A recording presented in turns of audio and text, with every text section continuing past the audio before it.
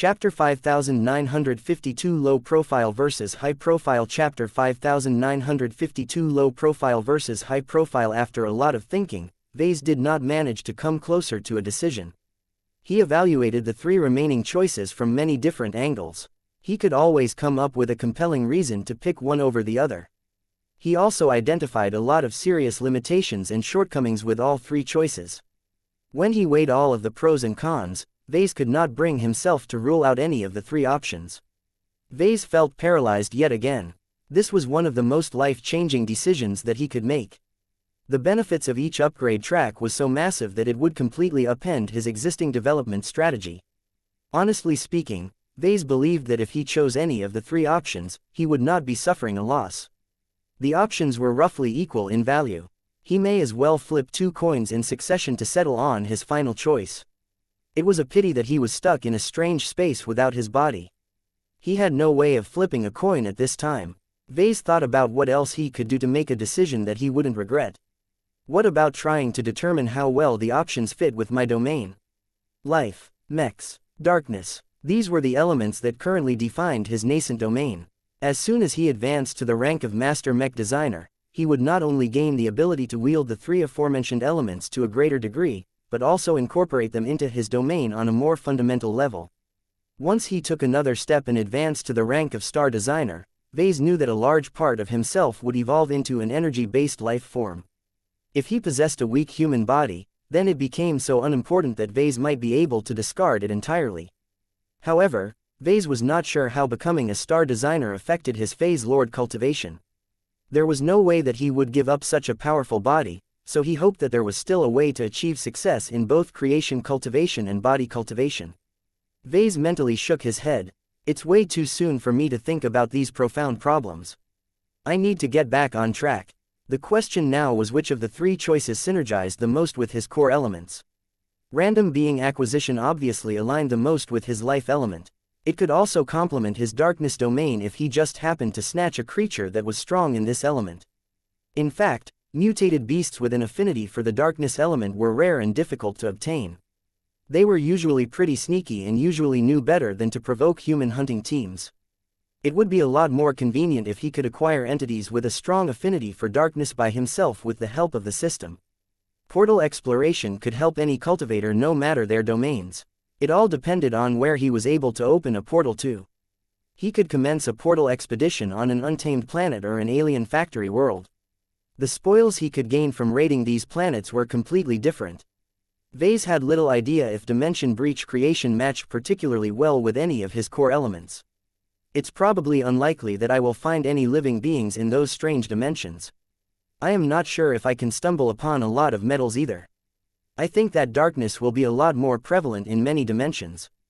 It was unfortunate that Vase did not invest a lot of time on studying the properties of different dimensions. He would have been able to figure out a lot more answers if he took this matter a lot more seriously. How could he possibly know that the system would suddenly offer him a way to open dimensional tiers? Vase mentally sighed. The lack of information posed a major hindrance. In moments like these, it was essential for him to build up the confidence necessary to make the most logical decision.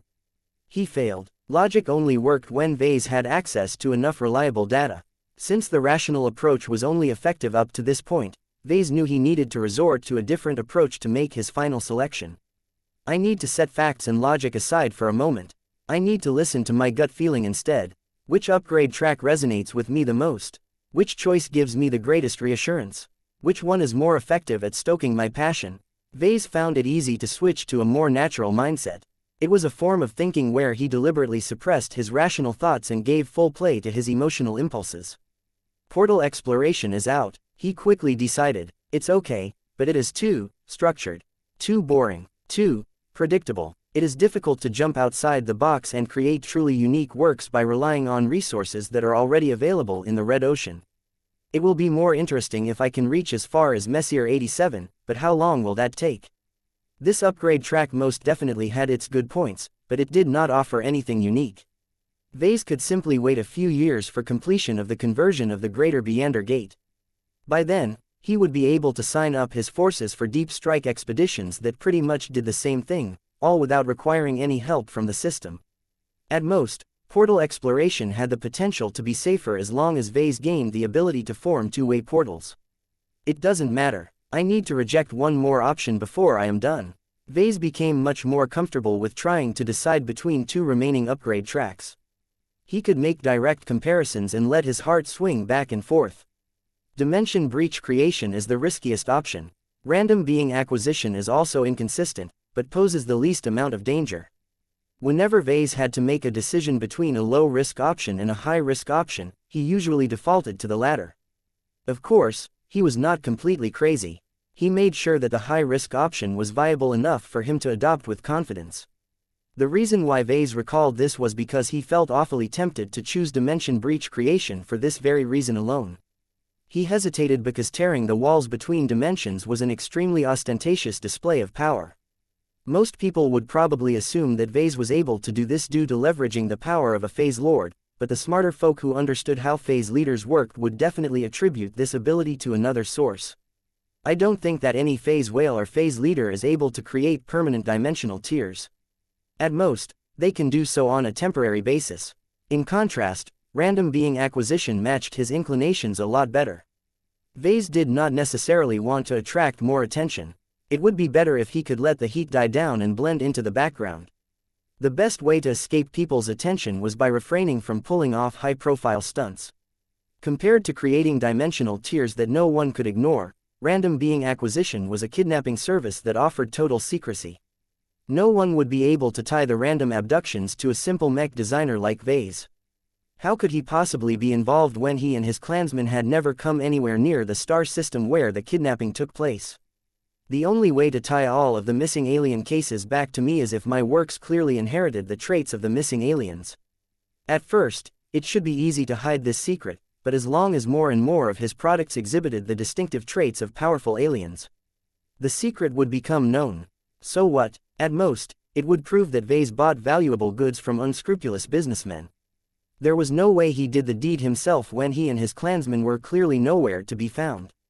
In fact, many of these kidnapping cases would probably happen in regions where there were no hostile humans anywhere in and around a star system. The lack of hard evidence that could prove that he was the chief culprit would keep his involvement a secret for a long time. Once people eventually deduced the truth based on the sheer amount of works that utilized ingredients harvested from all of the missing beings, Vase would hopefully be powerful enough at that time to cope with all of the heat. Might makes right. This was one of the fundamental truths of the universe. The more powerful he became, the more he could get away with. The premise was that he did not violate the interests of his allies and enemies he could not handle. The Red Cabal has already put an extravagant bounty on my head, so it is not as if my relations with the aliens could get any worse. Vase liked the fact that he could remain hidden and avoid notice for a long time if he opted to go for random being acquisition. This was not because darkness had become an intrinsic part of his domain. He just wanted to avoid drawing too much attention too soon. The more his enemies focused on flashy mech pilots, the less they spent time on targeting mech designers like himself. Dimension breach creation is a lot more open. There was no way to hide his involvement. Everyone in human space as well as alien space would know he gained the power to tear the walls between dimensions. If his ability to do so improved, then people would become even more dazzled. Vase might be able to explain the origin of this ability by talking nonsense about combining the power of a Phase Lord with human science, but that would only fool others for so long. Sooner or later, people would figure out the truth. The fragment of the metal scroll gifted him with this amazing power. What would happen then? There was no way for Vase to resist the combined pressure from all of the major powers of red humanity, especially when they were united in their interests.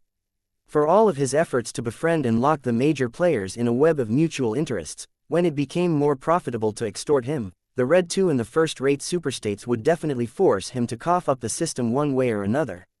After all, no matter what, Vase could not refuse cooperation when the likes of the First Flame came to his doorstep.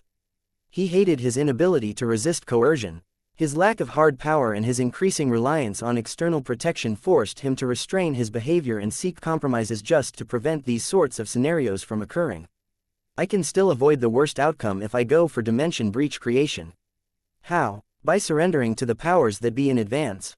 If he proactively admitted his new capabilities and offered to create a bunch of dimensional tiers for the major powers, he would be able to maintain the current status quo more or less. In fact, there was a more sophisticated way to placate the Red 2 and the first-rate colonial superstates. I can use this as a binding mechanism for the Red Collective. It would require a lot of deft diplomacy, but as long as he utilized the upcoming organization as the central administrator for all of the dimensional tiers, then the Red Collective's inherent division would ensure that all of the players would end up spending most of their energy competing against each other. Still, this potential solution did not remove the fundamental danger. Perhaps the only other way he could divert attention from himself was to find another user of the system to take up the responsibility of breaching dimensions. So long as Vase himself never exposed this power, he would be able to fade in the background as he originally wished. I only need to find someone trustworthy enough to wield this power. Vase already had a very suitable candidate in mind. Kedis. Chapter 5953 Raising Pillars Chapter 5953 Raising Pillars Dimension Breach Creation was an attractive upgrade track. Vase had both rational and emotional reasons to choose it over the other options. However, the biggest problem with this choice was not the uncertainty of finding a profitable dimension to breach, nor the amount of AP he needed to spend to unlock the ability to create a permanent dimensional tear. It was exposure. Vase had already attracted far too much attention. It would have been great if he was already a star designer, but he was still a senior mech designer at this point. There was only so much weirdness that people could tolerate. Becoming too outstanding in a short amount of time would cause a lot of people to develop feelings of jealousy, envy and greed.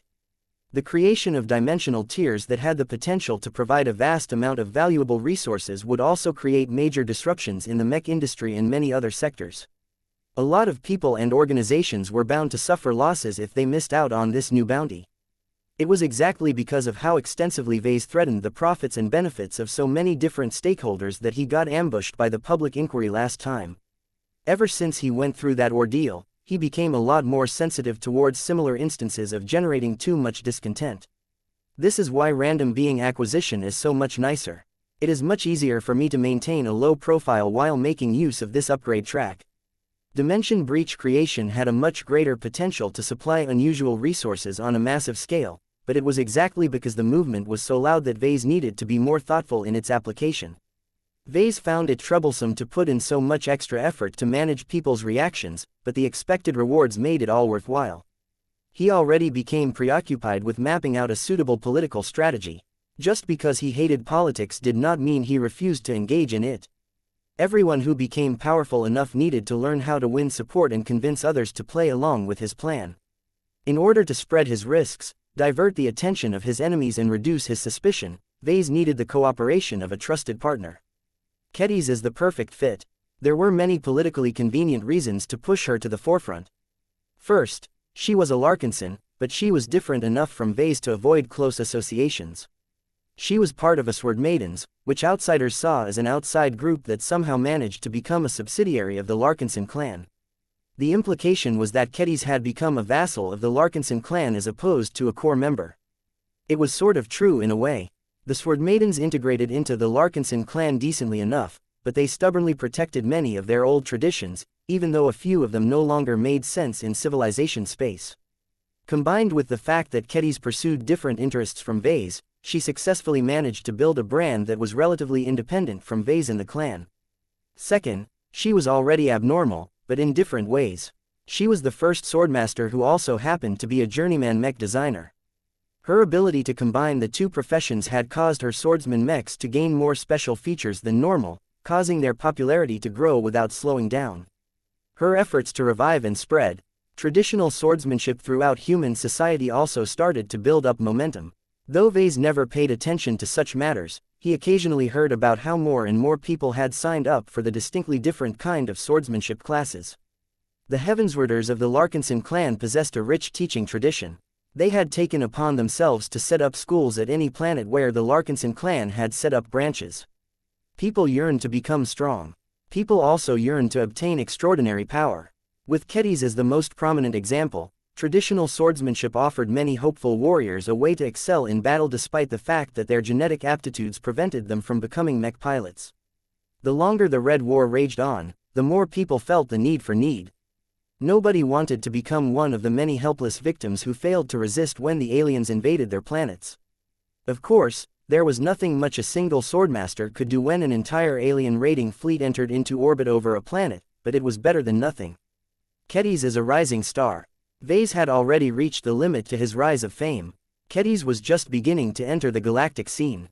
This was the right time for her to gain more prominence by unveiling a fantastic new ability. She could easily promote traditional swordsmanship by exposing the ability to cut the walls that kept the dimensions apart from each other. It sounded so much more plausible that her mysterious swordsmanship somehow granted her the unreasonable power to create dimensional tiers simply by swinging her sword in a special way. The explanation fit so well that most people probably would not bother to investigate any further. The only issue with this plan was that Vase needed Kedis to play along with this deception. Even though it was technically Sharpie that was the swordmaster, Kedis would not sully her honor and integrity just so that she could promote traditional swordsmanship. She had her own principles as a warrior, and while they were looser than that of a professional soldier, she would not deceive her audience. She doesn't have to offer any explanation. Vase pondered. She will still be inclined to cooperate with me if all she needs to do is to keep her mouth shut. People can come up with their own explanations on how Kedis is able to master such an outrageous ability. It's not her fault that people develop misunderstandings. Maybe those who are better informed than others will attribute her new powers to the heavensward.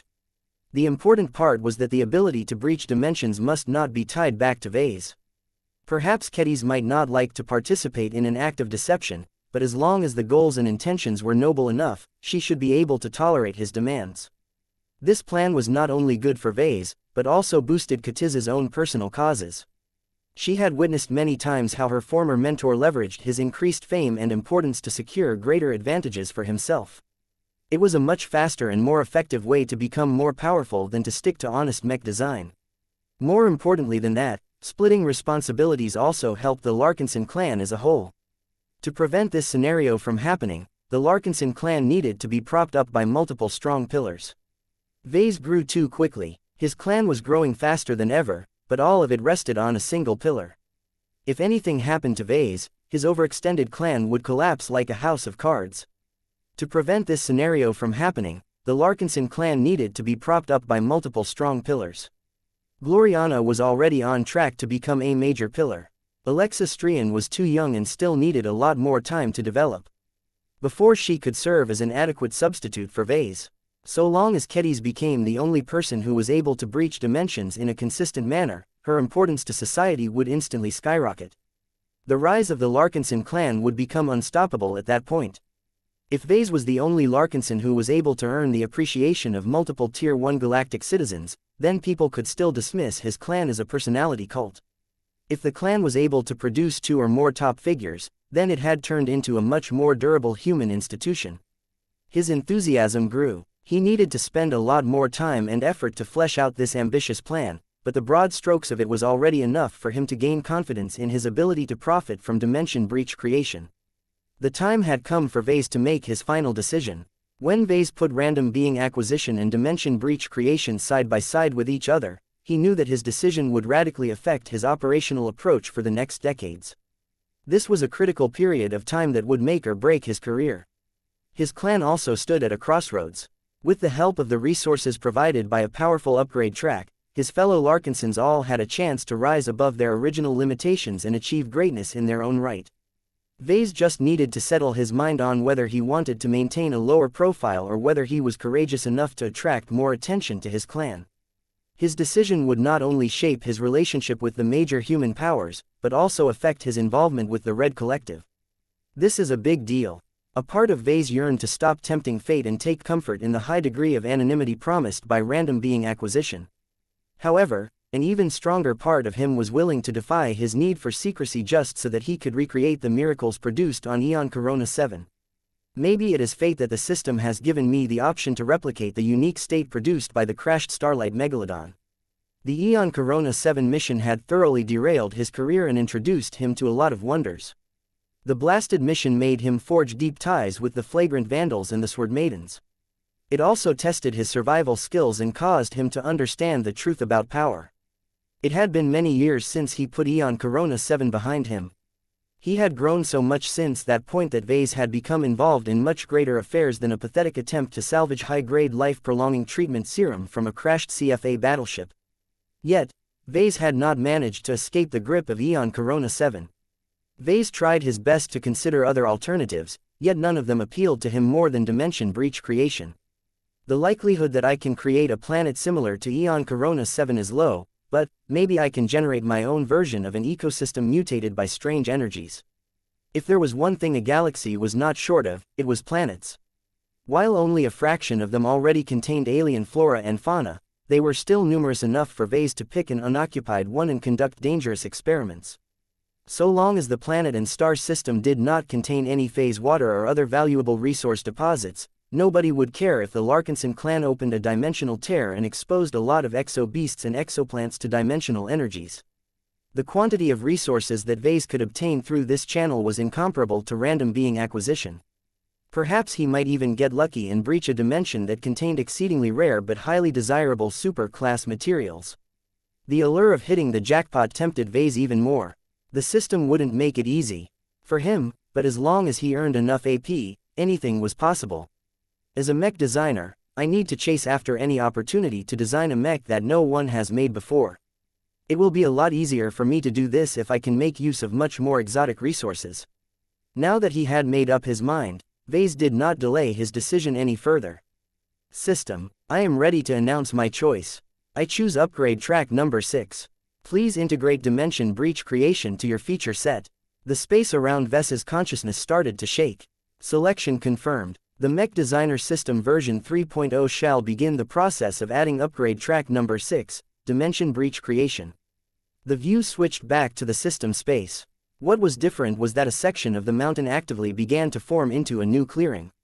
A lot of rock and stone started to form into flat and straight surfaces as the system prepared to add an entirely new structure to the mountain top.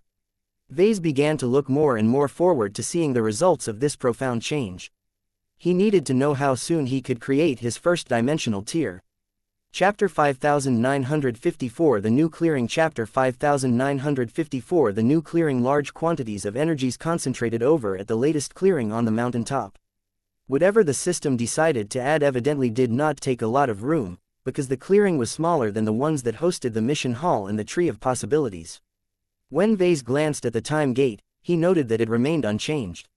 Perhaps there may be a chance for him to evolve it into the time and space gate in the future, but Vase did not think that the system would present him with the choices at a later date. Even if it was possible for the system to implement the features of portal exploration or random being acquisition, Vase did not have the AP to upgrade and make proper use of them all.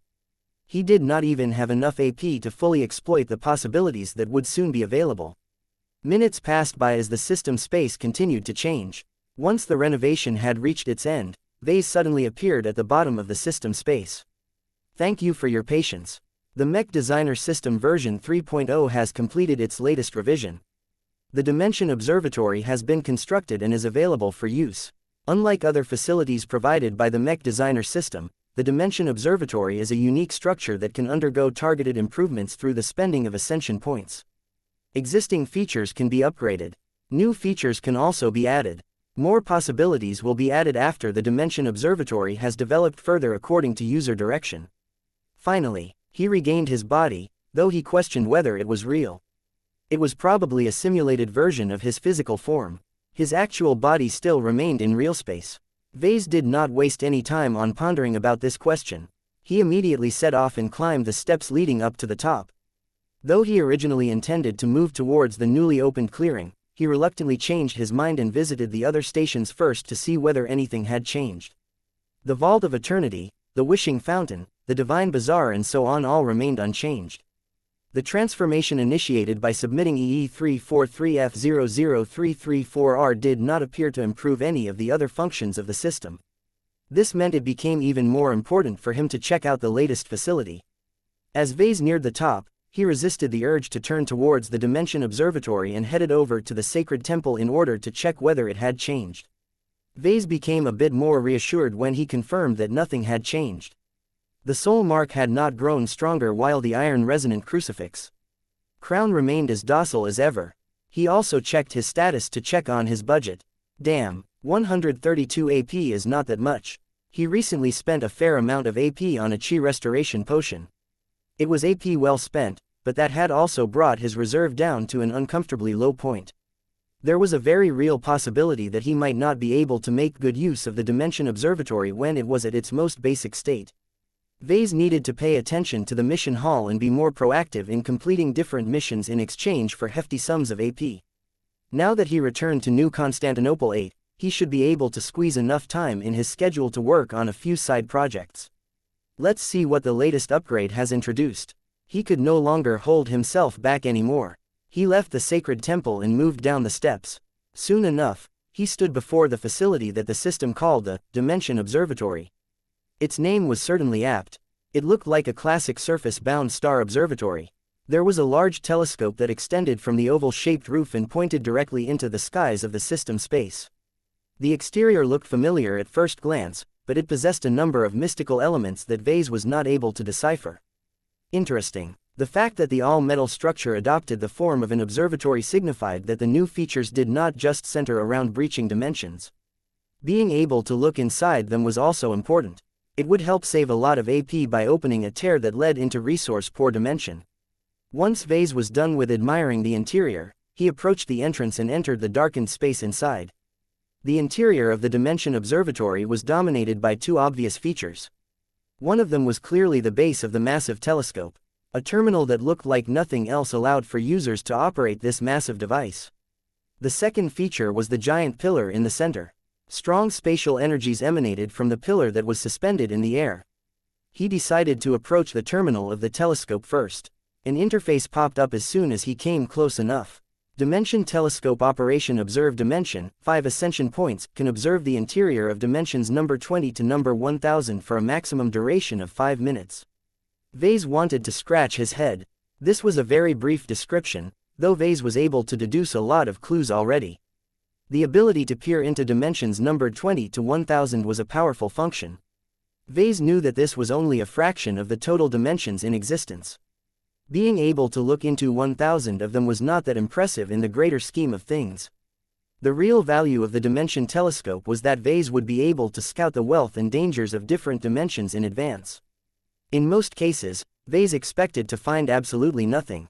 On other rare occasions, Vase could accidentally stumble upon a horror dimension that was filled with monsters beyond his comprehension. It would be catastrophic if he opened a gateway to such a terrible place. This was why scouting his targets in advance became so important. It was just that the price of doing so was not light. 5 AP for a single glimpse is not a big deal, but the costs will quickly add up if I use it on a repeating basis. Of the 980 dimensions that the Dimension Telescope could peer into, how many of them were filled with valuable energy or materials? Vase had no clue. If only 15 out of the 980 dimensions contained the resources he needed to power up his mechs, then the probability of stumbling upon one of them was only around 1.5%. He quietly cursed. I will have to waste hundreds of AP before I can find a profitable dimension if that is the case. The good news, if there was any, was that a single successful hit was enough to allow him to earn back his investment. Assuming that the dimension was not inhabited by a large amount of indigenous life forms, there should be a lot of resources that no one had ever exploited before. All of it became ripe for the picking as long as Vase managed to breach this lucrative and untouched dimension. Where are the upgrade options? Vase fiddled with the interface before he managed to find the right page. Dimension Telescope upgrades. Telescope reach. Level 2, 1000 ascension points, can only look at dimension number 1000 to number 10,000. Observation duration. Level 2, 200 ascension points, can extend maximum observation time to 6 minutes. Observation clarity. Level 2, 200 ascension points, can increase the visual clarity and the data collection of dimension observations by a small extent. Observation search. Level 1, 1000 ascension points, can add an automated function to the Dimension Telescope that enables it to search a range of dimensions for designated parameters. His expression remained neutral while he processed the information. The situation roughly matched his expectations. The system merely delivered the Dimension Telescope in its most basic form. It clearly had a lot of potential, but unlocking it required a huge amount of AP investment. Vase focused his attention on telescope reach. 1000 AP is a ridiculous sum. It takes lots of work to earn this much. He was not able to earn this sum so easily in his current state. He earned just a single AP for every completed mech design. This meant that he had to devote much of his time and attention on completing missions. Yet was it easy for him to do so? Many missions required him to do a lot of weird stuff that he was absolutely not comfortable with. There were only a few normal missions where he only had to design a very specific mech. Vase felt more and more tempted to induct other mech designers into the system.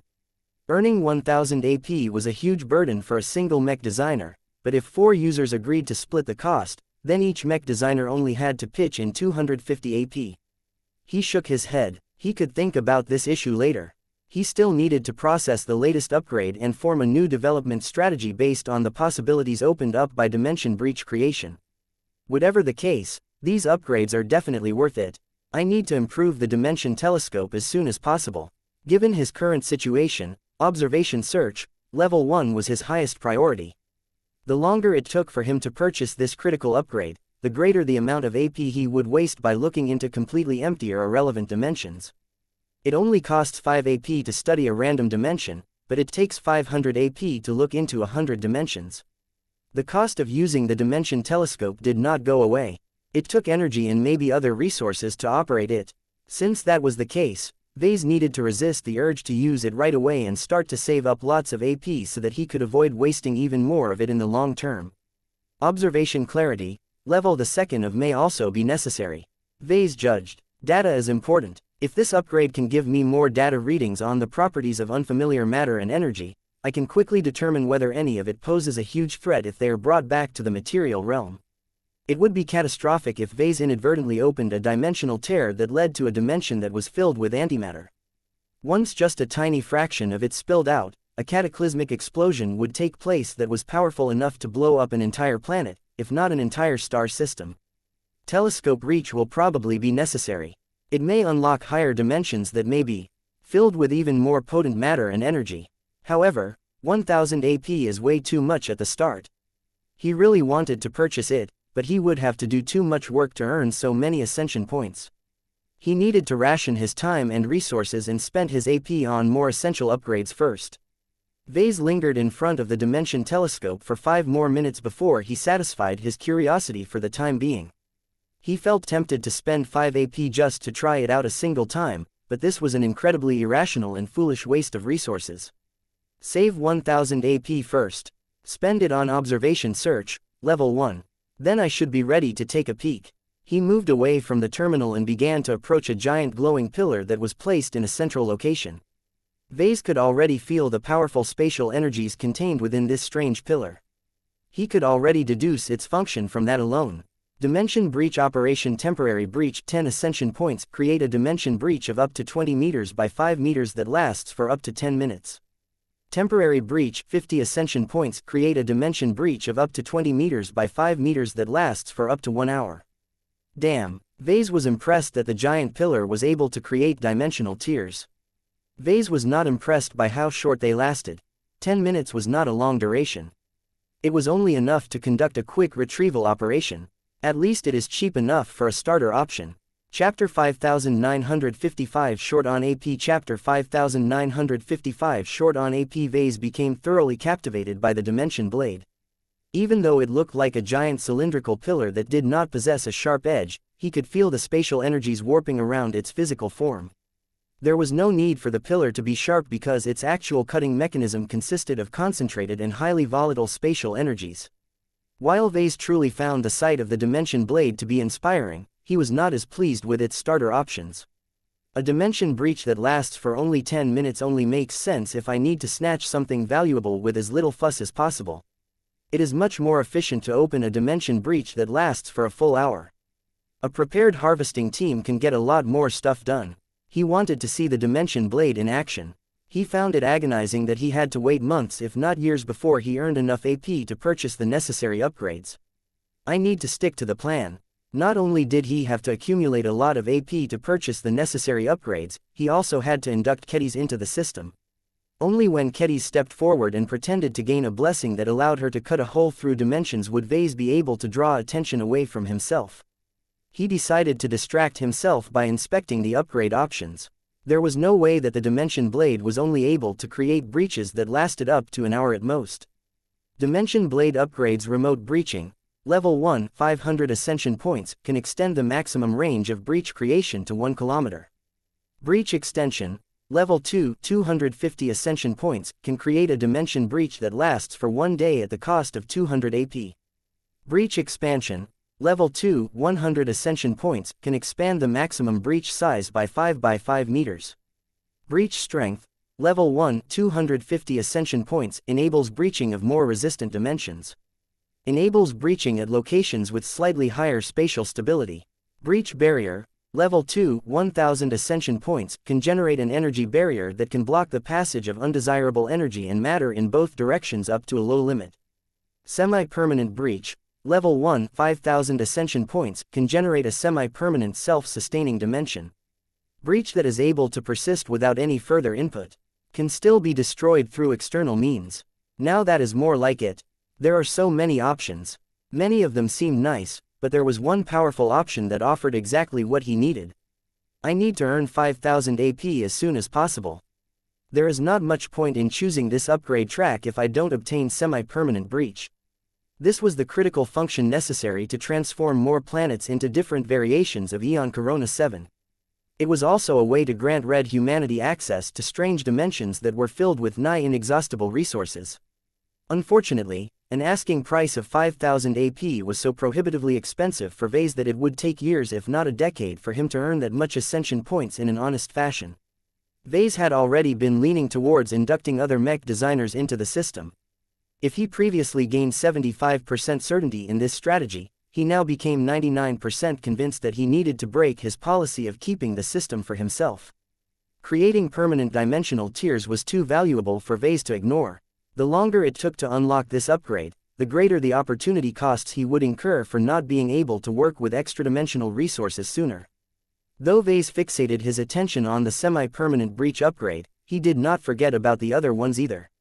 He made sure to study them to figure out how the dimension blade worked. Without upgrades, a dimensional tear can only become an oval that encompasses an area of 20 meters by 5 meters. That's enough to send a few people or compact shuttles, but it is not enough to send a mech or starship. He needed to expand the maximum size of the breach by many times if he wanted to make it suitable for large-scale use. For temporary breaches, it was best if they could become big enough to allow for starships to pass through. This way, their superior volume and cargo space should allow them to quickly retrieve a lot of high-value resources in the new dimension and leave before the breach closed up again. Size was less important for permanent breaches. Smaller ones were easier to defend, to control and to hide. They made it difficult for monsters from the other side to break into the material realm. The remote breaching upgrade was probably a necessary safety precaution. Who knew whether opening up a dimensional tear would cause a huge amount of lethal energy to pour into the material realm? Being able to breach dimensions 1 kilometer or 100 kilometers away would drastically reduce the danger to himself. In fact, if the range is long enough, Vase suddenly gained the idea that he could weaponize this power. As long as the range and precision was high enough, he could time the creation of a remote dimensional tier right in front of an enemy warship. However, when Vase noticed the breach strength upgrade, his excitement cooled. The dimensional blade was not all-powerful, and the breaches were not impervious to external influences. Without any additional reinforcement, the dimensional tiers could probably be destabilized or outright destroyed. I will have to test this out at least once in order to gather the necessary data. In short, the most basic dimension breach was only useful for peaceful purposes. Vase needed to spend lots of AP on remote breaching and breach strength to strengthen this capacity to the point where he could tear apart enemies from a distance. This could become a trump card as long as I commit to this investment. The cost was too high, though.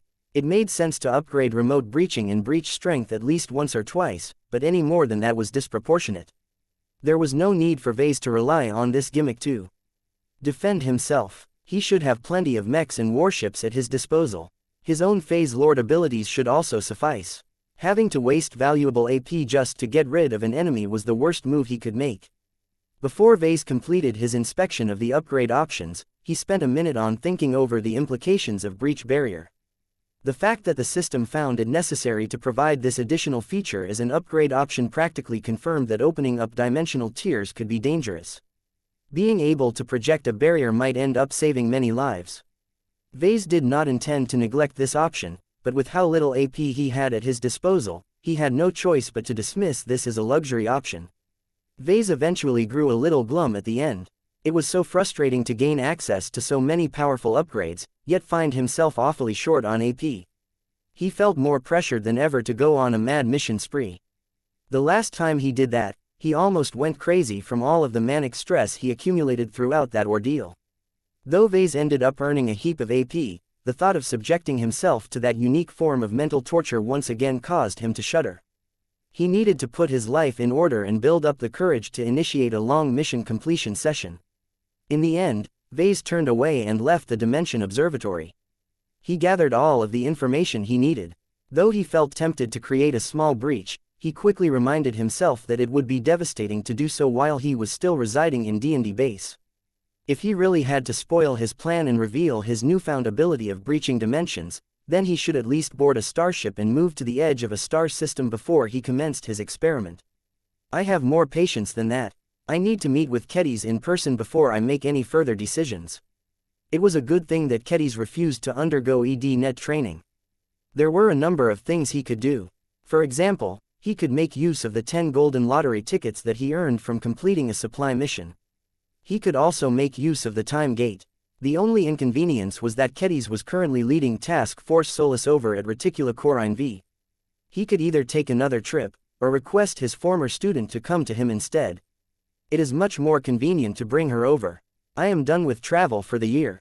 Before he left the system space, Vase checked whether he had missed anything. There were a number of things he could do. For example, he could make use of the 10 golden lottery tickets that he earned from completing a supply mission. He could also make use of the time gate. However, Vase had already exhausted his mind by trying to analyze his available options and selecting the most suitable upgrade track for himself. He decided to deal with these matters later. Vase hadn't entirely gotten rid of his laissez-faire attitude towards the system. He still preferred to solve his problems by relying on his own strength first. This was why he hadn't made use of the superpublish function as soon as it became available. If he kept using it as a crutch by discovering the shortcomings he needed to address, he would eventually lose the ability to diagnose the problems in his works. This reminded him that he needed to introduce dimensional tiers to red humanity without causing everyone to fall into a similar trap.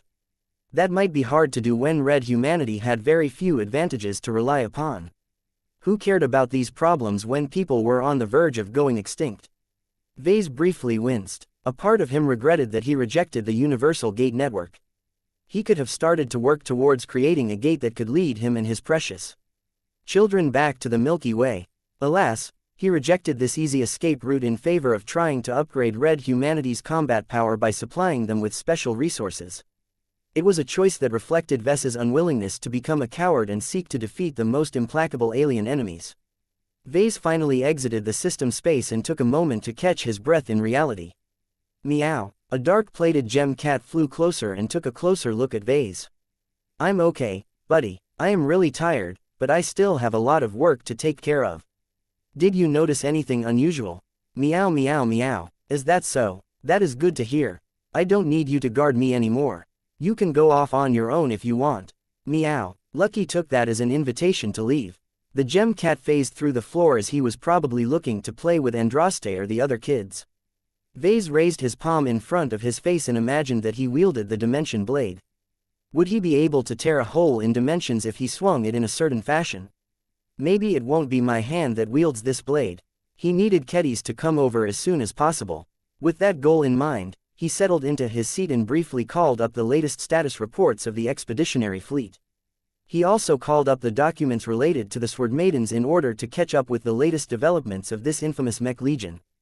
Kedis had been doing well.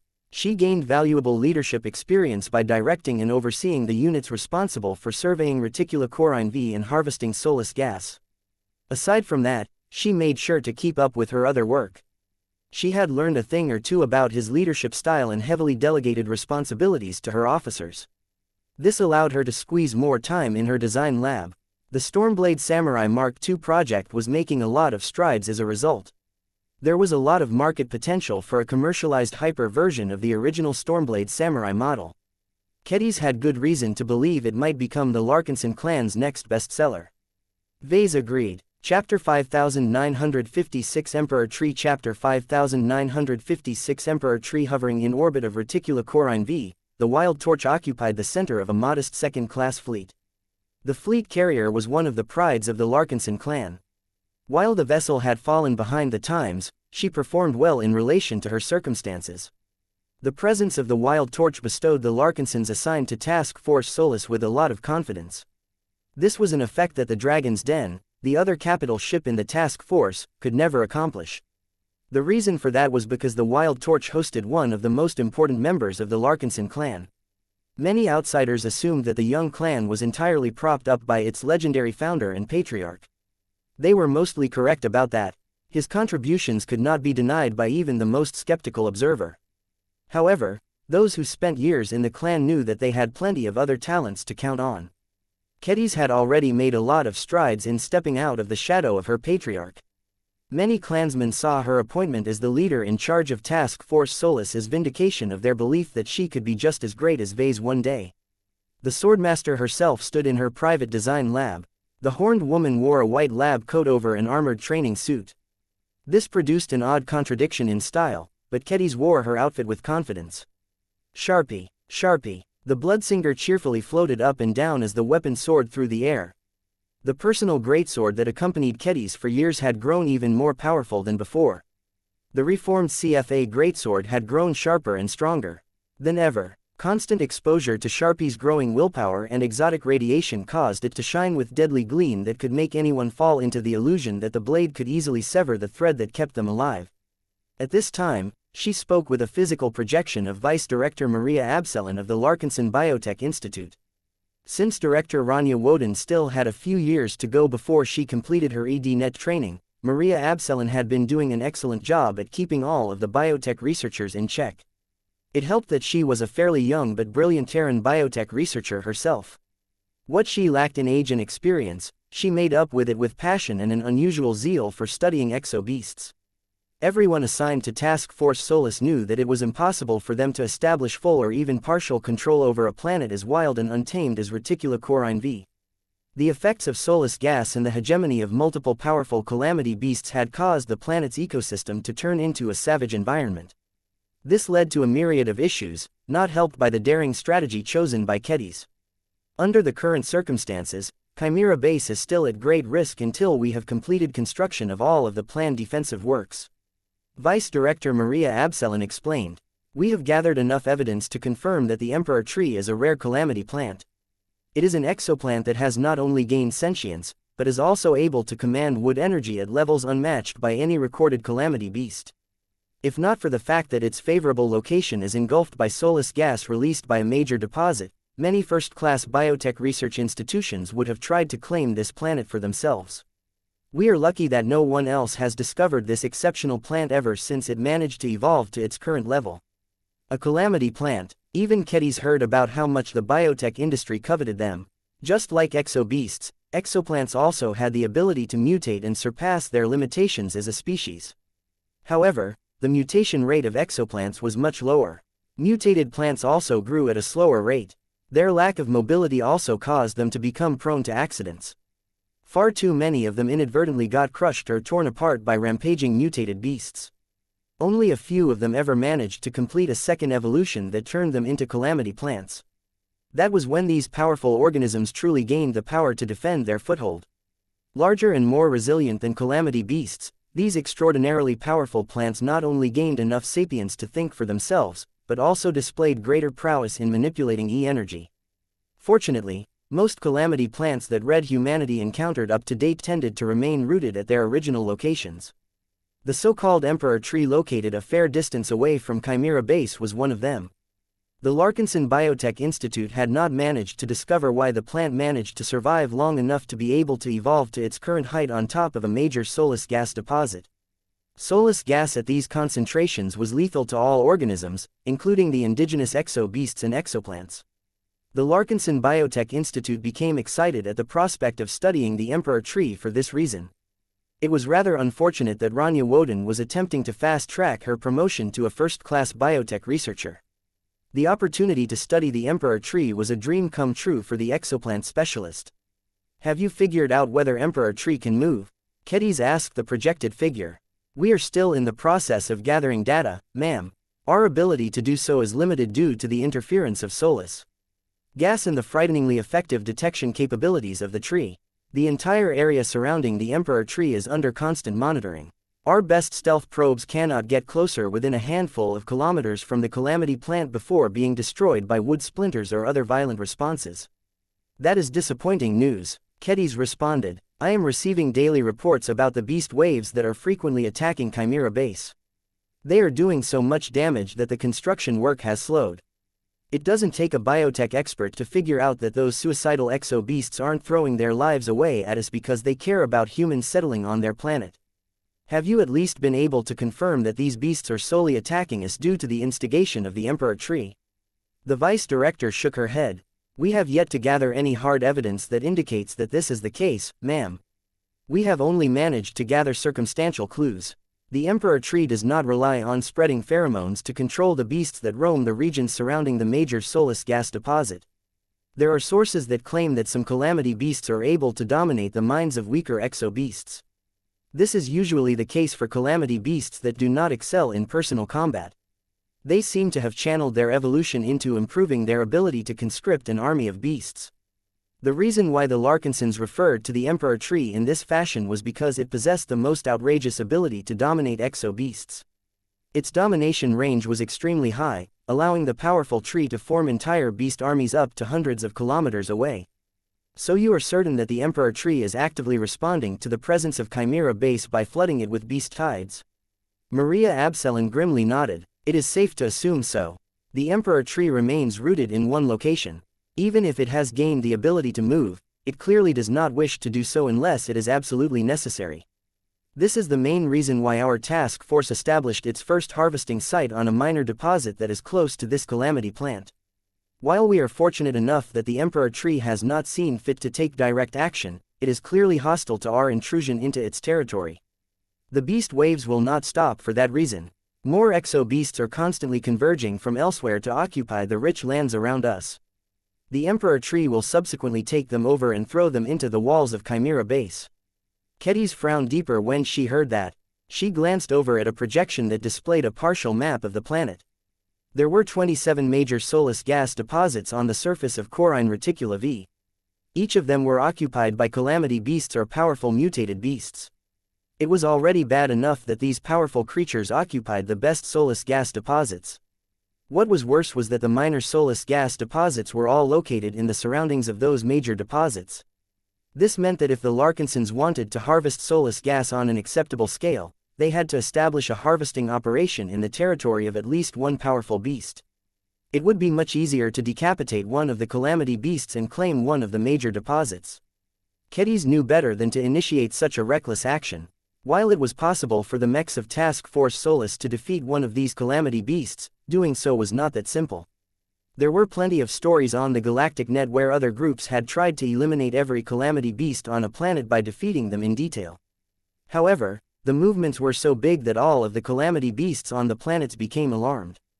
The powerful creatures spontaneously dropped all of their animosity towards each other and converged upon the battlefield. Suffice to say, very few mech forces were able to survive after getting besieged by dozens of Calamity beasts that wielded extraordinary power. Incidents like this occurred so often that people learned the hard way that the Calamity beasts instinctively possessed a common identity that was tied to their own planets. They might wish to kill each other in order to stimulate their evolution and devour the nutrients of the defeated, but when they were confronted by a powerful external opponent, they were smart enough to understand that it was better for them to unite their forces. This made the conquest of any untamed planet a lot trickier than normal.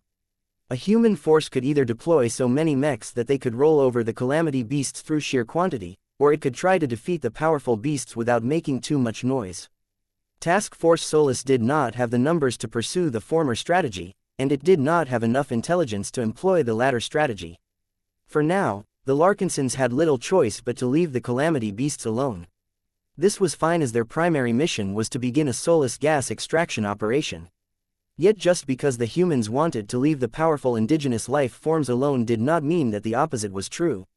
Is there a chance we can reconcile with the Emperor tree?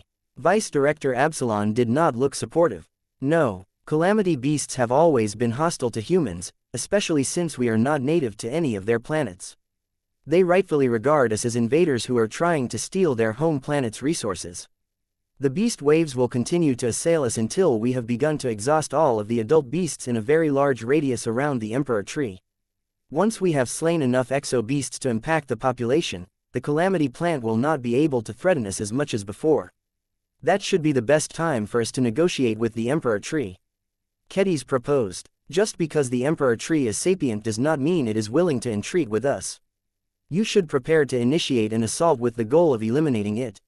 Fielding too many mechs at a time or employing excessive firepower will draw the attention of every other Calamity Beast, but if you send a smaller force of elite mech units, you can challenge the Emperor Tree for control of the region. This is much less likely to provoke a collective response as the Calamity Beasts believe that their own will not fall in a fight against a weaker and more inferior force. That had a lot of implications for Task Force Solus. Kedis already had a bunch of names in mind for a possible assault force. Chapter 5957 Chimera Base Chapter 5957 Chimera Base Kedis continued to contemplate the information provided by Vice Director Maria Absalon. Task Force Solus wouldn't be able to complete its objectives as quickly as she previously anticipated. This was bad because it would keep her and the Larkinsons assigned for his mission away from the expeditionary fleet for a longer period of time. However, Reticula Corine V was a nice change of pace for the soldiers who fought against the alien raiding fleets. The abundance of hostile exo-beasts gave every mech pilot plenty of chances to polish their skills, spill more blood and temper themselves in actual combat. The fact that the Emperor Tree kept sending over beast wave after beast wave provided the defenders with much more opportunities to accrue combat experience than if they stayed with the expeditionary fleet. Even if most battles took place on land, the exo-beasts and mutated beasts that displayed unrelenting aggression towards the humans possessed a lot of diverse strengths and abilities. Each mutated beast was unique. Their strength may be weaker than expert mechs on average, but their abilities were often strange and confounding. One mutated beast possessed the ability to speed up its movement as well as the movement of nearby beasts by a factor of 5. That creature was responsible for breaking multiple Azure energy shields as well as a physical wall the other day. Another mutated beast spewed out firebombs at a very long range.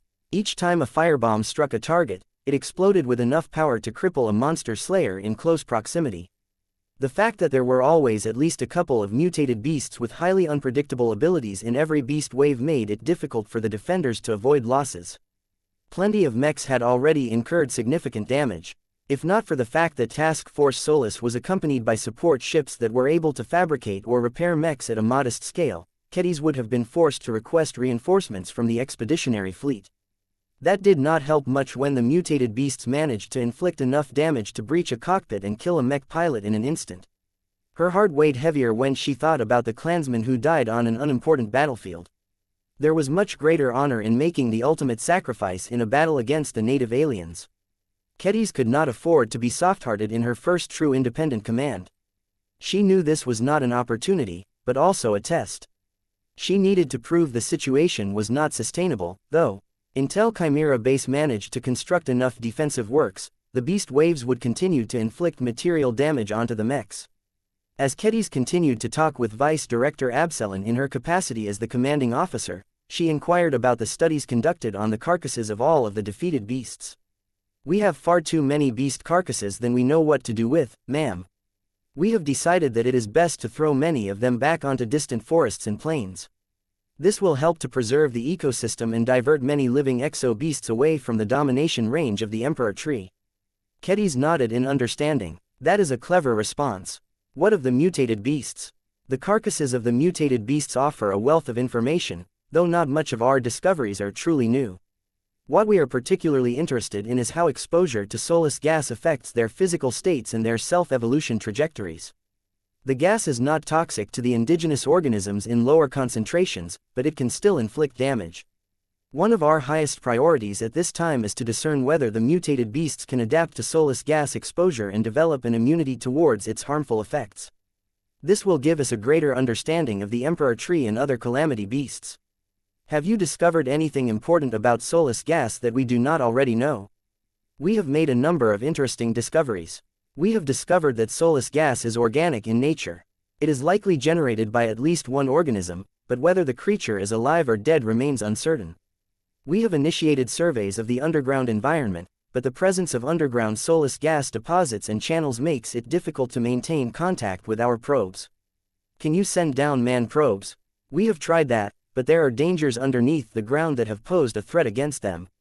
This planet is not simple. I fear that the source of all of the soulless gas produced on this planet may be of a greater origin than we anticipated. That caused Kedis to grow concerned. Is it a phase whale? Do we need to evacuate some of our more sensitive and irreplaceable assets on the surface? We cannot say what the source may be, but we do not think it is a phase whale, ma'am. There would be more phase water present on this planet if this was the case. There are multiple sources of danger on this planet, but the threat from below should not be acute. It is more reasonable to guard against the Emperor tree over other threats.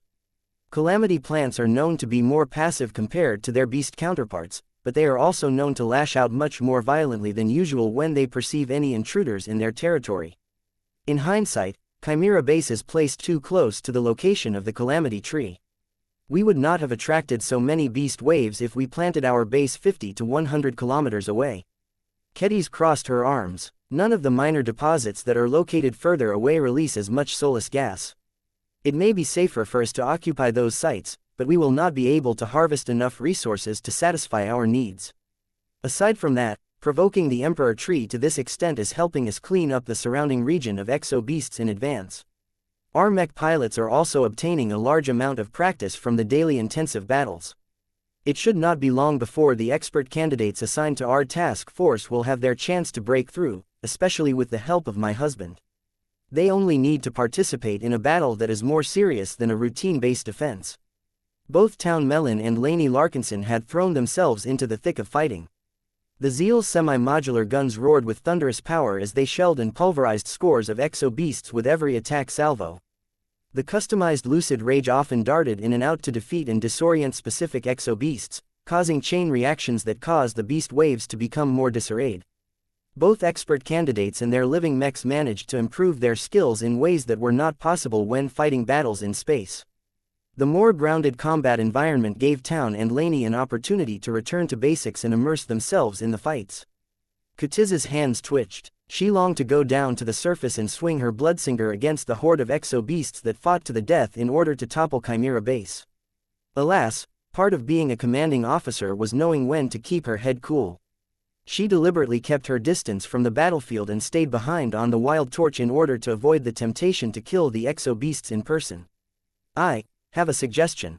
Maria Absalon spoke. Explain. It is not necessary, but our research teams should be able to speed up our effort of understanding the Emperor tree if we can obtain a sample of its body. We can learn a wealth of relevant information if a team of mechs can move closer to the major soulless gas deposit and obtain a sample of the giant tree's root, trunk, branches and leaves. Our researchers can already make progress if they are able to obtain one of the samples, but the more we have, the greater our ability to deduce the Emperor tree's strengths and weaknesses. A confrontation against the Emperor tree was not set in stone. Removing it would allow the Larkinsons to set up a much larger harvesting site at the major soulless gas deposit. This should yield enough soulless gas to enable the mass production of mechs that incorporated this material as a means to counter detection and interfere with targeting. However, Kedis also saw the Emperor tree as a potential ally. The Calamity plant may be hostile towards humans at the moment, but if the Larkinsons could prove that they did not have any intentions of killing every Calamity beast and destroying the planet's ecosystem, they might be able to form a compromise with the Calamity plant. Before that could happen, the Larkinsons still needed to understand the Emperor tree first. I will instruct Joshua to form a plan to gather the samples you request. Kedis decided. An elite squad of mobile mechs will accompany his Everchanger. Even if they fail to retrieve any samples, the data gathered during this attempt should serve as a decent consolation prize. The two women talked a bit further about the affairs related to their current mission. Reticula Corine V had thoroughly captured their imagination. Just the mysteries surrounding soulless gas compelled them to persist in their investigation. Once the meeting came to an end, Kedis stood alone in her design lab. She reviewed the information she learned and went over her decisions to determine whether she had made any mistakes. Is it too soon for me to pit my husband against the Emperor tree?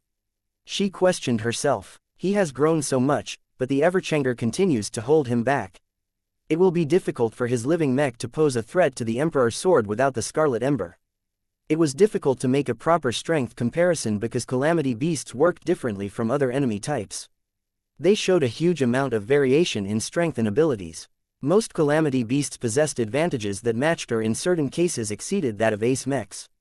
However, they also possessed weaknesses and shortcomings that caused them to be no better than expert mechs, especially when they had evolved relatively recently. The good news was that the Age of Dawn had only just begun.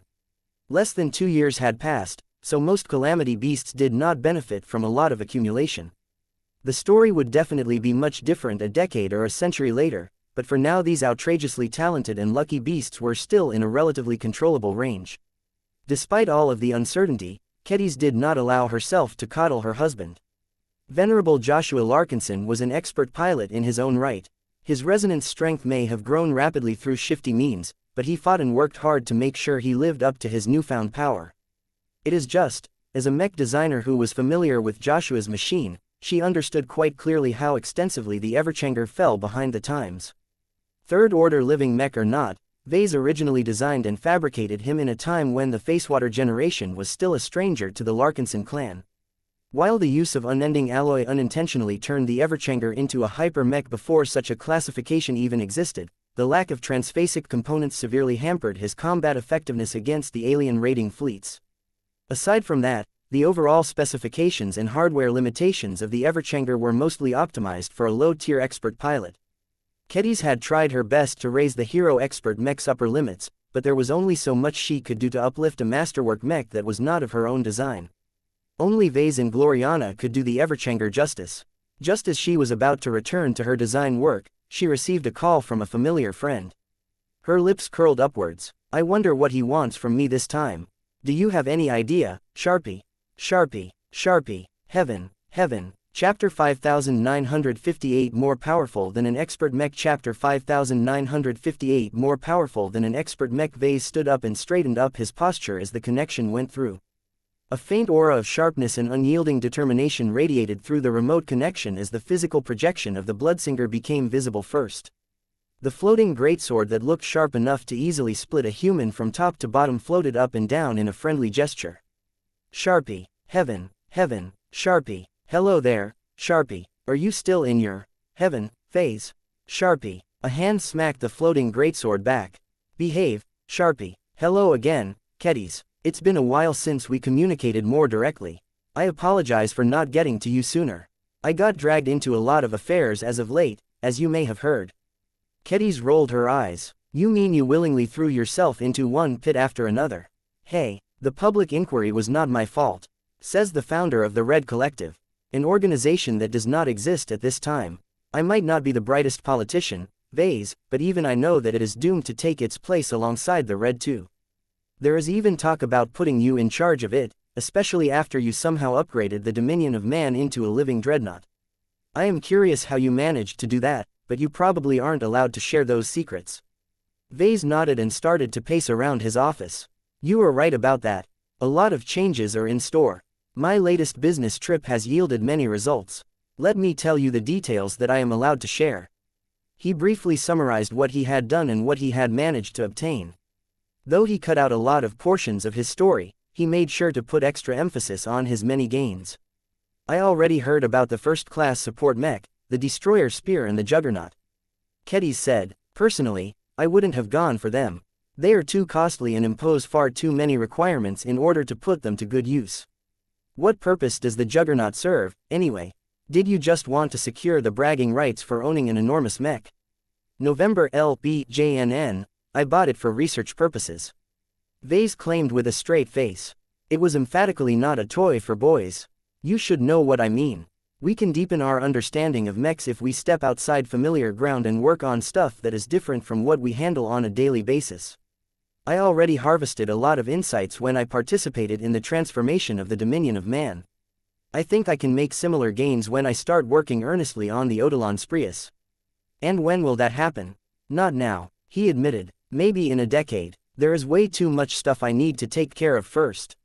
My to-do list is so long that it can practically be turned into a book." "Then you should delegate more. Haven't you always taught me that no mech designer can shoulder everything alone? You can easily shift more responsibilities to Gloriana and Alexa. I have spoken with that new student of yours a number of times. She has a bright head on her shoulders. I am not ashamed to admit that she is much more intelligent and sociable than me. Those Terran ancient clans sure know how to raise excellent descendants. Vase approached and raised his arm to pat Kedis on the shoulder. There is no need to denigrate yourself. Mech design is never about being the smartest. It is about serving mech pilots to the best possible extent. As a swordmaster, you enjoy a unique advantage that makes your mech designs much more suitable for your target audience regardless of the imperfections they might have. The swordmaster smiled. Kedis did not need any affirmations, but it was nice to receive a compliment. They soon began to discuss the mech designs that Kedis had been working on in the past few months. I have been working hard to complete the storm sword, Kedis explained to Vase as she pulled up the design schematics of the quasi-first-class hyper-transphasic swordsman mech. It is by far the most powerful mech that I have designed so far. It is also by far the most demanding and complicated one. Not even the original first sword can match the storm sword in terms of technological sophistication and material value. That sounded like an absurd statement at first. How could a standard mech exceed the value of an expert mech? However, Vase did not disagree with his former student.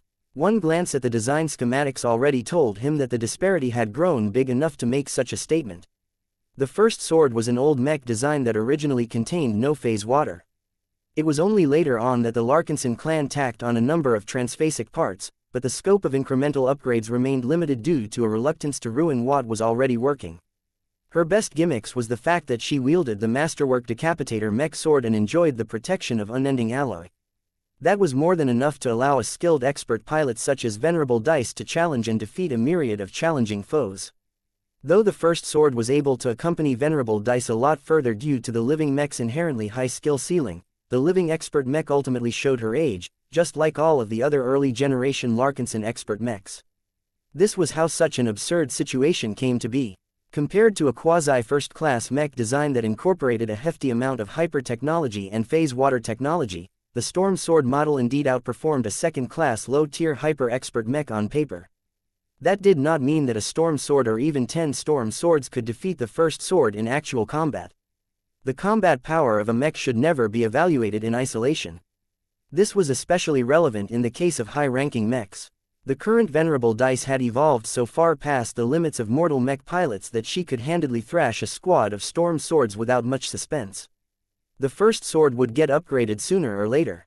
Vase and Gloriana just needed to modernize the Dark Zephyr first before they could tackle other upgrade projects. Kedis understood this well, so she suppressed the urge to inquire about how much time needed to pass before the first sword got her turn. The current spotlight rested on the Storm Sword model. It was her latest pride and joy. She had worked hard to understand both phase water technology and hyper technology to ensure her latest prestige project lived up to her growing reputation. How well did you cooperate with your collaboration partners? Vase inquired. Well, you did not pitch in as much as you promised, but this is not necessarily a detriment to the design. Kedis said, the Storm Sword is still a living mech, but I do not believe it has to evolve into a third-order living mech to earn back its value. I know, but I think it is best if I make a final pass on your Storm Sword design. Vase responded, living mechs is a near-universal feature among the mechs fielded by our clan. Your swordmaidens will feel as if they are missing out if they are the only ones who are piloting mechs that aren't as alive as the others. Aside from that, my contribution also ensures your Storm Swords come with the Energy Weaver mech ecosystem. This is a powerful force multiplier. The more Larkinson mechs are able to combine forces and form a pseudo-domain, the greater the advantages they can gain just by relying on numbers. The Swordmaster's expression changed. I have witnessed the EWME in action plenty of times during this mission. The Fey Fiannas and the Transcendent Punisher Mark IIIs are making many Swordmaiden mech pilots jealous. Those Karentgen mechs are able to conjure firestorms or surround the battlefield with mist as long as enough of them have gathered together. They can even interfere with the special abilities employed by mutated beasts. The introduction of proper hyper-technology already made the two quasi-first-class mech designs stand out from their peers. Adding the Energy Weaver mech ecosystem on top of all of their other advantages allowed them to make an outsized impact on the battlefield. The greater the mech army, the more dramatic the EWME became. If not for the fact that the pseudo-domain was weak and easily overpowered by entities with real domains, the EWME would have given living mechs a power boost akin to half a battle network. Vase was pleased to learn that Kedis had no objections to turning her Storm Sword into proper living mechs embedded with the Energy Weaver mech ecosystem. This would ensure that the high-end machines could fight alongside other Larkinson mechs without looking out of place. Maintaining unity was paramount for morale and coordination. Mech ecosystems existed precisely to allow different mech models to fight alongside each other with minimal friction. Vase studied the Storm Sword design closer. By default, they came with a blue coating, but were embellished by jagged purple patterns that represented lightning bolts. I already have a good understanding of the Storm Sword's defenses and mobility, but tell me about the weapons. Have you added anything special to them since the last time we discussed this project in depth? Kedis started to smile. The Stormbreaker greatswords that are paired with this model perform better than expected according to testing data. However, the effectiveness of this mech weapon is heavily reliant on the swordsmanship of the mech pilot. In the hands of Venerable Dice, the sword can be used to perform the phase cutter technique and break down transphasic shields with ease. In the hands of an inexperienced sword maiden mech pilot, the Stormbreaker does not fully live up to its name. That caused Vase to furrow his brows. Does that mean that only a small proportion of mech pilots are qualified to pilot the Storm Sword? The Storm Sword is a swordsman mech that is solely designed for elites. Only the very best sword maidens can earn the privilege of piloting one. Compared to my original plan, I have made many design adaptations that have raised the skill floor of the Storm Sword. That makes it so that only advanced and highly trained mech pilots can effectively control my new mech, but given how much funding and resources I have channeled to the Sword Maidens, I expect them to step up and keep up with the growth of our clan. I do not ask them to become as good as genuine first-class mech pilots, but it is not enough for them to be simple second-class mech pilots anymore. How high did you raise the skill floor of the Storm Sword, exactly? Very high, maybe too high, Kedis responded. To be honest, there are not enough mech pilots who are capable of piloting the Storm Sword properly, but I expect that to change in the following years. I can be patient enough. I do not want the Storm Sword to get overtaken so soon by a more recent mech design in the future. Kedis may care a lot about the Sword Maidens, but that did not mean she wanted to pamper them.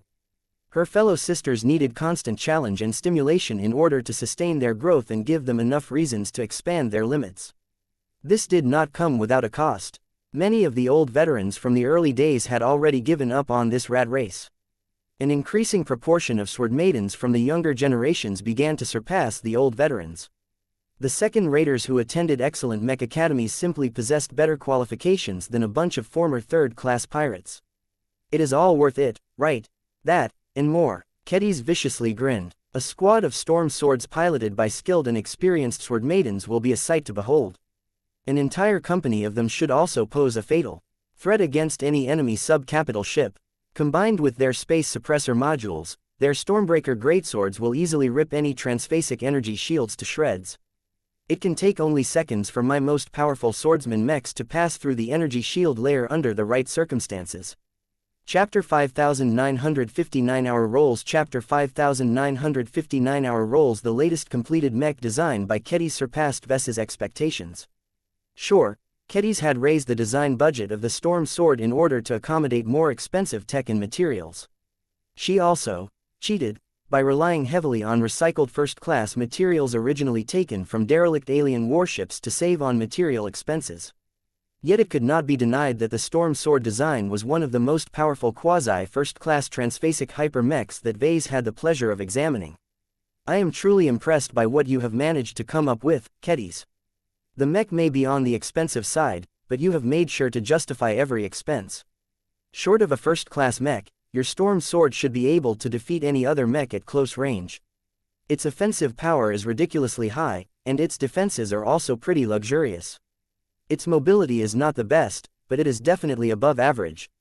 The only faults are its complete lack of ranged counterattack capabilities and its relatively low endurance. The Stormbreaker is especially high in consumption. Did you dial up its power? There was nothing Kedis could do about that. The Storm Sword excelled in melee combat exactly because Kedis went all out on optimizing it for this purpose. Kedis had already utilized the best energy cells that she could add to this mech. The Storm Sword imposed heavy demands on all of its parts and systems. It had to allocate a lot of energy to its transphasic flight system, its Azure energy shield generator and most importantly its Stormbreaker greatsword. The swordmaster waved her hand and called up the design for the Stormbreaker greatsword. I have worked together with the company that developed Stormblade technology to raise its maximum power settings. The result is a much more powerful form of Stormblade technology. The Stormbreaker is less efficient than the normal version of Stormblade weapons, but the additional power is exactly what my mechs need to quickly breach through enemy transphasic energy shields. Don't worry, it is up to the mech pilot to decide how much power should be channeled into the Stormbreaker. If our forces end up fighting a protracted battle, then the mech pilots of my storm swords will need to restrain themselves and conserve their energy as much as possible. Kedis trusted the mech pilots assigned to the storm swords to control their fighting intensity and ensure that their machines did not deplete their energy reserves too soon. This was one of the many complications that the mech pilots of this powerful new swordsman mech had to take into account. It was far too easy for mech pilots to lose track of how much energy they were using up as they became affected by the throes of battle. Fortunately, the Sword Maidens trained their soldiers to always retain control over themselves. They were still capable of feeling angry or passionate, but the Sword Maidens always emphasized the need to be deliberate with their actions. This had always been a necessity for them, as using great swords in battle always required a lot of forethought and planning. Making the wrong move during the wrong time could easily create a massive opening that could spell the end of a Sword Maiden mech. The Storm Sword merely took this concept to a more exaggerated level. It could become the most powerful standard mech on the battlefield, but it could also turn into a disappointing machine that succumbed embarrassingly quickly during the early phases of a battle. It all depended on the quality of the mech pilot. I truly look forward to seeing your Storm Sword in action, Kedis. This is a machine that should easily be able to perform on par with the Transcendent Punisher Mark III and the Larkinson edition of the Faithiana. Kedis shook her head. I appreciate your vote of confidence, but it is too soon for me to celebrate. I haven't been able to test everything. I can only make a proper verdict once the storm swords are put into action in earnest. That shouldn't take too long. The Spirit of Bentheim is already prepared to fabricate them. The only annoyance is that it will take time for our clan to ship them over to Task Force Solus. Although the storm swords were primarily designed to fight against alien warships, they were also suited to slay exo-beasts, especially larger and more formidable ones. I think they will do well. Your storm swords are so good that I don't think I can design a better swordsman mech with the same tech and resources at my disposal. I doubt that. You always have a habit of pulling surprises out of your hat. If there is something important at stake, I have no doubt your imagination will inspire you to add an innovative feature to your mech designs. She may be right, but Vase still believed that Kedis was blooming into a powerful authority on swordsman mechs. Hyperspecialization certainly had its perks. Once Vase and Kedis were done with examining the Storm Sword, they soon moved on to other mech design projects. The Stormblade Samurai Mark II was another swordsman mech model of great significance. Due to various limitations, Kedis encountered a lot of setbacks in her attempts to transfer some of the strengths of the Storm Sword to the commercialized iteration of the Stormblade Samurai line. Vase did not look surprised. You practically set your own design budget for the Storm Sword. You can't be so extravagant anymore when designing a second-class mech that should be affordable enough. What is the design budget for the Stormblade Samurai Mark II project? 3.5 MTA credits. That was a far cry from the 180 MTA credits needed to fabricate a single copy of the Storm Sword. I thought you had already moved on from second-class mechs. Kedis commented. I was wrong. You are not giving up on designing second-class mechs, correct? There is a much greater market for second-class mechs. Of course I won't give up on it.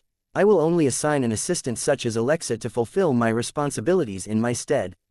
That reminded Vase that he should pull Alexa aside and give her a thorough tutoring session on e-technology and other related subjects. The two continued to talk after they went over Kedis's remaining mech design projects. Vase hesitated in how he wanted to approach the topic he had in mind. Kedis, yes, you should know by now that I did not call you because I wanted to know what you have been doing as of late. The real reason why I wanted to speak, please like and follow the Cultivation Audiobooks channel to you, is because I have a presumptuous request.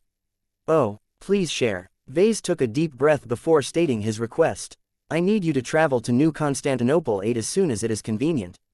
I need to talk about cooperation in relation to some of the massive gains I have made during my business trip. The issue I have in mind is far too sensitive to talk about it over an unsecure channel.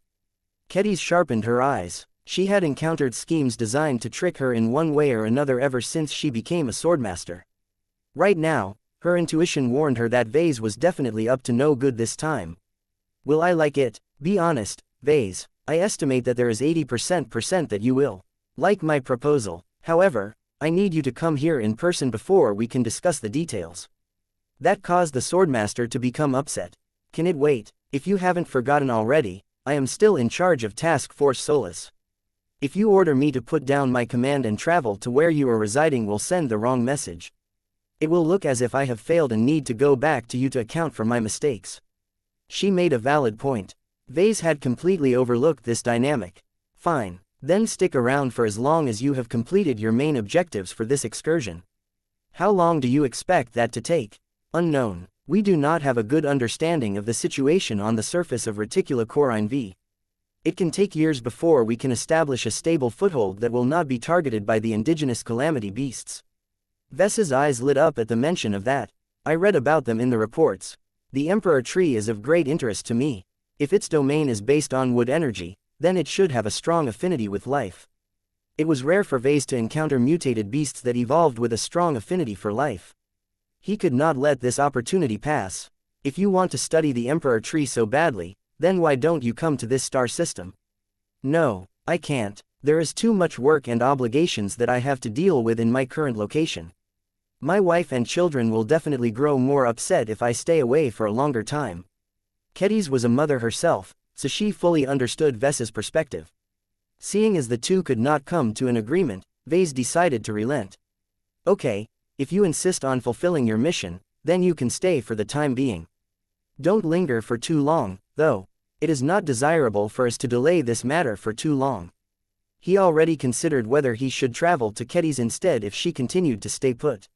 While Vase wanted to emphasize the importance of inducting his former student into the system, he really did not want to spill any secrets to those who might be eavesdropping on this conversation. He had already said enough. It was up to Kedis to interpret his meaning. Perhaps she caught a few hints or two from the serious look he gave her. This was bigger than getting to the bottom of Solus gas. After conveying his request, he switched the topic and began to talk about more general topics. Our society is continuing to change, and so must we. He told her. What role do you think the Larkinson clan should adopt during these changing times? That was a broad question. Kedis crossed her arms as she glanced at her bloodsinger. I do not think it is up to me to dictate what our clan should be striving for. Our clan is already doing a good job at growing and trying to fit into the role where our clansmen are needed the most. We are soldiers and problem solvers. What if we can become more? Then, I would not object to stepping into a greater role if society truly asks for it. Is this about your political ambitions? No, not quite. Vase shook his head. While I do not mind it if I gain more clout, it is more important for us to do whatever it takes to strengthen our civilization. You are assuming too much responsibility, Vase. It is great that you have found so many ways to help everyone out, but you are anything but alone in this fight. No one is asking you to be a savior. It is enough for you to be a mech designer. You make a good point, but being a mech designer is not enough these days. Vase sighed. Red humanity is only a fraction as large as original humanity. We are way too far behind in terms of population, territory, resources and production. If we want to win the Red War, it is not enough to settle for our current roles. Vase had a lot of expectations. For the god pilots, star designers and other brilliant people of Red humanity. Yet he did not think that their collective efforts were enough to win the Red War, let alone repel the subjugation king. Vase knew better than to leave his fate in the hands of unreliable allies. He needed the help of a mech designer he could count upon, and Kedis was one of the first names that came to mind. Chapter 5960 Inferiority Chapter 5960 Inferiority Now that he concluded his important talk with Kedis, Vase could only bide his time and wait. He hoped that she would find the time to visit him sooner rather than later. Don't make me go on another business trip, he muttered to himself. Now that he had done what he could to enact his ambitious new plan, he shoved all thoughts related to dimension breach creation aside. He lacked the AP to do anything useful with it, and he hardly thought it was wise to open a dimensional tear on an important planet located in a Terran port system. Time passed by as Vase handled other matters. For example, he returned to teaching his classes in person over at the Eden Institute of Business and Technology. It might be beneath his present status to continue to lecture to a lot of students like this, but Vase found it important for him to remain connected to the future talents of the mech industry. It certainly helped that he was able to screen promising recruits for the Larkinson clan in advance. Aside from that, he handled other necessary chores such as supervising the integration of the 2 new shipyards into the Larkinson clan. Enough time had passed for the first batch of existing Larkinson members to arrive at both Starfarer's berth and the E-66 experimental yard. With the cooperation of CEO Eric Poterin and Chief Shipwright Keziramis Demodian, the personnel base of both shipyards underwent significant upheaval. It did not surprise Vase that a lot of employees who previously indicated that they wanted to leave and find employment elsewhere suddenly changed their mind. It was funny how thousands of shipyard workers tried to fight tooth and nail to retain their current jobs. There was one overwhelming reason why all of the shipwrights, naval engineers and other workers wanted to stay so badly to the point of giving up their existing citizenships. The Dominion of Man, Kezi said during a remote conference. Everyone and their mother wants to work on the next, living starship, developed by the Great Devil Tongue. Vase grimaced when he heard that abominable moniker. Well, they aren't doing their job security any favors by referring to me like that. Anyway, they are not wrong about their assumptions. I do intend to make more living starships with the shipyards under my control, but let's not get too hasty. I need to figure out a lot of stuff. There are a lot of luxurious conditions on the Dominion of Man that other starships simply do not have. Anyone expecting his shipyards to pump out miniature versions of a Karman dreadnought would be in for a massive disappointment. Vase had not even begun to research a viable substitute for a spark reactor. He definitely wanted to start making progress on this front, but he didn't have enough time to fit this in his schedule. The most he could do was to suggest a few research projects to the T-Institute. The researchers over there weren't competent enough to develop a substitute of a spark reactor by themselves, but they could still save a lot of work for Vase by conducting a lot of precursor studies. So long as Vase had access to enough empirical results, he could come up with a theoretical model that was much more grounded in reality. In the meantime, Vase spent most of his work time contributing to the Dark Zephyr Mark III project. A lot of Larkinson expert mechs had been waiting far too long to receive their upgrades. Vase knew that it was unacceptable to delay the completion of the revision of the Dark Zephyr any further. Now that he no longer became preoccupied with distractions, Vase could finally devote enough time on helping his wife complete her first proper Archimech. It helped that they were making progress at a much more rapid pace this time. His wife's recent breakthrough had opened the floodgates. A lot of problems that had caused the two of them to get stalled for a long time no longer hindered them any longer. Vase did not nearly understand as much about Architect than his wife, but Alexandria's design network rapidly made up for that shortcoming. He did not expect to master Architect as thoroughly as Gloriana, but it was enough for him to master the basics. His wife was happy to take responsibility over translating and refining the parts and systems that would make up the reinvented Dark Zephyr. She loved to tinker with the subversive mechanics, material science and electrical engineering aspects that made Architect so fascinating. Vase helped with the broad strokes and the e-technology aspects of the Dark Zephyr. Though his wife played an indispensable role in designing the physical structure of the expert light skirmisher, Vase always thought that it conformed to his vision more than hers. The Dark Zephyr was one of his babies as far as he was concerned. In order to understand the Dark Zephyr's current metaphysical state better, Vase occasionally called Venerable Tusa and instructed him to examine the expert light skirmisher from many different angles. While Vase found it difficult to get a clear overview of the Dark Zephyr by remote, he was still able to ascertain the third-order living expert mech's overall growth and development. So the Dark Zephyr has gained 14 ascension runes in total, huh? The physical projection of Venerable Tusa nodded. Yes, I cannot say whether that is fast or slow, but to my feeling, my partner has slowed down. I am not surprised. I do not fully understand ascension runes either, but I know enough to state that they are reflections of the growth of a living mech. Your Dark Zephyr continues to grow at a slow pace by himself. He also grows whenever he fights. What is important about the latter is that the battles must be fruitful enough to significantly stimulate your expert mech's growth.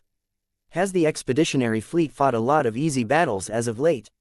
Tusa pressed his lips. I would not necessarily say so. Master Benedict Cortez is willing to take greater risks in order to plunder more phase water, but he still tries to do his best to keep the engagements under control. He avoids any battle where enemy reinforcements are more likely to arrive. In addition, fighting under one or several ace mechs doesn't give me the feeling that the survival of the expeditionary fleet rests on my shoulders. That said, we are planning a big operation, so that might change. Haven't you guys heard that the native aliens are close to launching a major offensive? We did, but that is exactly why we think it is a great idea to test the waters. Vase did not inquire any further.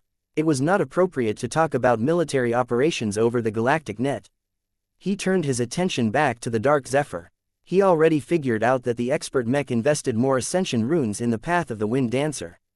This significantly made it easier for the Dark Zephyr to ignore all barriers and pass through enemy transphasic energy shields. The consumption has decreased, Tusa proudly said. When I first started to perform the leap of true freedom, I was still very rough in the way I exerted my power. After the novelty wore off, I quickly became disappointed in myself because I could only do it once or twice before exhausting myself. What did you do to improve yourself? I practiced. I worked together with the Dark Zephyr to optimize my technique. I talked to the other expert pilots for advice. One of the more useful lessons I learned from them is to try to make use of E-energy radiation to fuel my ability. I was surprised when I found that it actually worked. Doing so makes it harder for me to control my technique, but the consumption is much lower. It would be stupid for me to go back to trying to fuel my leap of true freedom completely by myself. I take it that growing your resonance strength at a speedy pace has also made it easier for you to master this self-developed ability of yours. Being a high-tier expert pilot does have its perks. Tusa grinned. I do not deserve all of the credit for my improvement. Trisk has helped us as well. By the way, how often have you practiced and utilized the Shadow Dance dagger style in actual combat? The dagger style has excellent drills. I use them to keep my body in shape and to become more used to flowing movements. As for actual battle, the Shadow Dance is not that useful against alien warships. I never saw much reason to employ it when I am fighting against an alien warship that is many times larger than my own machine. That is disappointing to hear. The Shadow Dance is very powerful, and I think it scales well as your resonance strength continues to grow. The darkness element may have negative connotations, but it has many useful strengths, some of which I intend to add to your partner. How comfortable are you with the idea of increasing the Dark Zephyr's darkness aspect? If you asked me this question a year or two ago, I would have told you not to bother. Now that you have given me a companion spirit, I think I can handle more of it, but only if it doesn't interfere with my leap of true freedom. A dark and shadowy bird flew out Tusa's head and cheerfully flew around in circles. Chip, chip, chip. Vess's eyes shone as he stared at the projection of Tusa's companion spirit. Though Tusa along with many other Larkinson expert pilots only received their companion spirits relatively recently, their strength already exceeded that of others. This was because they were all paired with powerful expert pilots. Blackwing may look deceptively small and weak, but it could pose a huge threat to people, especially if Tusa lent his extraordinary willpower to his companion spirit. If you have the opportunity to use the darkness element to add or augment a capability of your expert mech, what would you choose? Tusa needed to think on how he should respond. Blackwing continued to flit around while leaving a shadowy wake in his flight.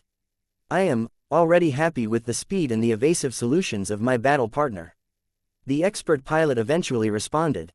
When I think of darkness, I think of engulfing my mech in shadow, or installing an active stealth system. That is not necessary as far as I am concerned. I can already outspeed most enemies while also evading virtually every attack aside from wide-area explosives at closer ranges. I am not in urgent need of stronger defenses either. What I truly need is a more powerful attack solution. Lackluster offensive ability had always been a persistent shortcoming of the Dark Zephyr. Vase was not surprised in the slightest that Tusa mentioned this point. Though Vase had given the Dark Zephyr a bandolier so that it could carry a bunch of transphasic grenades in battle, this was only a stopgap solution as far as he was concerned. Tusa did not want to become a grenadier.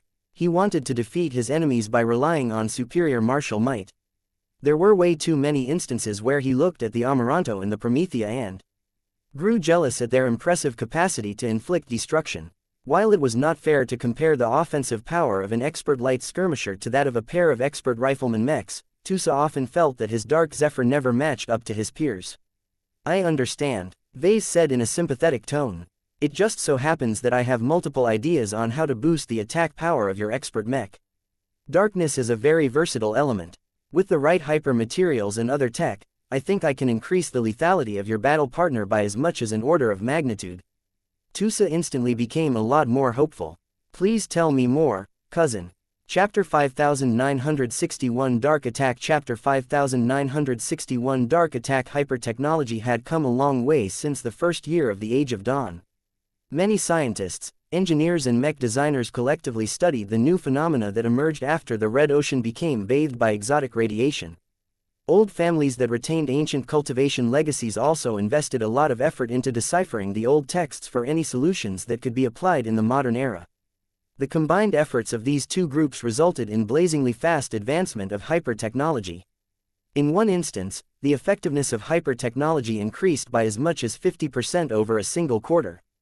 This extreme occurrence did not happen again, but it still served as a powerful reminder to everyone that hypertechnology had a huge amount of untapped potential. During the second year of the Age of Dawn, most mech designers and R&D teams no longer focused on attaining drastic performance gains. They had already picked all of the low-hanging fruit during the previous year. What they sought to do instead was to explore the properties of specific hyper-materials and develop unprecedented new design applications on the basis of their discoveries. There were so many different E-energy attributes out there that the list constantly expanded with each passing day. Every new element translated into new possibilities. This led to a pattern of dispersal. A lot of researchers no longer tried to figure out how to perform new tricks with boring fire or water hypers anymore. Instead, they sought to reduce the competition by studying more obscure hypers with attributes ranging from softness to delayed gratification. This trend caused the field of hypertechnology to undergo a rapid horizontal expansion. Now that it became much more difficult to achieve vertical progress, a lot of research institutions sought to make quick accomplishments by being the first to develop viable design applications for all kinds of strange and exotic elements. Of course, the basic and fundamental ones such as the 5 classical elements still attracted a huge amount of attention. It was just that only the larger and more well-funded research institutions were able to remain competitive in these areas. In any case, not many research institutions invested research into studying the darkness element. There were a number of issues related to studying them. Darkness energy fell into the category of negative energy, which instantly repelled a lot of researchers. Negative energy tended to affect people in a detrimental manner. People became angry, depressed, morose and even suicidal in a few cases. Darkness tended to be more difficult to control than other elements due to its incredibly broad meaning and definition. It was tied to so many associations that it was easy for experiments to produce accidents because the manipulation of darkness energy produced radically different results than expected. Further, the demand for hypertechnology related to the darkness element tended to be skewed towards more covert and clandestine applications. There was little honor and glory to be earned in this research direction. Many of the mech designers and research institutions assigned to explore the darkness element did so with the purpose of improving stealth mechs and all kinds of other unsavory devices. This was why the darkness element already managed to earn a bad representative in the mech industry. Anyone who was depraved enough to incorporate darkness hypers in their mech designs was reckless at best, or deliberately malicious at worst. Vase did not agree with this common sentiment. While he readily admitted that it was easy for flawed and weak-willed people to get corrupted by darkness, he believed he was exempt from this trap. Since the last lightning tribulation event directly incorporated the darkness attribute to his nascent domain without any contamination, Vase gained a thorough comprehension of this element without any additional biases or other unpleasant baggage. It was a remarkably pure and sterile way of embracing a new element. Though Vase could do little about the biases and associations he already possessed, they were not strong enough for him to treat darkness as a source of evil. Instead, Vase recognized the amazing potential of this broad and versatile element. Its scattered meanings and chaotic collection of concepts provided a near-infinite amount of versatility. Darkness was so flexible and malleable that he could transform it into a wide range of design applications. Unfortunately, Vase was limited by what he could do due to the physical constraints of reality. Vase tried to explain this as succinctly as possible to Tusa. Now that my wife and I are finally making actual progress in reimagining your battle partner as an archimech, a lot of capacity is freed up all of a sudden. It takes less parts and components to design an archimech that performs almost identical to that of a conventional mech. This is one of the most compelling reasons why we insisted on applying Architect to all of our expert mechs. What does this have to do with darkness? A decent amount of space has become available in your mech design. We have already reallocated the newly available capacity into strengthening various areas such as armor plating, sensor systems and additional energy cells. Even after doing all of that, I made sure that there is still enough space left for darkness hypermaterials. Your battle partner can accommodate one module that can add what we previously called a prime ability to your machine. Venerable Tusa was very familiar with prime abilities. He employed them often enough during his own deployments. Okay, I can follow you so far. What are the limitations? There are too many for me to explain in full. Vase sighed. Darkness is an incredibly versatile element, but trying to express that in real space is harder said than done. I need to identify and procure the right darkness-attributed hyper-materials. They not only need to be resilient enough to withstand hard knocks, they also have to be of the highest grade in order to keep up with the growth of the Dark Zephyr for at least an entire mech generation. Lastly, most darkness hyper-materials are much more suitable to be expressed in a specific manner. Not many variations of darkness hyper-materials have been catalogued in the databases that I have access to. This will limit your options to an extent. The projection of Venerable Tusa looked confused. Tell me what I need to do in order to get this done. Vase decided to simplify the decision-making process. Not everyone had the patience or the knowledge to appreciate the full scope of what he was trying to add to the Dark Zephyr. You need to state a preference.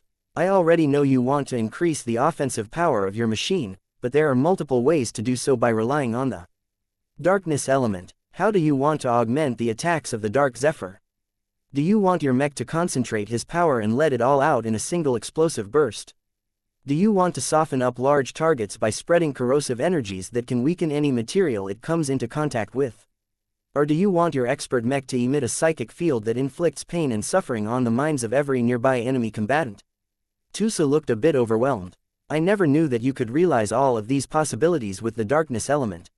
I am not entirely sure what is best for the Dark Zephyr. You are the mech designer. You should know what is best.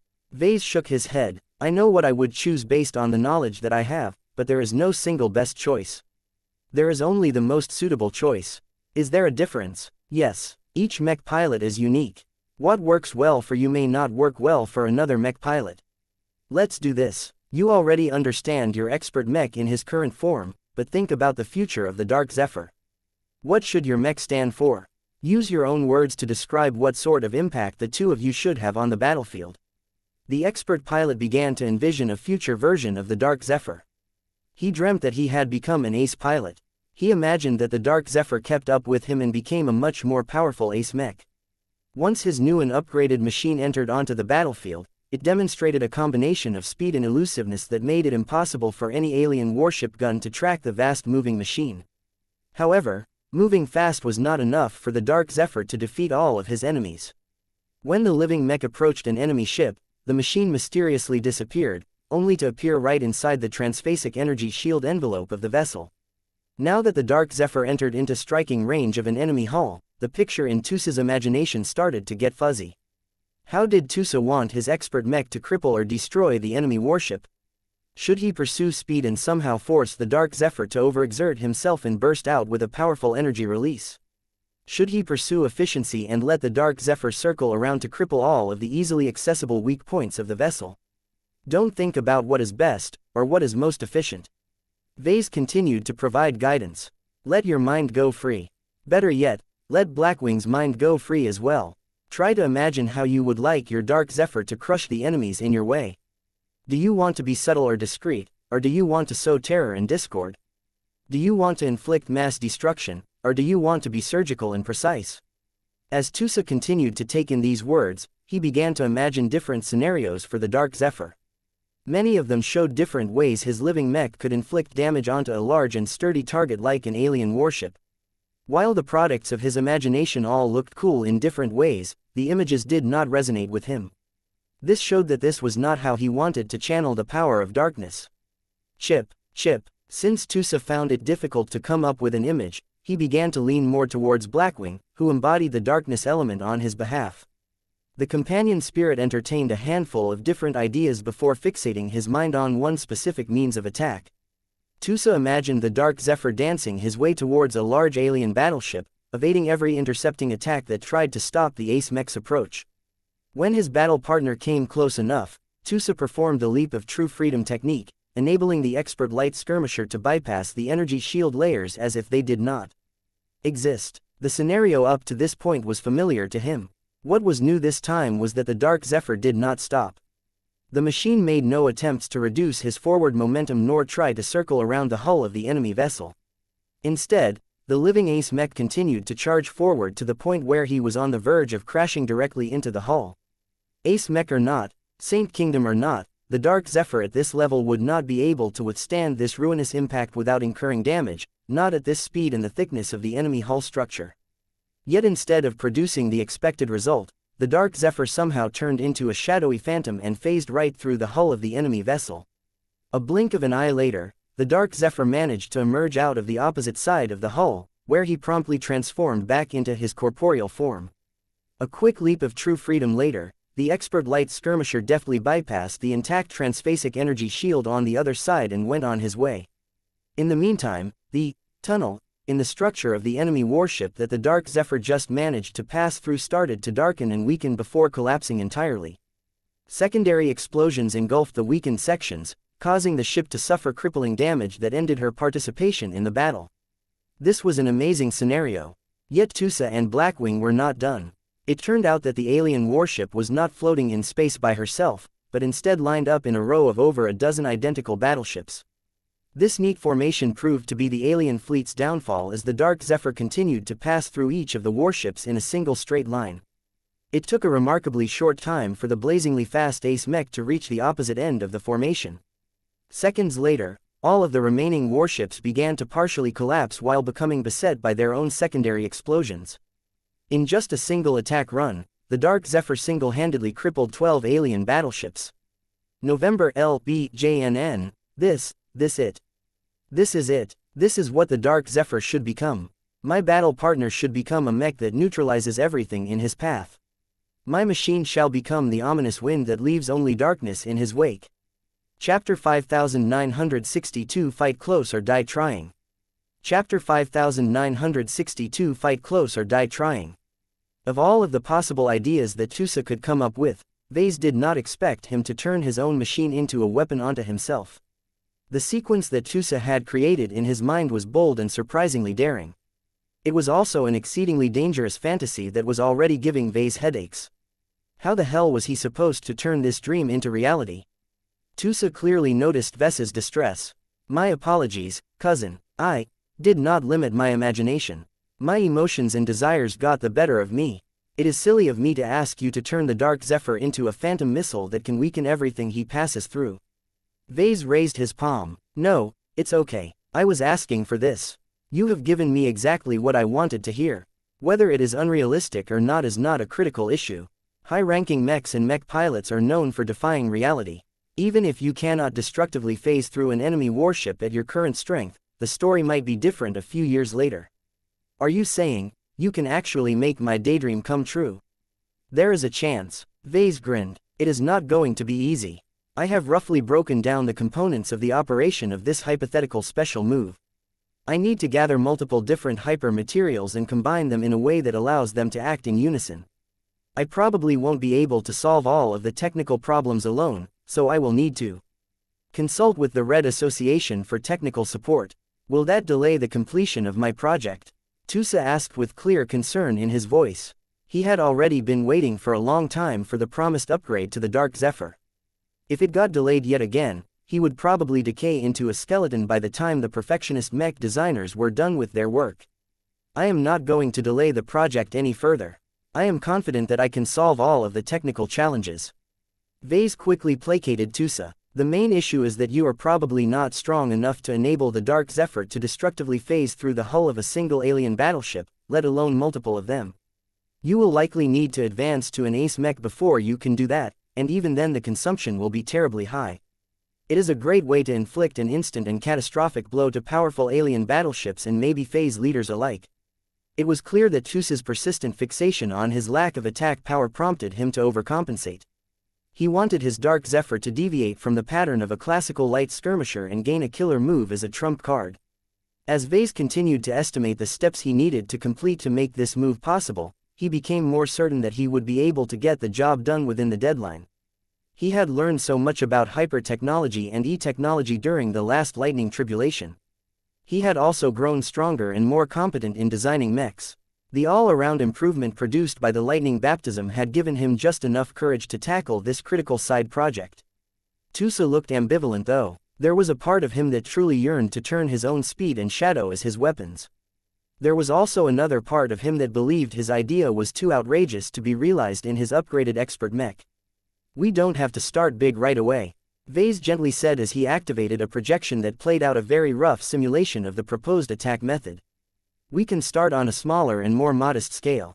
You won't be able to phase through something as big as an alien battleship, but you should be able to do so with a sub-capital ship. The projected scenario showed the Dark Zephyr complete 6 steps in very quick succession. The first step was the approach. No matter whether the living mech followed an evasive pattern or just sped forward in a straight line, the Dark Zephyr still possessed no significant ranged capabilities aside from any compact firearms that he might carry. Before I continue, do you want to equip your living mech with a pistol or something? Vase asked. The high-tier expert mech version has enough power and capacity to equip mounted or handheld ranged weapons. I highly recommend you do so as it will plug an obvious weakness. This is an especially viable choice once the Dark Zephyr is upgraded to a first-class ace mech when the conditions allow for it. Your living machine will become so powerful at that time that he can integrate a whole suite of ranged armaments. Narrow specializations was the norm in third-class and second-class combat. Mech pilots at this level were unable to handle too much complexity and maintain their full combat effectiveness. Mech models that tried to do too much stuff at once always became mediocre in everything. The only way to avoid this outcome was by raising the price of the mechs to a ridiculous height. These limitations applied to high-ranking mechs as well, but they became increasingly less relevant as they grew in power and rank. The Dark Zephyr happened to reach a point where he could take the first steps into transitioning into a first-class multi-purpose light mech. The enormous design budget and the advantages brought by a full Archimech conversion freed up a lot of capacity, creating enough room to support a couple of reasonably combat and efficient ranged armaments. Sure, the Dark Zephyr would never be able to match the performance of the likes of the Amaranto or the Promethea in terms of ranged combat, but that was not the point. Vase just wanted to give the light mech the ability to retaliate against enemies at range in case it was truly necessary. Though Vase found this to be a logical choice, Venerable Tusa obviously looked conflicted. He originally started off as a third-class mech pilot. His entire education centered around learning the basics before committing to a single specialization to the very end. There was even less tolerance for third-class mech pilots to dabble into other mech types. They were allowed to mess around with other mech types in simulations and occasionally live practice sessions, but once they needed to deploy in the field for real, they were all expected to stick to the mech types that they excelled at the most. In hindsight, Joshua already managed to stand out as a ridiculously versatile mech pilot at the time. He may not have been the best at either melee or ranged combat, but gaining enough proficiency in both to handle himself in battle was a true testament of his talent and determination. Second-class mech pilots tended to be a little more loose with regards to specialization. The elites usually benefited from advanced augmentations that increased their learning efficiency and gave them the opportunity to branch out a little further. If Tusa was raised as a second-class mech pilot, then he would have said yes to the suggestion already. Unfortunately, old habits die hard. The Dark Zephyr has always been a light skirmisher to me. Tusa eventually replied, I do not think I am as extreme as Venerable Dice in this, but I think my mech is ultimately the strongest in my hands when my battle partner sticks to his original archetype. I know enough about mechs to understand that adding any additional weapon system will impose burdens onto the machine. I do not want to gain a safety net at the cost of making my expert mech slower and less fragile.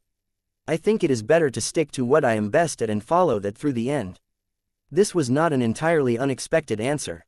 Expert pilots tended to be really stubborn and willful, and that often extended to their approach towards combat. A very famous example of this was General Axelar Strian. He could have switched to piloting a proper first-class multi-purpose ace mech a long time ago, but he continued to insist on piloting a machine that only had 2 weapon systems. 2 weapon systems. In the first-class mech community, that was just a single step above piloting a combat mech without any armaments. An even more renowned example was the Destroyer of Worlds. The former second-class mech pilot always insisted on piloting a machine that was configured as a heavy artillery mech. Though the Ragnarok contained a lot of hidden weapons and other nifty features, it was abundantly clear that the famous god mech was still an artillery mech in essence. In both cases, the pilots in question made their suboptimal decisions work. They had fought much of their lives without relying on additional modules or a luxurious collection of weapon systems. They still managed to prove their superior combat prowess while continuing to limit their options. These high-ranking mech pilots were not stupid. Vase suspected that sticking to the original mech type may be part of a ritual of sorts. Mech pilots who remained firm in their hearts found it easier to strengthen their convictions and remain true to themselves. Venerable Tusa never struck Vase as a particularly driven or intense expert pilot, but the man had his own persistence. "I wish you good luck in that, then," Vase said as he reached out to pat the physical projection's shoulder. Getting back to the original topic, the sequence as you have described earlier has 6 steps in total. I already mentioned the first one. The second one was to use the leap of true freedom to enable the Dark Zephyr to move unhindered, even if there was a transphasic energy shield in the way. The third was to keep charging forward while initiating the technique that allowed the Dark Zephyr to fly right through the hull of the enemy warship. The fourth step was to emerge from the other side of the hull while hoping that the expert mech did not incur any damage along the way. The fifth step was to initiate the leap of true freedom in a very short interval of time. The sixth step was for the Dark Zephyr to speed away from the initial target after emerging on the other side of transphasic energy shields that were probably still active at the time. It would probably take a short time after that before the damage inflicted by the destructive phasing attack run truly started to catch up with reality. Trying to incorporate all 6 steps into the Dark Zephyr Mark III sounded like an enormous undertaking, but the steps were mirrored from each other. Vase only needed to figure out how to implement 3 major mechanisms before changing them together to form a viable offensive ability. Vase relished in the challenge. His mastery in hyper-technology and e-technology gave him enough assurances that he should be able to cobble together a basic version of what Tusa envisioned.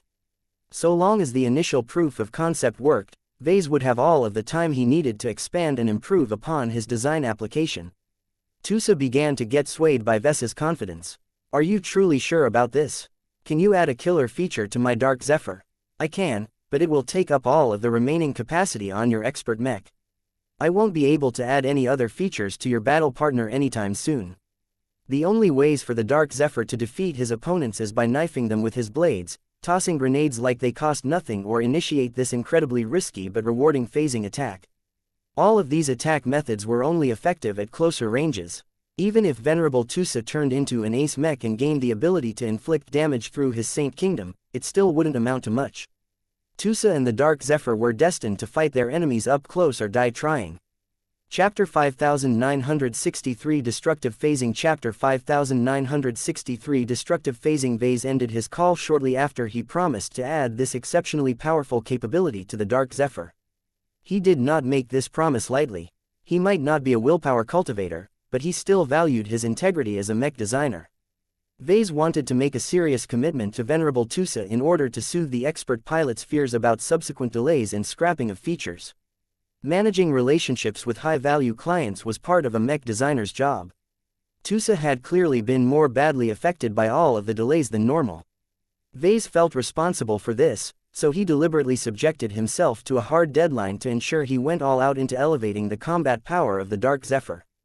Of course, the consequences of failure were extremely serious. An irreparable break would form in the relationship between Vase and Tusa. Vase would also have to bear the stain on his professional career for the rest of his life. It was a lot safer if he kept everything vague and expressed a lot of uncertainty. Vase did not want to do that. It was a cowardly approach that was helpful in avoiding responsibility, but also pushed him into becoming more complacent. So long as Vase had sufficient confidence in his ability to complete the job, he believed it was best to be bold and make sure he tried his best.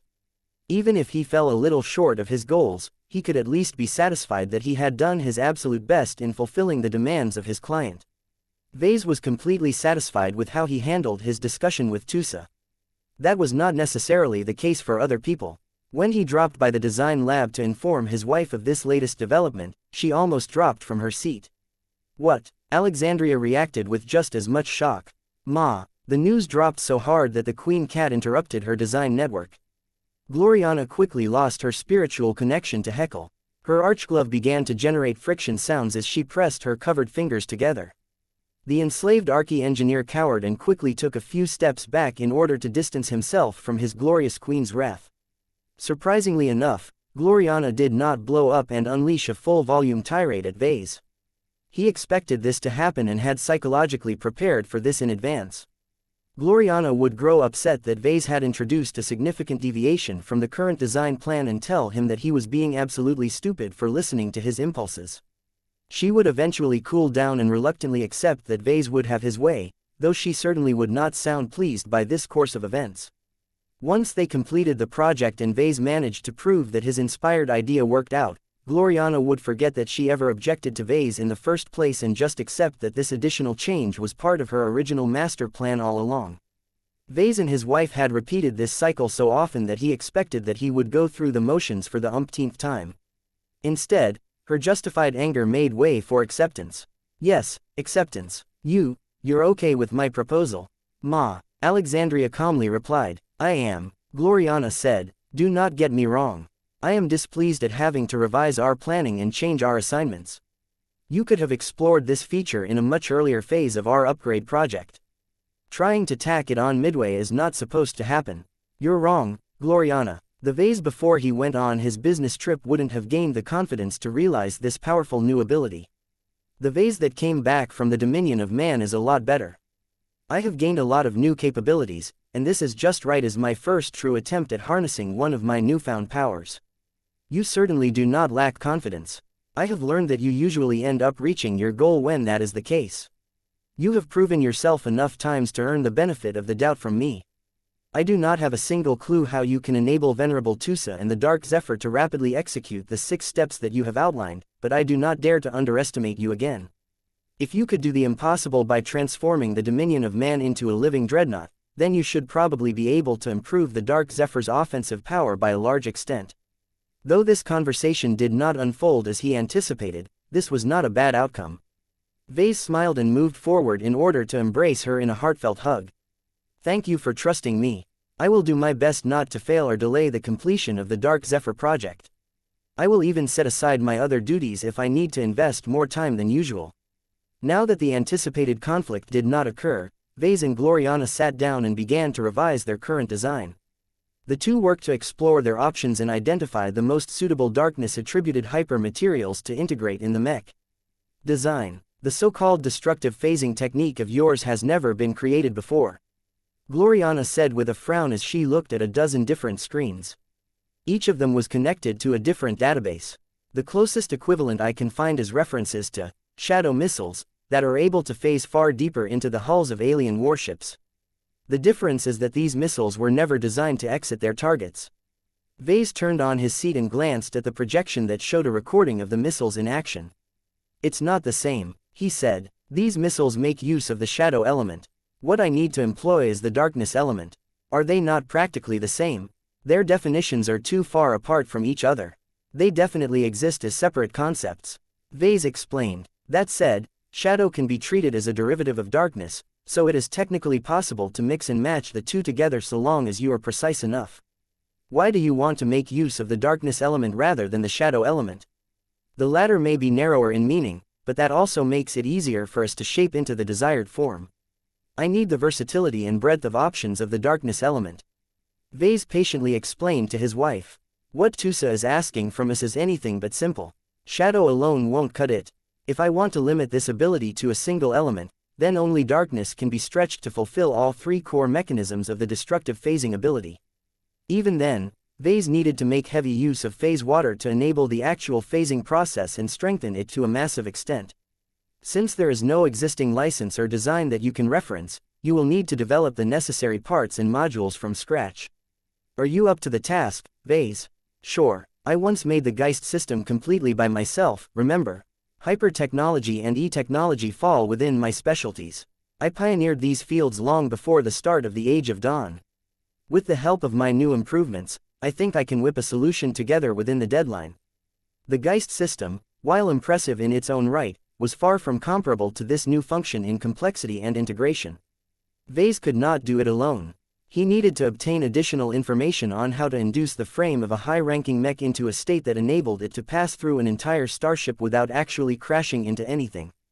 This was impossible, but then again so was the leap of true freedom. One of the reasons why he was confident that it would work out anyway was because the willpower of a powerful enough expert pilot often helped to plug any gaps. The Tusa of half a decade ago was completely unqualified to pull off an insane stunt like this. The Tusa that was promoted to a high-tier expert pilot with the help of General Cultivation Elixir was just powerful enough to succeed. November LBJNN Vase had no confidence he could implement a comparable function in a standard mech. He needed to implement a lot more rigor and precision in his work, which was an impossible demand to meet at this time. While Vase still had a long way to go before he could fully flesh out the new feature of the Dark Zephyr, his wife tentatively approved of his early efforts. "I can see that you have a definite plan in mind," she said. "Thematically, this attack ability fits the Dark Zephyr remarkably well. It makes up for the living mech's lackluster attack power in a form that makes sense. Speed is of the essence. Each time Venerable Tusa decides to initiate a destructive phasing attack, he is gambling with his life and the life of his battle partner. If the two of them do not exit a hull in time, they risk phasing back into the main dimensions in advance, causing them to become superimposed with any matter that is already present." She did not need to explain that this was a fatal outcome.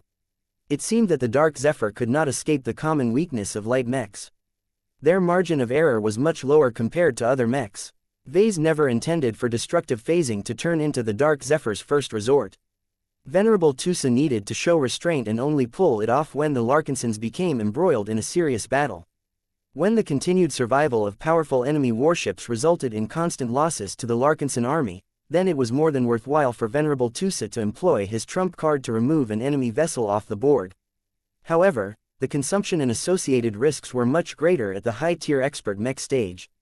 Venerable Tusa really needed to advance to Ace Pilot and acquire a powerful Saint Kingdom in order to unlock the full-powered version of this new attack ability.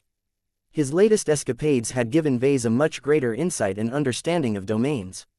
The Saint Kingdoms of Ace Pilots was truly capable of defying reality to a large extent. This was especially the case when they acted upon the Ace mechs themselves. The sheer willpower of a determined enough Ace Pilot was already enough to selectively bend and break a few rules. That was not the extent of what was possible. Saint Kingdoms were mere babies in front of God Kingdoms. Vase could do way more than turn the Dark Zephyr into a debilitating projectile if Tusa had the power of a God Pilot. Unfortunately, his God mech had nothing to do with Vase if that was the case. A senior mech designer was not qualified to work on a genuine God mech. Though Vase really hoped that Tusa and his battle partner would be able to transcend into godhood as a fused entity, it was too early for him to consider this possibility. The pair still needed to overcome their latest hurdle, and that was waiting for Vase and Gloriana to succeed in upgrading the Dark Zephyr into a powerful machine. Vase: "Yes, my dear, if you are able to realize this insane ability, then I think that the Dark Zephyr may suddenly turn from one of the weakest to the most powerful expert mechs in our clan." "You truly think so, honey? If the Dark Zephyr can, destructively, phase through a warship, then he should be able to do the same to phase whales, other expert mechs and more. No wall or obstacle is safe anymore. There is no need for him to carry a bandolier of grenades anymore. His own mech frame has become his most threatening weapon." Vase smiled. "I have high hopes for this as well, but don't forget that the Dark Zephyr actually has to get close before he can initiate an attack run. Once our enemies start to figure out the details of our expert mechs, I think it will become much harder for Tusa to enjoy free reign." Chapter 5964 Advanced Hyper Module Chapter 5964 Advanced Hyper Module The development of the Dark Zephyr Mark III consumed much of Vase and Gloriana's attention. Vase had not made life easier for himself after he took it upon himself to add destructive phasing to the Dark Zephyr's capabilities. He did not mind. He relished the additional challenge. It was precisely because no one had managed to pull it off that he became so passionate about trying to turn it into reality. Destructive phasing was a form of hyper-technology that went beyond the more basic applications. It was a way of manipulating E-energy to produce a result that affected reality a lot more than enhancing the defenses of a transphasic energy shield or increasing the damage of a laser beam. This time, Vase not only wanted to create a condition where the Dark Zephyr was able to phase his entire frame, but also leave a wake of corrupting energies behind his passage that weakened everything it touched. Neither of these effects were easy to realize. Vase knew he needed to involve multiple disciplines in order to make it all possible. Aside from that, he needed to make serious gains in deepening the application of hyper-technology in relation to the darkness attribute. Vase could only count on himself for this. Very few mech designers and researchers conducted any academic research on this ominous element, and the few R&D institutions that explored it for the purpose of developing better stealth technology often hoarded their findings to deny their enemies and rivals the same advantages. This is going to be a test of my own ingenuity and mastery of hyper-technology. Vase needed to leverage his newly obtained affinity in darkness really hard in order to generate useful gains. The harsh deadline meant that he needed to make constant progress in doing so. He could not afford to make the wrong guesses and waste much of his time on experiments that ended up in failure. He already ordered a large batch of medium and high-grade darkness hypers. Once they got delivered to D&D base, he intended to explore and experiment on them right away in order to make progress on the hardware front. However, Vase never considered the hardware aspect of the speculative destructive phasing module to pose the greatest hindrance. They were merely the building blocks. The true challenge lay in combining them together into a functional device and programming it to perform the right functions. This was where the entire setup strayed into e-technology, or spiritual engineering as he used to call it. Despite specializing in this field, much of his design applications only indirectly affected the material realm. The imaginary realm was the imaginary realm. The material realm was the material realm. Stuff that happened in one realm rarely affected the other realm. Even if it did, the effects were usually rather slight. This rule became increasingly looser and less relevant when powerful cultivators got involved in a battle. This was why it mattered so much whether Venerable Tusa was a high-ranking expert pilot or a junior ace pilot. The two ranks may be adjacent to each other, but there were massive differences in how extensively they could employ their willpower. This job would have been a lot easier if Tusa had already become a saint. That was unlikely to happen in the short term.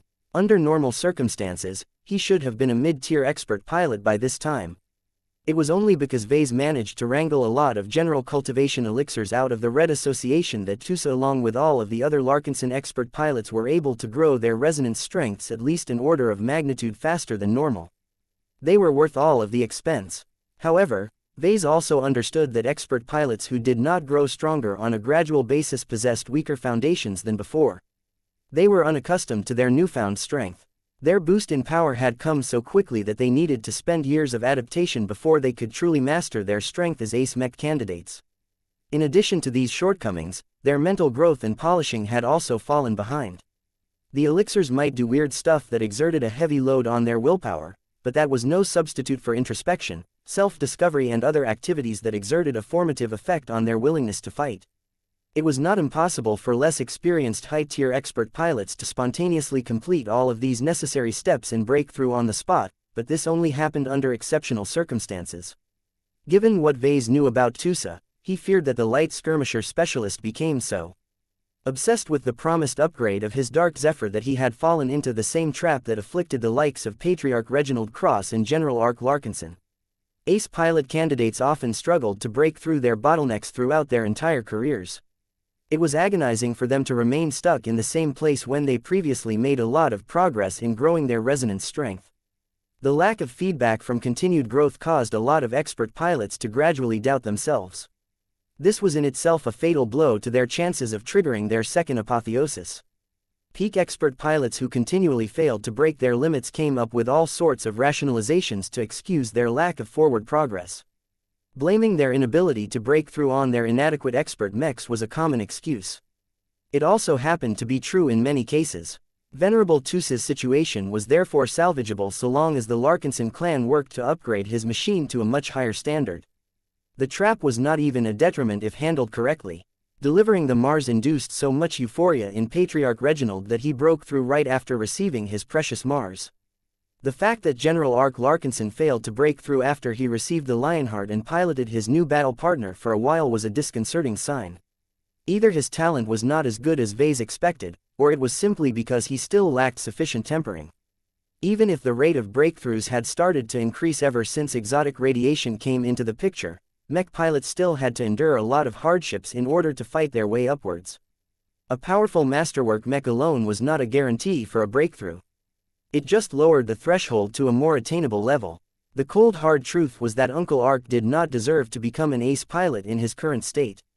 It makes sense more or less.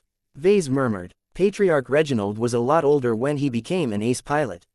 He also led his cross clan through a time of betrayal and extinction, all while grieving for the loss of his powerful father.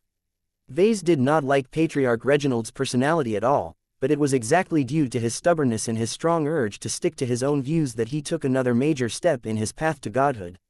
According to his current understanding of the mech piloting profession, Vase deduced that the main quality that a mech pilot needed in order to accomplish the impossible feat of becoming a god pilot was to unswervingly stick to their sense of self when the entire cosmos sought to turn them into something different.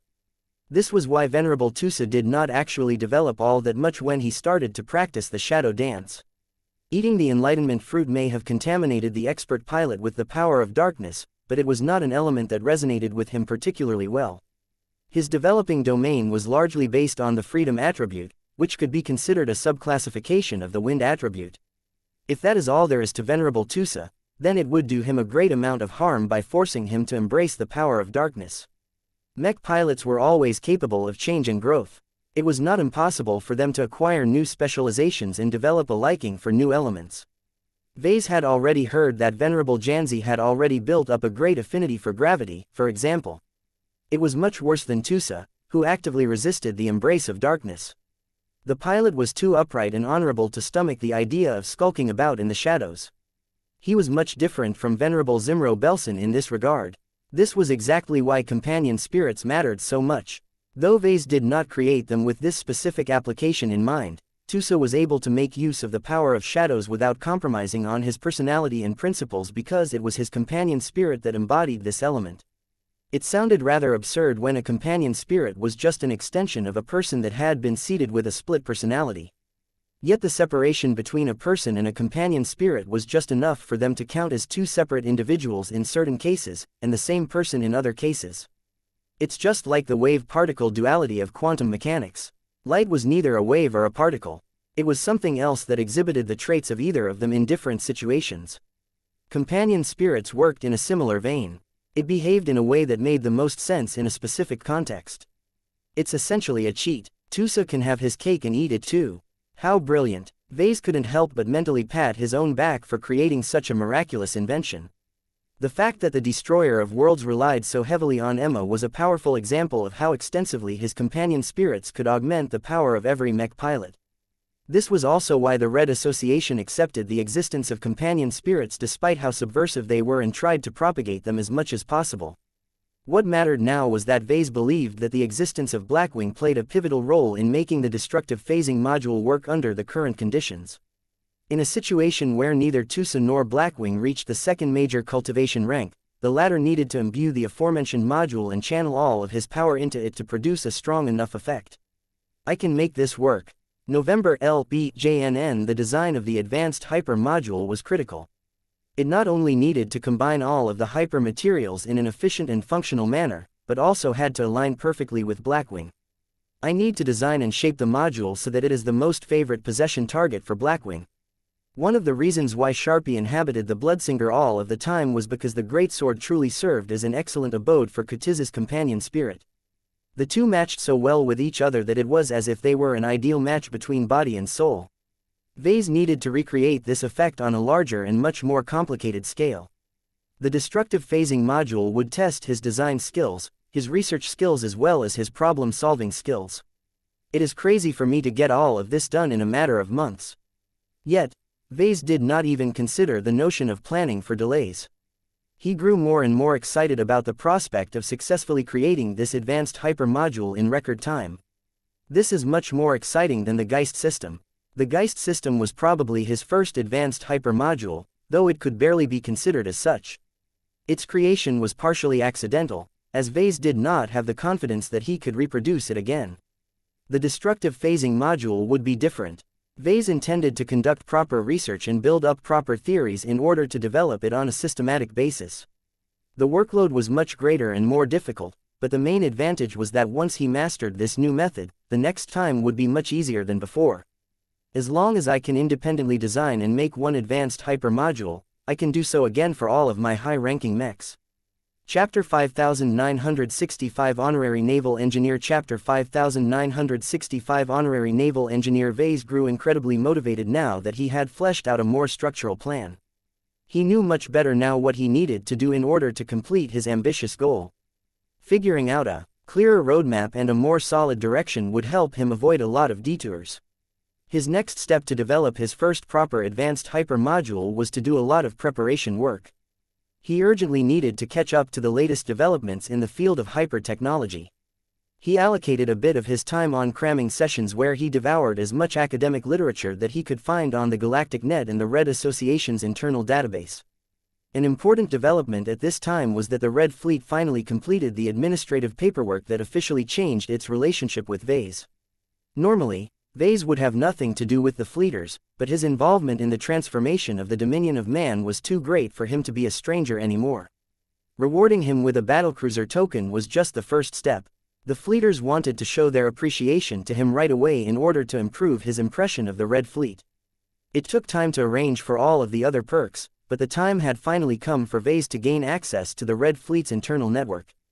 Captain Zonrad Rees left the Babylon excavator and teleported directly down to D&D base in order to introduce Vase to his new benefits. The Red Fleet has awarded you with the title of Honorary Naval Engineer.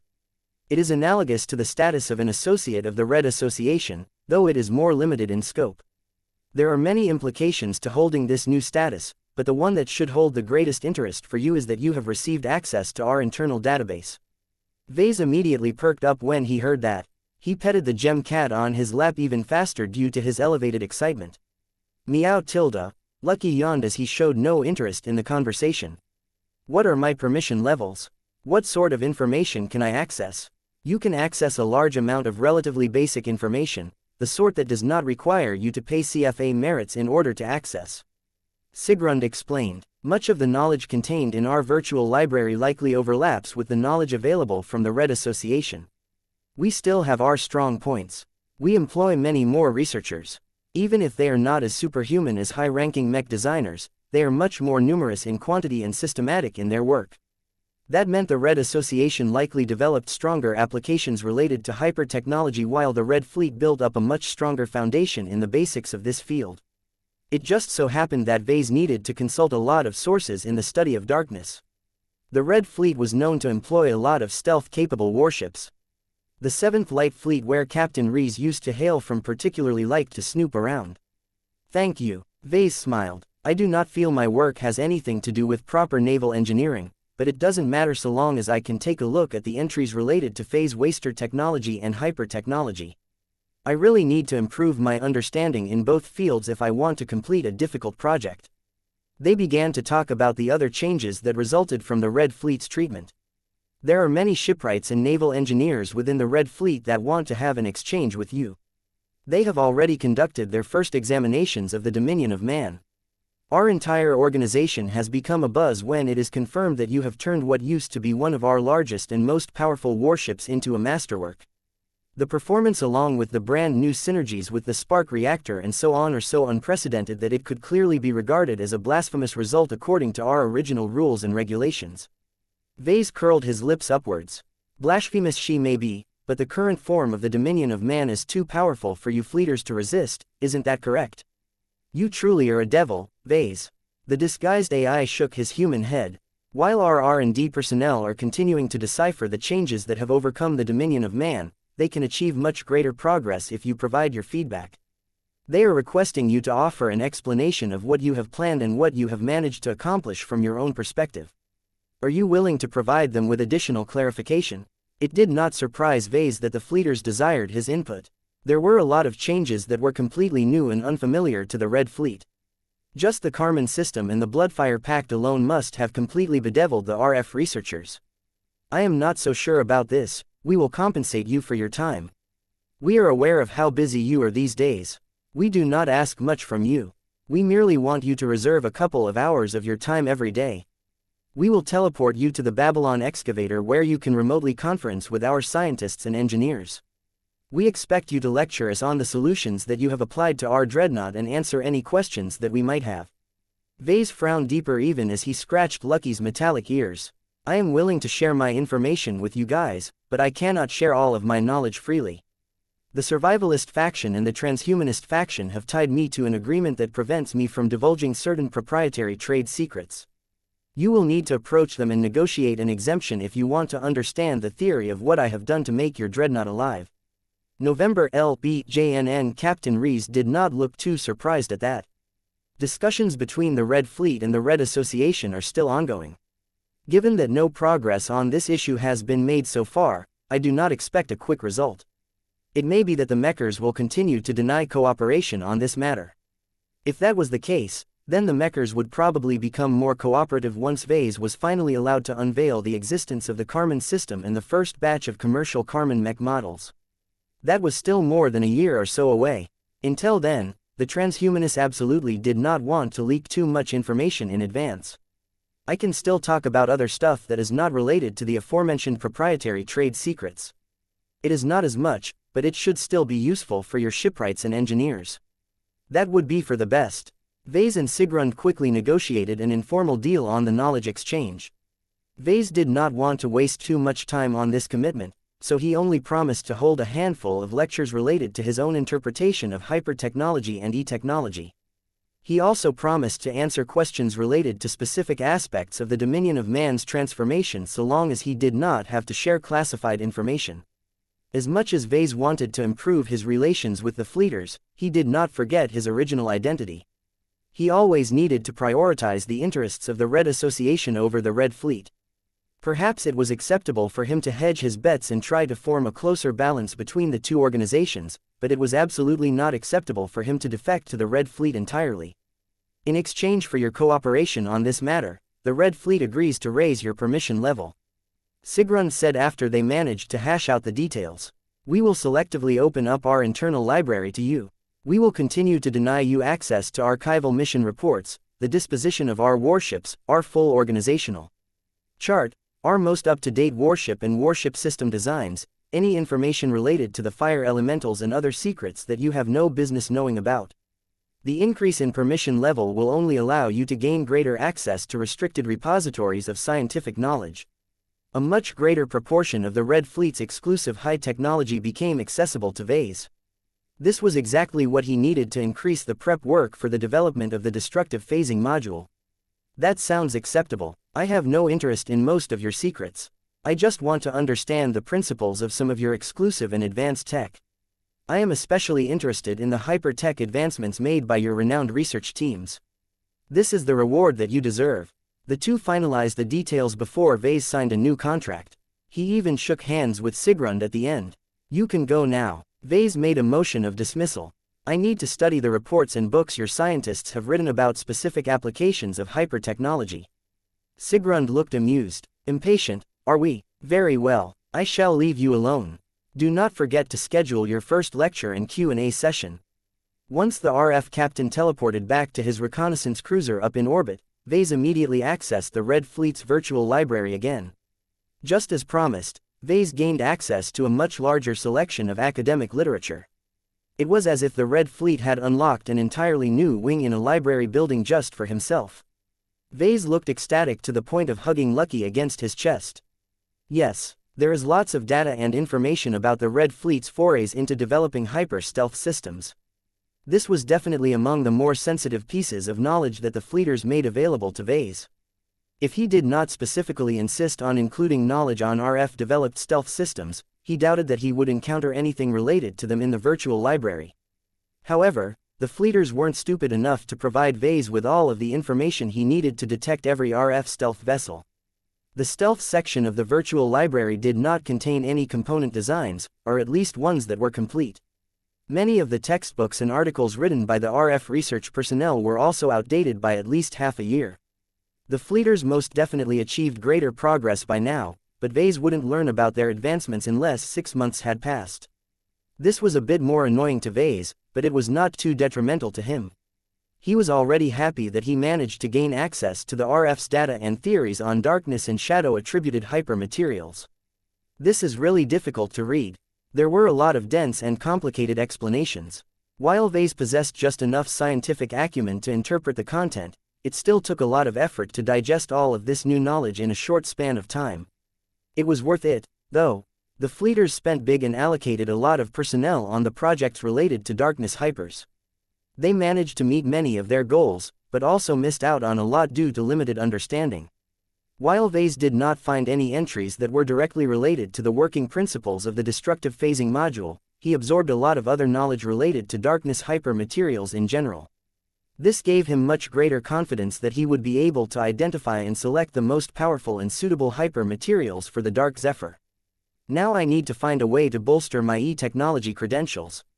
That was much harder. Neither the Red Association nor the Red Fleet had made too many attainments in this very elusive field.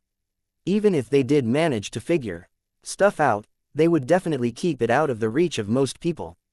I need to consult a real expert on this matter. Chapter 5966 Self-Development. Chapter 5966 Self-Development. What is it, my child? I already informed you that I am preoccupied with important matters. Veronica felt the powerful pressure of Cynthia's domain. It had grown stronger ever since she started to collaborate with the Evolution Witch. Her strengthening domain easily swept through the entire hull of the Throne of Light, the current flagship of the Oblivion Empire.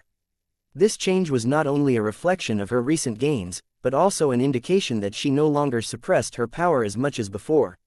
Cynthia directed a lot of attention to the ongoing preparations for a big operation. The fleet surrounding the Throne of Light had grown larger and more numerous. A lot of supplies were being shipped from unknown locations. The high centralization of the Oblivion Empress meant that Cynthia directly controlled a lot of different institutions. Part of that was because she wanted to grasp as much power for herself, but another part of it was because many of her subordinates were not competent enough. This was why Veronica could literally see a glowing cloud of activity surrounding the physical body of her mother. She was acting like a supercomputer that ran millions of different processes in parallel. Veronica could believe that the mighty Oblivion Empress truly had little attention to spare to her child at the moment. I don't need too much of your time. I just want you to borrow your insights on the darkness element. No, no, the true god pinned the cyborg cat with a judgmental stare. I refuse to share my knowledge of darkness with you. I am aware why you seek it, but I will not oblige you. You can repeat this request 1,000 times, and you will receive 1,000 no's. You shall not receive my teaching on this subject. Why are you so adamantly opposed? Cynthia narrowed her eyes as the cloud of thoughts around her darkened for a moment. My comprehension of darkness is unsuitable to you. No matter how much I control my speech, I cannot avoid the process of sharing my own understanding and interpretation of this element. The manuals and other texts in my possession that can teach you about darkness and many of its concepts all share the same problem. They are written by cultivators who are too depraved for the likes of you. It is best that you do not come into contact with any repository of knowledge on this subject. November LBJNN, then how am I supposed to make any progress? Do what you have always done. Cynthia stated, conduct your own research, make your own discoveries. True wisdom can never be given by others. It can only be cultivated through diligent and earnest work. You possess a remarkably untainted comprehension of the power of darkness. Do not soil it by absorbing the flawed and corrupted understanding of fools who constantly try to gain strength by relying on shortcuts. Veronica was surprised by how vehemently her mother refused to teach him anything useful, but she had already taken this possible outcome into account. This was not the first time she refused to pass on her knowledge, though her reasoning this time was a lot stronger than usual. I see, the cyborg cat sighed. Can you at least give me a few general tips? Please give me direction. The true god briefly paused. Darkness is not omnipotent. It is fickle and responds poorly to positive energy. If you imbue darkness into one of your expert mechs, then do not expect your work to perform consistently. Your machine will perform better when it is clouded in darkness, but the mech will also correspondingly perform weaker when subjected to strong light or positive energy. That was a helpful reminder, particularly when activating destructive phasing endangered the lives of Tusa and the Dark Zephyr. If their attempts to phase through an enemy target ended prematurely due to the phenomenon of attribute restraint, then a huge accident was bound to occur. Veronica needed to remind Tusa and his battle partner to never activate this offensive ability unless they possessed a generous safety margin. Thank you for your tip. I did not sufficiently take this risk factor into account. Do you have any other tips? Get out. Veronica felt a firm hand taking hold of her feline body. She soon got tossed through the hatch right when it slid shut. Back in the Red Ocean, Vase briefly grew disappointed with what he managed to obtain. His stingy mother refused to share her knowledge with him. She had a better reason to do this than usual, but it did not change the fact that she left him to struggle on his own for the umpteenth time. I shouldn't be blaming her. He softly told himself. She is correct that I need to learn how to solve my own problems. As a parent himself, he understood the desire to allow children to learn how to stand on their own feet. The fact that Cynthia chose to let Vase figure stuff out on his own implied that she believed that he could succeed. That was a good sign. Maybe she's right. Maybe this is something that I need to work on myself. It would be more time-consuming, but the insights he stood to gain from this would suit him the best. Vase took his mother's hints seriously and sorted out his extensive knowledge base. His current assumption was that he already possessed the knowledge and insights he needed to develop advanced hypermodules. He just needed to identify them and combine them with each other to produce the desired result. What connection am I missing? How can I boost the power of my proposed destructive phasing module? He paused for several minutes until he came up with a useful idea. Maybe I should take a closer look at my artifacts. He pulled the ocean collar and the flower parasol out of his system space. He hadn't made use of either of them after the transformation of the Dominion of Man. There weren't any situations where he needed to borrow their power, and he had become far too busy to care about their existence. I'm sorry for keeping you in that vault. I will practice with you as soon as my work session is over. Vase apologized to the ocean collar. The high-level artifact was alive and possessed its own feelings. Vase really shouldn't have treated the extraordinary flute in such a poor fashion. He still intended to deepen his comprehension of the water element. The greater his understanding, the more extensively he could apply it to his mech designs. However, working with the water element was not his highest priority at this time. Darkness had become a lot more relevant to Vase now. He needed to become proficient in its use as soon as possible, or else he would be wasting the reward he earned from the lightning tribulation. As for you, I probably won't keep you. There are others who need your protection more than I do. You are a poor fit for a phase lord. The flower parasol lacked the ability to resize itself like the ocean collar. That made it a lot less practical to Vase during the moments where he desired its protection the most. Since it was only designed to be held in human hands, then so be it. Vase never really asked for it anyway. It was the fault of the wishing fountain that he received this embarrassingly pink parasol. I will gift you to one of my girls during their next birthday. I just have to pick the right recipient and time. The parasol was not small or light. His children may be stronger due to their partial primordial human physique, but that did not mean they could comfortably hold a parasol sized for female adults. Vase quickly recalled the reason why he pulled them out of the Vault of Eternity. Since time was of the essence, he quickly went serious and examined his artifacts with a critical eye. His recent growth and sublimation allowed him to glean even more details than before. He faintly managed to touch the secret that enabled his ocean collar to dynamically grow or shrink in size. The flower parasol intricately made use of the wood element to power its demanding defensive functions. However, there was a clear reason why the parasol was themed around flowers in particular. He deduced that it may possess a hidden function that was related to flowers. He failed to find out what that may be. Vase possessed no particular affinity for flowers, so the ones printed on the canopy told him nothing. The flower parasol never really approved of him. It merely tolerated him. The high-level artifact already made it clear that it preferred to be held by a lady. You will get your wish, but not now. It has to be the right time. Hopefully, whoever received the flower parasol might be able to convince it to unveil its secret function. Vase continued to study his system-issued artifacts. Their defective nature made it harder for him to appreciate their charm. He felt that he was missing a huge part of the original intentions of their makers. This hindered his ability to understand the artifacts. His examinations were not fruitless, though. As Vase spent an entire hour examining the artifacts from top to bottom, he managed to form a couple of connections and obtained a few useful insights. I see. Vase placed the ocean collar to his lips and began to play a short tune. Floating blue runes started to appear around the length of the instrument.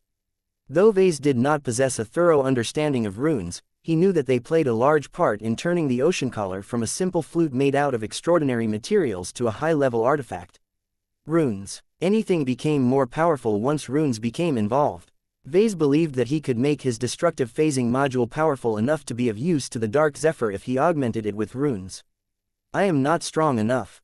Vase grimaced. Senior mech designers still fell under the first major cultivation rank. He needed to advance to the rank of Master Mech Designer in order to become qualified to work with runes. The acquisition of a proper domain allowed a domain shaper to make contact with a deeper layer of reality. Vase speculated that this layer happened to involve runes. Unless Vase could replicate this effect through alternate means, it was not his turn to play around with runes this time. Yet is it true that I cannot do anything with runes at this time? Now that he thought about it, he had been working with runes for multiple years. His ascension runes were still a form of runes. The key difference was how they came into existence. Ancient creation cultivators manually applied runes to the original versions of the ocean collar and the flower parasol. Vase applied his ascension runes by setting up his third-order living mechs for growth. They just happened to form their ascension runes without requiring Vase to do any of the work. This realization granted him a powerful inspiration. Can I apply this novel means of forming runes in other situations? What if I use a similar approach to slap a bunch of runes onto my upcoming destructive phasing module? Vase was much more confident that this would work. He did not even need to understand the individual meaning of every rune. He just had to set up the right growth process to avoid the module from becoming corrupted. Though the idea of forming runes through growth made a lot of sense to Vase, it was much harder to form them on a machine other than a third-order living mech. Unless the destructive phasing module can borrow the special qualities of the Dark Zephyr to promote its growth. It would be like growing a new organ inside a body. Vase believed this idea had promise. The downside was that the destructive phasing module wouldn't be functional right away, but as long as it had enough time to grow, it should eventually be ready for use. Chapter 5967 Sixth Generation Living Mechs. Chapter 5967 Sixth Generation Living Mechs. What are runes? Vase asked this question many times over the past few hours. He plunged the depths of his knowledge base and tried to form a coherent answer that made sense. He also accessed the books and tomes, both real and virtual, for any solid theories and references. It did not surprise him that the RA and RF's internal databases contained references to runes. However, any mention of them was scant and shallow. The scientific community was aware of them to an extent, but the prevailing rule that only domain shapers were qualified to work with them heavily limited people's ability to apply runes on a wide scale. November LBJNN. Given how the mention of runes was so conspicuously absent among the academic literature he had access to, he began to suspect that the Red Association secretly maintained a high-level virtual library that could only be accessed by master mech designers and star designers. It made sense to restrict their knowledge and spread to lesser professionals. There was no point in getting distracted by them. Learning about the existence of runes may even distort their progression and end up harming their career prospects. To be honest, I have become one of them. Even now, I am thinking about inducing the development of ascension runes in my destructive phasing module. He couldn't get rid of the idea. It sounded incredibly promising. If he was able to master the development of a true rune-supported advanced hyper module, the Dark Zephyr would readily exceed his previous best works. The Phobos would look like an amateur in front of the Dark Zephyr. This was such an enormous leap in combat power that Vase believed it could radically redefine his high-end mechs just as much as Gloriana's Architect. His passion burned hotter and brighter when he began to envision all sorts of mechs that borrowed the power of ascension runes to accomplish feats that defied reality to such a massive extent that they could be regarded as miracles. He believed he had accidentally stumbled upon an idea so powerful that it could firmly separate every living mech that possessed it from older machines that lacked this feature. Vase quickly activated a projection and began to write down his thoughts and speculations. Driven by the inspiration in his mind, he rapidly fleshed out his theories and began to form a tentative new theoretical framework that formed the basis of his powerful idea. Ascension runes are runes that are naturally formed inside sufficiently powerful living mechs. That is because they conform to the rules of high-level artifacts as well as living entities. In most cases, artifacts can become comprehensively more powerful if a qualified artisan adds more runes to their makeup. Ascension runes turn this order around. Due to their powerful growth potential, third-order living mechs can gradually form them based on many different factors, causing them to grow powerful in a targeted fashion. The most important fact in all of this was that ascension runes did not require the participation of a domain shaper creation cultivator in order to add to a living mech. It was the living mech that did most of the work. The selection and formation of the ascension runes took place naturally over time, depending on the preferences of the mech pilot, the guidance from a design spirit and the influence of external stimuli. Third-order living mechs possess the ability to grow in a similar fashion to mutated beasts or maybe even calamity beasts. Now that I think about it, third-order living mechs are akin to mechanical versions of mutated beasts that just happen to be pilotable. The comparison between third-order living mechs and beasts strengthened his belief that this was a viable research direction. Ascension runes are already an existing phenomenon. Any third-order living mech can grow them. I am not sure how many of them a mech can develop, but it has to be at least as much as the runes on the ocean collar. Would a third-order living mech with the same quantity of runes as the ocean collar become just as powerful? Not necessarily. It was not just the quantity of runes that mattered, but how well they synergized with each other. The runes were akin to a programming language. A software program could be weak or strong depending on how well the coder strung programming commands together. Therefore, a well-designed artifact that made the most out of 40 runes could theoretically defeat a poorly designed artifact that utilized 400 runes.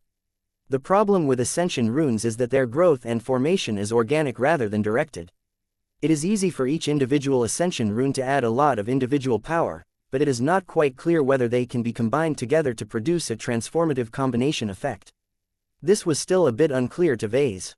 Third-order living mechs did not exist long enough to form a large amount of Ascension runes.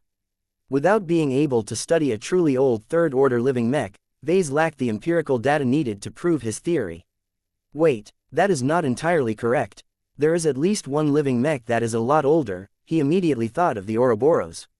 Last he managed to get into contact with Axelar Strian's famous ace mech, Vase had just applied a long-awaited upgrade that fixed many of its congenital deficiencies. By now, it should have evolved into a third-order living mech, and a powerful one at that.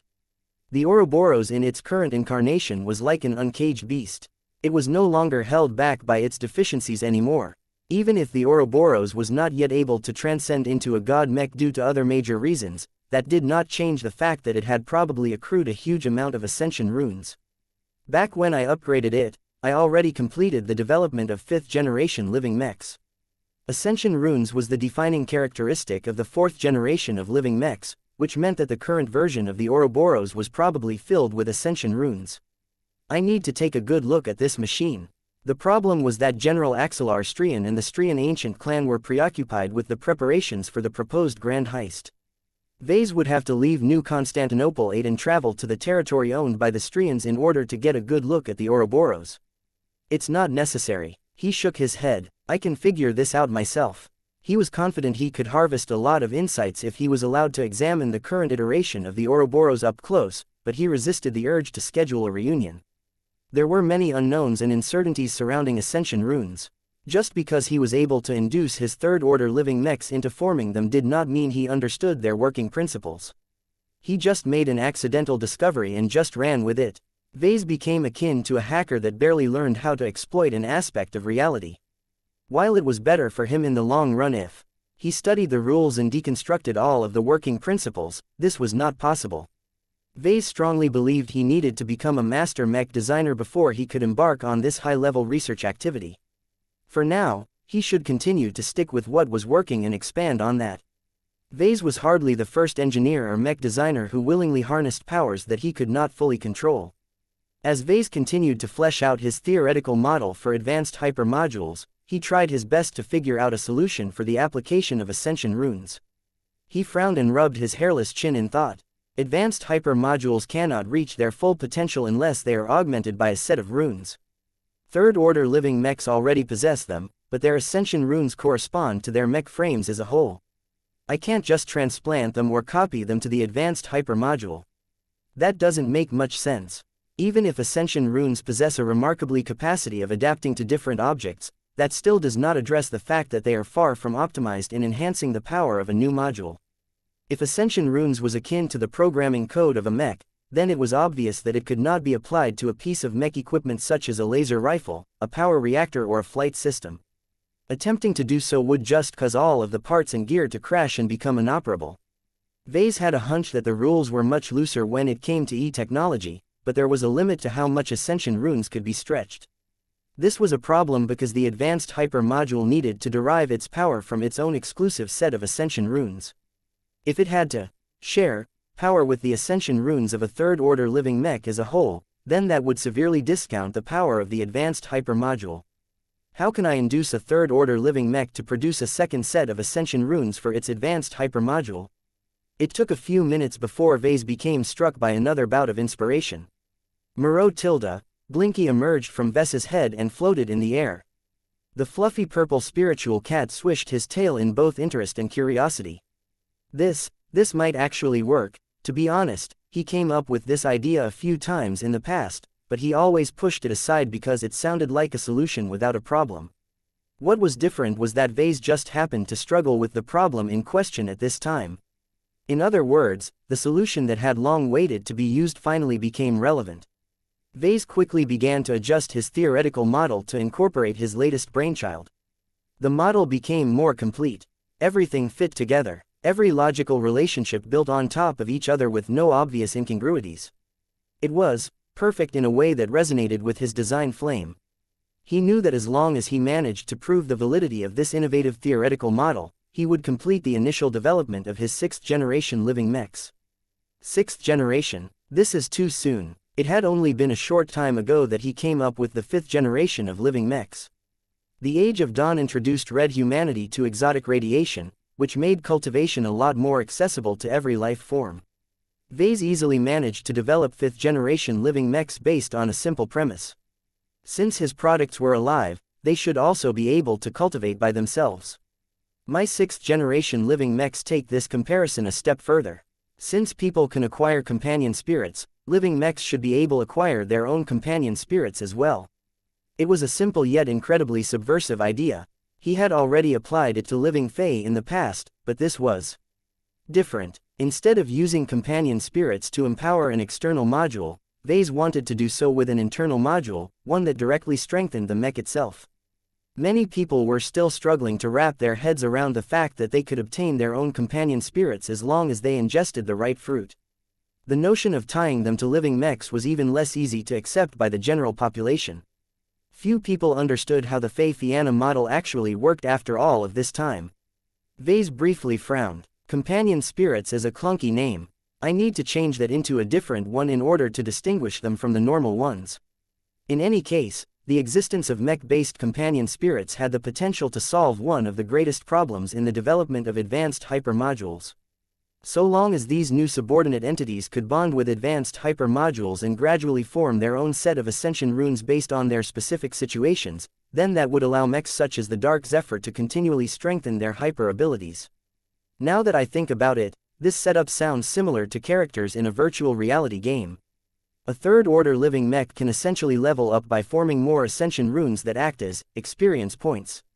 The same mech can also increase the power of its advanced hyper-module as if it is an ultimate ability by adding skill points. Ascension runes acted as both experience points and skill points in this very simplistic example. The ascension runes were just being applied to different subjects. Maybe I should come up with a new name for the ascension runes developed by the companion spirit of a living mech. Vase continued to expand and refine his theoretical framework in order to form a complete theoretical base for his advanced hypermodules.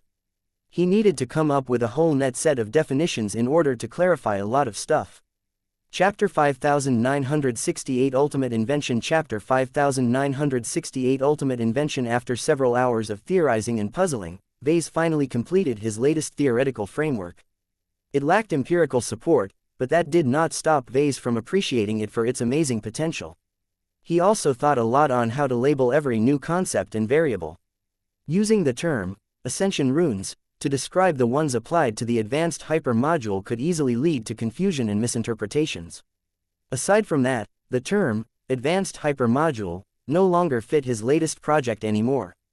It had gone far beyond the scope of a conventional application of hyper-technology. If he wanted to do his invention justice and make it clearer to his customer base that this feature was powerful beyond comparison, then he needed to match it with an appropriately grand-sounding name. By the end of the work session, Vase visited his wife's design lab and presented her with his recent progress. Gloriana raised her eyebrows as she took in her husband's fantastical ideas. Heckle was not present at this time, so she did not bother to wear her archglove at the moment. Instead, she kept her hands busy by scratching and caressing the intricate archimetal exterior of a certain pampered gem cat. Meow tilde. Gloriana continued to utilize her processing power to go over the implications of Ves's latest design application.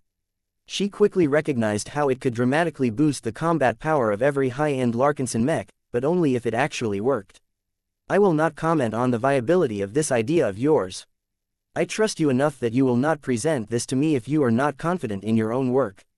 She spoke up. I agree with you that if your advanced hyper modules have so much promise, then it has earned the right to carry its own name. You have already proven with your faith Ianas that mechs can become more powerful by forming their own versions of companion spirits. I have a question, though. Ask away. Do you really have to call them ultimate modules, complete with capitalization? Vase grinned. I do. It sounds awesome, doesn't it? I do not use the word ultimate lightly. I truly think that the power of my proposed invention will live up to this word. Even if it isn't obvious at first, just give it a few years. As long as it can grow and accumulate enough ultimate runes, it will one day grow powerful enough to defeat mechs an entire tier higher.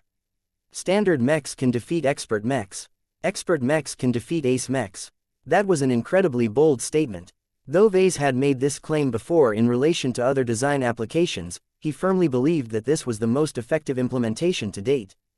Gloriana scratched Lucky's chin and tried to determine whether Vase was right.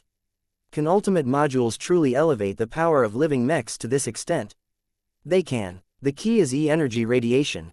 Vase emphasized. A stronger spiritual foundation is not a curiosity anymore. Starting from the Age of Dawn, a stronger spirit can directly influence the power of heaven. Do you realize the significance of this, Gloriana? This is probably the most concrete and physical manifestation of the benefits of growth. Previously, a living mech that experienced growth isn't obviously stronger than ones that are still young and fresh. The guidance, piloting experience and certain spiritual abilities have all become stronger, but the performance parameters of the machine have not really changed all that much. The addition of ultimate modules changes that.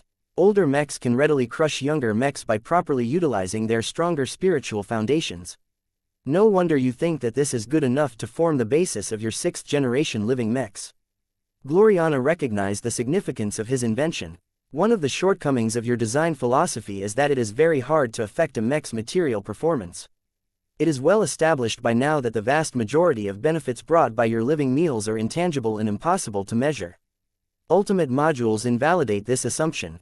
There will be even fewer reasons for customers to prefer products designed by other competitors. How difficult will it be for other mech designers to match or exceed your ultimate modules? It's not impossible, but it will be difficult. No ordinary mech designer can rival my work. Vase stated, my living mechs have accrued too many advantages over the years.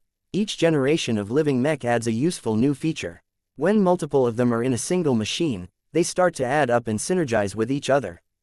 Ultimate modules do not exist in isolation, but are supported by other useful features such as third-order living mechs and active mech cultivation. Vase acknowledged that it was theoretically possible to come up with a hyper system that enabled mechs to manipulate E-energy on a wider scale, but such machines should not be cheap or easy. As Gloriana went over the documents shared by her husband, her expression shifted multiple times as she read his theories and assumptions. Ultimate modules were different because they combined hyper-technology as well as E-technology to produce an affordable combination that could deliver exceptionally strong results. As Gloriana went over the documents shared by her husband, her expression shifted multiple times as she read his theories and assumptions. She began to pick apart certain details about Ves's latest theoretical framework. The notion of creating companion spirits for your living mechs to empower your ultimate modules is a brilliant idea. Why have you opted to label them as ultimate seeds? I needed to distinguish them from the companion spirits that we are familiar with.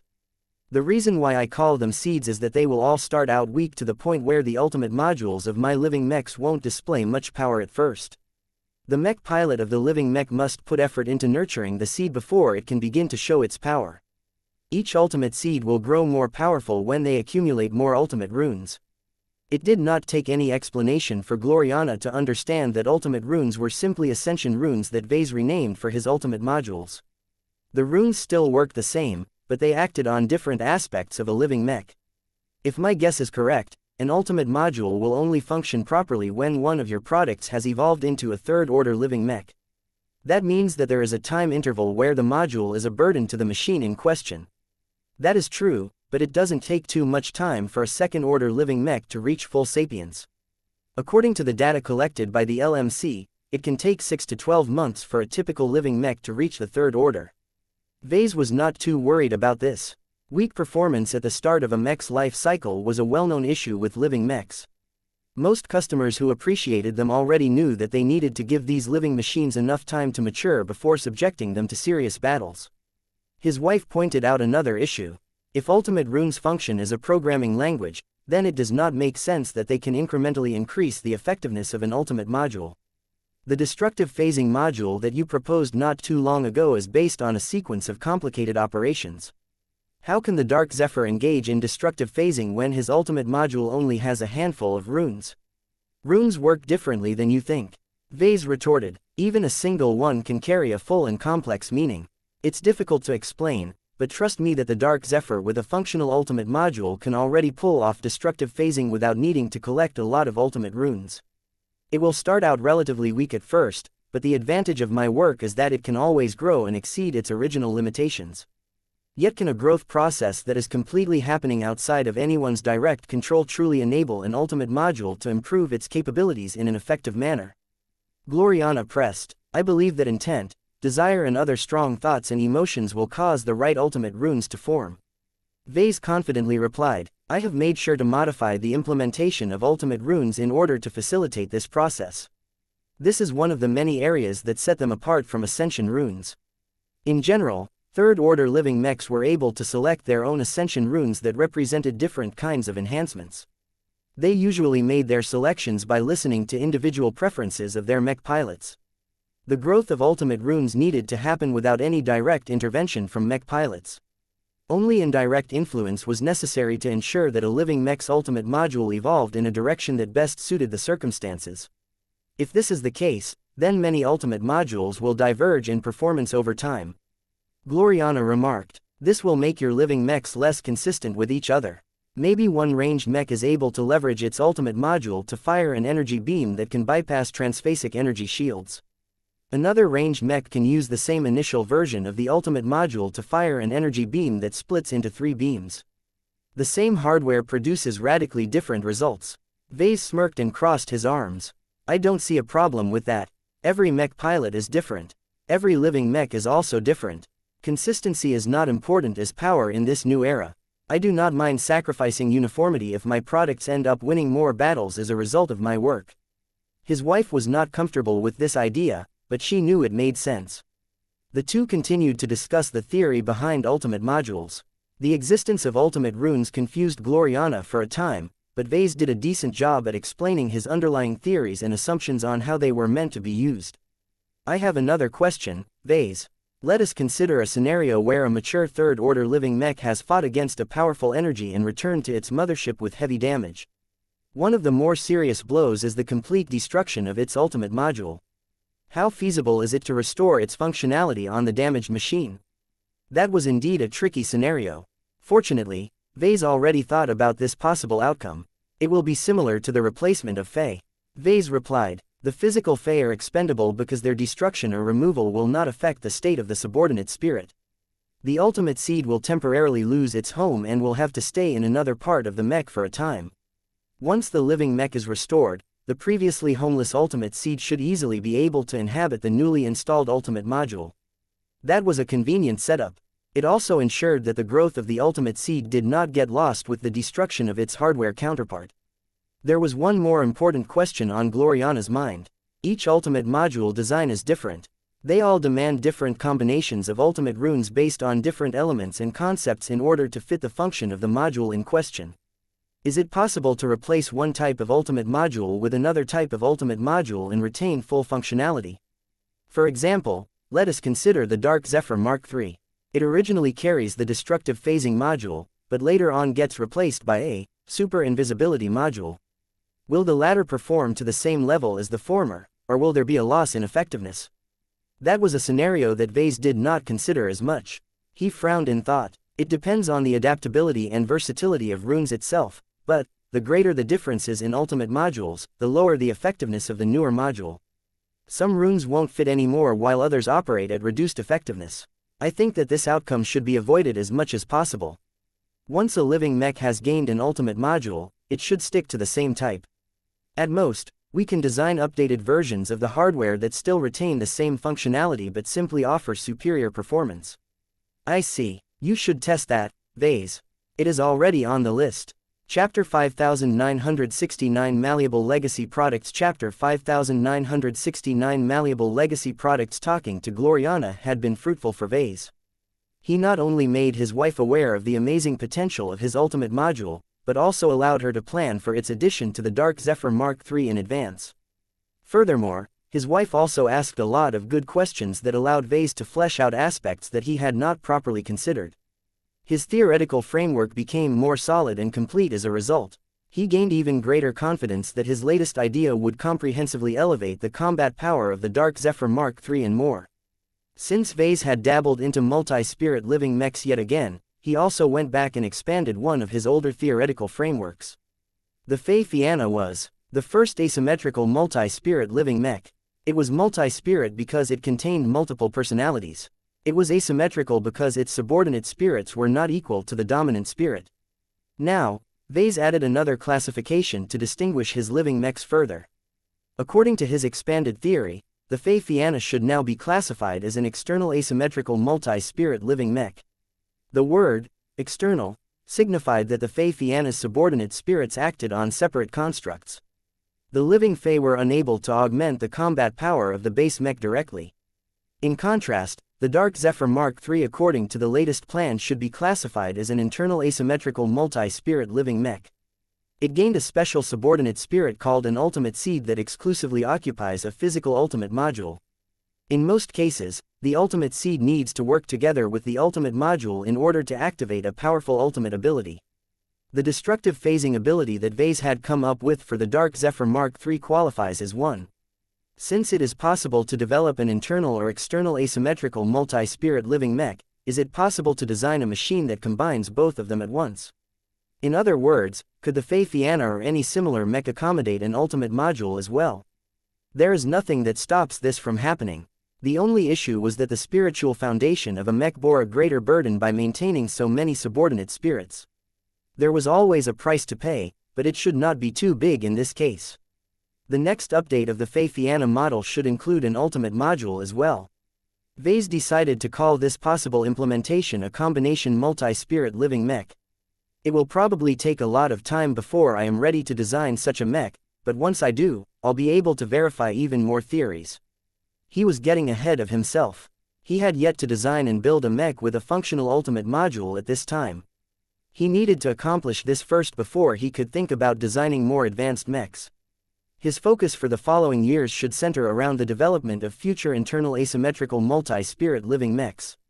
They held great promise and should have lots of room for refinement. I should have realized it sooner. It is such an obvious idea. He never fully recognized until now that the subordinate spirits of living mechs could develop their own form of ascension runes. Fortunately, it was not too late. Once he woke up and came up with his latest concept, Vase had essentially developed a brand new core system that made his living mechs more complete. Vase grew a lot more passionate about the Dark Zephyr Mark III project. This was the first mech that would carry a proper ultimate module, and Vase became excited beyond belief. His productivity rose at a remarkable rate. He began to make rapid progress in his research. One of the more exciting moments was when the Red Association finally delivered a diverse batch of medium to high-grade hypermaterials.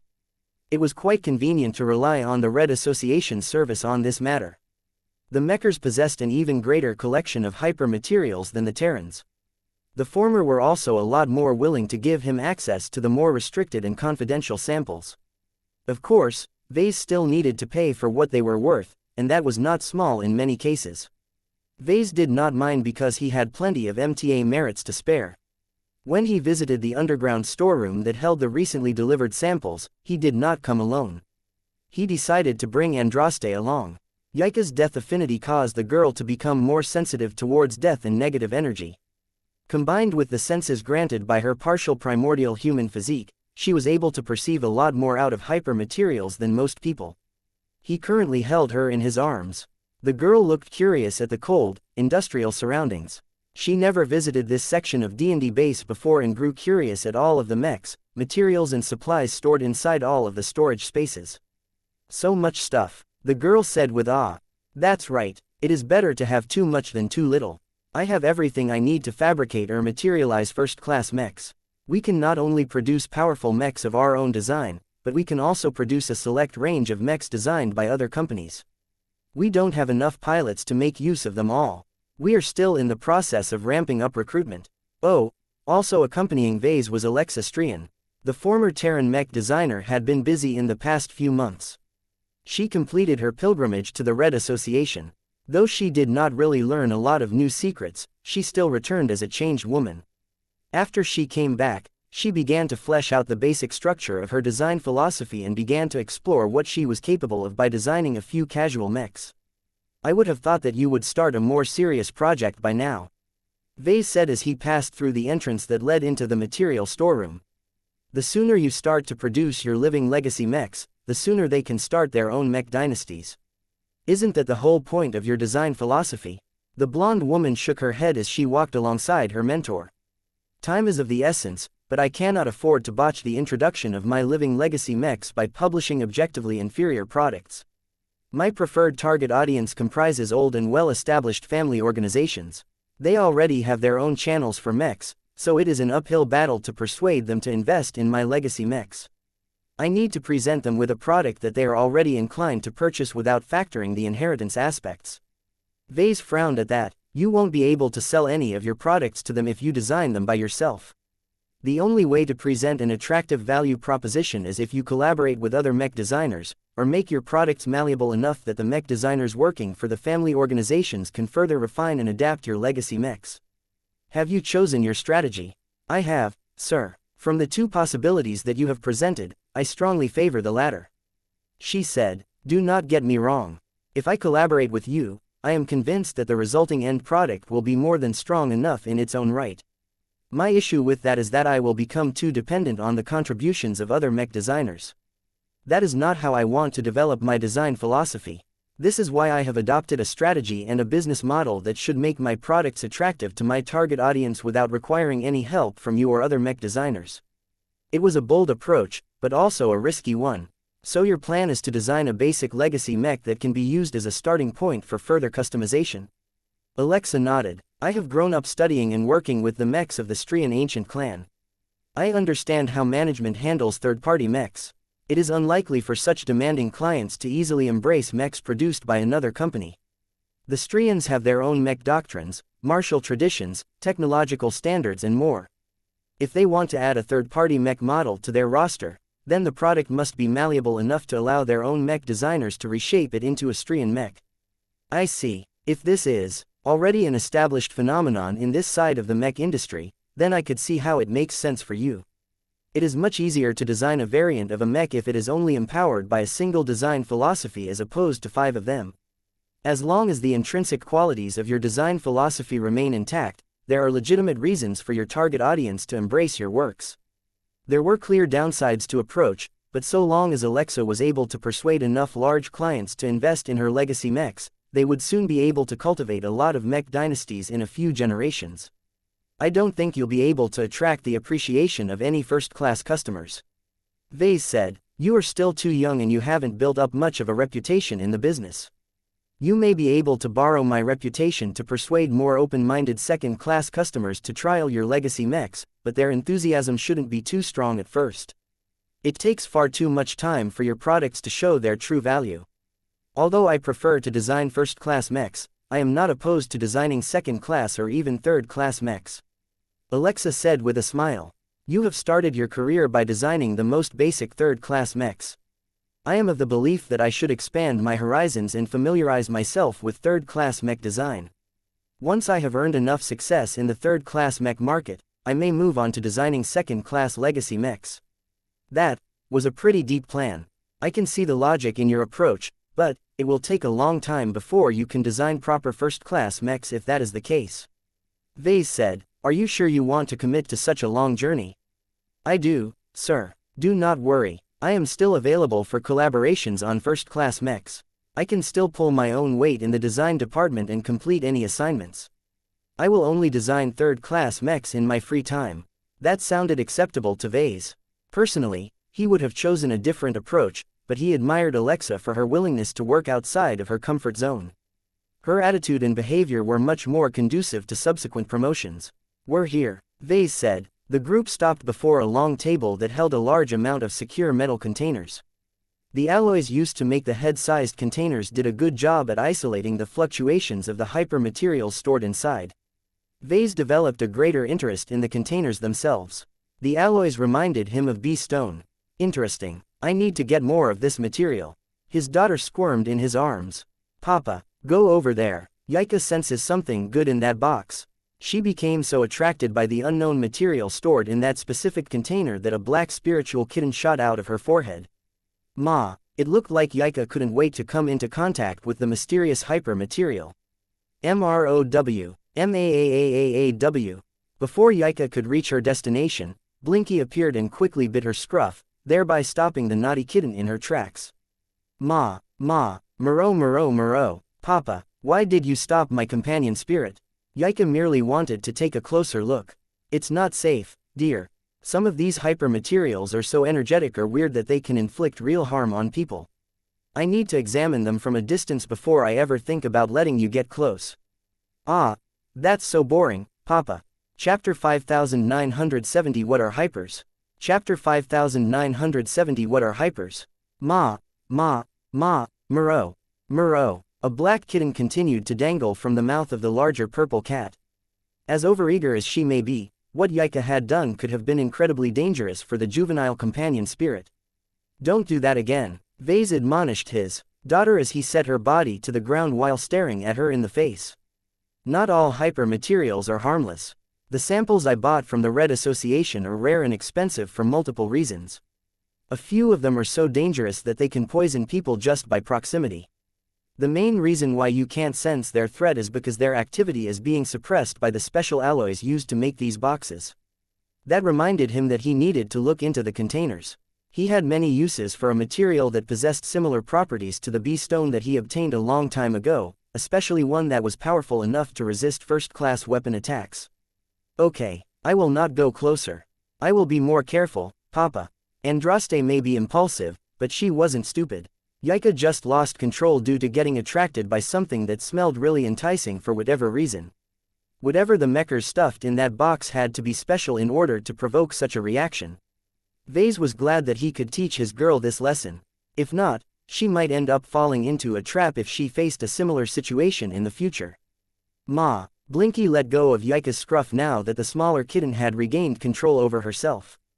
Yika then began to whine as Blinky decided that this was a great time to give his child a bath. Muro tilde. In the meantime, Vase held Andraste's hand as he moved over to an elevated ramp that provided a clear view of the long table and the containers holding all of the samples. Although not all of the hyper-materials posed a threat to humans, it was better to be safe than sorry. Maintaining a healthy distance from high-grade hyper-materials was a mandatory safety precaution. Alexa Strian moved up the ramp as well. Maya had emerged out of her head and observed the containers with rapt attention. As a companion spirit aspected towards the more nurturing side of life, the ragdoll cat was biased towards positive energy. She did not like the vibe of the suppressed samples. They felt far too ominous and hostile. Alexa spent a brief amount of time checking whether all of the safety precautions were in order. We can proceed at your instruction, sir. Open the first container. Inputting command. The first container at the far left unlocked and began to slide open. A plain black metal bar began to float a small distance into the air, allowing the observers a clear view of the somewhat distant object. Fortunately, Vase, his daughter and Alexa all possessed strong and augmented senses, so they had no problem with examining the metal alloy from this distance. Do you know what hypermaterials are, Pumpkin? Andraste leaned against her father's leg and furrowed her brows. My teachers and the textbooks barely mention anything about hypers. They are so new that people are still trying to figure everything out. One of the theories that is popular is that a special kind of material exists that resonates with different elemental E-energies. As long as there is a connection, that material begins to absorb E-energy and gets changed by it to become more compatible with that element. Vase smiled. That is an interesting theory. What is your opinion, Alexa? November LBJNN is a proper journeyman mech designer. Alexa had come into contact with much more extensive theories related to hypertechnology. The theory mentioned by your daughter is unsubstantiated.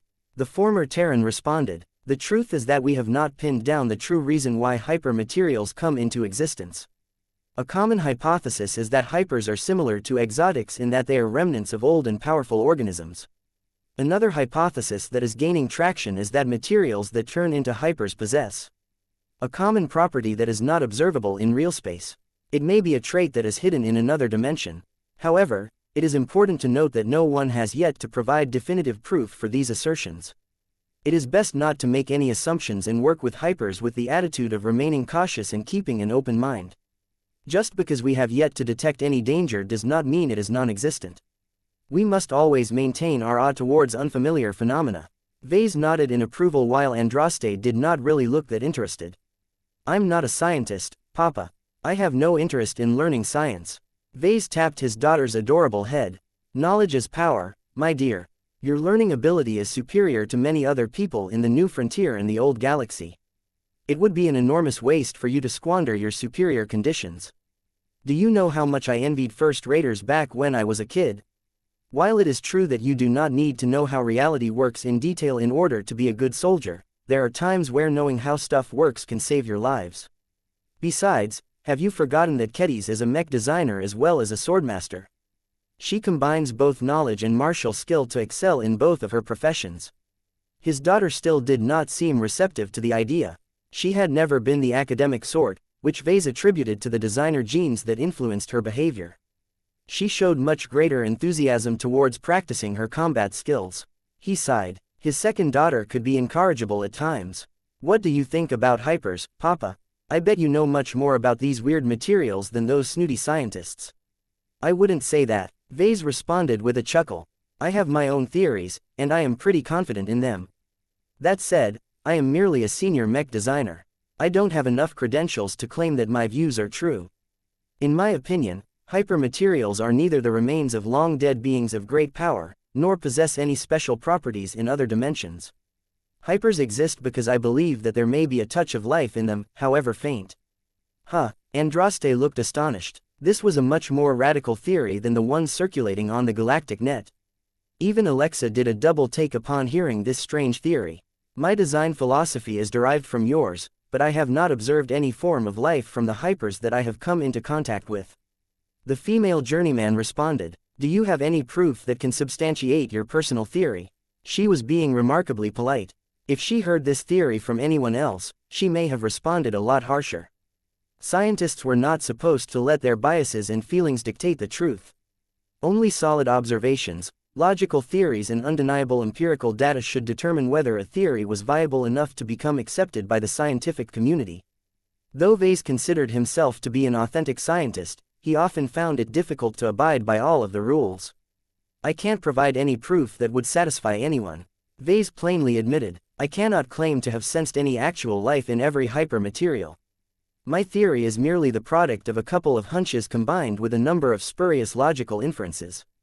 It is difficult to explain my reasoning without sounding crazy or delusional, so you don't have to take my word for it. In fact, I encourage you to conduct your own research and build your own theories. No matter whether they match my theories or not, at least you are making progress into developing your own unique contributions to society. They did not persist in this talk. The nature and origin of hypers was a hotly debated topic that never seemed to end. It was pointless for the two of them to debate on this matter. They soon turned their attention back to the floating metal bar that comprised a refined hypermaterial. According to virtual documents attached to this container, this is an experimental new hypermaterial that is made by alloying multiple different hypers and exotics together. It is derived from a single formula out of a series of hundreds of similar formulas. This is one of the more successful outcomes. The prices for the component materials are lower than the expected market price for this hyperalloy. What is it called? It currently bears the name HHH34321334REFRFF3535NEF. The laboratory responsible for developing the associated formulas has yet to bestow a proper name to this hyperalloy. Vase twitched his lips when he heard that. It was not unusual for new materials to bear an awfully long codename that was incredibly unwieldy to use in verbal communication. Andraste. Yes, Papa. Before I ask Alexa to summarize the known attributes and effects of this alloy, I want you to take a good look at this piece of metal. Can you use your senses to guess its properties? I can't. I am too far away. Use Yika's senses instead. Her nature as a companion spirit should make her a lot more sensitive towards hypermaterials. Let me give you a tip. Try and observe the changes in E-energy radiation. As a hypermaterial, HHH3432134-34REFRFF3535NEF most definitely had an effect on the E-energy radiation that flowed in its vicinity. It wouldn't be a hypermaterial if it did not induce any E-energy reactions. Yika, having just finished a quick bath, tried to extend her underdeveloped senses to ascertain what was taking place. Not every E-energy element became attracted to the hyper-alloy bar. Only a few of them showed abnormal signs. The remaining E-energy that possessed unrelated attributes continued to sail away as if there was nothing in their way. My companion spirit senses darkness. The young girl spoke. She also feels cold. There is also noise. No, the opposite of noise. It is quiet, cold, not dead. It was never alive in the first place. Alexa, HHH3432134-34REFRFF3535NEF and its related alloy formulas are developed by a research institution affiliated with the Red Ocean. The purpose of this formula series is to develop an artificial hyper substance that can be used as substitutes of high-grade exotics in the development of stealth mechs. It tries to do so by combining multiple related attributes together to produce a higher-level compound effect. It seems that the research institution has failed to achieve its primary objective. Vase stated, "That is so, but the alloy formula still holds value. It is at least capable of producing the effects of 3 hypermaterials while taking the space of only 2 hypermaterials. That is useful in itself, so the company responsible for developing this alloy is in the process of turning it into a commercial product." This was a common occurrence in the materials sector. A lot of mech designers and material scientists tried to develop powerful new wonder materials, but rarely succeeded. Most of their experiments either produced outright failures or partial successes. The developers often chose to recoup their losses as much as possible by converting the latter into products. There were always people out there that might have enough use for something that was originally supposed to be an unqualified result. Do you think that this alloy is a good fit for the planned destructive phasing module? Clearly not. Alexa immediately shook her head. HHH3432134-34REFRFF3535NEF is a viable option for the development of a stealth mech. It can also be applied to the overall frame of the Dark Zephyr Mark III too. Reduce the expert light skirmisher's emissions, which will make it harder for enemies to track and lock onto the machine. However, I would not choose this hypermaterial for this purpose. There are more suitable alternatives that can increase the performance of the Dark Zephyr. I agree. This alloy is useless for my current purpose. Let's put it back and check out the contents of the other crates. Chapter 5971 Hypermaterial Advancements. Chapter 5971 Hypermaterial Advancements. It was not necessary to use bad materials to make a good mech. The skill of the mech designer could compensate for many of the shortcomings of inferior materials. Yet there were hard limits to how extensively a mech designer could turn trash into treasure. Any professional mech designer should be able to cobble together a functional mech out of terrible materials if it was necessary. The mech designer would hate it, but it did not matter so long as they delivered. Even so, almost every mech designer preferred to work with superior materials if they had a choice. More powerful materials gave a mech designer more options. The mech in question could become extremely powerful in a single aspect, or achieve a balanced performance profile with a very high baseline. Cost and resource scarcity prevented many mech designers from using as much expensive materials as they wished. This was not an issue that Vase had to worry about too much these days. The LMC was selling more products than ever. Partial ownership in Isthmus Manufacturing gave Vase and his clansmen an even greater source of income than before, so he no longer had to worry about restraining his budget for high-end mech design projects. His growing relations with the Red II and the first-rate colonial superstates granted him additional channels for rare materials. He could trade MTA merits and other concessions for materials that were normally reserved for in-house usage. For now, Vase only ordered a batch of materials from the Red Association. The mechers were most invested in discovering and developing hypers that were most suited to be used in their products. After Vase, Andraste and Alexa examined the hyper alloy stored in the first container, they began to open a few other containers. They became exposed to various different hyper materials with varying origins and properties. Though Vase judged that most of them were useless for his current project, he soon encountered a material that seemed to deepen the shadows in its vicinity. The sample came in the form of an unassuming matte gray alloy bar. Despite its dull appearance, the hyper-alloy conveyed an impression that it was about to transform anything nearby into shadow. Ma, Yaika pulled back as she received a small backlash when she attempted to examine the strange alloy. The kitten did not actually receive much harm, but that did not stop Blinky from licking her back to health. Morou, it hurts. Andraste whined as she experienced her companion spirit's pain. What is wrong with this hyper-material? Interesting. Vase grinned as Blinky examined the shadowy alloy without suffering a backlash like his daughter. The star cat had faced much more powerful threats than a small piece of metal. For whatever reason, this alloy not only draws in a lot of shadow energy, but also tries to phase nearby matter into a different dimension that is strongly related to shadow, darkness and other related concepts. Different dimension. Does it contain phase water? It does. I can clearly sense that it contains a high concentration of phase water. It is well known that any transphasic material that contains a lot of phase water constantly destabilizes the local space. What you are seeing is this exact same effect, but themed around shadows. This is one of the many reasons why we are keeping our distance from the samples. It wouldn't be your companion spirit alone that would get hurt from exposure to this dangerous material. Vase did not care about the risk factors of this material. From his perspective, more volatile activity often translated in greater power. There were two major reasons why this hyper-alloy attracted so much interest. The first reason was that the material happened to possess an effect that closely aligned with what he was looking for. He needed to find a powerful hyper-material that could allow the Dark Zephyr to phase through solid matter, shifting the mech into a parallel dimension that by borrowing the power of shadow sounded like a viable option as long as Venerable Tusa was able to resonate with the ultimate module. The second reason why he wanted to work with the alloy was because it might actually allow him to locate the dimension connected to the power of shadows. If he was able to gather enough information about this mysterious dimension, would he be able to confirm its dimension number with the help of the dimension telescope? If so, it would save him a lot of AP and effort. Perhaps this was the proper way for him to discover useful dimensions. Instead of working hard to accumulate 1000 AP so that he could purchase the observation search upgrade, he could skip all of that by relying on more conventional measures to find and locate profitable dimensions.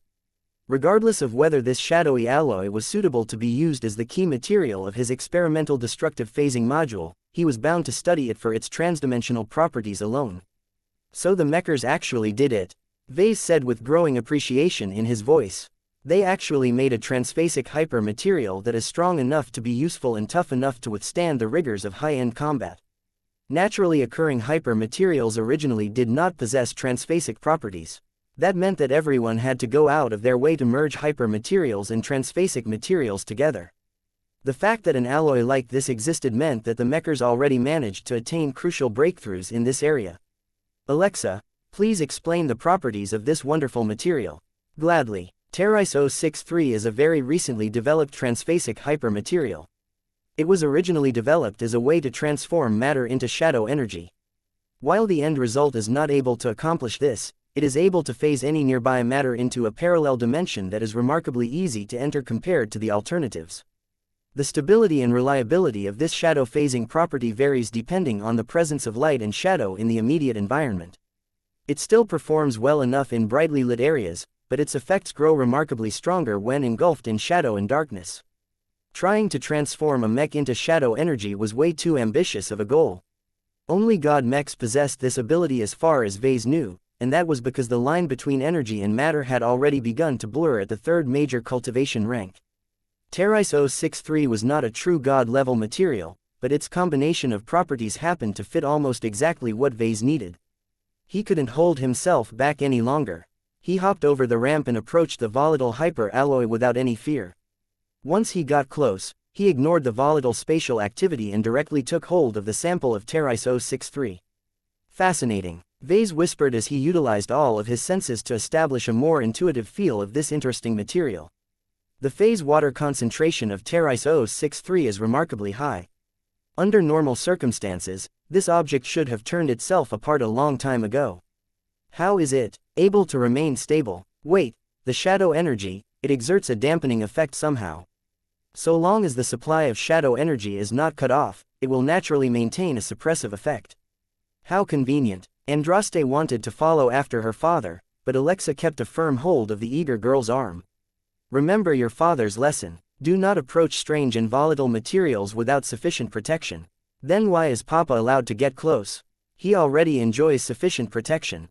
He is a phase lord after all.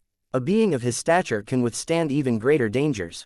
Alexa is right, Vase said as he carefully placed the sample of TERAIXE63 back into its container.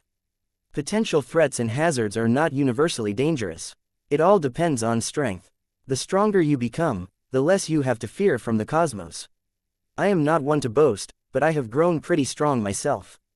Stronger than Kedis? Andraste innocently asked. I am definitely stronger than your swordsmanship tutor.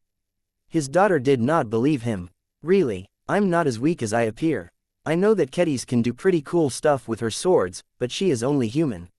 I might not possess any sophisticated fighting skills, but I have a lot of mass and energy at my disposal. Once my body reaches the height of 3 mechs stacked on top of each other, do you think I can still be threatened by a sword that is as small as my fingernail? Kedis can launch incredibly powerful sword energy attacks, you know. She can slay lots of giants. Vase inwardly sighed. His daughter had become such a Kedis fangirl that she completely dismissed her own father's combat prowess. This was a travesty. If not for the fact that any footage related to the transformation of the Dominion of Man was classified, he would have shown it to his girl already. She would definitely root for her own father if he was able to see her fight and prevail against the clone of a god king. Oh well. Vase retreated from the long table and returned to the ramp. He continued the examination of hyper-materials. Most of them were very powerful and interesting in their own right, but that did not mean they were suited for his purpose. He identified a number of hyper-materials that were more suitable for the Phobos as opposed to the Dark Zephyr. He also encountered hyper-materials that possessed desirable traits, yet also interfered with the functioning of TERAIXE63. This was one of the problems with combining multiple strong and volatile materials. They tended to lose a lot of stability when placed in close proximity with other hypers with overlapping functions. Fortunately, Vase finally managed to encounter another high-grade hyper material that fit all of his requirements. What do you feel from this piece of rock, Andraste? Ma. According to Yaika, the dark stone makes her feel weaker. It is dangerous, but not as obvious as some of the other materials. It is much more insidious. That is an apt description. Its threat can be just as big as a sword or a laser weapon. It just isn't as obvious. Please introduce us to this material, Alexa. This hyper-material is artificially produced by placing rocks with similar material compositions in specially prepared enclosed space. The exact configuration and details of the production site are classified, but it is clear that it is strongly related to the darkness element. The result is a batch of high-grade hyper rocks that absorb darkness energy and can utilize it to weaken the molecular bonds between molecules. Strong exposure to this effect can cause objects up to and including organics such as human bodies to collapse into fine particles. This was the second effect that Vase wanted to obtain. What is it called? Omen Stone. That is a remarkably succinct and fitting name for this deadly hyper material. At least it wasn't named after its inventor. Alexa coughed. In fact, the Omen Stone is a product developed and sold by Professor Herastus Omen, a relatively young but rising materials scientist directly employed by the Red Association. Professor Omen does not have as many credentials as his older peers in his sector, but he is also not weighed down by a large body of work that has either become outdated or lost much of its relevance. He is a rising star in his field, much as you are in the field of mech design. That was high praise coming from the likes of Alexa. She only respected a few brilliant people. Vase adopted a speculative expression. You are making me develop an interest in meeting Professor Omen. We may be able to establish a lucrative form of cooperation with each other. That reminded him that he already befriended another materials-oriented mech designer. Last he heard, Tristan Wesseling was doing better than ever as his specialization experienced a renaissance after the arrival of the Age of Dawn. Perhaps Vase should get in touch with an old friend and see whether they could cooperate on a deeper level. Chapter 5972 Attribute Bonus Chapter 5972 Attribute Bonus The physical projection of Tristan Wesseling looked surprised. He never imagined that Vase would contact him out of the blue one day. The distance between the two had become a lot more magnified after the last year. When Tristan learned that Vase had actually played a key role in transforming the Dominion of Man into a living dreadnought of all possibilities, he knew that there was no way he could catch up to his old friend anymore. Even if Tristan managed to make a lot of progress in the following century, Vase would make 10 times as many gains. This realization did not make the former Fredaman depressed. Instead, he felt relieved. The burden of trying to keep up with an insanely successful prodigy was impossible to begin with.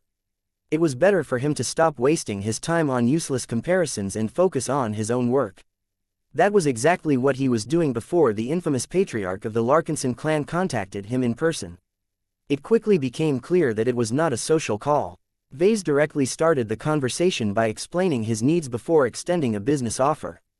His old friend presented so much information in so little time that Tristan had to delay his response so that he could go over all of the implications. "I am not opposed to working with you on commission," Tristan spoke. "I am no stranger to them. The difference here is that you are not giving me enough information to work with. You want me to develop a hyper gem that can augment the performance of an experimental hyper module for an expert mech of yours, yet you refuse to share their technical data. That is because it isn't necessary. You should be able to work out a gem without needing to learn the specifics. There is plenty of public footage of the Dark Zephyr in action. The upgraded version of the expert mech will become a lot more powerful, but there are still plenty of similarities. That may be the case, but I cannot guarantee that the commissioned gem will perform up to your standards. You haven't even explained to me what this experimental hyper module is meant to do. I cannot work out anything too specific if you do not extend even the most basic level of trust." Vase sighed. "I am sorry, Tristan. I am not treating you as fairly as I would like. Please understand that it is better for both of us if I do not share too many details. The experimental hyper module is part of a major technological development. I do not want the wrong people to learn about it too soon. If the Cosmopolitans ever get wind of it, they will most definitely lead the information to the Red Cabal, who will subsequently be able to account for this additional factor if they ever plan an ambush against my forces. Real lives are at stake. I do not ask for a perfect result. I am just fine with a satisfactory one. Don't worry, I will not skimp on the payment. As long as the gem is at least somewhat useful to the Dark Zephyr, I will compensate you fully." That mollified Tristan a bit. Those terms are acceptable. As a service provider, I do not want to deliver a disappointing product to my clients, but in the interest of full disclosure, I cannot promise to fulfill all of the requirements that you have set. If you agree to present me with a commission after this, then I will make the attempt to create the hyper gem you need. Given your demanding expectations, you will need to send me an advance in funding or materials so that I can begin the development of the hyper gem that you wish to add to one of your expert mechs. Funding and materials are no problem. Vase dismissively waved his hand. "I will put you in contact with Miss Alexa Strian, who acts as my secretary and assistant in mech-related affairs. I will send her a message that she should procure all of the high-grade exotics and hypers that you need to develop your gem. More powerful materials are not always beneficial to my work, Vase. It is exponentially harder to form a stable and functional gem when you try to compress too many volatile and energetic materials together. I have found that it is always better to establish a stable equilibrium, even if that means foregoing more powerful materials." That made Vase appreciate Lucky's gems even more. They were much more powerful than Tristan's gems, but managed to isolate their energies so well that Vase was not able to perceive anything from the outside. Tristan's specialization had not yet approached that level, but that was not a big problem. He still had plenty of time to grow and develop his specialization. If you truly need more direction, then I can give you a single hint. The gem should enhance the Dark Zephyr's connection with the shadow element. That is all I can say. That is helpful. It is better than nothing. I have not worked with this element before, so please do not expect anything too refined. I understand. Even a minor difference can help. If it turns out that your gem doesn't really provide anything helpful to the Dark Zephyr, then I can always leave it out. I won't blame you if that happens. It was not in Ves's best interests to reduce his expectations for this commission. However, he did so anyway because he trusted Tristan to do his best regardless. They were more than client and producer. They were friends who went all the way back to the Komodo Star sector.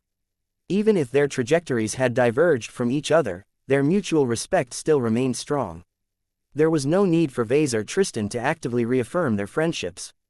Their speech, body language and other indicators already made it clear that they were still in tune with each other. A part of Vase even wanted to deepen his friendship with Tristan, but he decided against it. He was far too busy to spend his time on an activity that would not yield immediate gains. He already had too much work on his plate. After hashing out a few more details, Vase quickly bid goodbye to Tristan. Please produce results as quickly as possible. It will not take too long before we are ready to upgrade one of our oldest expert mechs. We will find out at that point whether your gem can serve as the capstone to our reimagined machine.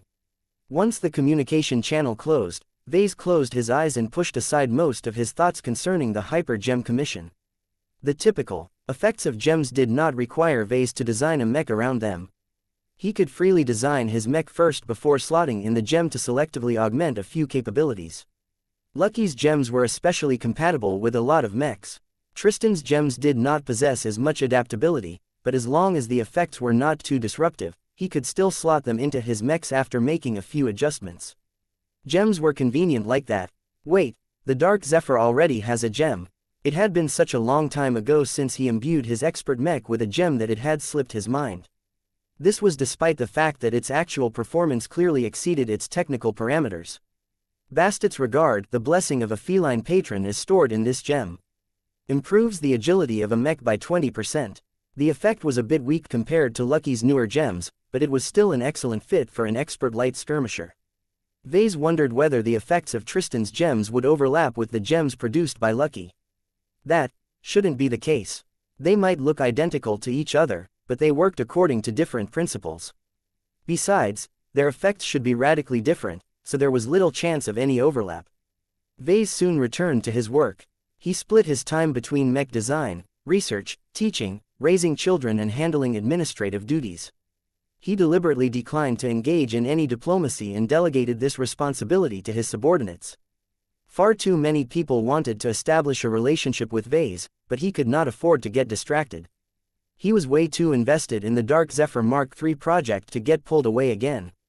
His wife made excellent progress as well. Though it was a bit weird for her to drag Heckle along every time she worked on the Dark Zephyr Mark III project, Vase became accustomed to the Archie-engineer's presence after a while. It helped that his wife had done an excellent job at taming the alien. The Archie was so damn servile and obedient that people started to treat it like a giant pet turtle. Meow, meow, both Lucky and Clixie yawned as they perched on top of the shiny Archeshell and took a nap. Heckle's Archeshell had become one of their favorite napping spots. Hee, let's ride. Andraste and Marvane loved to climb on top of the Archie Hell so that they could pretend to ride Heckle as if he was an exotic mount. While his shell was not a particularly comfortable saddle, the children did not mind all that much. The only issue was that Heckle's movement speed was much slower than that of an Archie soldier. He was unable to actually ride in battle, not that anyone cared about this detail. As Vase tried to incorporate Omen Stone and Terrais 063 in his very first Ultimate Module design, he conducted lots of small experiments to study the interaction between the two hypermaterials. Only a few of these experiments yielded helpful insights, but a negative result was still a useful data point. The more experiments he completed, the more he became adept with the usage of these two interesting materials. Vase discovered that his newfound affinity for darkness provided him with a large advantage in understanding the two hypers and understanding their greater potential. It was as if Omen Stone and Terrais 063 hid their secrets behind encrypted texts. The greater his comprehension of darkness, the easier it was for him to decrypt these invisible texts and gain more crucial insights. Am I deciphering their runes? Vase had not observed any solid trace of runes in the two hypermaterials. That did not mean they were absent. They might just be hidden from his sight. Though Vase had no evidence to prove that the hypermaterials were marked with runes, he had reasons to believe that. This may be the case. They did not have to be there by design. Nature itself carved the runes as the hypermaterials started to react to specific elements and harmonized with a fundamental aspect of reality. Whatever the case, Vase had a powerful feeling that he would be able to draw out the potential of the two hypermaterials to a considerably greater extent than other people. The ultimate module would become even more powerful if that was the case. Should I insert a darkness-oriented ultimate module in all of my expert mechs? Vase shook his head. This was too excessive. Darkness just happened to be compatible with the Dark Zephyr and Venerable Tusa in a way, but that clearly did not apply to other combinations. Vase should prioritize fit over raw power. Even if he possessed a clear advantage in working with the darkness element, he should stick to the ones that were already associated with his other mechs. It's a pity, though. He needed to pay more attention to the nascent domains of other mech designers. A lot more journeymen worked for the design department than before. That gave Vase access to many different specializations, each of which corresponded to many different attributes. I should pay more attention to them, Vase thought. I haven't really interacted with them all that much. It is usually Gloriana and Alexa who direct their work. Many of the new recruits had already acclimated to their new clan and responsibilities by now. Vase should check up on them and see whether any notable talents had bloomed. Chapter 5973 Change in Positions. Chapter 5973 Change in Positions. In the days since he returned from his infamous business trip, Vase spent most of his time in the design lab by himself. Sure, he regularly collaborated with Gloriana. He also offered regular tutoring sessions to both Alexa Strian and the guest mech designers from the Vulcan Empire. Each of them enabled Vase to remain somewhat connected to the happenings within the design department. Nonetheless, ever since he recruited a whopping 25 journeyman mech designers at once, Vase felt out of touch with the rest of the institution. He missed the presence of many of the old-timers such as Juliet Stamaros and Sarah Voikin. They had all opted to undergo ED-Net training for a maximum duration of 4 years, which meant they would be missing out on this crucial development period. Yet they all felt the need to undergo training in an accelerated virtual learning environment because they knew they would fail to keep up with the development of the clan. Vase looked forward to reuniting with the new and improved Larkinsons, but there were still a few more years to go before they rejoined the clan. This should have been an opportune moment for him to forge new friendships with the second-class mech designers that were beginning to assist with updating a lot of old and outdated Larkinson mech designs. Vase did not need to do a thing. Despite being the man in charge of the design department, he rarely involved himself with the management of all of the design teams these days. His time was more valuable than that. The less time he spent on getting bogged down on trivial affairs, the more time he had left for more essential design work. No one blamed him for this transformation. He was the most successful mech designer by far. He commanded respect far beyond that of a normal senior mech designer. The cute little low-ranking mech designers all stared at him with outright hero worship whenever he walked past their workstations. Vase had become a living myth to all of the old and new mech designers. In order to fill up the leadership gap, Gloriana had jumped at the opportunity. By now, she had firmly established herself as the de facto leader in charge of the design department. Whenever mech designers wanted to obtain approval to start a new design project or request additional funding, they turned to Gloriana rather than Vase. She was the one that allocated resources, approved design projects, set the overall schedule and mandated additional training. Gloriana did not mind the additional work and responsibilities. She enjoyed the power she held over her subordinates. The self-worth she gained for becoming the queen of the design department subsequently boosted her mood whenever she spent time on her own design projects. Vase had nothing to complain about her leadership style. She was stern but fair. She always held herself to a higher standard than the others, which made it easier for the mech designers to meet her demands. Of course, not even Gloriana could handle everything herself.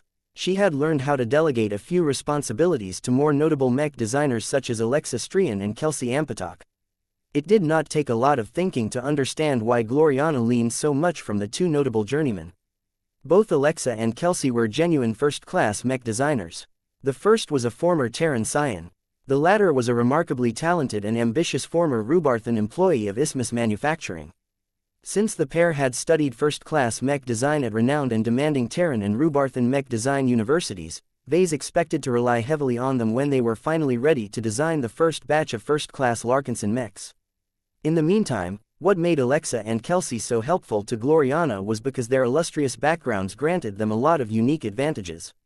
Alexa could easily manage relationships between the premier branch of the Larkinson clan and the Terran ancient clans that ran the Terran Alliance.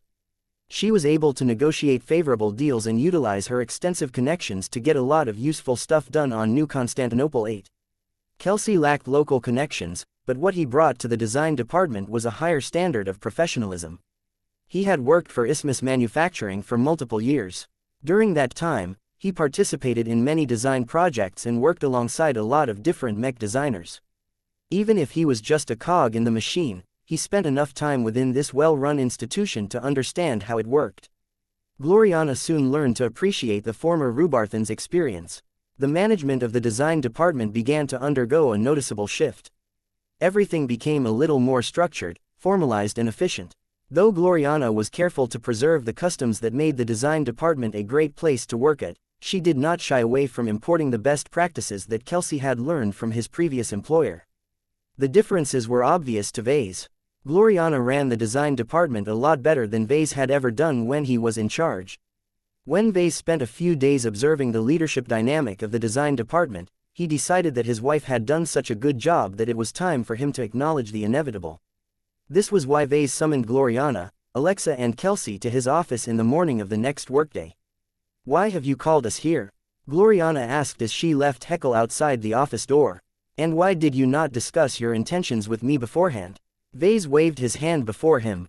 3 metal plates hovered down from the ceiling and unfolded into a set of chairs. "Please sit down." They all did. Vase folded his hands on his desk. "I won't waste too much of your time. I called you here because I think the design department has grown and matured so much over the past years that the time has come to reorganize its leadership structure." His wife predictably lit up when she heard that. She was not stupid. She instantly deduced what Vase had in store for this meeting. He glanced at her enthusiastic eyes for a moment before he took a deep breath. "After contemplating the state of the design department and my place in it, I have decided that it is high time for me to implement necessary organizational reforms. In truth, I don't see this as a change in policy. I am merely formalizing a circumstance that has already come into being." The 3 journeyman mech designers all looked up to him with expectation. Alexa and Kelsey had also figured out what this meeting was all about. "My first decision is to step down from the position of head designer after the conclusion of this meeting. I won't leave the design department, but I will no longer involve myself in its management. It is an unnecessary distraction to me at this point. I will instead assume the position of elder designer that I have created for myself." That was a more radical step than the 3 had predicted. They already guessed that Vase wanted to hand over leadership responsibilities, but to do so in a decisive fashion was a bit extreme. "Can you explain the position of elder designer to us?" Gloriana asked. "It is not a standard industry term. That's because I came up with it a few hours earlier. My goal is to create a position for myself that allows me to enjoy a great amount of seniority but without the obligations that typically come with a high position. Aside from that, I think that I will not be the only one who has need of this position in the design department. When we bring in future mech designers who are much more capable than others, yet do not want to distract themselves with leading a large amount of subordinates, they can assume the position of elder designer and channel all of their productivity in what they do best." Everyone looked thoughtful at that. The explanation made sense. "You are planning for the possibility that we may hire other senior mech designers and possibly even master mech designers?" Gloriana said. Vase nodded. "Yes, I am not telling you to go hire a master right away, but if you ever decide to do so in your new capacity one day, then the design department should already be prepared for such an eventuality." "And what is my new capacity, exactly?" "While I am still in charge of the design department, I will not transfer the title of head designer to you. It is far too understated of a title given your actual importance and responsibilities. I have decided to appoint you as the director instead. This will bring you on par with the directors of other strategically important institutions and make it easier for outsiders to take you seriously." Gloriana swelled with pride and happiness. Becoming a director of the most critical department of the LMC and the Larkinson clan was a huge boost in validation. She could finally brag about it whenever she attended the occasional high society gathering on New Constantinople 8. Vase directed his attention to the other 2 journeymen. "Alexa, Kelsey, the 2 of you are relatively new to the Larkinson clan, but you have already made many contributions. One of the key principles of my clan is that merit should be acknowledged. There are many mech designers who have worked with me for a longer time, and while I occasionally favor them at times, that does not stop me from elevating you to greater positions of responsibility. Doing so is best for our clan. I can think of no one else in the design department that can do better at your new jobs. Starting from today, each of you will receive the appointment of vice director of the design department. In reality, your work and responsibilities will not change all that much. You have already been fulfilling this role. I am merely making it official." The former Terran and the former Rubarthan both looked pleased and humbled by his praise. "Thank you for your trust and confidence in us." Alexa placed her hand on her heart and made a short bow. "I will endeavor to prove to the entire clan that you have made the right decision to appoint me to the position of vice director." Kelsey Ampatak eagerly said, The latter was a lot more enthused about this promotion than the former. Vase recalled that Kelsey used to work as a low to mid-level grunt in the much larger Isthmus Manufacturing. The winner of the Face Shaper contest expressly resigned from his old company and caught Vase's attention for a reason. Kelsey wanted nothing more than to break through the societal barrier that stalled his promotions and ascend into a big shot. Vase gave the two new vice directors a moment to celebrate their promotions before turning to his wife again. Once you become the director, you will be in charge of the design department. You don't need to ask for permission to change stuff to your liking. I implicitly trust you that you will not do anything that will lead to severe dysfunctions. Do not forget that I still have effective control over the LMC, so do not think I am unable to override your orders anymore. If there is sufficient cause for alarm, I can use my ownership of the company to force a change in policy. Please do not give me a reason to resort to this measure. His wife turned serious. I have not overlooked the fact who is truly in charge. I will not give you any reason to intervene in this fashion. The design department shall prosper under my directorship. I will do my best to turn it into the most desirable work environment of our clan. A new era had begun for the design department. Vase gracefully resigned from his leadership position while Gloriana officially gained her first fief as its queen. Chapter 5974 Larkinson R&D Expansion Chapter 5974 Larkinson R&D Expansion Just as Vase predicted, the design department did not undergo a lot of upheaval when the organizational changes took place. Nothing really changed as far as most people were concerned. They had already taken their orders from Gloriana and her two first-class deputies. They continued to do so going forward. The only difference now was that the instructions had become a lot more legitimate as they were backed by concrete authority rather than nebulous influence. Gloriana previously managed to get everyone to listen to her because Vase implicitly backed her actions. Now, he essentially made it all official, so there was no excuse for the mech designers to reject her anymore, not that this ever happened. As the shifts continued to take place, one of the more awkward circumstances was the position of Kedis. The Swordmaster was a member of the Old Guard and had proven herself more than the other journeymen of the Larkinson clan.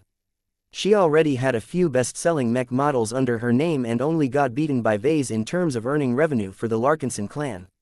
This granted her the rare but coveted position of exemplar. Though she did not get to own any shares in the LMC, she still received a hefty monetary reward equivalent to the dividends issued to a 1% ownership stake. That had made Kedis very rich, especially in recent years. She did not have the habit of hoarding money or saving up for useless luxuries, so she had made herself a lot more popular in the clan by spending much of her personal income on upgrades for the Sword Maidens and the Heavenswarders. Even though Gloriana firmly placed herself on top of Kedis within the hierarchy of the clan, the actual balance of power between the two had a lot more nuances. Gloriana never dared to issue orders to Kedis. The most the former could do was to issue politely worded requests. It hadn't been a problem so far. Kedis never made any excessive demands and preferred to spend most of her work time on her personal swordsman mech design projects. Still, that did not change the fact that Kedis had become an existence in herself. She was the most successful student of Vase so far and had recently completed the very powerful storm sword design. It only took a few days for Gloriana to come to Vase with a proposal. Kedis has exceeded the status of a lead designer. She explained to her husband. Her design skills may be rougher than mine, but she possesses a remarkable ability to innovate, just like you. I think it is better if she assumed the position of elder designer alongside yourself. Vase raised his eyebrow when he heard that. You are in charge now. It is within your right to make this decision without consulting me. That is the entire point of me stepping down from my former leadership position. Gloriana let out a frustrated grunt. I am not ignorant of that, but this goes beyond the usual concerns. I do not want to alienate Kedis, nor all of the other mech designers, many of whom think they can do far better now that they enjoy the same opportunities as her. The issue right now is that Kedis has only earned part of the qualifications to become an elder designer. I cannot fully justify an immediate promotion, but delaying it is not fair. It is difficult for me to form a decision. He chuckled. I see that you are beginning to understand the true burden of leadership. I get where you are coming from, but in my opinion you are worrying too much over an issue that is ultimately not a big deal. Kedis has been doing fine as a lead designer. Sure, her status has grown along with her reputation and accomplishments, but that does not demand an immediate adjustment. Give it time. Allow her to prove herself further. You have already mentioned that there are a lot of journeymen who are not convinced by her. They need to be taught a lesson that Kedis can sell more mechs than multiple of them put together. She will not back away from this contest. His wife looked thoughtful at that. So your recommendation is to maintain the status quo for the time being? Yes, I think the best you can do in this situation is to avoid making any mistakes. You do not want to alienate Kedis and the others. Doing nothing is the best course of action because you have not taken direct responsibility so far. If anything, I am the one that is culpable, as it was my original leadership that has resulted in this situation. You make a good point, Gloriana said as she tried to game this scenario. I will do as you advised. Once Kedis has proven beyond a shadow of a doubt that she can contribute much more to the Larkinson clan than almost all of the other mech designers, no one will have any reason to fault my decision to elevate her to the position of elder designer. It should not take too many years, I believe. Both of them had watched Kedis grow up and become more established as a mech designer. They believed in her potential, and they believed that the Larkinson clan would give the Sword Maiden mech designer enough of a stage to showcase her talents. Aside from this little incident, Gloriana did not come to Vase to discuss any further problems. The design department was well behaved as a whole, and the recently appointed director had amply proved her ability to run this important institution. Weeks went by as everyone continued to remain productive. Vase had made a lot of strides in the development of his first ultimate module. He did not hesitate to conduct a lot of experiments related to both Omen Stone, Terrais 063 and other compatible hyper materials to determine how they worked and how they could be combined. The empirical data combined with his increasingly more detailed theoretical framework gave Vase the backing he needed to develop a viable destructive phasing module. In the meantime, Gloriana did not let her directorship go over her head. She understood the importance of prioritizing her progression as a mech designer. To that end, she not only delegated more work to the vice directors, but also implemented a huge expansion in staff. The design department gained a new staff office that comprised of a lot of staff personnel. From secretaries to occupational therapists, every mech designer gained access to much more extensive support and conveniences than before. Aside from that, the ambitious new director also began to lay the groundwork of setting up new technological development companies under the Larkinson clan. This was a goal that went beyond the scope of the design department. She presented her plan to the chief ministers, who saw merit in the idea. The current Larkinson clan depended far too much on external research institutes and development companies to gain access to superior component designs. Vase previously rejected the notion of setting up more development companies because the barrier of entry was way too high. It cost a lot of money to create a decent development company, and it might not even end up creating anything useful due to the lack of star developers. Neither money nor talent became an issue anymore. The income of the Larkinson clan had grown so much that it could easily fund a major expansion in R&D activities. So many people wanted to join the clan that Vase presided over that qualified manpower never became an issue. The rise of the Larkinson Advanced Research and Development Institute showed that it was the right time to expand on this front. Vase originally founded the Lardy a few years ago in order to figure out how to make better use with all of the phase water that the Larkinson army earned as spoils. Its pace of development had never caught up to Ves's insanely fast progression. That was not the fault of the researchers working at the Lardy. They had not received as much funding, infrastructure and top researchers until fairly recently. Vase expected them to produce better results now that they could embark on more ambitious R&D projects under the leadership of proven and successful lead developers. Though Vase occasionally paid attention to the planning on this subject, he remained hands-off and trusted that the existing leadership structure of the Larkinson clan would be able to handle this matter from beginning to end. The initiative sparked a lot of debates. Plenty of people had a lot of opinions. Many mech designers possessed their own wish lists, and they all thought it was best if the new development companies conducted R&D in their respective specializations. Ultimately, the Larkinson Assembly voted on a bill that reorganized the clan's existing R&D institutes and mandated the creation of 4 additional ones. The Larkinson Biotech Institute, the T Institute and the Larkinson Advanced Research and Development Institute mostly remained the same. What changed was that they needed to coordinate their R&D activities better and provide a better accounting for their spending. The Larkinson Mech Component Development Institute was a very necessary addition to the Larkinson clan.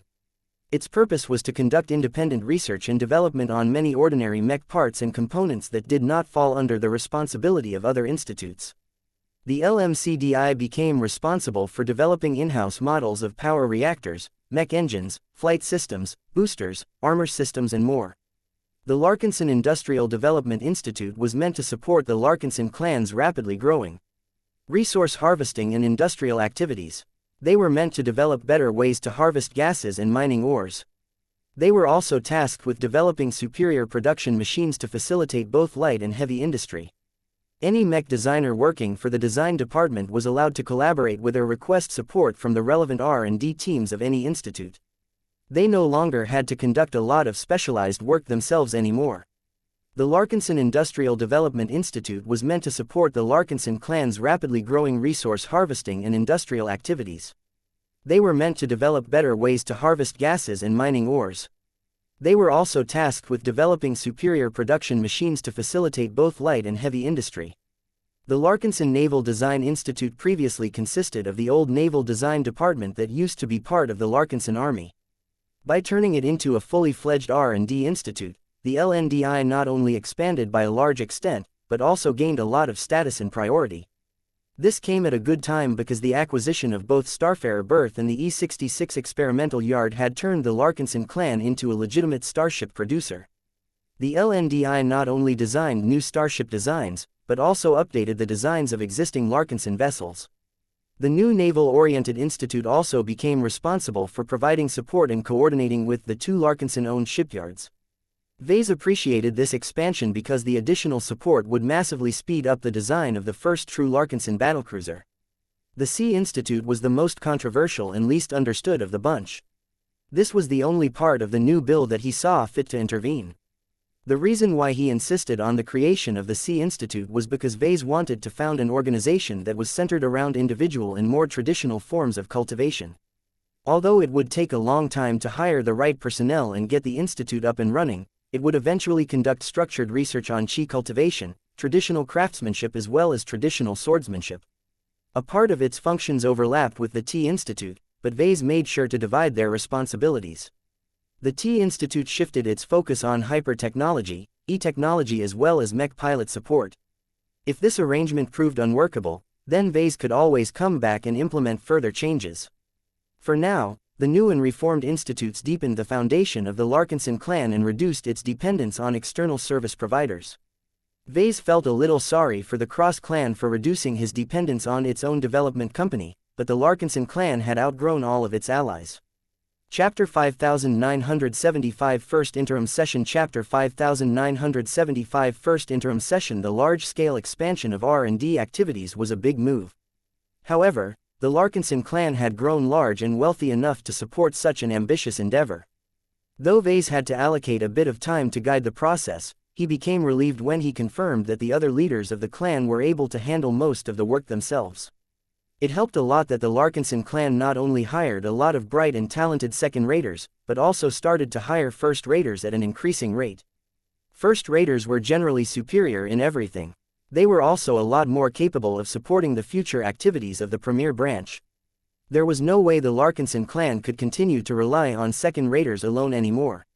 However, the recruitment of tens of thousands of first-raters also reduced the cohesion of the clan.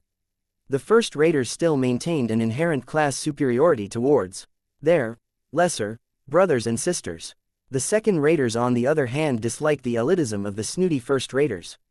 While the Larkinsons mostly managed to reduce the tension between the two groups by keeping them apart for the most part, this could not persist forever. Vase wished that the two groups got along better, but the firm sense of separation between the two had become so ingrained in modern human society that it was impossible to erase the barriers entirely. The most he could do was to ensure that the Larkinson clan continued to offer ED-net slots to the second-raters. So long as a clansman earned enough Larkinson merits, they could redeem a quota and hopefully earn the qualifications to become a first-rater by the time they completed their accelerated virtual reality learning programs. Many second-raters were satisfied with this arrangement. The clan did not possess a lot of ED-net slots, so competition for them was fierce. What mattered was that the criteria for securing them was open, transparent and fair. Ambitious clansmen just had to figure out a way to contribute more to the clan than their rivals. As the clan's R&D organizations quickly started to establish or expand their operations, there was an even greater sense of optimism among the Larkinsons. They were growing more powerful by the day. It was not just Vase that was making progress. Plenty of Larkinsons, both old and new, benefited from the rising tide of the Larkinson clan. As the Dark Zephyr Mark III gradually came closer to completion during all of this growth and expansion, Vase occasionally had to step away from his work in order to meet his other obligations. After several months of preparation work and behind-the-scenes negotiations, the evolution which finally saw fit to organize the first session of the Interim Leadership Council. Vase expected for the recently appointed Chief Counselor of the ILC to organize a session sooner, but she was apparently a lot more thorough than he expected. He knew enough about high-level politics that stuff like this always involved a lot of horse trading outside of public view. He had no doubt that the evolution which approached every member of the council in advance in order to figure everyone's goals and bottom lines. The God Pilot may have even forged a few agreements in advance. Red Humanity could not wait too long. The Red Collective needed to get up and running in less than a year, so the evolution which had to put a lot of effort into realizing Ves's original proposal. Strangely enough, Divine Lucy Miyazaki never approached Vase about the Red Collective before the first session. Her plans evidently did not require her to establish any preliminary agreements with him. He felt a little insulted by her decision to skip him over.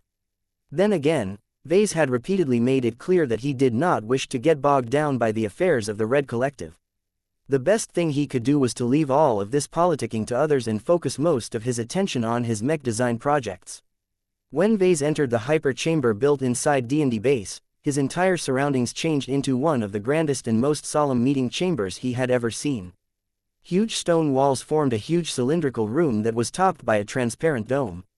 The light that descended from above began to take on rainbow shades. Once the light fell onto the floor, they began to illuminate a large variety of sparkling gemstones. The way the light shone on the floor produced dynamic images that resembled mechs and mythical beasts in action. In the center of the exaggeratingly large meeting chamber was a circular table that could easily accommodate over 1,000 people. Instead, only 100 high-backed seats were spaced relatively far apart from each other. The wooden chairs were made out of exotic wood. What was interesting was that the chairs were also embedded with flowers, leafy branches and other active plant structures. Bouquets of sparkling and lovely-smelling flowers extended from the edge of the circular table. Together with the colorful light shining from above, the flowers added a strong touch of warmth and life to the meeting chamber. Vase already noticed that he was not the first to arrive. Plenty of counselors had arrived as well. Each of them had already found their designated seats. A small line that was only visible to himself guided Vase to his own chair. He immediately noticed that it was positioned next to a larger and more ostentatious seat. His lips pressed into a line. Great. The evolution which most definitely forced him to sit adjacent to her own position. He shrugged and began to sit down on the remarkably soft and comfortable seat. The wood looked hard, but it was actually soft and malleable enough to adjust to the contours of his compressed body.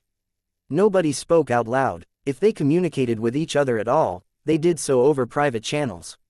Vase did not really recognize the counselors who came early. The projected nameplates set in front of them helped to clarify their origins. He smiled. It seemed the evolution which took his advice seriously. In a council as important as this, the God Pilot had gone out of her way to invite representatives of the middle and lower zones to add their voices to the sessions. None of these counselors were under the illusion that their voice carried as much weight as the genuine big shots of Red Humanity. However, their role was not to decide, but to inform. All they needed to do was to voice the concerns and opinions of the humans that always got ignored whenever the leaders of human civilization made big decisions. More people steadily entered the impressive meeting chamber by remote. They all came from different parts of human-occupied space, but they all took this initial session extremely seriously. This became obvious from the way they dressed. Each of them had opted to wear extravagant outfits that could easily allow them to maintain dignified appearances within the Star Emperor's court. Colorful fabric, exquisite embroidery, embedded jewels and geometric patterns caused the men and women to look as if they were ready to have their appearances recorded in the history books of Red Humanity. Vase looked down at his own outfit. He had not been complacent enough to attend this virtual council setting with just his regular patriarch uniform.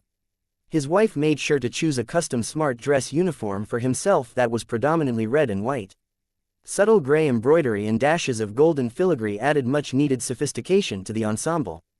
Though the outfit would not win him any contests, he believed it looked good enough to pass muster. Once over half of the seats became filled, the more important counselors arrived.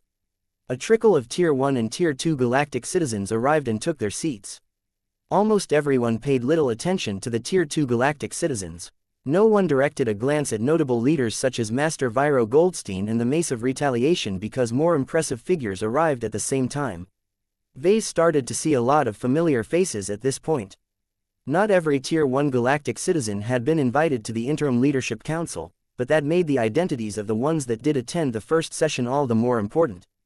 Fleet Admiral Stanley Argyle briefly nodded towards Vase in greeting before he went back to exchanging a few words with Fleet Admiral Amelie Jameson. The Light of Sol was the first god pilot to arrive, but the spacelock came right afterwards. Neither of the two interacted with each other. They instead chose to take their places at the opposite sides of the circular table. While the measure was effective to an extent, it was impossible for most people to disregard the god kingdoms of multiple powerful god pilots. This was why it was for the best if only a handful of god pilots attended this session. As several more star designers, god pilots and admirals entered the meeting chamber by remote, Vase grew a little disappointed that a few friendly god pilots had been left out of the council. Neither the Fist of Defiance nor the Destroyer of Worlds joined the Interim Leadership Council. Perhaps it was for the better. The star designers, but especially the god pilots, had done their best to suppress their powerful domains. The projection technology that formed their illusionary bodies deliberately made everything fuzzier in order to weaken the transmission of extraordinary power. While the measure was effective to an extent, it was impossible for most people to disregard the god kingdoms of multiple powerful god pilots. This was why it was for the best if only a handful of god pilots attended this session. As time passed by, only one seat remained empty. It soon became occupied when the evolution which directly teleported herself into the meeting chamber. Unlike every other counselor, the leader of the transhumanist faction was the only person who was physically present in this space.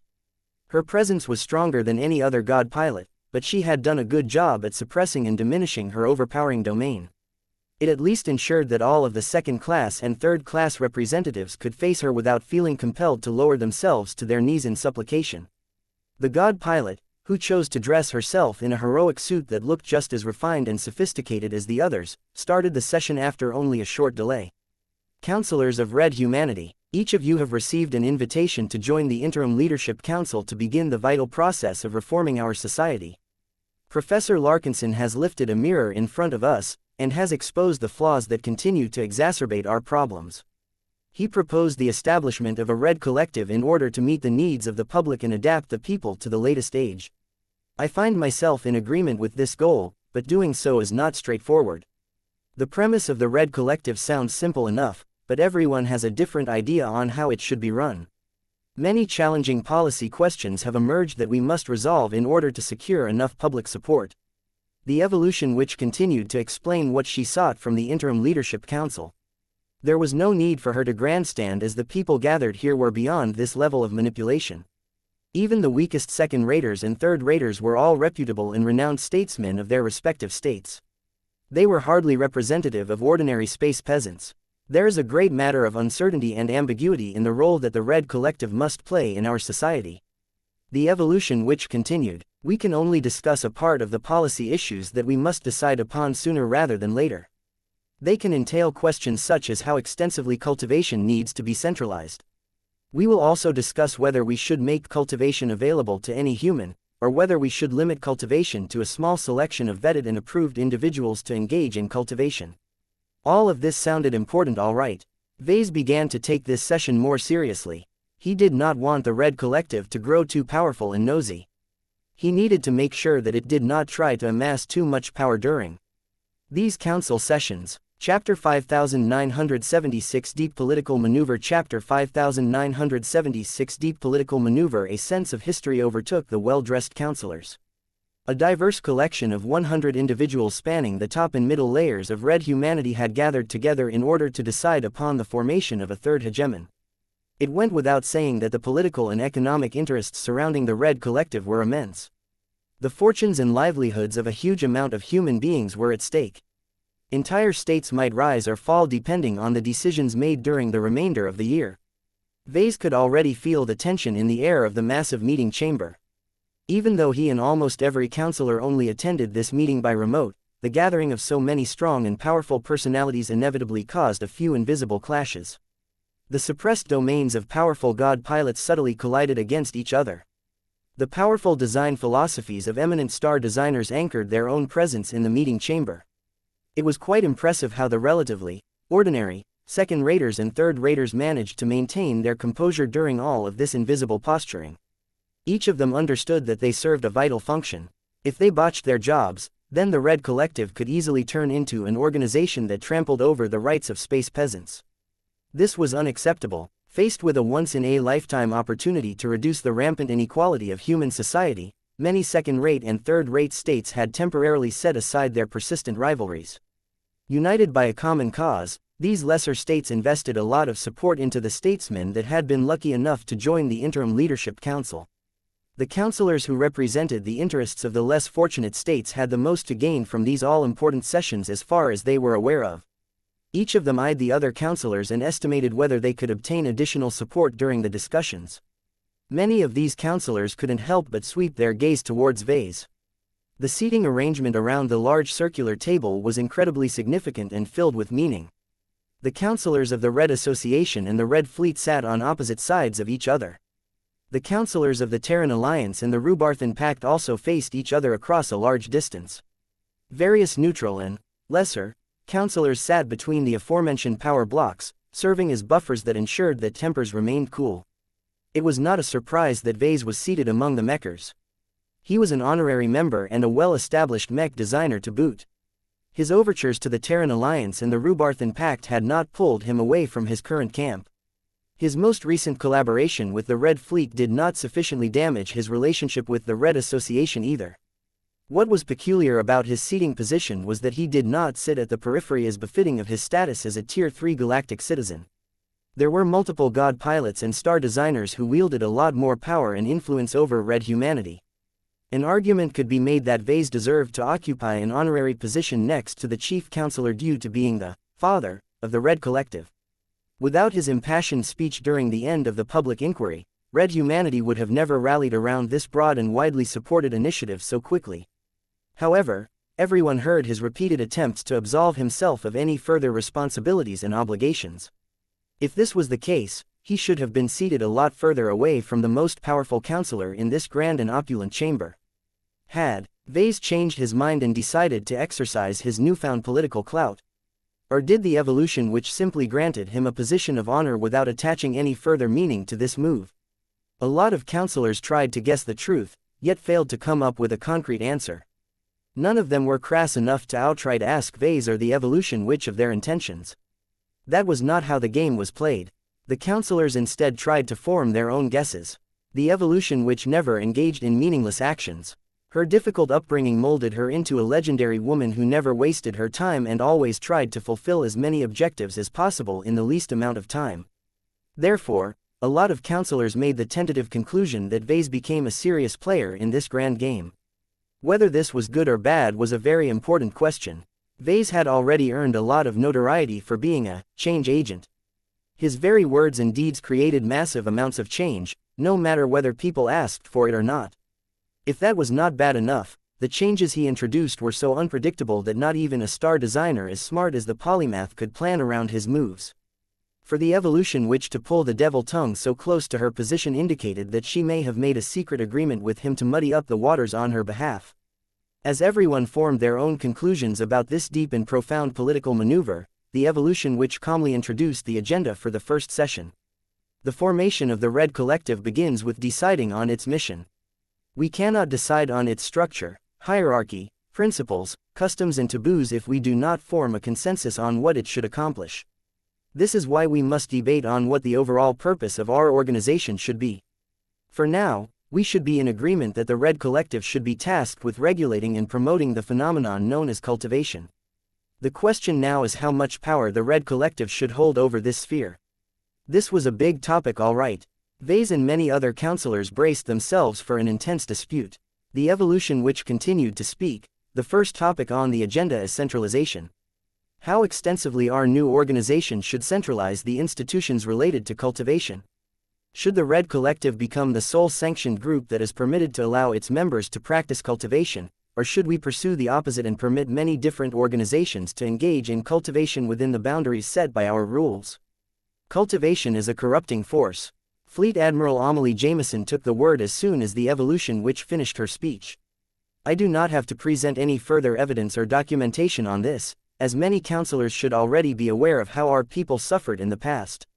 Humans cannot be trusted with the power to arm themselves with destructive power obtained from absorbing reckless amounts of energy. Just the psychological aspects of gaining personal power without the necessary training and discipline herald a future of great danger and instability. If we want to preserve our safe and stable order as much as possible, we must completely centralize cultivation under the Red Collective and nowhere else. As the head of the Fifth Enforcement Speech, Fleet Admiral Jameson naturally wished to pursue the greatest degree of control and enforcement as possible. Although she took an extreme position, there were multiple counselors that showed obvious signs of support. The members of her camp within the RF automatically backed her stance. The counselors hailing from states that tended to harbor greater fear towards crime and anarchy also had reasons to support greater centralization. What was interesting was that a number of the lesser counselors seemed swayed by Fleet Admiral Jameson. A central authority that governs all areas related to cultivation can be a boon to the middle and lesser zones. An elderly man slowly spoke. Second-rate and especially third-rate states lack access to sufficient resources and other forms of support. If we are asked to fend for ourselves, we will not be able to develop our own cultivation methods, accelerate the collective evolution of our populations and remain connected with first-class cultivators. Another lesser counselor added further support to this stance. Do not forget that there are talented and gifted people in every population group. There are many third-raters and second-raters who are ordinary on the surface, but may actually possess remarkable talent in cultivation. They are the equivalent of A-grade mech pilots. If our goal is to cultivate the strongest heroes possible to increase our fighting power against our alien enemies, then it is not wise to let many of our talents languish due to the division between the classes. A strong red collective that offers sufficient resources and opportunities to hidden talents will yield greater dividends in the future. This was a strong argument towards shaping the Red Collective into a powerful and more centralized organization. Many forms of cultivation were dependent on talent. A lot of ordinary folk would not be able to make much gains unless they had access to a lot of elixirs and other cultivation resources. However, most space peasants had no chance of obtaining such luxuries. Spending a lot of resources on strengthening so many weaklings was not a good investment, but the equation was different if a lot of talents could be found. Just like mech pilots with high genetic aptitudes, these freaks of nature were able to comprehend specific elements a lot faster than others. Depending on the cultivation method, the most talented humans found to date were able to race their way through the first major cultivation rank as if it was a wide and smooth road. Although they still needed to spend at least a few more years before they could reach the second major cultivation rank, that was already the equivalent of becoming an ace pilot or a master mech designer. It was so incredibly unreasonable that a handful of blessed humans could form their domains in less than a decade after they got started in cultivation. Although no one who understood cultivation well enough dared to ignore the potential of ordinary people who were willing to overcome their lack of talent with hard work, the priority right now was to raise a batch of human true gods as quickly as possible. Only when their civilization started to produce more cultivators of the third major cultivation rank would red humanity be able to tilt the balance of the Red War in their favor. This was why those concerned with the state of war saw merit in this direction. As far as we know, it is not necessary for humans to undergo extensive genetic modification or install many artificial implants in their bodies to excel in cultivation. Master Viro Goldstein of the survivalist faction spoke up. If we can promote simple and foolproof cultivation methods among every large population of humans, we can discover many talents that can help us hold back the ancient phase whales and defend against other major threats.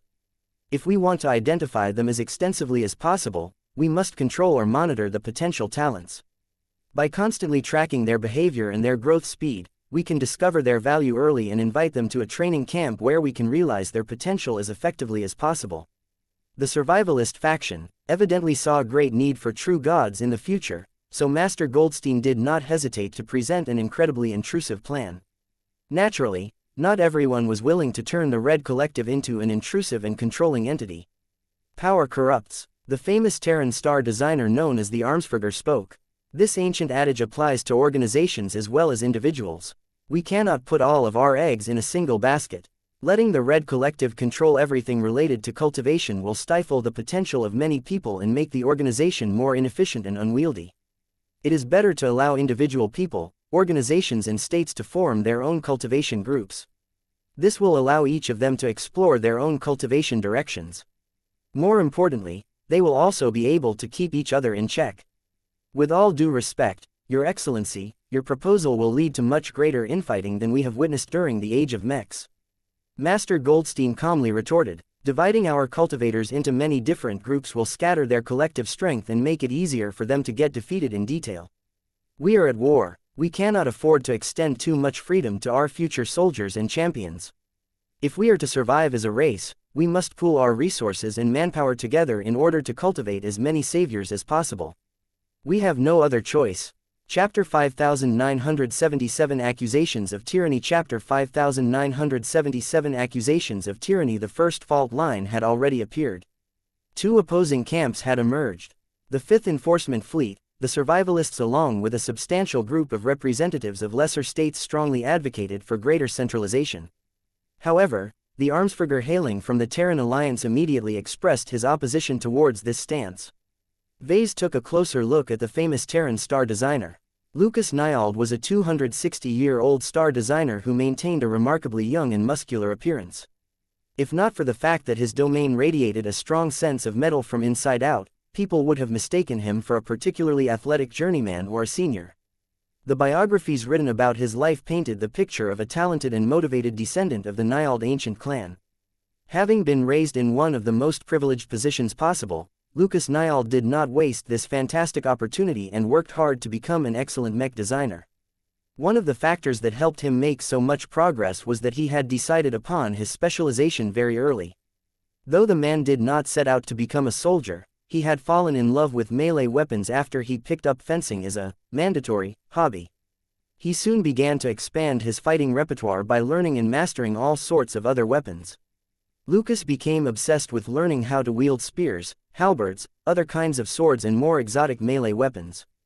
Though Lucas Niold spent way more time on practicing his weapon skills than he should, his studies did not suffer too much from his activities, so he was allowed to pursue his new passion. Once he graduated from mech design, he quickly went on to develop a design philosophy that enabled him to forge or fabricate the best melee weapons for his clients. His overall design philosophy towards his famous melee weapons had started out simple, but changed very little over time. Sure, the Armsburger had become a lot more skilled at forging his weapons, but he respected the old traditions of ancient human weapons so much that he never wanted to add any unnecessary gimmicks or frills to their design. Though his solid metal weapons initially seemed unassuming, they gradually started to show their value as the Armsburger continued to improve his craftsmanship. Of course, as a mech designer, the Armsburger already knew how to design mechs that made excellent use of the properties of his iconic weapons. Over the course of 2 centuries, the Armsburger steadily worked his way up the mech industry as his mechs and mech weapons both earned greater renown within Terran space. Nowadays, his weapons had become so coveted and desirable that even god pilots were willing to make large concessions in order to obtain one of his famous arms. Every client that was fortunate enough to own his weapons already treated their possessions as treasured heirlooms. The reason why so many people desired to own one of his personally forged weapons was due to several reasons. The most basic one was that his weapons were much more solid and reliable than others. The Armsburger had initially made a name for himself by forging mech weapons that could endure far more abuse than was typical. This was especially important in first-class mech combat as there were plenty of powerful machines that possessed high attack power. A harder and more solid weapon would not break under a lot of abuse. The wielder could boldly use an Armsburger weapon to block or deflect an incoming projectile. The most powerful Armsburger weapons were rumored to be so damn hard and tough that they could even remain intact when they were tossed into a black hole. Few people took this rumor seriously, but Vase actually believed that this may be true, as crazy as it sounded. Aside from being able to forge unbreakable weapons, the Armsburger also stood out for another reason. He was one of the few star designers who was known to produce Tier 1 destroyer weapons. Many powerful Terran god mechs wielded custom and extremely powerful Tier 1 destroyer weapons thanks to the indispensable work of the Armsburger. The fact that so many Terran god mechs wielded such supremely powerful arms caused them to form a strong deterrent. The Greater Terran United Confederation gained increased confidence over the course of the Age of Mechs for this reason. Fighting against any Terran god mech up close was a nightmare to others. Although precise information about Tier 1 destroyer weapons were scarce, Vase had heard plenty of rumors of how these unreasonably powerful arms were able to cut right through enemy god kingdoms as if they were made out of butter.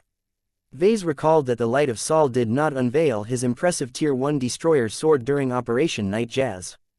This was understandable as the god pilot was already able to complete his objections without revealing such a powerful trump card to the aliens. It was a pity, though. Vase really wanted to see how easily a Tier 1 destroyer sword could carve up an ancient phase whale. In any case, if there was one star designer in the Red Ocean who still retained the ability to produce new high-tier destroyer weapons, it had to be the Armsburger. This alone turned him into an indispensable star designer to Red humanity. When Vase thought about how the people of the Red Ocean could possibly resist the invasion of the Subjugation King and his armada, he believed that the unmatched lethality of Tier 1 destroyer weapons could give god pilots a realistic chance. The more Tier 1 destroyer weapons the Armsburger was able to supply to every god pilot, the greater the probability of defeating the alien god king. However, Vase did not think it was that easy for the Armsburger to fabricate his most powerful arms. He did not believe that any high-grade exotic or hyper could possibly withstand the extreme concentrations of destroyer particles. Perhaps only the rarest and most coveted super-class materials could be used to make a stable Tier 1 destroyer sword. Unless Red humanity managed to import a lot of strategically valuable materials from the old galaxy, the chances that the Armsburger would be able to make another Tier 1 destroyer weapon was low. Mech weapons were very large as a rule. Their weight could often be measured in tons. In order to produce a Tier 1 destroyer weapon that was fit to be wielded by a mech, the Armsburger needed to obtain a large quantity of super-class materials. In any case, the Armsburger had become an extremely critical star designer in the Age of Dawn. Vase personally had another reason to keep a closer eye on Lucas Niold. Perhaps not every part of the destroyer weapon had to be made out of the most powerful materials, but its core at least had to include them in order to prevent them from tearing themselves apart. In any case, the Armsburger had become an extremely critical star designer in the Age of Dawn. Vase personally had another reason to keep a closer eye on Lucas Niold. He suspected that the reason why the Armsburger became so good at making melee weapons was because he had access to the complete legacy of a divine blacksmith. It would explain why his simple-looking arms became so unreasonably powerful. It also explained why he respected a lot of old traditions so much. For now, the star designer's clear importance meant that no one was able to dismiss his words. His opinion had to be respected, especially when people wanted to commission powerful arms from him one day. Despite the pushback from his opponents, the Armsmaster continued to argue in favor of his stance. Our Terran people have learned the hard way that forced unification and centralization is not attainable. Turning the Red Collective into a centralized organization with a strong mandate to regulate and control cultivation in our shared society will do nothing more than to restore the tyranny that we have rebelled against in our past. Do not squander the current level of public support towards this initiative. If the Red Collective is seen as a tool to enforce an iron grip on the masses, then the response from the public will be brutal and overwhelming. Those were strong claims, but many councillors found them to be plausible. Vase agreed with this sentiment as well. He not only agreed with the Armsburger's logic, but also benefited a lot more if the Red Collective became weak and divided. The Evolution Witch likely held her own opinion on this matter, but it was not appropriate for her to share her own opinion when she presided over this meeting. A short pause ensued as people waited for the next councillor to oppose the movement to centralize the Red Collective. The Spacelock eventually spoke up on behalf of the Rubarthan Pact. I find myself in agreement with the respected Terran star designer. Human civilization has remained divided throughout most of its history. The Red Collective must adapt its organizational structure to accommodate our current reality. It is not appropriate to impose radical changes to our current society by using the Red Collective as a cudgel on every state. The God Pilot had spoken. Both the Terran Alliance and the Rubarthan Pact had made their stances quite clear now. While they did not like each other, that did not stop them from implicitly banding together to ensure that the Red Collective did not become a threat to their respective first-rate colonial superstates. Vase already predicted as much. He too did not want the Red Collective to obtain too much power and boss everyone around. It was at this point that a third speaker took the word. The Mace of Retaliation stood up and maintained a stiff posture as he loudly voiced his stance. My father and I are of the opinion that the cure must never be worse than the disease. We have already flirted with absolute tyranny in our recent past. We must not allow ourselves to let our fears make our decisions because you are afraid of empowering people who previously did not carry enough weight in our society. Accidents will happen and people shall die on a larger scale than before. However, we are convinced that this is the best way for us to raise strong warriors that are willing to fight for their people. A lot of people looked intrigued. The survivalist faction had become divided. On the one hand, the survivalists represented by Master Viro Goldstein believed in the original stance of the polymath. They were convinced that the only way to keep cultivation under control was to exert strong control at the top. On the other hand, the survivalists represented by the Fist of Defiance firmly believed that giving people the freedom to do what they wanted in terms of cultivation would step up and fight a lot harder than the cogs of a huge machine. Though it sounded as if the Fist of Defiance and his son were not completely aligned with the Terrans and the Rubarthans, they at least shared a common cause on this subject. The debate continued to rage on as two power blocks continued to argue whether the Red Collective should be heavy-handed in its treatment of cultivators or not. The implications were far too great for anyone to maintain a neutral stance on this highly consequential matter. Vase conscientiously kept his mouth shut during the debate. He did not feel the need to insert himself in this contentious argument and attract unnecessary attention to himself. However, just because he wanted to remain out of the spotlight did not mean that other people were willing to let him fade into the background. Professor Larkinson, the Mace of Retaliation loudly boomed from his position on the circular table. You have yet to offer your recommendation. Why not speak? Please like and follow the Cultivation Audiobooks channel up and tell us what you think. The Red Collective is your invention, after all. You have earned the right to have your voice heard. Come on, tell us how stupid and self-destructive these people are by trying to hoard too much power. Vase inwardly groaned as the other 99 counselors immediately turned their gaze in his direction. He wouldn't be able to get away with remaining silent anymore. Chapter 5978 Not this again. Chapter 5978 Not this again. The Fist of Defiance and the Mace of Retaliation developed a lot of infamy since they became prominent. The father was the worst of all. He was clearly smart enough to understand the delicate political nuances that caused a lot of division among people. Yet he often voiced his opinions and openly confronted whatever he considered stupid or wrong with hardly any restraint. This was part of his personality and identity. The Fist of Defiance literally derived his power from opposing what he considered to be a detriment to society. His frequent impolitic remarks had made others a lot more guarded against his presence. No one wanted to ruin relationships and cause hard feelings when a confrontation could be avoided. The Mace of Retaliation had inherited many of his father's bad habits, but he at least distinguished himself by being a little more reasonable. Of course, the difference was not that great. The Mace of Retaliation mainly held himself back because he was not as powerful as his father.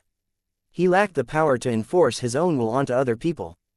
Given that a bunch of counselors tried to follow in the footsteps of the polymath, the Peak Ace pilot grew alarmed with this development. Even though the Terrans, Rubarthans and other groups were opposed to strengthening the control of the Red Collective, the Mace of Retaliation did not want to leave anything to chance. He needed to find a way to strengthen the case against further centralization even further. This was why he called out the father of the Red Collective. Anyone smart enough would have been able to figure out that Vase valued his autonomy. He hated it when other people were in a position to demand his obedience. Since that was the case, the probability that Vase would back the stance of some of his old enemies such as Admiral Amelie Jameson was extremely low. The Mace of Retaliation grinned as he looked at the Devil Tongue in anticipation. Anyone who assumed that the Fist of Defiance and the Mace of Retaliation lacked political sensitivity were making a big mistake. They understood politics well enough. They simply refused to play by the rules if they became an inconvenience. To mech pilots like themselves, they would rather confront their enemies openly than to engage in underhanded scheming. Yet there were also times when the Fist of Defiance and the Mace of Retaliation needed to accomplish their goals through slightly more indirect means. While the Mace of Retaliation saw no problem with drawing Vase into the current debate, there were many other counselors that thought otherwise. There had been far too many cases where the Devil Tongue completely upended the status quo and somehow swayed the majority into taking new and unprecedented stances. Will the infamous Professor Larkinson detonate another verbal bomb during this session? Nobody knew for certain, and that was exactly why so many people felt bothered by inviting him to speak. Couldn't the first session of the Interim Leadership Council proceed in a more orderly fashion? Everyone already possessed at least a rough understanding of each other's stances. The evolution which had already drafted much of the framework of the Red Collective out of the public eye. The sessions should mainly center around filling up the gaps and forcing decisions in situations where multiple sides refused to concede defeat. Since the important players already knew about this in advance, they could plan out their debating strategies and anticipate the moves by the opposition. All of that threatened to become irrelevant if Vase randomly caused the discussion to go off track. Vase smiled at the other counselors as he steadily rose to his feet. He became more thankful that his wife had been thoughtful enough to dress him up in an expensive and custom-tailored suit. Its refined appearance helped to steel his nerves and make him feel more confident than he appeared. In truth, his mind was racing on how he should respond to this invitation to speak. Clearly, many counselors expected him to take the mace of retaliation's side and fiercely shoot back at the centralists who wanted to turn the Red Collective into a brutal fist. Perhaps he might be more rude about it than others, but it was inconceivable that he would take the side of Admiral Amelie Jameson. Vase could feel the old woman's stare boring down on him. She was likely waiting to launch a counterattack immediately after he finished speaking. That was not a desirable outcome for him. He was tired of getting into disputes all of the time. There was no benefit to further antagonizing the Tier 1 galactic citizens that he disagreed with. Why couldn't these people leave him alone so that he could concentrate on his mech design projects? Alas, since the mace of retaliation put him on the spot, Vase had to improvise a response that should hopefully sound so harmless and meaningless that people no longer asked for his opinions. Ahem. Vase cleared his throat. I find myself in agreement with the opponents of centralization. Humans long to be free and in control of themselves. They do not take kindly to being forced to obey the directives of an oppressive and pervasive central authority. With respect, I sincerely cannot foresee any future where trying to bring so many people to heel will result in a good outcome. If the storylines of so many action dramas have any basis in reality, then the inevitable consequence of heavy repression is a full-blown outbreak of repressed cultivators. Not every counselor was willing to remain silent. The proponents of centralization had to stand up and defend their stance. Much to Ves's surprise, Fleet Admiral Jameson displayed a remarkable degree of self-control and remained silent. Instead, it was Master Goldstein who responded to an associate of his own faction. Anarchy has become a greater threat to our civilization than excessive control. War has come. It has become increasingly unsustainable for our society to be as free and peaceful as before. We must hasten our transition to a wartime footing, and that includes implementing martial law. If we do not militarize our society as much as possible, we will never be able to fight against our enemies to the best of our ability. Cultivation is an extension of our combat methods. Rather than allowing so many talented cultivators to squander their time and harbor weak commitment towards contributing to the war effort, we must identify them and treat them as strategic combat assets from the very beginning. This may not be fair to our people, but when the survival of our race is at stake, we cannot afford to hold back anymore. A lot of counselors felt uneasy as they confronted the cold hard facts shared by Master Goldstein. The man was a true survivalist at his core. The survival of the human race was paramount. If that meant depriving people of some of their rights, then so be it. People such as Master Goldstein had no qualms about taking extreme positions so long as it was correct. The survivalist definitely made a persuasive argument this time. He repeated his earlier point, but added much greater emphasis on the consequences of refusing to mobilize for war. Vase was actually sympathetic towards Master Goldstein's argument. It was true that a lot of states and planets hardly made any moves to prepare for war. Many people continued to work at their normal civilian jobs instead of volunteering for military service. A lot of industrial capacity was being used to produce typical consumer products as opposed to much more essential war materiel. November LBJNN states cared more about maintaining a stable economy and keeping their citizens happy than preparing for an alien invasion that may possibly arrive one day. The more Vase thought of how planets such as New Constantinople 8 had not gone far enough to prepare for war, the more he felt inclined to support Master Goldstein's stance. A perfect solution does not exist. The web mistress chose to speak. Please like and follow the Cultivation Audiobooks channel up at this time. Nobody who has decided to attend these sessions will reject the possibility of maintaining enough control while giving enough room for cultivators to act by themselves. It is precisely because we are unable to satisfy everyone that we must choose a winner and a loser. Yet greater control was not necessarily the right answer. Vase still preferred to take the side of the Mace of Retaliation. Vase frowned as he tried to think how he should respond to Master Goldstein. Personally speaking, I think that both sides have made good points. Centralization will allow us to organize cultivators a lot more efficiently. Decentralization will keep people happier and create greater diversity within the cultivation community. I think that we can settle on a middle ground that should just be enough to satisfy the majority of the council. Interesting. The evolution which spoke for the first time since the debate commenced. Vase almost flinched when the god pilot decided to share her opinion. I look forward to hearing what you have devised as an acceptable compromise solution. My proposal to this dilemma is to ensure strict enough control while also giving individual cultivators a lot of leeway. A perfect solution does not exist. The web mistress chose to speak. Please like and follow the Cultivation Audiobooks channel up at this time. Nobody who has decided to attend these sessions will reject the possibility of maintaining enough control while giving enough room for cultivators to act by themselves. It is precisely because we are unable to satisfy everyone that we must choose a winner and a loser. I disagree, Master. Vase retorted. I think there may be a way to address the concerns of both sides at once. Hear me out first. I am well aware that cultivators can do a lot of damage if left unchecked. A certain degree of supervision is essential to safeguard our society. However, why must the Red Collective be the organization that monitors and controls all of these potential dangers?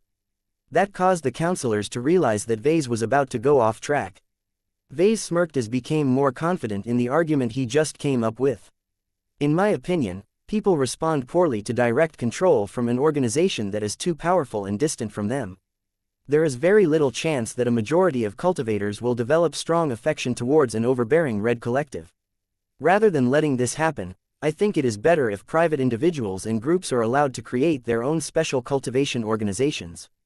This will make it so that most of the responsibility for supervising cultivators will fall onto these special organizations. What is the role of the Red Collective in this proposal of yours? Master Goldstein asked. I am glad you asked, Master. It clearly should not be doing nothing. I think it is best if the Red Collective supervises the special cultivation organizations as a whole. This way, the former will still do what is necessary to safeguard our society. The collective will just do so with at least one intermediary organization in between. Why bother with adding another layer between the Red Collective and individual cultivators? This will make it less likely that wrongdoing will be detected in advance. That is because every special cultivation organization is different. Vase responded in a more assured tone. Each of them have their own goals, ideologies, cultivation methods, geographic interests and more. Similar to mercenary outfits, these cultivation organizations will appeal to different people, ensuring that the recruits will align with the predominant values of their chosen group. That sounds dangerously similar to cults or churches. Fleet Admiral Amelie Jameson retorted. Your proposal will lead to widespread degeneration if that is the case. I will not allow you to replace a lesser evil with a greater evil. Cultivators must not be fooled into worshipping the gods of your own making or of other origins. Vase quickly shook his head. This is not about religion. The special cultivation organizations that I have in mind are purely secularist in nature. Instead of identifying them as cults, you should instead see them as sects. Each sect is bound by a common set of ideals and philosophies that help their cultivators practice methods that align with certain elements. The more organized the sect, the greater the consistency and the lower the incidence of cultivation deviation. Compared to the alternatives, I think this is the best way to safely spread cultivation to the general population. His proposal certainly raised a lot of eyebrows. Councillors seriously began to think about his compromise solution. Chapter 5979 The First Consensus. Chapter 5979 The First Consensus. Once Vase presented his idea, the councillors began to debate the merits of his proposal. Surprisingly enough, there were plenty of councillors who immediately embraced this compromise solution. They were all clever enough to understand the implications and figure out even more consequences that Vase had not foreseen. Professor Larkinson has made a fitting suggestion. The Armsburger said, on the one hand, as the Mace of Retaliation has said, humans respond poorly when they are forced to abide by the rules of a single overbearing authority. On the other hand, I do not disagree with the counselors who claim that letting people to their own devices in this matter will lead to a massive drop in stability. Shifting the focus from the individual to a group organization in the form of a sect is a viable means to solve this dilemma. This way, the individual will have the ability to choose between many different sects, but still accept the necessity of accepting strict supervision. A certain Rubarthan God pilot also expressed his support for this idea.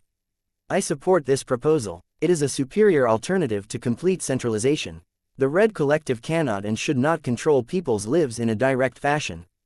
Delegating this responsibility to private organizations will not only reduce its administrative burden, but also foster enough diversity in thought and methods that success and innovation will be rewarded.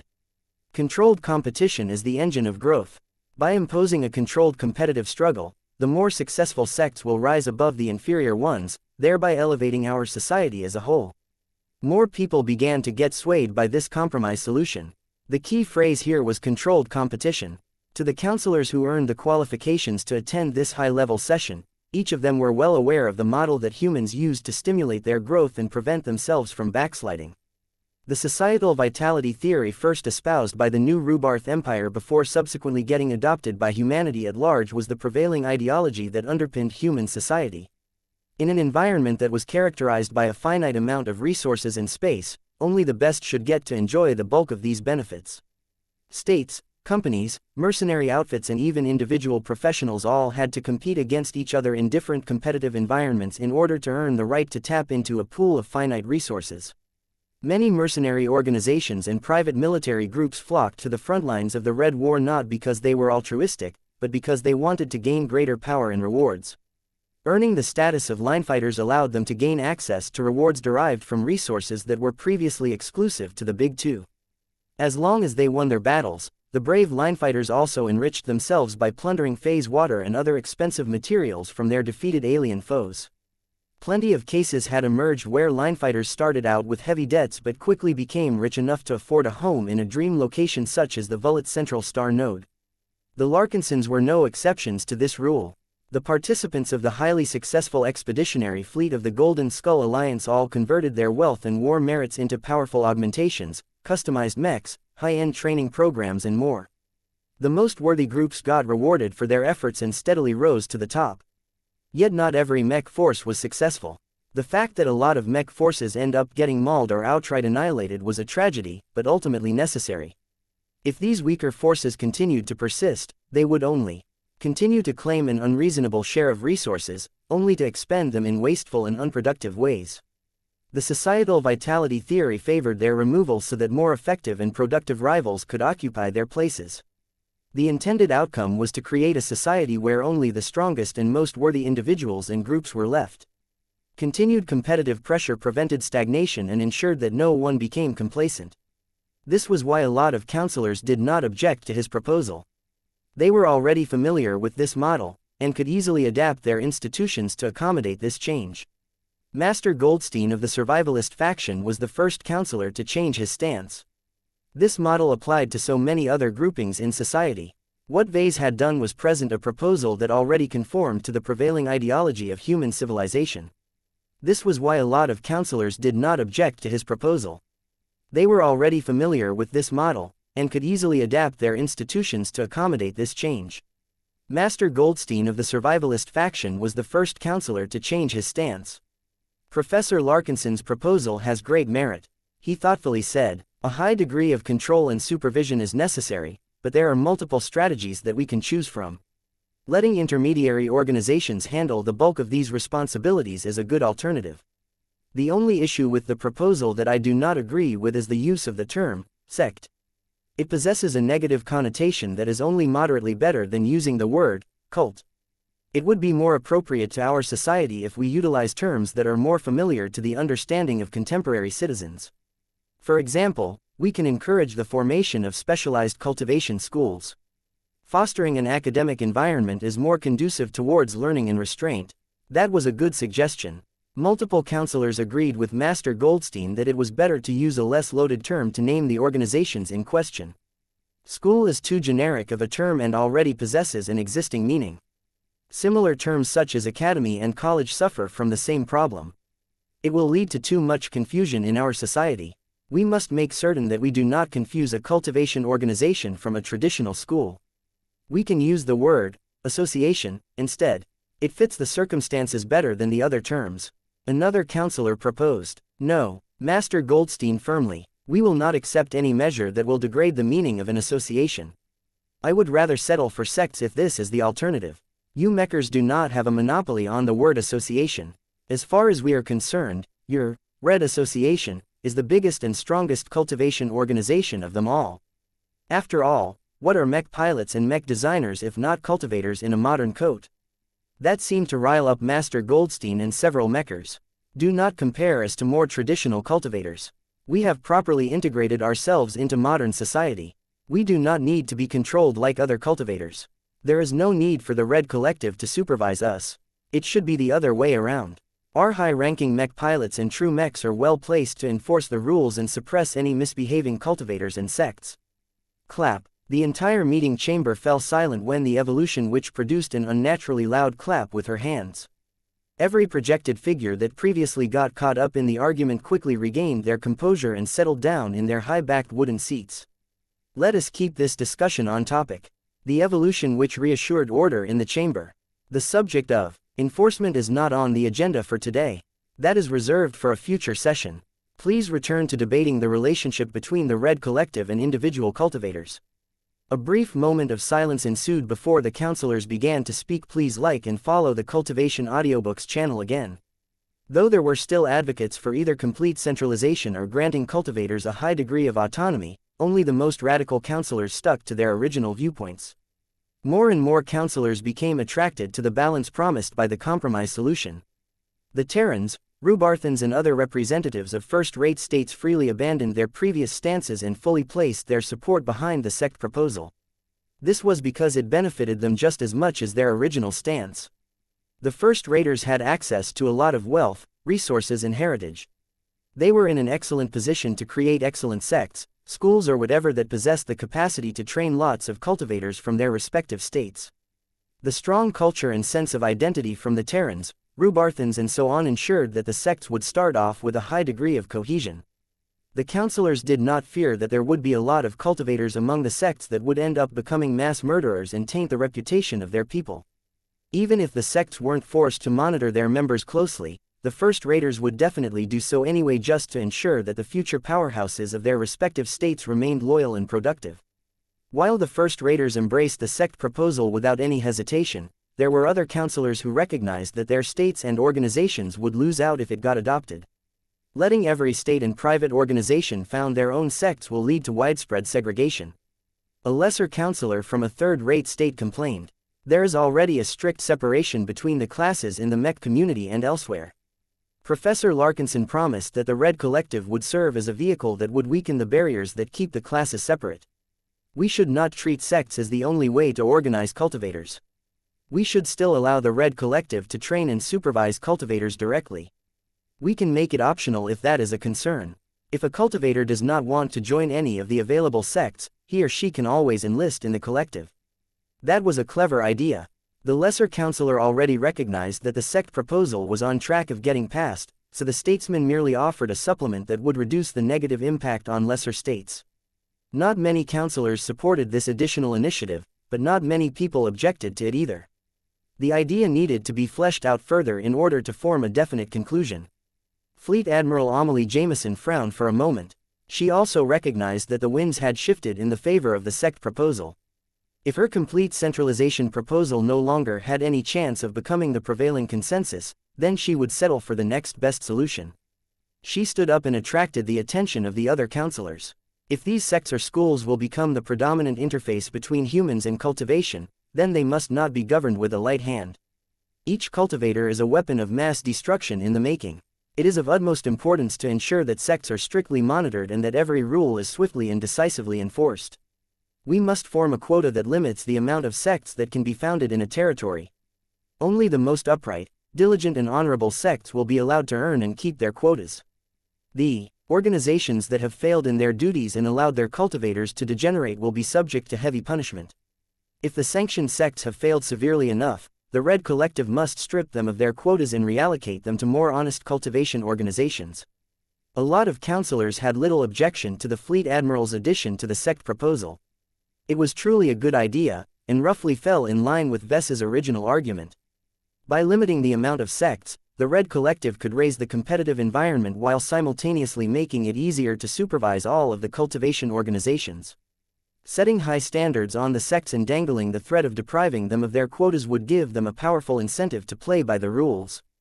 The Red Collective could also create other mechanisms to foster greater controlled competition between the sects. By managing their relations and forcing them to compete for limited resources, the sects would mostly be focused on overcoming their rivals as opposed to harming ordinary people. This was a familiar model to the Red too. The Mechers and the Fleeters had long used the method of dividing humans into different states in order to give them a proper channel to vent their competitive desires. Since even a hardliner like Fleet Admiral Amelie Jameson threw her support behind the sect proposal, the outcome of the first session was no longer in doubt. The only topics left to discuss was hammering out a number of key details. Chapter 5980 Evolutionary Vision Chapter 5980 Evolutionary Vision. By the time the first session of the Interim Leadership Council came to an end, most councilors ended up satisfied. The council ran with the sect proposal initially presented by Vase and expanded upon it. Many different interest groups tried to pass their own amendments in order to favor their own circumstances. Though not every amendment got passed, the councilors did not unnecessarily obstruct ideas just because they came from their political opponents. After all, the powerful figures gathered here all possessed a common responsibility for ensuring the survival of Red humanity. Even if they possessed selfish thoughts, they did not dare to go too far when they were sitting in the presence of multiple god pilots. As the most honorable and individually powerful protectors of human civilization, god pilots generally had little tolerance towards obstructionism. People such as Fleet Admiral Amelie Jameson used to have no qualms about targeting Vase because he lacked the hard power to deter such maneuvers. This did not apply to the god pilots. Appointing a more ruthless and proactive god pilot like the Evolution Witch to the position of chief counselor was a very savvy move in this regard. Under her supervision, no counselor dared to play any despicable games. Behavior that might be tolerated in their own states and organizations would never fly in a council under her charge. November LBJNN. The Evolution Witch did not even have to issue any warnings or step in. Just her presence and authority alone was enough to keep the councilors honest. Under this atmosphere, the councilors who originally stood on opposite sides of the spectrum all managed to come to an acceptable middle ground.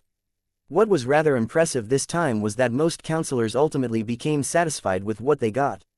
They managed to get enough amendments passed that they managed to satisfy at least some of their interests. The Terrans and the Rubarthans were all happy by the fact that they avoided direct centralization. Their cultivators would not be in a position to lose their original loyalties and become indoctrinated by the Red Collective. Instead, their cultivators would be able to join one of the multiple sects that were mainly controlled by first-rate states, either directly or indirectly. The proponents of greater control such as the 5th Enforcement Fleet and parts of the survivalist faction also became satisfied by the fact that the Red Collective still obtained strong supervision and control authority. A lot of councilors took issue with the notion of letting the Red Collective exert strong control over individual cultivators. However, not many of them were sympathetic towards the plight of sects. It made sense to constrain their behavior by imposing a lot of rules. So long as the Red Collective policies towards sects were not too unreasonable, it was acceptable to hold them to a higher standard. In short, councilors such as Fleet Admiral Amelie Jameson and Master Viro Goldstein became more assured that the current setup would preserve human society's existing stability and order. Anarchy, chaos and a wholesale deterioration of public safety threatened the interests of the Red too. The Mechers and the Fleeters always derived their legitimacy from being able to run human space better than all of the alternatives. Their argument would no longer hold any weight if they failed in this aspect. At least the sect proposal made it easier to guard the current order, as the Red Collective merely had to keep a close eye on a limited number of sects. Details such as how much the quota should be and other parameters could be determined at a later date. It was not necessary to involve so many Tier 1 galactic citizens and other eminent leaders in trivial affairs. Now that the Interim Leadership Council was done with shaping a single unified policy towards the purpose of the Red Collective and its relationship with human cultivators, the Evolution Witch finally brought the first session to a satisfying end. The woman stood up from her larger and more regal seat and radiated a fraction of her god kingdom across the entire meeting chamber. Aside from the other Tier 1 galactic citizens, every other counselor momentarily became affected by phantom illusions.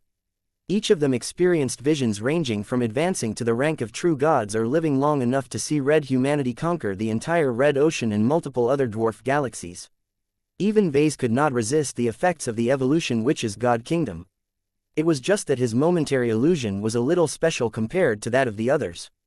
He maintained enough awareness to know that his mind was responsible for creating a possible vision of the future. This caused him to develop a particularly exaggerated impression of what he became once he reached the level of a true god. Not only did he become a star designer that could create an endless amount of living marvels, but his various incarnations also became transcendently powerful. Blinky commanded an entire parallel universe. The Blinkyverse had not only turned into a material space, but grew to such a size that it was able to support the rise of many native alien civilizations. The prosperity of the primordial galaxy of the Blinkyverse exceeded that of the Milky Way. After all, the old galaxy might be populated by a lot of humans and aliens, but it was no longer blessed with the power of heaven. The story was different for the Blinkyverse. The Star Cat had not only assumed the role of the heavenly authority over the primordial galaxy, but also possessed the ability to summon a sizable fraction of that power into the main universe. Though Vase did not yet know how much Blinky needed to cultivate and sublimate his powers in order to reach this insanely powerful state, he was glad to learn that all of the painstaking accumulation eventually paid off at the end. As for Vulcan, his situation also became outrageous. He had become a literal deity to every dwarf and craftsman who believed in him. The incarnation also became an exceptionally capable traditional craftsman who was able to produce extremely powerful masterwork and occasionally grand work-level artifacts. This meant that Vulcan gained the capacity to produce artifacts that approached the level of the heavensward. If he had access to enough super-class materials and gained the faith of enough worshippers, then it was not impossible for Vulcan to craft an artifact that matched the power of that mythical weapon. As for Veronica, her cultivation was a bit of a mystery. Vase only obtained fuzzy impressions of the cyborg cat after completing her transcendence. One detail that became clear was that she became a cybernetic phase lord. She might look as small as a house cat under normal circumstances, but as long as she became involved in any battle, her feline shape quickly reached the size of a moon large enough to produce tides if it orbited a planet. Veronica under the active imagination was not weak at all. This was because she was not a simple phase lord. She also benefited from a huge amount of cybernetic enhancements that augmented her combat capabilities in a targeted manner.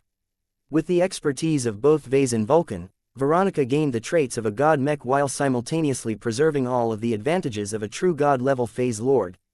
Despite the fact that Veronica lacked the transcendent willpower that made god pilots so strong, her deep technological integration at least enabled her to hold her ground in a fight. Combined with a formidable command over the power of darkness, Veronica had a much better chance of evading any direct confrontation against the hostile god pilots. Vase took a deep breath. In reality, less than a second passed by. The evolution which only exerted a minute extent of her god kingdom for an instant. That had already been enough for everyone aside from god pilots and star designers to lose their minds to illusions that stretched on for a much longer periods of time. Some counselors looked as if they had become immersed in a false setting for weeks. Others looked as if they had just peeked at the future for a couple of minutes. None of the counselors looked as if they could resist such power. None of the counselors who had become affected by the evolution witch's power remained unaffected by this move. Many of them became more introspective as they couldn't take their minds away from that tempting illusion. Was this what it was like to achieve greater success in cultivation? None of the counselors looked as if they could resist such power. Not even the fleeters who harbored the greatest misgivings towards cultivation could remain unmoved in the face of all of that temptation. What a brazen act of manipulation. Even if many of the counselors appreciated the momentary taste of power, they were still cognizant enough to realize that the evolution witch actively tried to sway them to her mindset. Of course, none of the counselors possessed the courage or the motivation to accuse the evolution witch. This was the privilege of power. The evolution witch shamelessly smiled at the other 99 counselors. This concludes the first session. The date of the subsequent session will be announced at a later date. It will take time to expand on the amended sect proposal and incorporate it into our planning. Before you depart, do not forget the importance of our mission. Red humanity in its current state is too weak. If we do not adapt to our rich new environment, we will die. There is no ambiguity about this. Our alien adversaries will not be merciful towards us, so we cannot be soft towards them either. Only the fittest race shall survive in the end. If we cannot win this struggle, then we deserve to go extinct." With those ominous words, the first session came to an end. Many counselors deactivated the remote connection, causing their physical projections to disappear from the meeting chamber. Few people stuck around to exchange words with each other. If they wanted to discuss more serious topics, they could always switch to more private communication channels. Vase did not leave right away. It would be stupid of him to miss out on the opportunity to deepen his relationships with the movers and shakers of red humanity. He first turned towards the Evolution Witch. A coy smile graced her lips as she studied Vase with fascination. "Interesting. You truly are your mother's son. You possess great courage for splitting off your soul so many times. The risks are great, but the ability to command the power of multiple true gods is a benefit that very few humans enjoy." Vase widened his eyes. "Wait. You saw that? Oh, you naive child. You understand so little of what god pilots are capable of. What makes you think I am unable to see your future forms? Self-evolution is under my purview. Out of the counselors present today, you shine like a beacon in a lighthouse. You are by far the most hard-working cultivator among them. I expect great results from you in the future. That is no excuse for you to rest on your laurels, however. The evolution potential that I have glimpsed from you and every other counselor is not a prophecy. It is merely an extrapolation based on your current conditions. It is not impossible for others to exceed you at a later date. Work hard and do not slack off. Our society needs your many gifts." Vase awkwardly smiled. He felt awfully exposed in her presence. Who knew how many secrets she gleaned from him? If not for the fact that she had made a pact with his mother, he would have become apprehensive about what the god pilot intended to do with all of the sensitive information. "I appreciate the visions, but can you please not do it again? You do not have power over me. I will inspect your potential whenever I am motivated to do so. Your strategic value has just increased from my perspective." Chapter 5981 Prelude to Transformation. Chapter 5981 Prelude to Transformation. Vase got reminded once again why interacting with the Evolution Witch was not a good idea. The god pilot had violated his privacy and dug up a lot of secrets related to his complicated cultivation situation. She not only managed to identify all of his incarnations, but also gained a huge amount of insights into how much their strength had grown at the true god level. This was a pretty massive information breach. Vase had plenty of reasons to worry about this unanticipated leak. Although Vase trusted the Evolution Witch to avoid doing anything that directly damaged his interests, who knew what she might do with the intelligence she plucked from his mind? He could not forget that the Evolution Witch was still a leader of the Red Association. If Vase ever fell out with the Mechers, there was a chance that the god pilot might use the information against him one day. There was nothing he could do about it. The only acceptable response to this incident was to train his mental defenses to the point where the domain of a god pilot could no longer dominate his mind to such an extent. He at least needed to gain the ability to fend her off for enough seconds to close the connection. I should prepare other defensive measures. It is really embarrassing how easily she had me at her mercy. It was times like these that Vase hated the fact that he was still stuck in the first major cultivation rank. He needed to work a lot harder and speed up his progression if he wanted to prevent a repeat of this incident. In any case, Vase soon moved on with his life. He briefly contacted the leaders of the Larkinson clan and conveyed a summary of the first session of the Interim Leadership Council. The message that the Red Collective would soon organize cultivation through a limited amount of sects had massive implications to everyone, including the Larkinsons. "I am not sure what the criteria for obtaining a sect quota will be, but our clan probably won't have any trouble with securing one," Vase told the three chief ministers during a remote conference session. "It is better if we can obtain multiple quotas. We need at least one that is orientated towards raising combat cultivators. Perhaps Kedis can lead a separate one that is completely based on traditional swordsmanship. In addition, the Creation Association is pretty much a sect in all but name. It would be beneficial for us if we can formalize its status and allow it to gain support from the Red Collective." That was an ambitious layout. Whereas most groups that had heard of this news only thought about founding a single sect, Vase already sought to create 3 separate sects for the Larkinson clan. "What if we fail to secure more than a single quota, Patriarch?" Chief Minister Novalon Pernis inquired. "It is not strictly necessary for us to found 3 separate sects. We can create a single sect that we can split into multiple branches or departments. As long as we grant them enough authority, they can enact their own policies with little interference from others.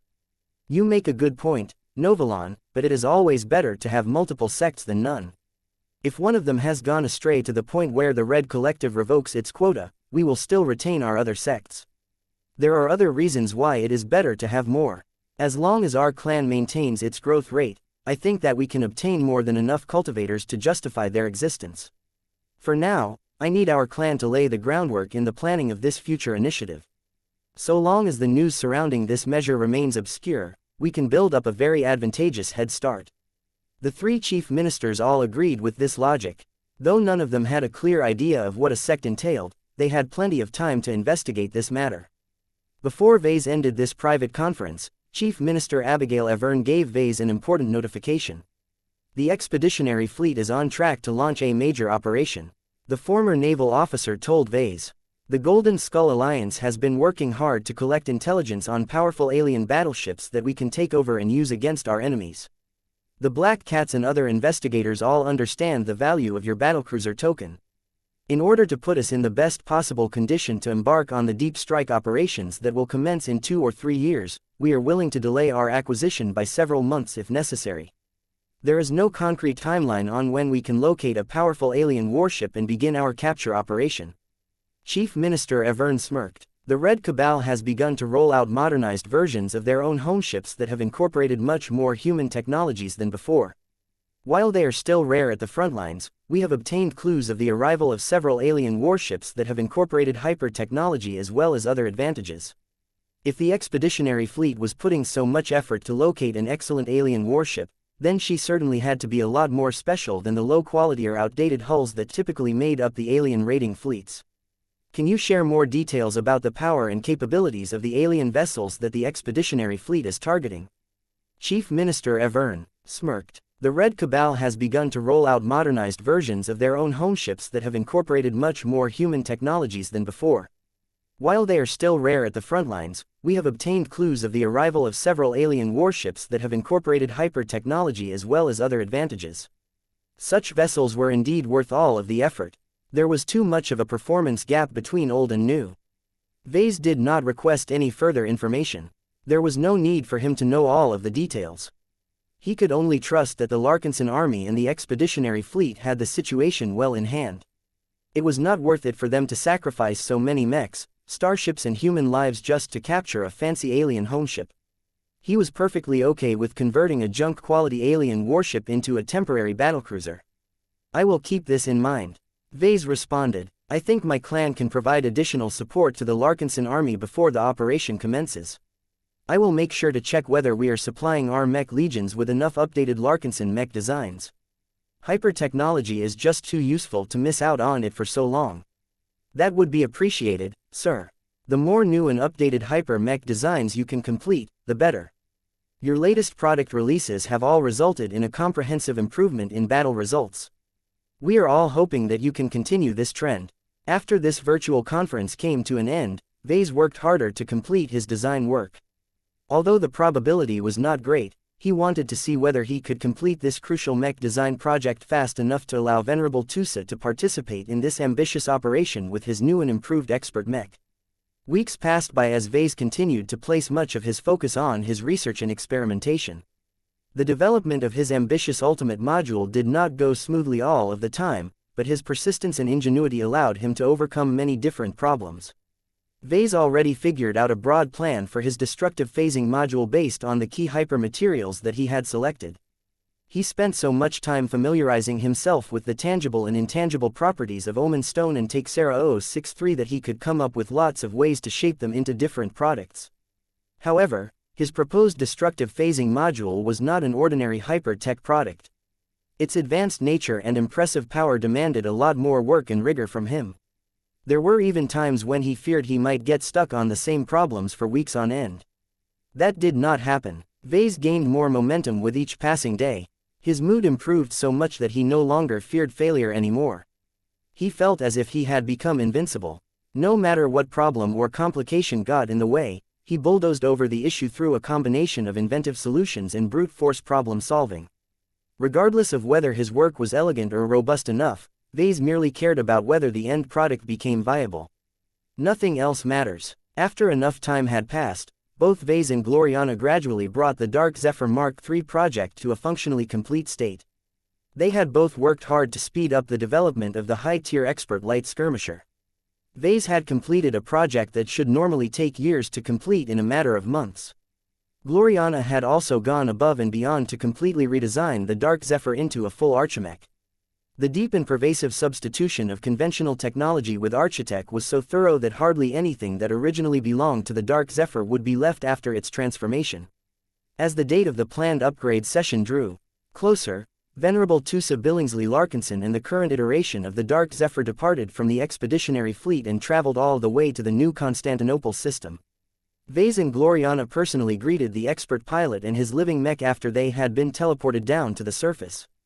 "Welcome to New Constantinople 8. Vase grinned and moved forward to embrace Tusa in a friendly hug. Though Tusa looked more bemused than sentimental, he appreciated the familial gesture. "I have been looking forward to this for years," the expert pilot mildly said as the two Larkinsons separated. "This is a nice planet. I have hardly seen much of it, but I can understand why you have decided to settle down here. Have the Terrans been treating you well?" "Naturally. The Terrans never fail to show their appreciation of my continued presence. They prefer it if I stay with them on a permanent basis, but I will not be able to oblige them. I will leave sooner or later. I just want my children to enjoy a somewhat normal childhood long enough before I leave." "Understandable." Tusa nodded before turning to Gloriana. "Thank you again for putting in so much effort to upgrade my battle partner. You cannot believe how many times he has obsessively studied the technical updates that you have occasionally transmitted to us. He is looking forward to completing his transformation into an Archimech.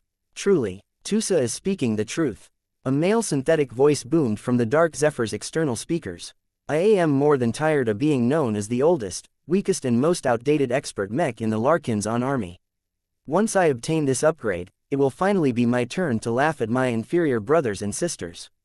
As the only expert mech that incorporates Architech in an ultimate module, I shall finally become known as the most powerful mech of the Larkinson clan." The expert mech sure possessed a competitive spirit. He became so excited at the prospect of undergoing his long-awaited refit into a much more powerful version of himself that his spiritual foundation vibrated with excitement. "Calm down, Zeph," Tusa called and slightly resonated with his expert mech from a short distance away. "You will have your turn. We first need to complete all of our tests and examinations. If the mech designers discover any problem, then that needs to get fixed first. Hurry up, then. Please start right away. I do not need any rest. I am a mech." Gloriana smiled and gave the eager expert mech a friendly smile.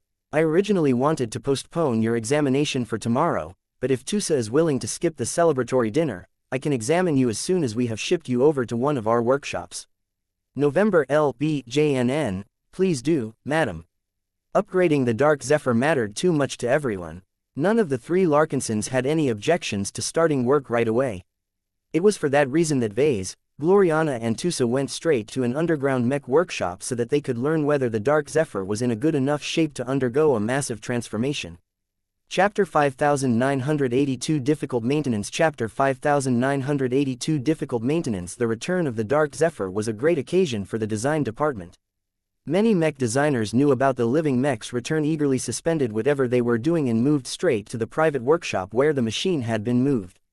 A lot of eager journeyman mech designers wanted to witness the oldest and earliest Larkinson expert mech to see how much he had grown since his birth. The 25 mech designers originally recruited during the Face Shaper contest and afterwards were particularly eager to witness one of the most celebrated and admired mechs of the Larkinson clan. Vase allowed them to pass through the entrance so long as they knew how to behave. They were all core employees of the Larkinson clan, and had proven themselves trustworthy and capable enough to participate in all kinds of Larkinson mech design projects. It was not a bad idea to introduce them to the more advanced and high-end projects in advance, especially since they may be invited to contribute to a future expert mech design project one day. Many of these young and eager journeymen looked enviously at Adrian Marceau and Ariana Roux. The two had been lucky enough to contribute to development of the Dark Zephyr Mark III project shortly after they started to work in the design department. Adrian Marceau had worked alongside Vase, Gloriana and many other engineers to develop a very high-end combat warp system for TUSA's expert mech. Mobility was paramount for the expert light skirmisher, and the advantages of Marceau's quirky combat warp system sounded perfect for the occasion. If all went well, the Architect adapted combat warp system should allow the Dark Zephyr to generate powerful warp bubbles with minimal delay, enabling the living machine to alter his vector in an instant. The evasive characteristics of an already agile mech would become even more ridiculous. Ariana Rue's contribution was also pretty significant. She worked alongside Gloriana to upgrade and optimize the new computing systems for all of the Architect parts and systems. More importantly than that, she also applied a major upgrade to the Dark Zephyr's ECM capabilities. The new electronic gremlin system allowed the Dark Zephyr to hack many different machines within its range. So long as the virtual projection of enemy computing systems were not sophisticated enough, poorly designed by modern human standards, horribly outdated to the point of missing too many security updates, or simply too weak to withstand brute force hacking, any human or alien computing system could be hacked. Even if the electronic gremlin system focused on quantity over quality, the Dark Zephyr would already have an easier time running circles around a lot of opponents so long as the latter's offensive systems experienced disruptions. Vase and Gloriana had a clear goal in mind when they permitted Adrien Marceau and Ariana Rue to participate in the development of the Dark Zephyr Mark III. The expert light skirmisher needed to become as difficult to pin down as possible. By enhancing the Dark Zephyr's mobility and ability to cope with crowds of lesser opponents, Venerable Tusa and his battle partner would gain a much larger chance to dive in the middle of an enemy formation alone. No standard mech was able to keep up with the Dark Zephyr. Venerable Tusa had long become accustomed to operating by himself. He and his battle partner always attracted a huge amount of enemy fire as a result, and the Dark Zephyr's resonance shield always incurred heavy impacts as it was impossible to evade every single attack launched in the machine's direction. Hopefully, the comprehensive upgrades combined with the contributions made by the two new journeymen should allow the Dark Zephyr to get hit much less frequently in the future. Both mech designers looked inordinately proud and happy to see the Dark Zephyr in the flesh. They had both grown incredibly familiar with the expert mech's old and new designs. They frequently inspected the machine by remote. Yet none of those examinations could compare to seeing the actual living mech in person. The two had already gone ahead and touched the metallic surface of the old and proud expert mech. The maintenance crews took excellent care of the Dark Zephyr while he was under their care, but there were still plenty of unmistakable signs of wear and tear. Subtle metal warping, new replacement, parts taking the place of destroyed ones, worn and scratch coating and other physical signs all showed that the Dark Zephyr not only existed for a number of years, but also experienced regular action throughout his life. All of that had led to a lot of accumulation, both physically and spiritually. When Vase joined up with Adrien and Ariana, they all stopped to appreciate the Dark Zephyr's accumulation of age. "You've grown so much," Vase sighed as he could feel the richness of the Dark Zephyr's tempered spiritual foundation. 14 Ascension Runes. That's pretty good. I see that you have embraced the concept of freedom with great enthusiasm. The eyes of the black and gray expert mech briefly flashed. To stop is to die. Moving is life. To stay alive, I need to possess the power to dictate my own movements. No one has the right to threaten my freedom to move. That is understandable. Don't worry. The coming upgrades will strengthen your mobility even further. The experimental Dark Wind module that I have recently completed shall become your strongest guarantee. No enemy warship will be able to stand in your way once you activate your trump card. A visible wave of excitement radiated from the Dark Zephyr. Even though the machine was technically inactive, that did not stop the living mech from looking forward to gaining so much power. Just like Tusa, the Dark Zephyr had long grown tired of lacking enough offensive power to land a fatal blow on powerful enemies. Although the Dark Zephyr was slated to receive a lot more features than the Dark Wind module, Ves's new design application was by far the most exciting and impactful addition. The expert mech understood extremely well that his male progenitor was by far the best possible choice to upgrade his combat capabilities further. While Gloriana also contributed a lot to the Dark Zephyr design and creation, the living expert mech did not value her work as much. That might change once the Dark Zephyr converted into an Archimech.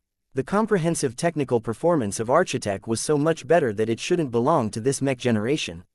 November LBJNN. As the four mech designers continued to examine the Dark Zephyr in a more thorough and systematic fashion, they detected many small issues that the maintenance crews failed to resolve.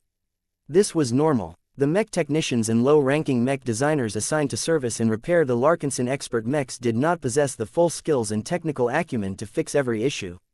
They need the assistance of Gloriana or another highly competent mech designer who happened to be familiar with the expert mech in question in order to perform deeper repairs. Though these small issues never became serious enough to threaten the safety of machines such as the Dark Zephyr, Gloriana grew more and more upset when the deep scans exposed more and more signs of inadequacies. Wear and tear, imperfect repairs, ad hoc modifications and simple mistakes all added up to slightly reduce the Dark Zephyr's performance. Any normal mech force would have accepted the reality of this situation. The cost to repair all of these subtle shortcomings far exceeded the benefit of doing so. It was uneconomical to pursue all of these faults. Gloriana did not agree with that mindset. To her, even a 1% drop in performance was enough for her to kick up a fuss. Fortunately for everyone involved, she did not let her anger get the better of her and blame the maintenance crews for being too lazy and incompetent to restore the Dark Zephyr to a better state. Vase, yes, our expert mechs are not getting the care they need and deserve. We should retrain the maintenance crews and hire additional technical personnel with superior qualifications. The problem may not seem too serious to you, but this is only the prelude of a greater fault. The current version of the Dark Zephyr is already among the simplest expert mechs in the Larkinson army. Once we are done with him, the expert light skirmisher will reach an unprecedented degree of technical complexity. Vess's expression changed. That is indeed a serious issue. I can already tell you now that none of the mech designers and mech technicians will be able to learn how to properly service and repair an Archimech. Gloriana flatly stated, they do not have to understand the ins and outs of Architect, but even a superficial understanding of its working principles is already too much for their limited intellects to bear. We need to hire the graduates from the best second-class and ultimately first-class mech design universities in order to keep the Dark Zephyr and every future Archimech in good condition. That sounded like overkill at first, but it was actually not. Architect was just too difficult and alien for humans to understand in a hurry. Gloriana only managed to get this far by relying on a couple of exceptional circumstances.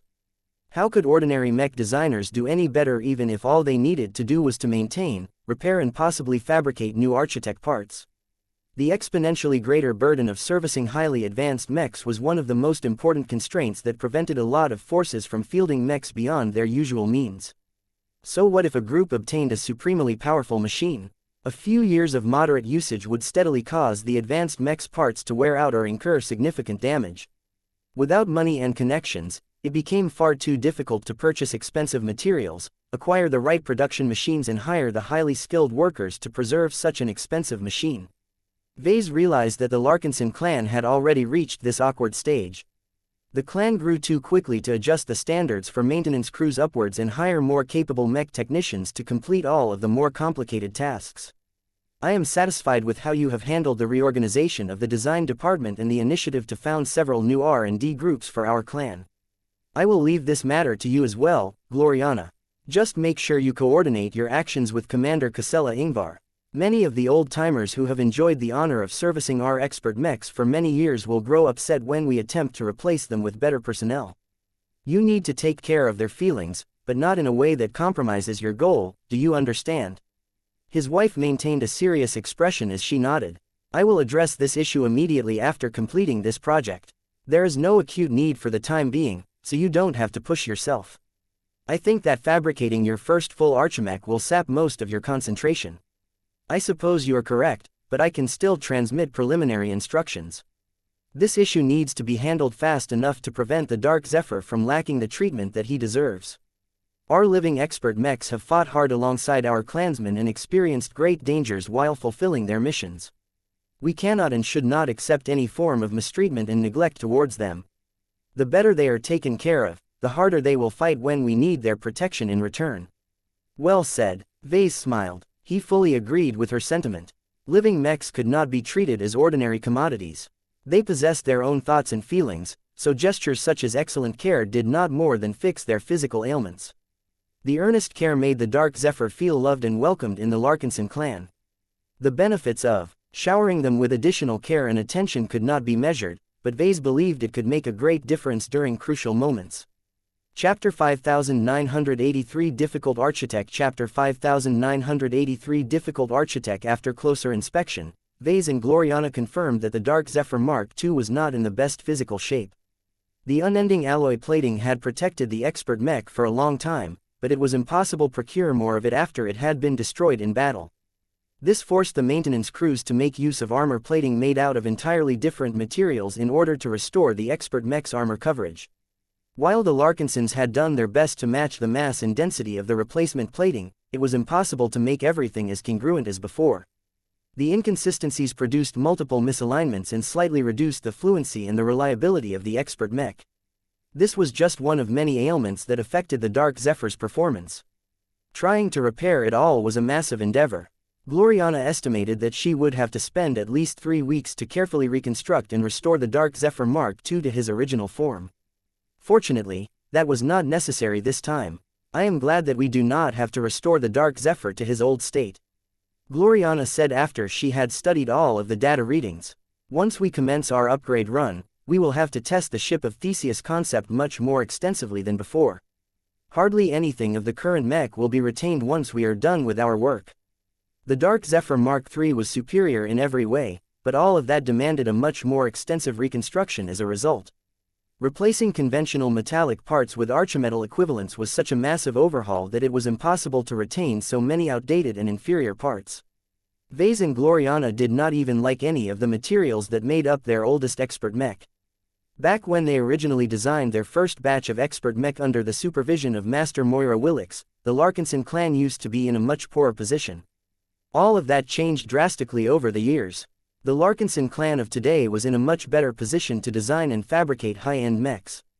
The LMC, the Open Consortium, the T Institute and many friendly business partners all possessed the capacity to supply rare and valuable strategic materials to the Larkinson clan. Vase also had the luxury to spend his MTA merits on a lot of exclusive goods from the Red Association's merit exchange. His Tier 3 galactic citizenship combined with his many contributions opened up access to a large selection of materials that ordinary mech designers could only dream of obtaining. Neither Vase nor Gloriana held back all that much when they selected a lot of powerful and expensive materials to elevate the physical parameters of the Dark Zephyr. Even though his slim frame prevented him from piling up a lot of armor, the advantages of Architect meant that his effective ability to resist damage had increased by a huge margin. This was especially the case when the structure of the mech frame consisted of first-class alloys that were harder and tougher than unending alloy. So long as enough hyper materials were added to the archimetal, Vase believed that the new and improved Dark Zephyr should still retain his spiritual prowess. It might even improve due to the use of superior and more specialized hyper materials. However, Vase and Gloriana could not say for certain whether the Dark Zephyr's parameters would improve as much as they anticipated. After all, ever since the Age of Dawn had commenced, many simulation programs became inaccurate and unreliable. The Red Association had yet to publish a comprehensive new set of formulas and data sets that could be used to accurately model the performance of hyper-technology. Simulation programs already struggled to predict the performance of high-ranking mechs, especially when the extraordinary willpower of expert pilots and ace pilots came into the picture. Vulcan had been working to improve the realism of the MSTS, but it was very hard to account for phenomena that were difficult to reproduce. In short, every mech designer including the Larkinsons had no ability to fully predict the actual performance of a hyper-mech in advance. Additional complications such as Architect and the Dark Wind module made it even more difficult for anyone to have a solid clue of how good the Dark Zephyr may become at the end. This was incredibly frustrating for the people involved. Tusa and his battle partner had little idea what was in store for them.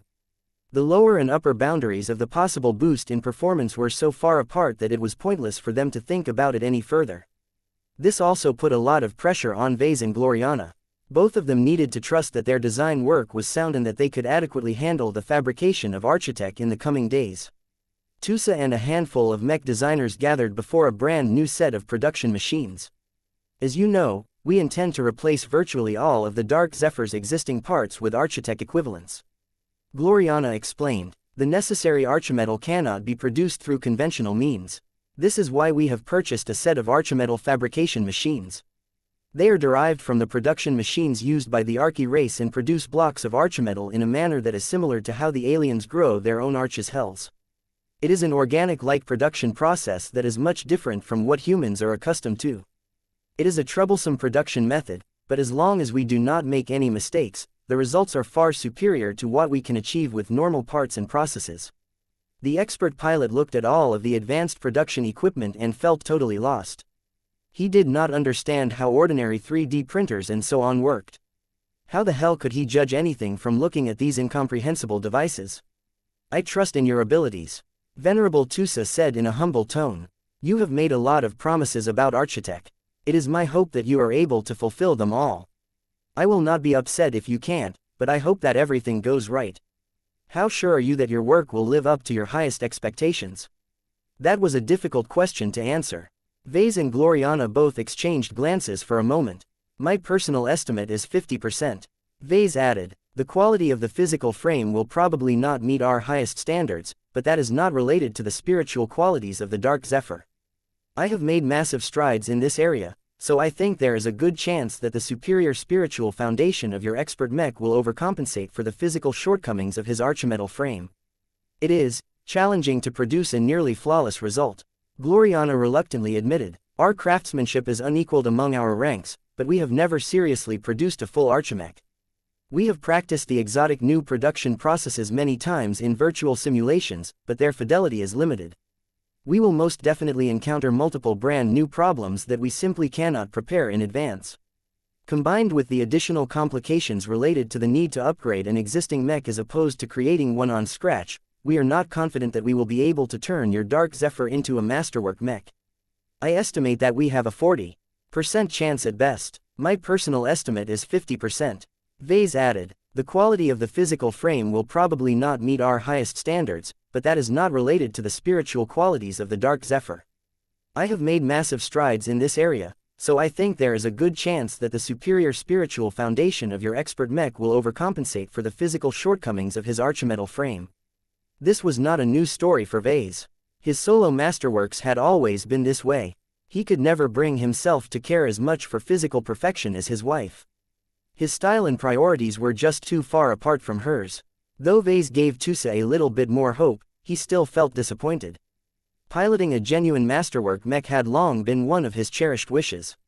Although he did not begrudge other lucky expert pilot for being able to benefit from piloting masterworks, Tusa could not help but feel inferior for missing out on this amazing benefit. The Dark Zephyr was too old. He had come to life during a time when Vase and Gloriana's craftsmanship was much rougher and more immature than now. The expert light skirmisher had also been built years before Gloriana successfully developed her groundbreaking God body solution. Gloriana reached out and patted the seasoned expert pilot's shoulder. "It will be okay, Tusa. There is no real loss if we fail to create a masterwork. I have made sure to integrate the God body solution in as many archimetal parts as possible. As long as the Dark Zephyr is able to absorb enough E-energy over time, his physical frame will automatically evolve to masterwork standard. It is just, we have never tested the combination between Architect and Gloriana's God body solution in reality."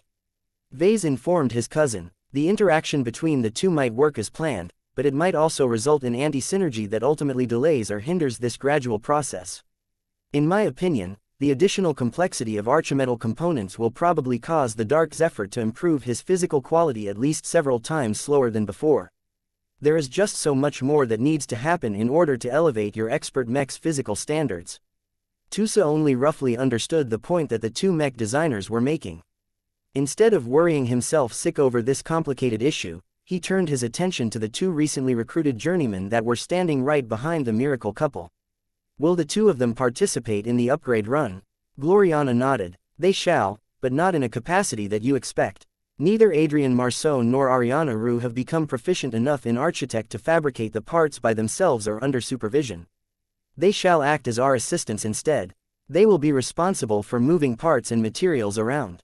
They will also be responsible for scanning the archimetal parts to verify that their quality is up to standard." That was the most that the pair of newcomers could do. The basics of Architect were just too difficult to learn in a short amount of time. Perhaps the story might be different in a few years, but that required a lot more time. "Will you be able to produce archimetal parts, Vase?" "Somewhat. I am not as good as Gloriana in this aspect, but I have learned enough from her to gain the qualifications to fabricate simpler archimetal components. I will still have plenty of work to do, but my involvement is not as great as you think." My wife is responsible for fabricating the vast majority of Archimetal parts. We will all be working at her pace and schedule. That was anything but ideal, but there was nothing they could do about it. The success of this project largely hinged on Gloriana's mood and performance during the upgrade process. Though his wife was under a lot of pressure right now, she did feel nervous about it.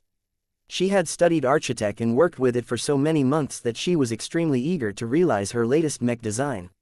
Even if her performance disappointed her in the end, she would at least gain crucial experience that she could use to increase the success rate of her next Archimech project. There's one more thing I have to inform you about. Vase spoke up. Before we begin the fabrication process, I plan to conduct a ritual. It will be a little weird, but just play along. Who knows whether it might make a difference in the end. Are you okay with this, Tusa? It is fine as long as it isn't too weird. I will not do anything that I personally disagree with. I hope you won't test my tolerance. Don't worry, it won't involve any human sacrifice or other lurid stuff. I still have standards. Vase needed to pay more attention to his optics. With the passing of the sect proposal, Vase needed to make sure to keep his act clean and avoid giving the Red Collective reasons to deprive him of a sect quota. Chapter 5984 The Strength of Mech vs. Mech Pilot Chapter 5984 The Strength of Mech vs. Mech Pilot The time of upgrading the Dark Zephyr drew closer. Vase and Gloriana did not begin their work right away. They conscientiously retired for the evening and enjoyed a good night's sleep. Once they woke up, they both regained their peak condition. Anticipation surged in their bones as they looked forward to creating a completely different mech than they had ever worked with in the past. Breakfast became a happy affair as Tusa took a seat next to Vase and his immediate family. It had been a long time since the children last saw and spoke with their uncle in person, so they immediately began to chat with the expert pilot. Meow. Lucky rubbed his body against Tusa's arm before flying away to eat a few chunks of hypers and exotics. How are Doria and Giovanni doing? Aurelia politely asked. My children are doing okay. Tusa smiled when he recalled their faces. It has been hard for them to grow up without their mother in their lives, but there are so many other nice ladies over at the expeditionary fleet that they do not lack for aunties. Can their mother contact them while still remaining connected to the ED-net? She can, but the Mechers do not recommend it. The expert pilot said, the difference in the passage of time within the ED-net and outside of it is so great that she will perceive everything we say and do in slow motion. We can use technology to compensate for that, but it will lead to long and awkward delays in conversations. There are also other psychological issues related to breaking the relative isolation between different realities. This is why we limit these contacts to a handful of times a year. The more frequently Rania tries to connect with her children, the more she becomes disassociated with the ED-net. This will increase the load to her brain to an unacceptable level. It was difficult for many of the Larkinsons that started their own families to endure the years-long separation with their young children. Parents such as Rania were making an especially difficult sacrifice by subjectively spending up to 20 years in a reality where they could not hug their children. However, this opportunity was too precious for them to miss. They would regret it if they missed out on a free opportunity to advance to first-class professionals. This was an especially crucial transition period for the Larkinson clan. If they did not become first-raters by the time the clan was ready to participate in the first deep strike operations, they would lose their leadership positions as they were unable to keep up with the demands of their current positions. It was not fair for Doria and Giovanni to grow up under these circumstances, but the Larkinsons fostered such a strong communal family atmosphere that the damage shouldn't be too great. Ultimately, Rania should be able to provide a lot more for her children once she returned and resumed her responsibilities as the director of the Larkinson Biotech Institute. You look different, Andraste said as she stared at Tusa's more worn and rugged face. You used to look so young, but now you are beginning to look closer to Grand Uncle Ark. Tusa chuckled in a good-natured manner. I am not a young man anymore. Everyone ages. I am no exception to this rule. I thought that expert pilots age slower than other people. That is partially true, Andraste. A stronger will and a greater obsession in one's appearance can indeed make expert pilots look younger and more pleasing, but only to an extent. I have never cared too much about my appearance. I am fine with looking older and more appropriate to my current age. I am a father, after all, though he is doing a much better job at clinging onto his youth. My body is much more radically altered and enhanced than yours. Vase mentioned. I never really paid any attention to this, but now that I am looking at you, I can tell that your body is barely augmented. That is quite rare in the Larkinson clan these days. Your wife runs an institute that is performing a lot of augmentation procedures and is becoming better at this job with each passing year.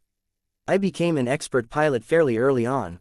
As a third-rater, I never depended on implants and genetic modification to improve my performance.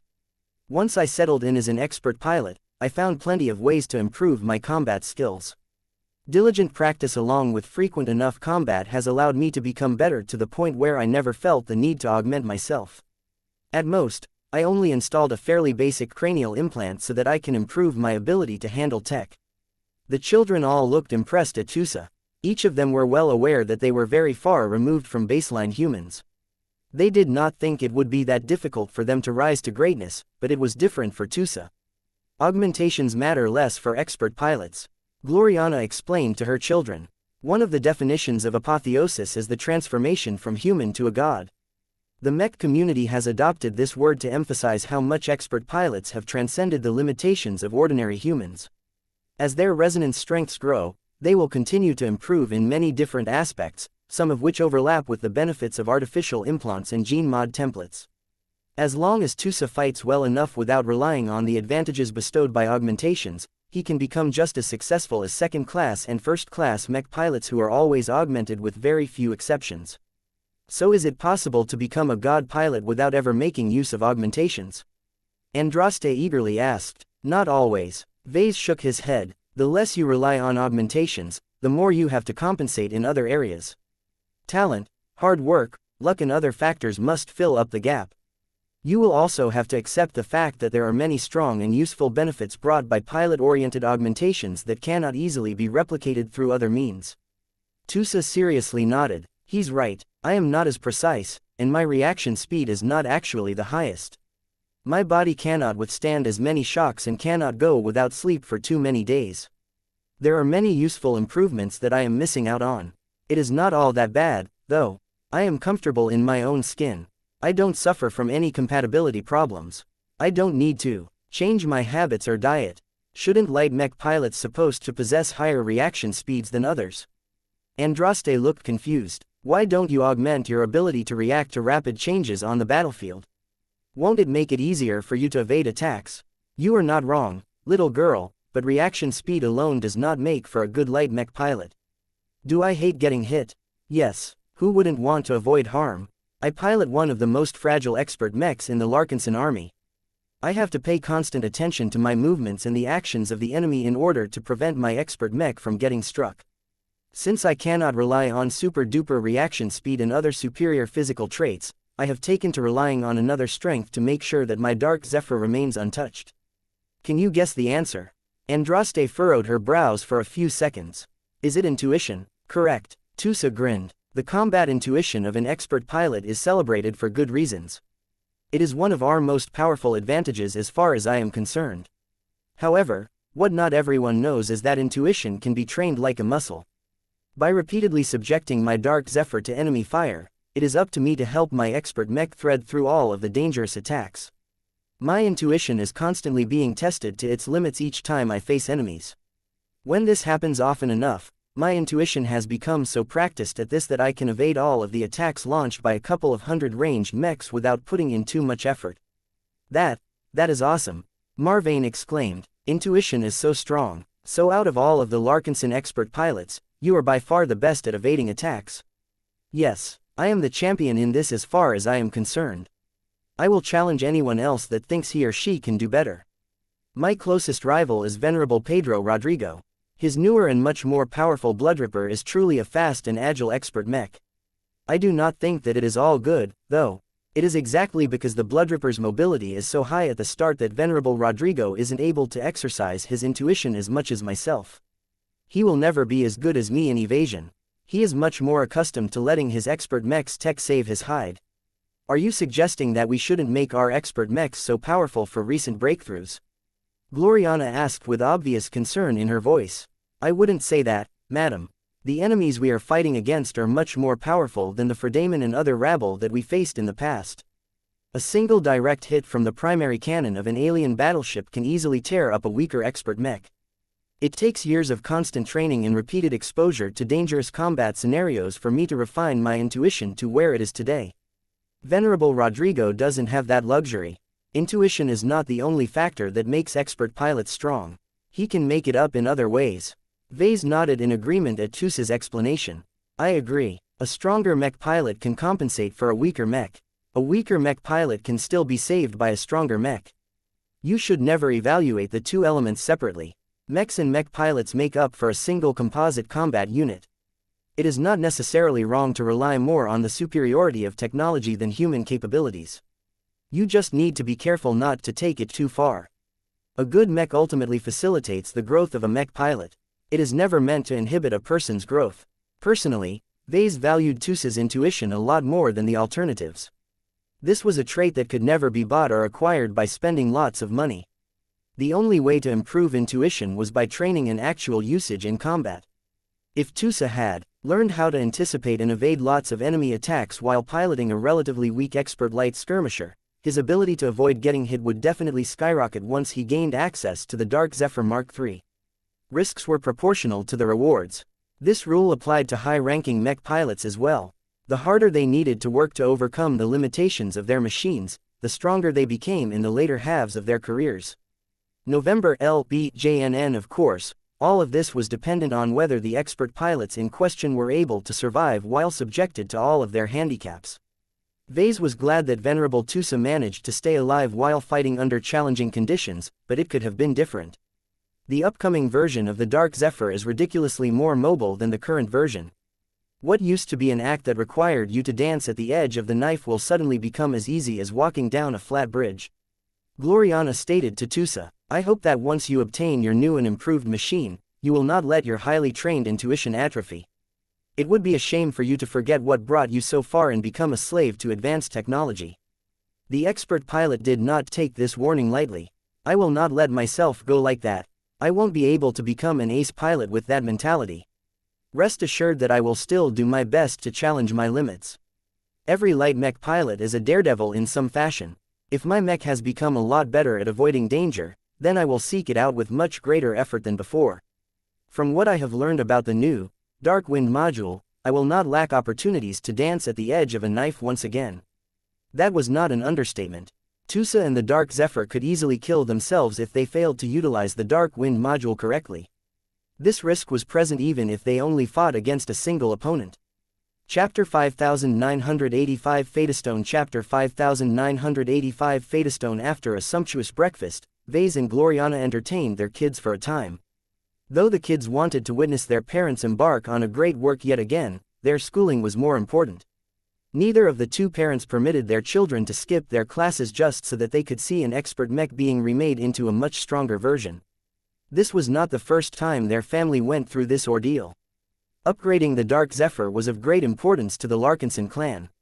Aurelia, Andraste and Marvane had to spend a week under the care of their nannies and other clansmen as their parents could not afford to lose their focus.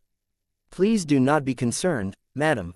Shannon Maris spoke as her arms held the hands of Aurelia and Andraste. Your son and daughters will remain preoccupied for the remainder of the week. We have already scheduled several visitations to the estates of their wealthy Terran playmates. Gloriana lifted Marvane in the air and kissed his cheek before putting him down.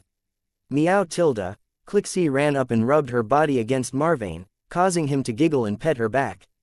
Once the children boarded the shuttle that would take them to school, many mech designers moved down to the high-end workshop where the Dark Zephyr awaited his life-changing transformation. Only Larkinson journeyman mech designers received permission to witness the remaking of the expert mech from afar. Plenty of them grew excited at the prospect of observing the best mech designers of the Larkinson clan at work. Even though the journeymen all needed to complete their daily work quotas before they could spend their free time on observing Vase and Gloriana at work, none of them begrudged this demand. This was because the opportunity to see Gloriana but, especially Vase transform the Dark Zephyr into an archimech that might or might not reach masterwork quality was an exceptional privilege to them all. Many other journeymen would kill to be in their position. So long as the members of the design department managed to obtain a few insights from observing the miracle couple at work, they could incorporate their gains into original new design applications that would subsequently boost their design philosophies. That was why neither Vase nor Gloriana minded the gallery. Letting their subordinates observe their work ultimately benefited the entire clan. Before Vase entered the workshop, he briefly encountered a group of disgruntled mech designers. Not every mech designer received the privilege of witnessing the transformation of the Dark Zephyr. Most of the low-ranking mech designers accepted the reality. It was not always good for their development to become exposed to the brilliance of stronger and more capable mech designers. However, there was an additional reason why Vase prohibited the current group of mech designers from observing the upgrade process. "Professor Larkinson, would you please reconsider your decision to leave us out of the workshop?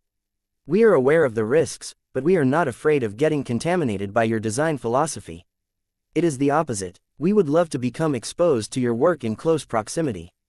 In the time we have stayed at your design department as guest designers, we have yet to make visible progress in reproducing the ability to design living mechs. We believe we may be able to achieve a breakthrough when we can observe you at work." Vase peered down at the short but stocky form of Trent Aiden. He and 9 other dwarven novice mech designers had dressed up in their most professional outfits and looked eager to secure this opportunity. Unfortunately for the dwarves, Vase had no intention of changing his mind. "I have already explained to you why you are not allowed to observe the upgrade process. Not only will it be detrimental to your own development, the tech we intend to add to the Dark Zephyr are all highly sensitive. Don't get me wrong, Mr. Aiden, I trust in your integrity. I do not believe you and your fellow Vulcanites are the sort of people who will sell out all of the secrets of one of my expert mechs. However, it is difficult to control such things when they have spread a bit too far and wide.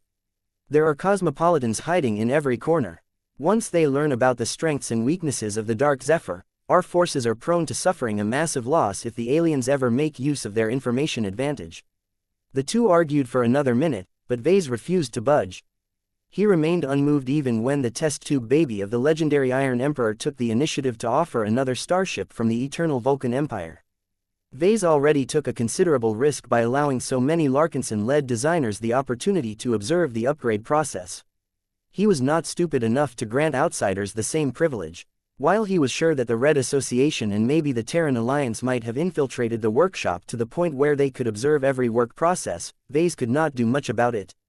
He could just accept it and hope that these parties did not leak the information to their true enemies. Of course, that did not mean he was willing to make it easy for all of these third parties. As he entered the mech workshop, he glanced over at Ariana Rue. Although the new recruit was not that useful when it came to working with Architect, her expertise in hacking also turned her into a highly competent virtual security specialist.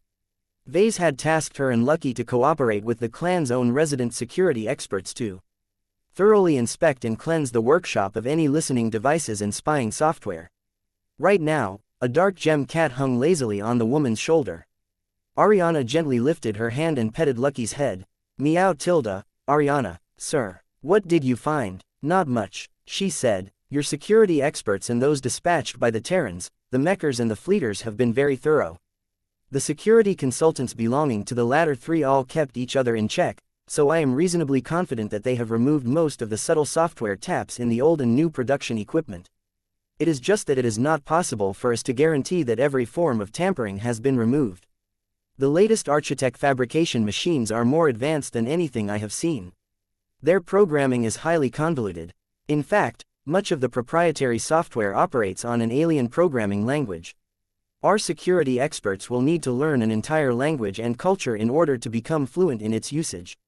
Vase did not look surprised at this. "I am not entirely satisfied with this result, but I am aware that this is the best that you can do for the time being. Go ahead and check whether the preparations for the ritual are in order. It might not seem important, but we cannot ignore the power of symbolism." As Ariana and Lucky moved towards a section of the workshop that had been converted into a completely incongruent ritual site, Vase moved over to Alexa. His newest and most reliable assistant performed a final inspection of all of the high-quality materials that would be used to upgrade the Dark Zephyr. Each of the crates and containers remained closed whenever possible in order to prevent the energetic materials from creating accidents. However, Alexa's attention was entirely taken up by a surprisingly small but decorated container. Encrusted with gems and covered with velvet, the small container looked like it belonged on one of Gloriana's vanity stations. Vase already guessed who sent this particular good. It seems that Tristan Wesseling managed to fulfill his promise. The Terran mech designer nodded. "It arrived yesterday. A fast courier vessel delivered it straight from Davut. I have already conducted a preliminary inspection. The raw data suggests that this hyper gem outperforms any other hyper material reserved for the Dark Zephyr Mark III. Vase gazed closely at the container. It was doing a decent job at isolating the energy activity of the gem, but it was not enough. It had actually arrived in an even larger and more effective container to isolate the gem. "Open it up, please." Alexa transmitted a command that did so. As soon as the gem became exposed, the ambient E-energy immediately began to surge towards the exposed crystalline object. "That's enough." The small container immediately shut down again, causing the surrounding E-energy radiation to resume its usual pattern. "That was stronger than I expected from Tristan." Vase spoke with genuine appreciation in his tone. "It isn't the strongest gem that I have seen, but he has made good progress." "What can you tell me about it, Alexa?" According to the documentation provided by Mr. Wesseling, he has managed to combine Terrais 063 along with other powerful hypers and exotics to produce what he calls the Fadestone. It is his best work to date and works as a remarkably effective positive shadow hyper gem. It not only generates a strong attraction to shadow energy, but slightly weakens the barrier between real space and a dimension that is related to the shadow attribute. What is especially notable about the Fadestone is that it is notably pure. It has very little side effects that you should pay attention to, and it does not generate strong interaction with other elements with the notable exception of light. "What happens if it gets exposed to too much light energy?" Vase inquired. Mr. Wesseling states that his Fadestone can withstand weak to moderate exposure to light energy. Any more than that and it will weaken accordingly. "I see. That is no different from other shadow hyper products." The Fadestone did not add any novel effects to the Dark Zephyr, but its concentrated power could directly enhance the effectiveness of the Dark Wind module. Due to volume constraints, Vase could not stuff it with as much Terrais 063 as he wished. The Dark Zephyr was already among the smallest and slimmest expert mechs of the Larkinson clan. Its architect conversion may have freed a bit of capacity, but Vase and Gloriana immediately filled it up with a lot of additional functions. This was why Tristan Wesseling's business was starting to take off at the start of the Age of Dawn. November LBJNN. His expensive but compact hyper gems allowed for much easier and stronger integration of hyper materials in a technological device. The only reason why Vase did not commission hundreds of gems was because Tristan's product couldn't be stacked. Whenever two or more of his hyper gems gathered in close proximity, they started to interfere with each other for whatever reason. This was a limitation of Tristan's special production process. Vase was no stranger to this restriction. Lucky's gems possessed the same limitation. Fortunately, one hyper gem was enough for his purposes. With the arrival of the Fadestone, Vase internally increased the estimate of turning the Dark Zephyr into a masterwork mech by another 5%.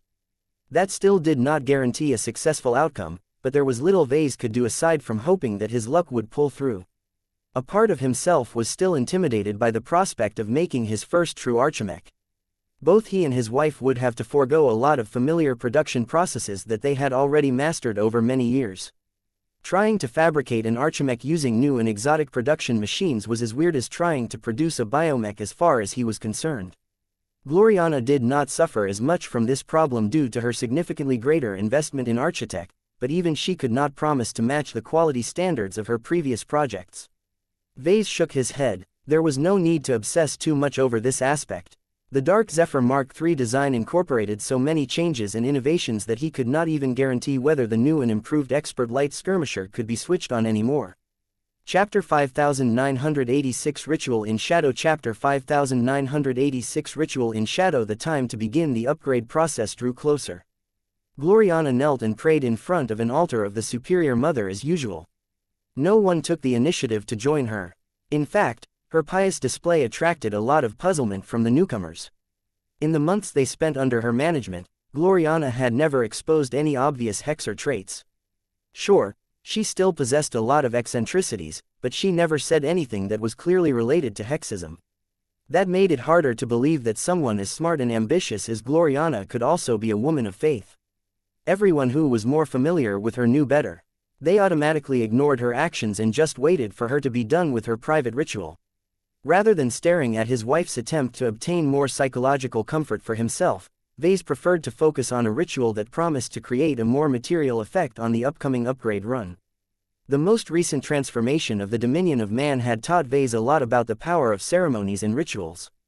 They were far from subtle and could be used to produce powerful Outcomes if used correctly. Though Vase did not have access to millions of people or a powerful fire elemental, he possessed his own bag of tricks. Tusa had already arrived at the ritual site. The expert pilot looked a little bemused when he saw the black altar, the carvings made out of shadow hypers in a particularly conspicuous bowl. Am I supposed to fill this up with my blood? How did you guess? The decor pretty much screamed it already. Please tell me that you are not joking. Vase smiled. I am not. Haven't you learned who my mother used to be? Rituals can change reality, and blood has many extraordinary properties. Combining the two will produce a stronger effect than usual. How many people will be involved? Not much this time. In fact, I am trying out something new. The first goal of this ritual is to increase the probability of transforming him into a masterwork mech. To do that, I will try to imbue the materials used to make the architect components with life energy. The second goal is to increase the Dark Zephyr's affinity with the shadow element. I have gained a lot of inspiration recently that may facilitate this process. This experiment should hopefully produce the result I want in exchange for a price. And what is the price that you are referring to, Vase? Don't tell me that I need to chop off my left hand or make the same commitment as Janzi. Vase shook his head. Nothing of the sort. Don't worry, I know you value your freedom, and I don't need you to harm yourself. Just a vial's worth of your fresh, juicy and willpower-infused blood should be enough for our purposes. I will bear the biggest price. It will not be small, but I think it will be worth it in the end. His cousin felt relieved. Thank you, Vase. Before long, Gloriana, Adrian, Ariana and Alexa all gathered around the ritual site. Vase first turned to Alexa. You will be my deputy and substitute while I am gone. Are you up for teaching my classes according to the lesson plans? She nodded. I have already become proficient enough in designing living mechs to teach classes about it. My fabrication skills are not even close to good as yours, but I have learned enough from you and Gloriana to exceed the vast majority of journeymen, so I can still take care of this matter for the time being. As for frontier wisdom, it is better to give the word to wise and highly experienced guest lecturers. Their unique perspectives will add much needed diversity to the lesson content. That is good. They talked a bit more before Alexa departed from the workshop. As much as she wanted to witness the entire run, her responsibilities had multiplied for the remainder of the week. Vase turned towards his wife. Alexandria can deploy her design network now. Leave Tusa and I out of it until we have completed the ritual. His wife wordlessly nodded. Mao. The queen cat proudly made her appearance before binding Gloriana, Ariana and Adrian in a design network. The pair of recently recruited journeymen had already experienced this several times before, but the experience was still novel to them. There was nothing else like it. Alexandria had to limit the transmission of thoughts and emotions to prevent Adrian and Ariana from getting distracted to the point of losing their focus on their work tasks. Moreau. Blinky appeared next. The star cat appeared more powerful than before. The most recent tribulation storm had strengthened his Blinky verse, which subsequently caused the star system reflected in his fur to grow more complete. As Vase approached the altar, the light levels of the mech workshop began to dim. A large amount of shadows appeared. Each of them grew deeper due to the fact that a lot of ambient light sources had shut down entirely. Only a handful of directional lighting sources remained active, and their luminosities had dropped to the point where the entire workshop began to resemble an ominous cult temple. The inactive Dark Zephyr hardly remained visible to baseline humans at this point. The machine was entirely engulfed in shadow, and so were most of the production machines. Vase picked up the empty bowl in one hand while holding a small knife in his other hand. For whatever reason, he looked as if he blended in remarkably well in the shadows. Vase indeed felt a lot more comfortable in his own skin now that the mech workshop had lost a lot of light. His spirituality became more active and he felt that if he mastered the right technique, he could convert the surrounding shadows into his own eyes and ears. That was not all. Blinky cautiously opened his mouth and began to release shadow energy. The darkness engulfing the mech workshop seemed to grow thicker and more substantial. None of the attending mech designers looked afraid, but they did not feel comfortable either. Since every Larkinson journeyman received their own companion spirits, they could more easily sense the flow of E-energy in the vicinity. They knew that Vase must have a good reason to engage in this strange behavior. Vase began to hold a speech. For many years, the Dark Zephyr has served as a partner to Venerable Tusa Billingsley Larkinson. Together, Mech and Mech Pilot have fought to defend the Larkinson clan and fight against humanity's common enemies. The shadow energy around the ritual site grew thicker. Not only that, but it began to get absorbed by the altar and the bowl, both of which were made with shadow hypers. The Dark Zephyr is the first expert mech designed and built for the Larkinson clan. Though he is the smallest and arguably the least advanced expert mech of the series, he has never allowed his shortcomings to limit his deeds and accomplishments. Tusa couldn't help but swell with pride when he heard that. He had indeed worked together with the Dark Zephyr to constantly push their limits and seek more effective ways to overcome their opponents. The ability to perform the leap of true freedom had been their greatest success so far. Years of hard work and persistent effort without receiving any positive feedback for such a long time had finally paid off in spades. Tusa took a lot of pride in the fact that he was one of the few high-ranking mech pilots that possessed the capacity to bypass transphasic energy shields entirely. Yet the ability to move anywhere he wanted no longer satisfied him anymore. Yet as much as Tusa and the Dark Zephyr try to exceed their enemies, there are limits to how far they can go. This is not their fault. The lack of upgrades to the expert mech has long held them back. This ends now. From the start of this day, we shall work day and night to transform the Dark Zephyr into a high-tier expert mech that has the makings of an ace mech. No longer shall Tusa be held back by a partner that has been showing his age. As the altar and bowl began to get saturated with shadow energy, Vase finally moved to use his knife. He approached his wife. "Gloriana, do you vow to do whatever it takes to turn the Dark Zephyr into a mech that is fully worthy of his battle partner?" "I do." "Then seal this promise by shedding your blood." Though his wife looked more bemused than anything, she obediently extended her arm and temporarily deactivated her personal shield generator. Vase made a careful incision on her forearm with his knife.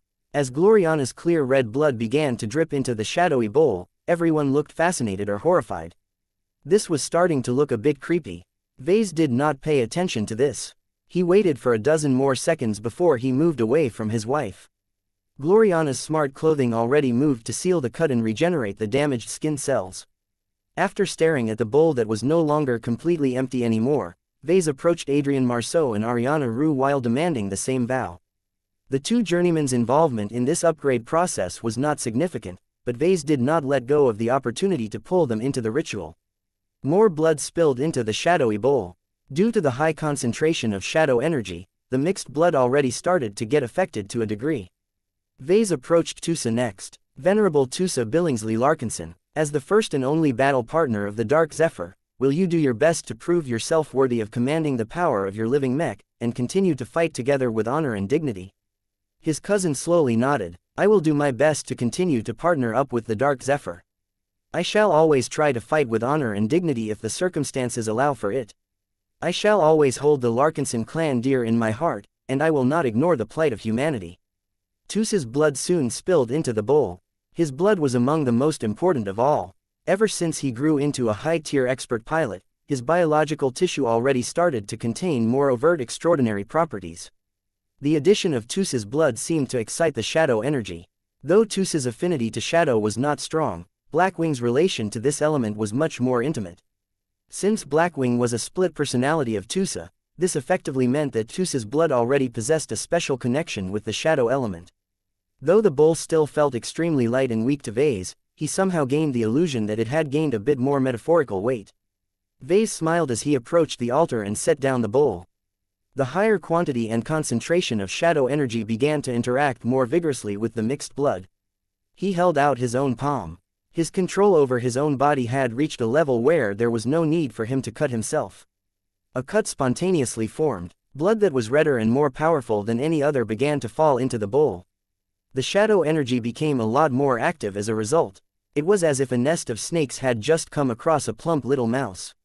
"Since each of you have made a commitment, I, Vase Larkinson, promise to take care of the Dark Zephyr and imbue him with the power of shadow.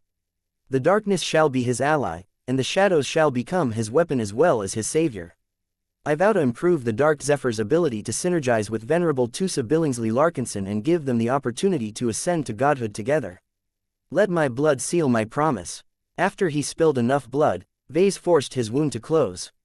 Just as everyone thought this ritual had come to a close, Vase surprised his audience by picking up the bowl and approaching Tusa yet again. The expert pilot began to have a bad feeling about this. His intuition already told him that it was best not to get too close to the bowl. "What do you want me to do, Vase?" Drink. Are you crazy? That is not healthy. Drinking the blood of other humans is supposed to be unhealthy, but drinking the blood of a phase lord is suicide. Drink. Vase repeated as an ominous grin appeared on his face. Do you think it is easy to ascend to godhood? Very few mech pilots make it to the end. If you do not have enough courage to risk your life, you may as well give up on your dream. Trust me on this, Tusa. Drink this bowl and accept our combined blood. I will end up in the infirmary after this. That phase water blood of yours will tear open my throat and stomach and cause a lot of internal bleeding. I have read the stories on the galactic net. Vase had read those reports as well. That won't happen, Tusa. It is true that my blood is dangerous, but it doesn't have to be. Trust in your strength. Make use of the willpower that you have strengthened and refined over the years. As long as your will is strong enough, I am confident that you can tame this blood. Will you drink or not? You may refuse if you think this is nonsense. Tusa gave Vase an intense stare. A wave of pressure started to emanate from his body as his willpower became agitated by this challenge. Fine. Before he could second-guess his decision, he grabbed the bowl and poured the dangerous blood into his mouth in a single motion. Chapter 5987 A Set of Trials. Chapter 5987 A Set of Trials, Tusa. The Dark Zephyr was supposed to be inactive, but the living mech had always been paying attention to the ritual. When the expert light skirmisher observed that Tusa had actually been reckless enough to swallow the bowl of dangerous blood, the mech almost wanted to activate and run towards his battle partner. However, Tusa immediately raised his palm. Don't. His expression immediately grew strained. His face grew redder as the foul and potentially lethal mixture entered his body. Vesa's phase water concentration had reached 3.8%. Even though he had only shed a tiny fraction of his own lifeblood into the bowl, there was already enough phase water mixed in to heavily injure or outright kill any baseline human. The Larkinsons who watched Tusa with genuine concern all waited for disaster to strike. When that did not happen, they steadily grew relieved. This was because Tusa had mobilized all of his extraordinary willpower. After his resonance growth had exceeded the threshold of a high-tier expert pilot, it was no longer as weak and insubstantial as before. Even though it was still inferior to that of an ace pilot, Tusa's willpower already had the ability to override reality to an extent. Right now, Tusa's genuine and justified concern over his own health and life forced him to stimulate his willpower to the fullest. Even though he wasn't able to resonate with the Dark Zephyr, he still managed to muster enough strength to force the minute amount of phase water inside his body to remain calm enough to suppress their spatial activity. This is impossible. He's not even piloting his mech. Have expert pilots already become that powerful by themselves? The reactions from the journeymen were not unjustified. It was general knowledge that expert pilots were not really strong enough to perform any of the feats they were famed for when they were by themselves. Without the amplification and synergy of a compatible expert mech, expert pilots were almost just as weak and vulnerable as other mortals. The reason why Tusa still managed to suppress the phase water in his body was not entirely due to his willpower. The truth was that he was not alone. Chip. Tusa's Blackwing became active and channeled all of his power to assist in the effort to suppress the spatial activity of phase water. The companion spirit was not weak, which helped a lot to exert enough strength to stabilize the fabric of space occupied by Tusa's body. Even though Blackwing had no special affinity to space, he was able to produce a strong enough effect by drawing on all of the darkness and shadow energies from the environment. Blinky's output of shadow energy empowered Blackwing just enough to keep the expert pilot safe. Yet as Tusa almost keeled over, it became clear that he and his companion spirit were straining their utmost to maintain a stable equilibrium. If they lost their strength for any reason, then the phase water that was still swirling in Tusa's body may eventually create a spatial outbreak, causing a lot of short-lived spatial twists that always proved damaging or fatal to human bodies. Damn it, Vase. Tusa squeezed from his lips as he looked and sounded as if he suffered from a severe case of constipation.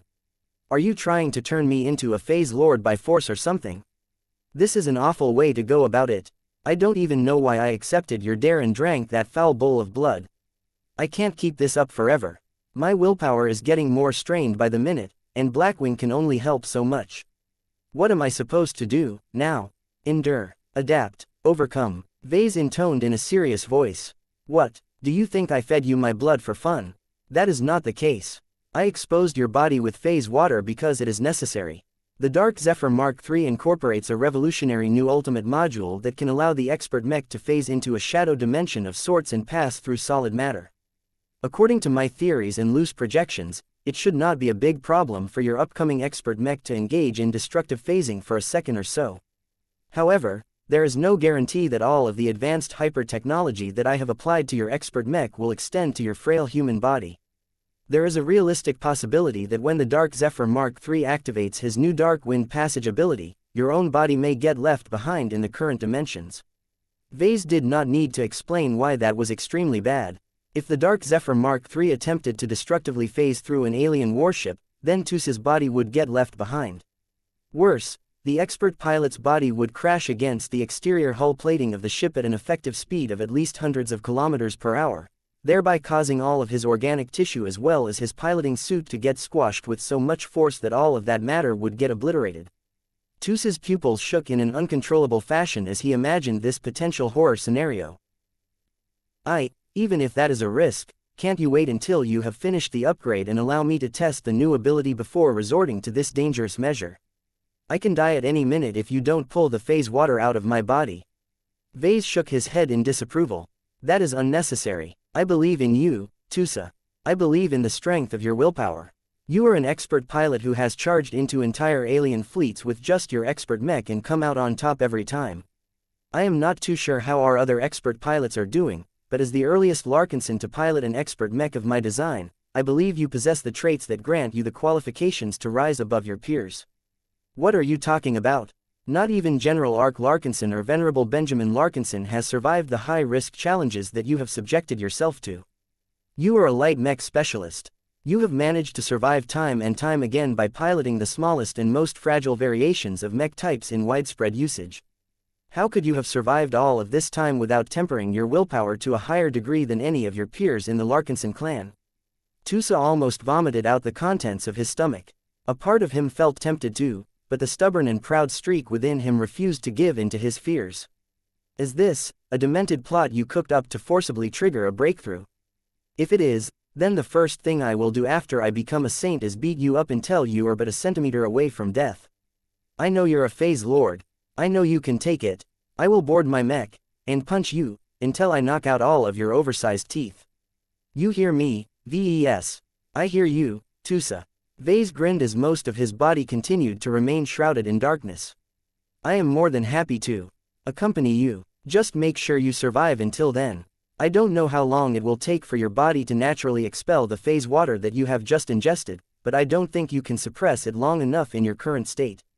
You need to do better, Tusa. As strong as you may have become, there is still lots of potential in you. Stay put and don't move. If you want to overcome this challenge as honestly as possible, then try to rely on your own strength. Tame the phase water. Control the space around you. The better you are able to command your own space, the more powerful you become after you finally get to pilot your new and improved expert mech. Vase moved away from the pained and struggling expert pilot and reunited with his fellow mech designers. He told no one about the ritual he had in mind, so each of them looked at him with utter shock. If anyone else attempted to poison a client with phase water, I would have put a stop to this upgrade run.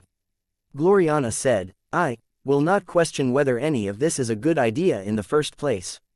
As long as Tusa's body has yet to rupture, I will perform my work as I have originally planned. Given Tusa's tortured state, I will leave him out of the design network. Don't, Vase commanded. Pull him in. Don't avoid him just because he is in pain. You have become even crazier than usual, Vase. I have no desire to share his pain when I am responsible for converting his Dark Zephyr into an Archimech. I require the utmost concentration in order to fabricate the highest possible quality of Archimetal parts. I think you can handle it, Gloriana. More than that, I think it will make you produce better results. As long as you can filter out the worst of the distractions, Tusa's pain and suffering will motivate you into working faster and better. The best way to cure his condition is to deliver the Dark Zephyr Mark III in the best possible state. As soon as he hops inside the cockpit and resonates with his machine, the powerful true resonance generated by the two can completely neutralize the phase water that still remains buried inside his flesh. His wife carefully weighed this argument and found it plausible. She still looked at Tusa with concern. You are gambling with his life. He'll be fine, Vase said in a nonchalant tone. He looked and sounded a lot more evil when he continued to remain shrouded in shadow. Consider this as a set of trials. I have subjected Tusa to one trial. I have subjected the both of us to another trial. Each of us must work at our best and push our capabilities to the limit and beyond in order to produce the best possible outcome. If either of us fall short in any way, then there is a substantial risk that Tusa will not be in a shape to pilot a mech for an extended period of time. If a bit of phase water has entered his brain, then he may be forced to end his career. You madman, Gloriana gasped. Accusations won't change anything, my dear. The only way we can provide definite relief to Tusa is if we get to work right away. Vase was right. The mech designers soon split up and began to engage in their respective work. This upgrade run was unlike any other. When Alexandria pulled the mech designers, the agitated Dark Zephyr and the tormented Tusa in a single design network, it took a lot of effort for Vase and Gloriana to maintain their composure. The mech workshop itself remained poorly lit, though that did not hinder the mech designers from their duties. Their augmented vision and the well-lit interfaces of the production machines ensured that they could still see what they were doing. Vase also employed a variation of his living workshop ability. Blinky sucked in a lot of ambient E-energy and converted it into life energy to saturate the entire workshop. Yet what was different was that Blinky kept the aperture that separated the universes from each other open. The Blinkyverse continued to release its accumulated shadow energy into the main universe. Life energy along with a bit of shadow energy continued to engulf the workshop, causing everything to become affected in subtle ways. All of these abnormal conditions and more both tested everyone's ability to endure and adapt. Though Gloriana initially stumbled a few times and accidentally produced a couple of defective Achametal components, she refused to allow her husband's latest antics to ruin her first attempt to produce an actual Archimech. After she spent a few minutes to pray to the Superior Mother, she regained much of her composure and began to work with considerably greater focus than before. Soon, she managed to fabricate her first functional Archimetal component of the current project. Chapter 5988 Professional Ethics Chapter 5988 Professional Ethics Everyone was confused. No one understood why Vase chose to conduct such an insane ritual. Although he had already built up a reputation for being obtuse, irrational and outright crazy at times, his actions today far exceeded his usual pattern. On the surface, his decisions conformed to an underlying logic. He dimmed the light levels of the mech workshop in order to set the right mood and produce a more conducive environment for a mech aligned with the shadow element. Blinky pumped additional shadow energy into the mech workshop to further saturate the materials and soon-to-be fabricated Archimetal parts. He conducted a small ritual that ostensibly sharpened Vase and Gloriana work focus. He also forced Tusa to swallow a small but already deadly portion of Ves's phase water-infused blood, with the intent to temper the expert pilot's willpower and increase his tolerance towards dangerous spatial phenomenon. On paper, none of these actions sounded detrimental, but the reality was quite different. Vase had become an outright devil by forcing all of these weird and dangerous conditions onto everyone. At the very least, Vase had crossed a very dangerous ethical line today, so much so that the observing mech designers couldn't believe that their idol could be so unscrupulous. Miss Alexa, are you sure that the professor is of the right mind? One of the journeymen contacted Ves's deputy for a second opinion. Mech designers exist to serve mech pilots. According to this principle, we must never purposely cause harm or put our clients and customers at a clear disadvantage. Even if the professor's intentions for Tusa are benign, the ends do not justify the means, especially when the latter is outright lethal to any human. None of the high-ranking mech designers of the Larkinson clan were stupid. The worst of them comprised elite graduates of renowned second-class mech design universities. The best of them were genuine first-class mech designers. Each of them took mandatory courses on the ethics and morality of their work. They had received thorough training on the scenarios where they learned how far they could go in putting mech pilots at risk in order to achieve a better outcome. Mech piloting was an inherently dangerous occupation. It was impossible to coddle mech pilots to the greatest possible extent. All soldiers had to accept the fact that their duties might not allow them to come back from the battlefield alive. Their mechs may not strictly be their allies anymore, as the very act of piloting them might cause their lives to be cut short a lot sooner than if they stayed away from the battlefield. One of the most important factors that mech designers needed to take into account was duty. The inherent dangers that mech pilots had to bear over the course of piloting their machines had to be weighed against the expectations of their obligations to their employer, their state or their civilization as a whole. It was through these considerations that mech designers were able to justify actions that arguably put mech pilots at greater risk of losing their lives than usual. For example, mech designers could justify the development of cheap and inferior mechs that arguably put mech pilots in much greater danger than usual. There were plenty of mitigating factors that justified their use, such as limited resources or granting opportunities for mech pilots with inferior genetic aptitude. Another case was the design and use of light mechs. Compared to medium mechs, light mechs were obviously smaller and weaker. Centuries' worth of statistics also showed that light mechs tended to get wrecked a lot more frequently than the mechs that belonged to other weight classes. If that was not enough, light mechs usually offered less protection to their cockpits, which meant that their mech pilots had a significantly greater chance of losing their lives over the course of their service. Yet mech designers still found enough excuses to justify the continued development of light mechs. They were excellent at scouting, they were much more suitable for flanking roles, and the importance of superior mobility sometimes trumped every other parameter. Mech pilots themselves also did not reject the existence of light mechs. Each pilot who chose to take the high-risk option of piloting light mechs had years to weigh their decisions during their academy days. Their teachers and instructors always explained the pros and cons of piloting light mechs to an exhaustive degree. Compared to other weight classes, light mechs were indeed a lot more fragile than other machines, but they possessed a completely different appeal that could not be replicated by more massive mechs.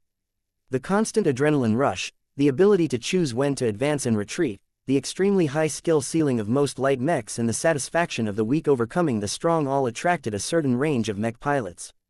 Light mech pilots tended to be braver and more prone to making risky decisions than other mech pilots. They rarely possessed the smartest minds, but they were always quick on their feet. Each veteran light mech pilot developed their own means to survive while enduring the elevated risks of piloting mechs that could break after getting struck by a couple of substantial attacks. Those that failed to do so either died, retired early, or changed their specializations so that they could pilot heavier machines. In short, light mech pilots willingly tolerated a lot more danger than normal. This granted mech designers greater allowances to subject their customers to risks so long as their intentions remained honest. Of course, there was a limit to everything. Mech designers could not break every rule just because they believed that doing so would benefit their target audience in the end. Most mech designers immediately judged that what Vase had done to Tusa clearly crossed the line. It was worse in this case because Tusa was not just an ordinary mech pilot. He was an expert pilot, one that had managed to approach the peak of his rank at a remarkably fast pace. There was no need to subject such a talented and proven expert pilot to any elevated risks. As long as Tusa continued to serve his duty in a steady manner for a couple of decades, he would eventually temper himself to the point where he could break through to the rank of ace pilot sooner or later. A high-tier expert pilot who was in his 40s had a lot more breakthrough opportunities than another expert pilot who was over a century old. Younger mech pilots were more malleable and still had room to grow. Tusa's future was already bright, so there was very little reason to boost his chances further by resorting to extreme methods. This was why no one understood Ves's actions. Not even Alexa could justify an act as extreme as stuffing phase water down Tusa's throat. A brief internal war raged within her mind. Her professional ethics clashed against her loyalty and belief in her mentor. This conflict did not last long. Her eyes firmed up as she offered an unambiguous response. Professor Larkinson is the most innovative and successful senior mech designer that has ever arisen. None of the star designers who we celebrate up to this day can match his accomplishments at this stage. He has made more contributions and saved more people with his works than anyone else in a comparable position. That has earned him a great amount of leeway. At the very least, unless his unorthodox actions have produced permanent material harm to Venerable Tusa, the professor has earned the benefit of your doubt. That is not how this is supposed to work, miss. The journeyman did not mindlessly agree with Alexa's argument. The very act of gambling with the life of a high-tier expert pilot is already a violation in itself. Regardless of whether the outcome ultimately favors Venerable Tusa or not, the mere possibility of endangering the life of a protected class of people according to the rules of the Red Association should be reported straight away. The Mechers may be able to treat Tusa straight away once they bring him back to their advanced medical facilities. Alexa frowned at that. If your conscience compels you to report a possible violation, then you are free to do so, but do not expect a response. The Red Association will not respond as you expect, especially during this changing climate. What do you mean, miss? Professor Vase Larkinson is an honorary member of the Red Association. He is no longer a subject. He has earned enough recognition from the association to become a member of this powerful institution. One of the dirty secrets of the mech industry is that the mechers often go easy on each other. As the people who enforce the rules, there are times where they believe they are above the rules. Quote. The professor is also a Tier 3 galactic citizen, though it could be argued that his actual contributions should have elevated him to a Tier 2 galactic citizen. Alexa added, "Have you forgotten how far that sets him apart from the rest of us?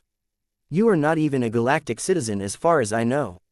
A space peasant cannot shake the foundation of a Tier 3 galactic citizen unless the latter egregiously violates a taboo."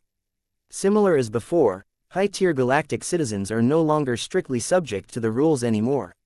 They are the individuals who make the rules. Every high-tier galactic citizen has amply proven themselves to the point where the institutions of our society are willing to extend him greater allowances. So nothing will happen to Professor Larkinson even if he ends up killing Venerable Tusa. I did not say that. Alexa sharply responded. The professor has taken a calculated risk. If his bet pays off, then he is entitled to reap all of the rewards. If his bet turns against him, then he must take responsibility for his failures. This is a rule that he cannot escape from. The mechers will not incarcerate him, but they will impose other sanctions on him, such as depriving him of his allowances and subjecting him to stricter monitoring. He will also have to account himself to his own clan. He has fostered an organization where every member treats each other as family. What he has done is as bad as killing his own brother. He cannot keep his position as patriarch in that case. That sounded extremely serious. This doesn't make any sense if that is the case.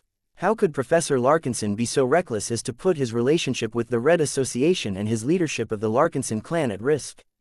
This is such an unreasonably lopsided trade-off that no normal mech designer would choose to go through with such an ill-conceived experiment. His actions do not even conform to the scientific method. Alexa ruefully smiled. That is what separates Professor Larkinson from the rest of us. He is a genius, but he is also a madman. What prevents the mech community from condemning him as a war criminal is his ability to succeed in his calculated risks. He is not as reckless as he appears. He might not seem meticulous, but he invests enough time and effort into estimating his chances of success before he takes on a substantial risk.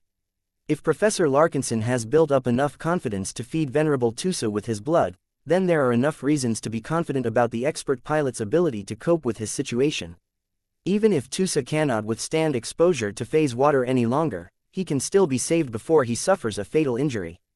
It was the belief that Vase and the Larkinson clan had implemented enough safeguards that no one ultimately tried to stand up and put a stop to this mad experiment. That did not change the fact that a lot of mech designers did not approve of this radical action. Their opinions of Vase no longer became as admiring as before. As the recent hires gradually realized that their new employer was not as heroic and upstanding as they thought, the mech designers began to feel a lot more ambivalent about working for the Larkinson clan.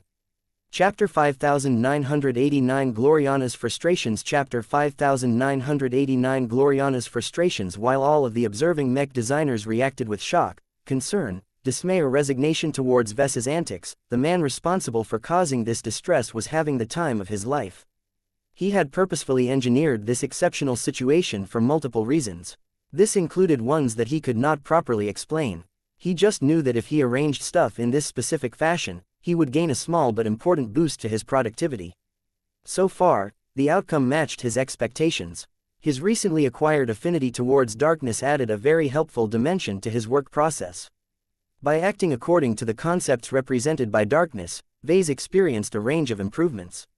He became more excited. His passion burned hotter. He became more interested due to the novelty of these unprecedented circumstances. Breaking expectations, raising the stakes, increasing his adversity and putting Tusa in an underdog position all conformed to the darkness in his heart. Even though Vase knew that his outrageous actions wouldn't do his reputation any good, he still chose to act according to his whims because he sincerely believed that he would be able to produce the best iteration of the Dark Zephyr Mark III in these special circumstances. Of course, not everything went well at first. One of the downsides of surprising his wife was that she had been pushed far from her comfort zone. The active design network allowed Vase to clearly sense his wife's frustrations towards him by pulling off this stunt. Combined with the constant pain and resentment generated by Tusa, It did not surprise anyone that Gloriana failed to produce Archimetal parts that were up to standard. However, Gloriana was not that weak. She hated it when her husband messed up her carefully laid plans, but she harbored an even stronger hatred towards failure. When two different hatreds assailed her at the same time, Gloriana could only set aside her lesser pet peeves and focus on making sure that she did not end up a loser due to an inability to adapt to changing variables. A perfect mech designer never failed. A perfect mech designer should be able to improvise under any circumstances. A perfect mech designer should never lose control over herself due to encountering setbacks. Please bless my mind and help me stay in focus. Gloriana softly prayed to the Superior Mother. Please save my work from your misbehaving son. Whether the Superior Mother responded to her prayers or not, Gloriana did not wallow in her misery, but steeled her mind in order to ensure that she did not fail in this critical upgrade run. Upgrading a living mech was much more challenging than fabricating a new one from scratch. There was only one Dark Zephyr. Any attempt to upgrade his mech frame affected his spiritual foundation. A botched upgrade attempt could actually cause the living mech to regress, thereby becoming weaker instead of the opposite. Even if Gloriana was able to repair the Dark Zephyr and bring him to his intended condition, the damage was already done at that point. Therefore, Gloriana believed that she only had one real chance of upgrading the Dark Zephyr in the most perfect fashion possible. That was not the only concern that weighed on her mind. She briefly glanced in Tusa's direction. After putting Tusa in lethal peril, Vase advised the expert pilot to not call for any medical assistance. This left Tusa to resist the harmful effects of phase water ingestion by relying on his own limited means. With the help of Alexandria's active design network, Gloriana became much more familiar with Tusa's struggle than she was comfortable with. She sensed his persistent pain. She heard his curses towards Vase.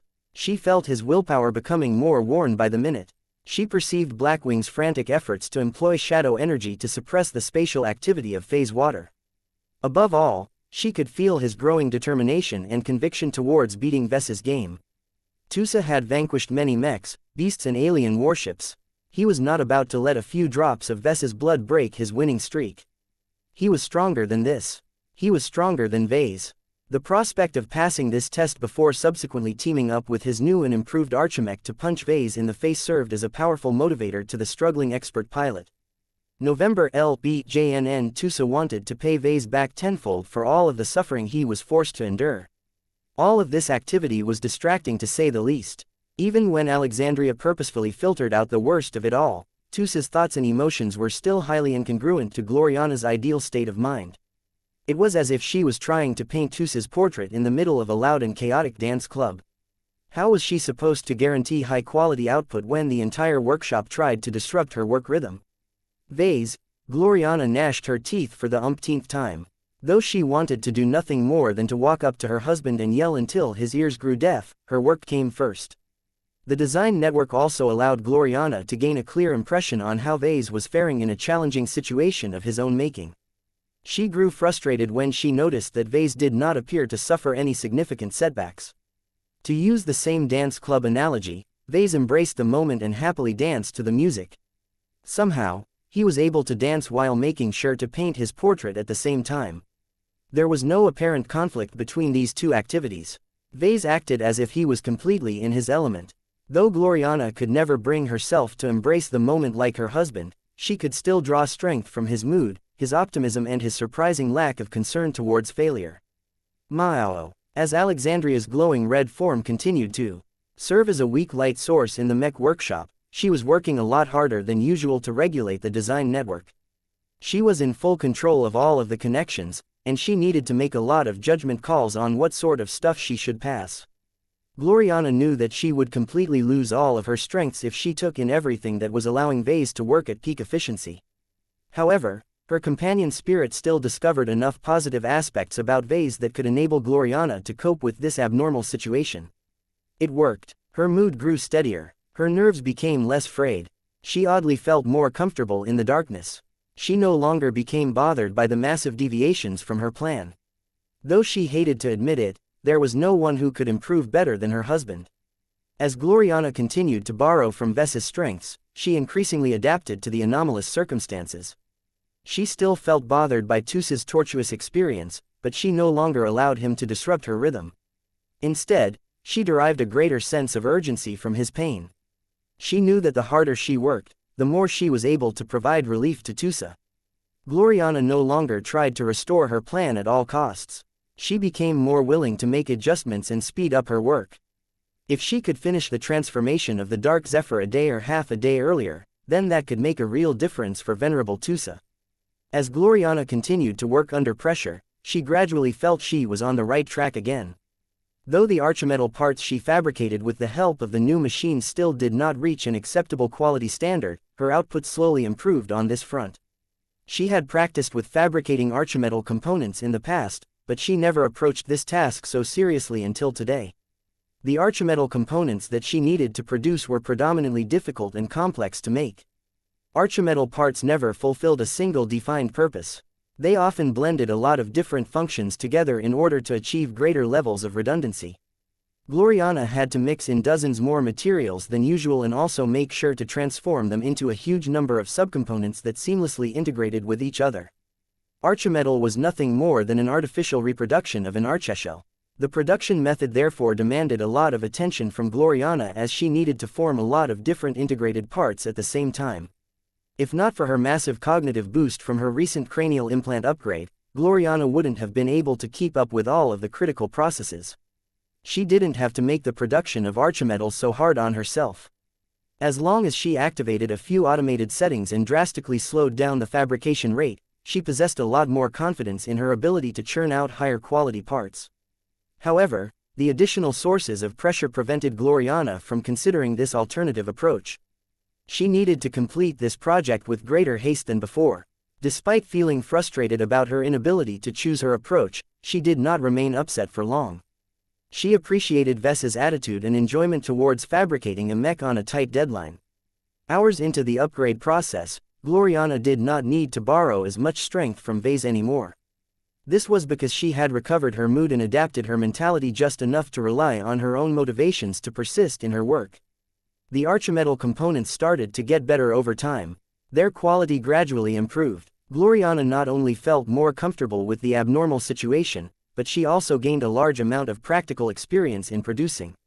Architect. Her proficiency in operating the Architect fabrication machines rose quickly. Though she had already spent hundreds of hours operating the same kind of machines in virtual reality, none of those practice sessions could match the actual processes in reality. It was the rapid accumulation of practical experience that allowed her to increase her speed while making sure the quality of her output did not deteriorate. Though she still experienced difficulties in her attempts to fabricate the most challenging archimetal components, she did not experience the setbacks that she was afraid of. None of the work intimidated her to the point where she lost her confidence.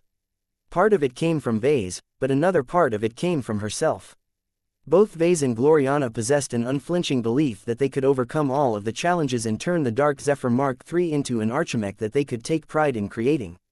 Gloriana learned a lot of lessons so far, and not even an entire day had passed as of yet. She learned so much more about Vase, herself and Tusa that she felt the urge to spontaneously change the design in order to incorporate her latest insights. She resisted the urge to do so. This was an action that Vase would gladly make, but she was not her husband. She possessed her own style and work approach. At best, she could implement her insights in her subsequent mech design projects. The Dark Zephyr Mark III design already satisfied her expectations. When Gloriana eventually suspended her work and took a scheduled break, she became satisfied when she looked back at her output so far. Their quality might not be the best, but she was confident that they would perform adequately once they were put inside the new and improved expert mech. She supposed she could do better by remaking a lot of inferior archimetal parts, but this would delay the completion of the project far too much. Trying to remake all of the old parts would also disrupt her rhythm and weaken her momentum. She quite liked her current mood, to be honest. She knew that this approach suited Vase best, but it was not bad for her to embrace it as well, particularly given the circumstances. She glanced over at Tusa. The expert pilot was not doing much better than before, but he somehow managed to muster up greater strength than before. The phase water circulating inside his body remained docile enough for the time being. She just hoped that it would last. Chapter 5990 The First Ultimate Module Chapter 5990 The First Ultimate Module Days went by. The mech workshop continued to remain immersed in shadow. Blinky never ceased to pump more shadow energy into the chamber. Despite the fact that a lot of the energy quickly passed through the walls and dissipated into the environment, the companion spirit did not take notice of all of this waste and continued to make sure that the workshop remained shrouded in shadow. Combined with the effort to convert other forms of E-energy into life energy, the companion spirit single-handedly turned the Mech workshop into a mystical work facility. It was as if Vase and all of the other Mech designers had somehow teleported to a completely different time and place. By employing a novel variation of the living workshop ability, Blinky provided Vase with a much more supportive environment than before. Not only did Vase find it easier to imbue the archimetal parts with life, but the higher concentration of shadow energy also provided a more conducive environment to current endeavor. All in all, Vase started off strong from the beginning as his motivation remained high throughout the entire process. He had every reason to be excited about the novel set of circumstances of this upgrade run.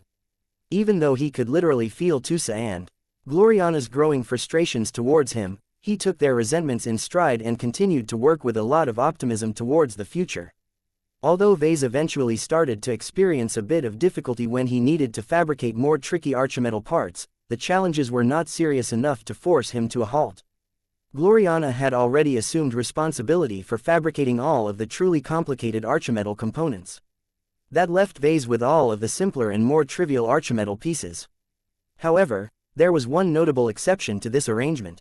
Vase insisted on fabricating all of the parts of the Dark Wind module in person. He wanted to be responsible for constructing and assembling his first full ultimate model by hand whenever possible. The challenge was not insurmountable. The Dark Wind module possessed a lot of remarkable properties, but its physical complexity was not too high. It essentially relied on a strong combination of hyper materials to bestow the Dark Zephyr with a powerful hyper ability. Vase invested a lot more time and effort into building up and optimizing the E-technology aspect of the Dark Wind module. The hyper materials provided all of the energy and resources to produce a strong effect, but it was the advanced and elaborate spiritual programming that enabled the Dark Wind module to produce powerful and focused effects. In other words, Vase had already completed the most difficult work in advance. The intricate work that Vase put into the Dark Wind module's E-technology could easily be reproduced onto the actual module once it came into existence. However, that did not mean that fabricating the physical form of the Dark Wind module would be easy. He had worked together with Gloriana to convert what was supposed to be a conventional physical module into a more compact and powerful archimetal counterpart. This made the ultimate module a lot smaller and easier to fit into the Dark Zephyr's cramped mech frame, but the trade-off was that the difficulty of producing it had skyrocketed. Vase wisely chose to leave the fabrication of the Dark Wind module for last. He cherished the opportunity to get as much practice as possible by fabricating a lot of other simple archimetal components. Much of it comprised of exterior armor plating and other parts with less sophisticated demands. There was enough work for Vase to keep him busy for multiple days. Despite the relative simplicity of the archimetal parts that he was responsible for making, Vase still had to struggle a lot in order to produce parts that were up to standard. It couldn't be helped. Vase only invested a fraction of the amount of time that his wife had spent on studying and mastering Architech. Not only did Gloriana absorb a lot more theory on this alien tech base, she also invested enough time on fabricating and experimenting with actual archimetal parts. All of that granted her much greater comprehension and fluency when he produced her own archimetal parts. The difference was so great that she made Vase feel like an immature kid in comparison. Vase did not feel upset about the gap between himself and his wife. They possessed completely different specializations. The greater their differences, the greater their synergy. The active design network served as a lifesaver for Vase. By borrowing Gloriana's much more advanced insights and comprehension of Architect without too much friction, he was able to perform a lot better than if he was working by himself.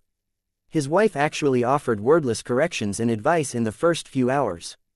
Vase's grasp on Architect was so shallow that he had inadvertently made a few beginner's mistakes. He quickly corrected that after Gloriana spared enough attention on his work to scold him and tell him how he could do better over the design network.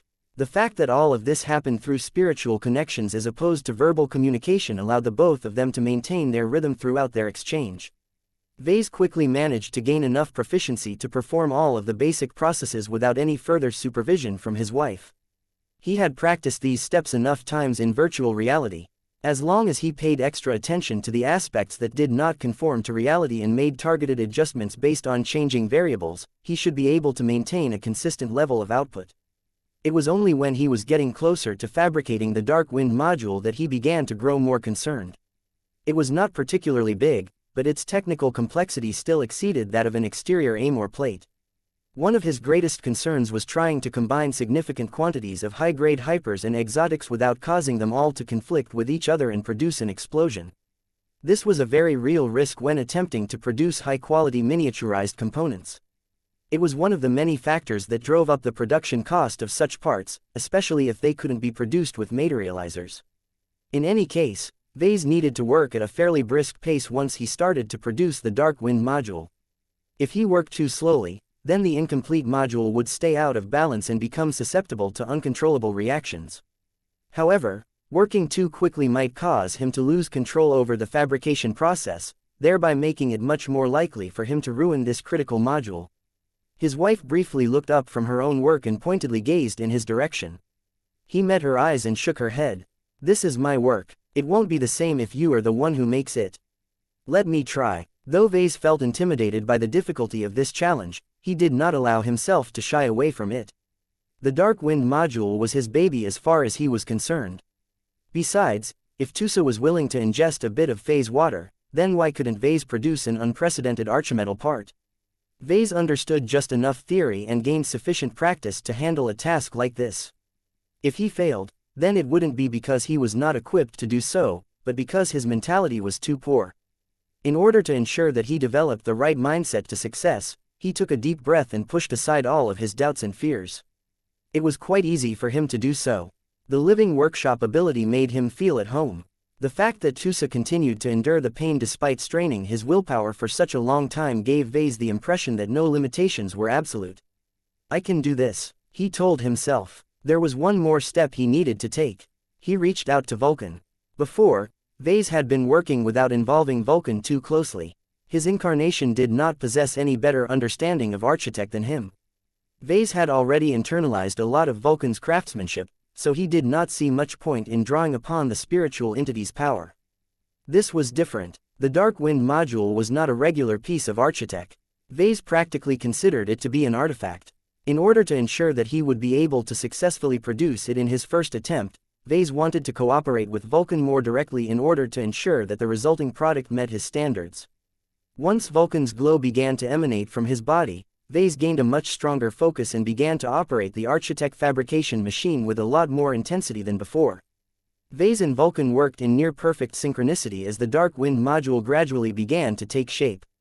The full design of the ultimate module resembled a fairly compact metal cube. If no one knew what it was capable of, they would have mistaken it for an incomprehensible piece of architect. However, the integration of high-quality materials and the exceptional implementation of e-technology elevated the Dark Wind module into a trump card that could elevate the Dark Zephyr Mark III into a best-in-class expert mech. If Vase successfully created a version of the Dark Wind module that matched his most optimistic estimates, then the new and improved Dark Zephyr would stand head and shoulders above any other Larkinson expert mech. The superiority of the Dark Zephyr in comparison to the Phobos, the Lionheart and the Blood Star Mark II would become so obvious that Vase gained all of the validation he needed to declare the arrival of the sixth generation of living mechs. With so much progress at stake, Vase continued to work together with his dwarven incarnation to maintain a steady and stable output. The two of them did not try to be too ambitious and attempt to exceed the parameters set by the design. The Dark Wind module was already cutting-edge enough. There was no reason for them to take any further risks in this regard. Besides, the difficulty of controlling all of the additional variables and ensuring that nothing would go wrong already demanded their full attention. Darkness swirled around Vase with increasing intensity as the minutes went by. There were times where he almost slipped up, but he managed to recover in time. Gloriana provided timely help through the design network. She had gone back to supervising his work even when that caused her to shift her focus away from her own fabrication work. An hour went by. The Dark Wind module had become a lot more complete at this point. Seeing that Vase already managed to fabricate the most finicky and sensitive aspects of the archimetal construct, he grew a bit relieved. Gloriana slowly started to draw back her attention as Vase and his incarnation proved that they sufficiently mastered the production process to finish the work by themselves. By the time the Dark Wind module came close to completion, Vase brought out the key component that was designed to give it a powerful boost. He remotely retrieved the Fadastone from its decorative box. A small and delicate bot lifted up one of Tristan's latest hyper gems and carefully brought it to the Architect fabrication machine. Once the bot deposited the gem into a tray, the fabrication machine absorbed it and began to transfer it right inside one of its internal chambers. The gem approached the nearly complete Dark Wind module, and before it got slotted into place, Vase and Vulcan observed the projected control panels with bated breath before they felt a strong influx of shadow energy. The entire Dark Wind module attracted 15% more shadow energy than before. The Fadastone somehow harmonized with Terrais 063 and other compatible hyper materials used to construct the Dark Wind module. The ultimate module had become more reliable than before. Though Vase could not prove it, he believed that the integration of Tristan's hyper gem made it significantly easier for the Dark Zephyr to fade into a shadow dimension than before. Success. Chapter 5991 A Life of Struggle. Chapter 5991 A Life of Struggle. Tusa Billingsley Larkinson was in pain. For days on end, he spent his time lying on a bed that had been moved to the darkened Mech workshop. His stomach and gradually the rest of his body continued to suffer as tiny quantities of phase water dispersed throughout his bloodstream and constantly threatened to tear open his veins and other body tissue. He should have known that this would happen. November LBJNN. He was not ignorant about the consequences of ingesting phase water. There were so many warning stories on the galactic net that even children knew better than to get into contact with this lethal substance. Just because it had water in its name did not mean it was drinkable. Yet despite how foolish it was for him to do so, Tusa did not refuse Ves's challenge. The competitive part of his mind irrationally wanted to accept the challenge. Since Vase believed that Tusa could do it, then what was the harm of swallowing a bit of Phase Lord blood? He already regretted this decision shortly after phase water began to wreak havoc in his mind. Fortunately, Vase was right that Tusa's willpower along with Blackwing's shadow control could exert just enough suppression to keep the phase water in line. It was not easy. Tusa constantly felt as if he was holding the leash of a bucking horse. He had to maintain constant focus and keep his willpower active on drops of phase water that continued to circulate throughout his body. While Tusa had reasons to feel confident that he could stay in control at first, as the struggle to exert his willpower and keep track of the phase water in his body dragged on, he became increasingly more strained over time. The difficulty of keeping phase water in check constantly rose as a result. The struggle turned more and more life-threatening as Tusa found himself straining his willpower far longer than he used to whenever he was piloting his expert mech. The battles he participated in never demanded Tusa to resonate with his mech and strain his willpower for hours or days on end. Tusa had always considered himself to be a sprinter rather than a marathon runner. He excelled in quick and surgical strikes. Neither his combat approach nor the Dark Zephyr were suited for prolonged attrition warfare. Yet that was exactly what he ended up with after ingesting a bit of phase water. Tusa cursed under his breath for the umpteenth time as he blamed Vase for accepting a challenge that happened to target one of his weaknesses. No wonder they call him the Devil Tongue. After accompanying Vase for so many years, Tusa finally fell victim to the Patriarch's infernal persuasion. The result was that Tusa unexpectedly entered into another struggle of his life. The hours that passed since the expert pilot got hoodwinked by Vase had become one of the most difficult tests of his life. The mental burden of exerting his willpower was already bad enough. Whenever he slipped up, he would have to endure the pain of feeling his own flesh shift in ways they shouldn't. He already began to suffer a few instances of internal bleeding. If not for the fact that his own piloting suit came with automated injury treatment functions, he would have been in much worse shape by this time. Unfortunately, the suit had never been designed to neutralize or remove any phase water that happened to enter his body. Tusa could only rely on his own efforts to keep his body whole. P.F. I am not going to let that smug bastard's blood defeat my resolve. This isn't the first struggle of my life. Since the day he was born in the Larkinson family, he learned that he was a little different from his other cousins. Many Larkinsons took pride in their names. The spouses that married into one of the relatively famous military families of the Bright Republic mostly abandoned their old family names in order to embrace a more honorable mantle. Not so for Tusa's branch of the family. His parents and ancestors took pride in calling themselves the Billingsley Larkinsons. The implication at the time was that they considered the Billingsley family on the same level as the Larkinson family. Although neither family objected to the union, the Billingsley-Larkinsons often stood out from the rest of their generation due to their names alone. Tusa had to fight against the childish suspicions and faint exclusions of the other children he grew up alongside. There were times where he cried in his bed because his cousins treated him as if he was an outsider rather than a Larkinson. For this reason, the first struggle of his life was to prove he was a genuine Larkinson. There was little he could do to prove himself as a child. Neither the adults nor the other kids took him seriously. However, Tusa quickly realized that the age of 10 was a watershed moment for every descendant of the Larkinson family. Each child who reached this age got tested for their genetic aptitudes. A large majority of boys and girls came out of the testing room with crushed expressions. It was not strange for them to cry every day of the week as they failed to recognize reality. Once they had no tears left to cry, the new teenagers reluctantly acknowledged the truth and went on to think about growing up to fulfill other jobs. Tusa did not want to join their ranks. There was nothing wrong with becoming a norm, but the young Billingsley-Larkinson believed that it was 10 times harder to prove that he was a part of the family if he failed to distinguish himself this way. As a baseline human that never showed any notable talent, Tusa did not have anything special going for him. He was not an academic genius, nor an artist in the making. Unlike his grandfather, he knew nothing about business and got bored whenever he was forced to learn how to manage real estate. Tusa never wanted to study those boring subjects. He hated the thought of becoming a businessman.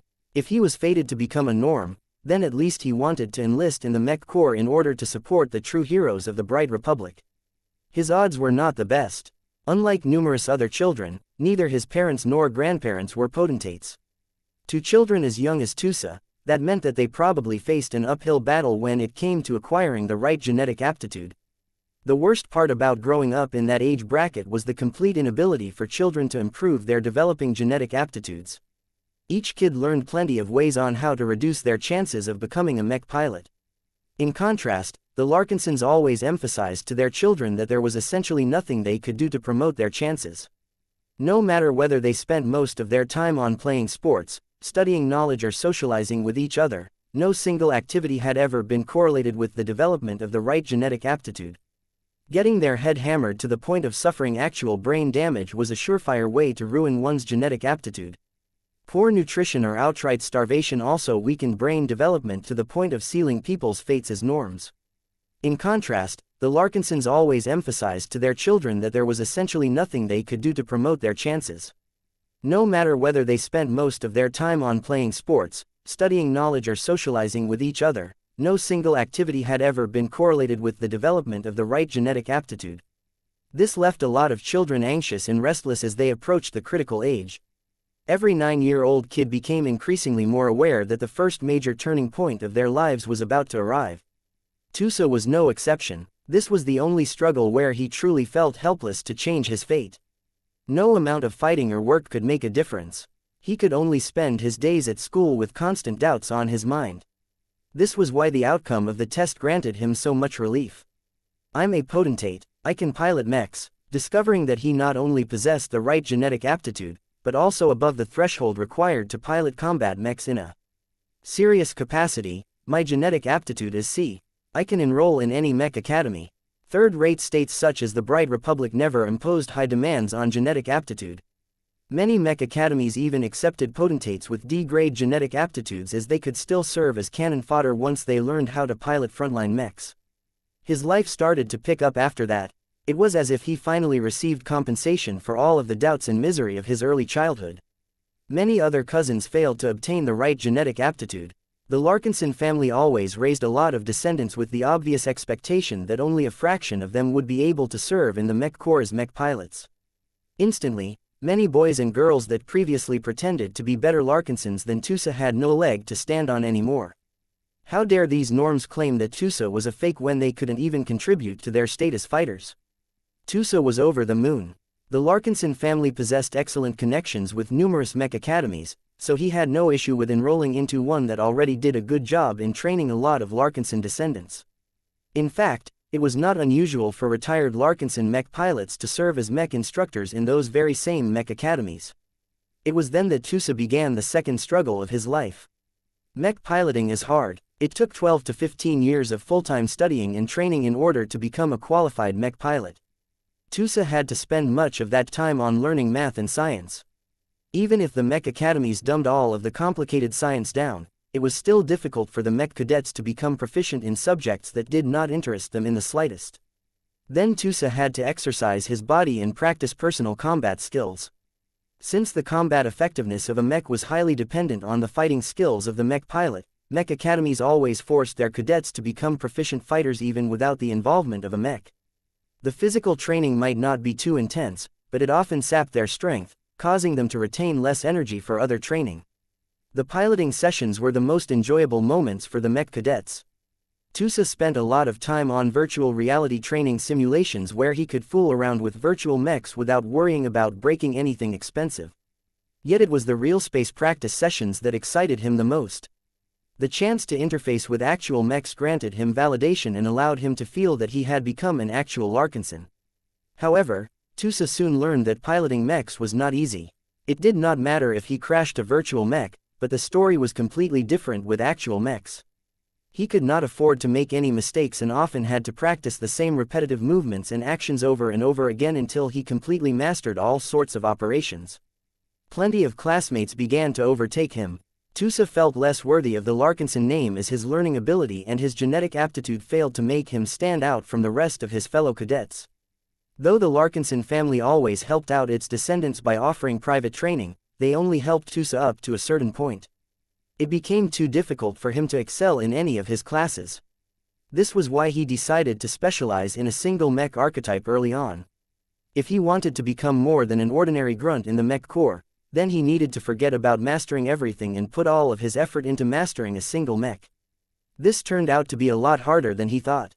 As a young Mech cadet, he had yet to develop his skills, let alone put enough time in becoming familiar with every possible Mech type. How the hell was he supposed to figure out his specialization without wasting so much time on training combat skills that ultimately became irrelevant?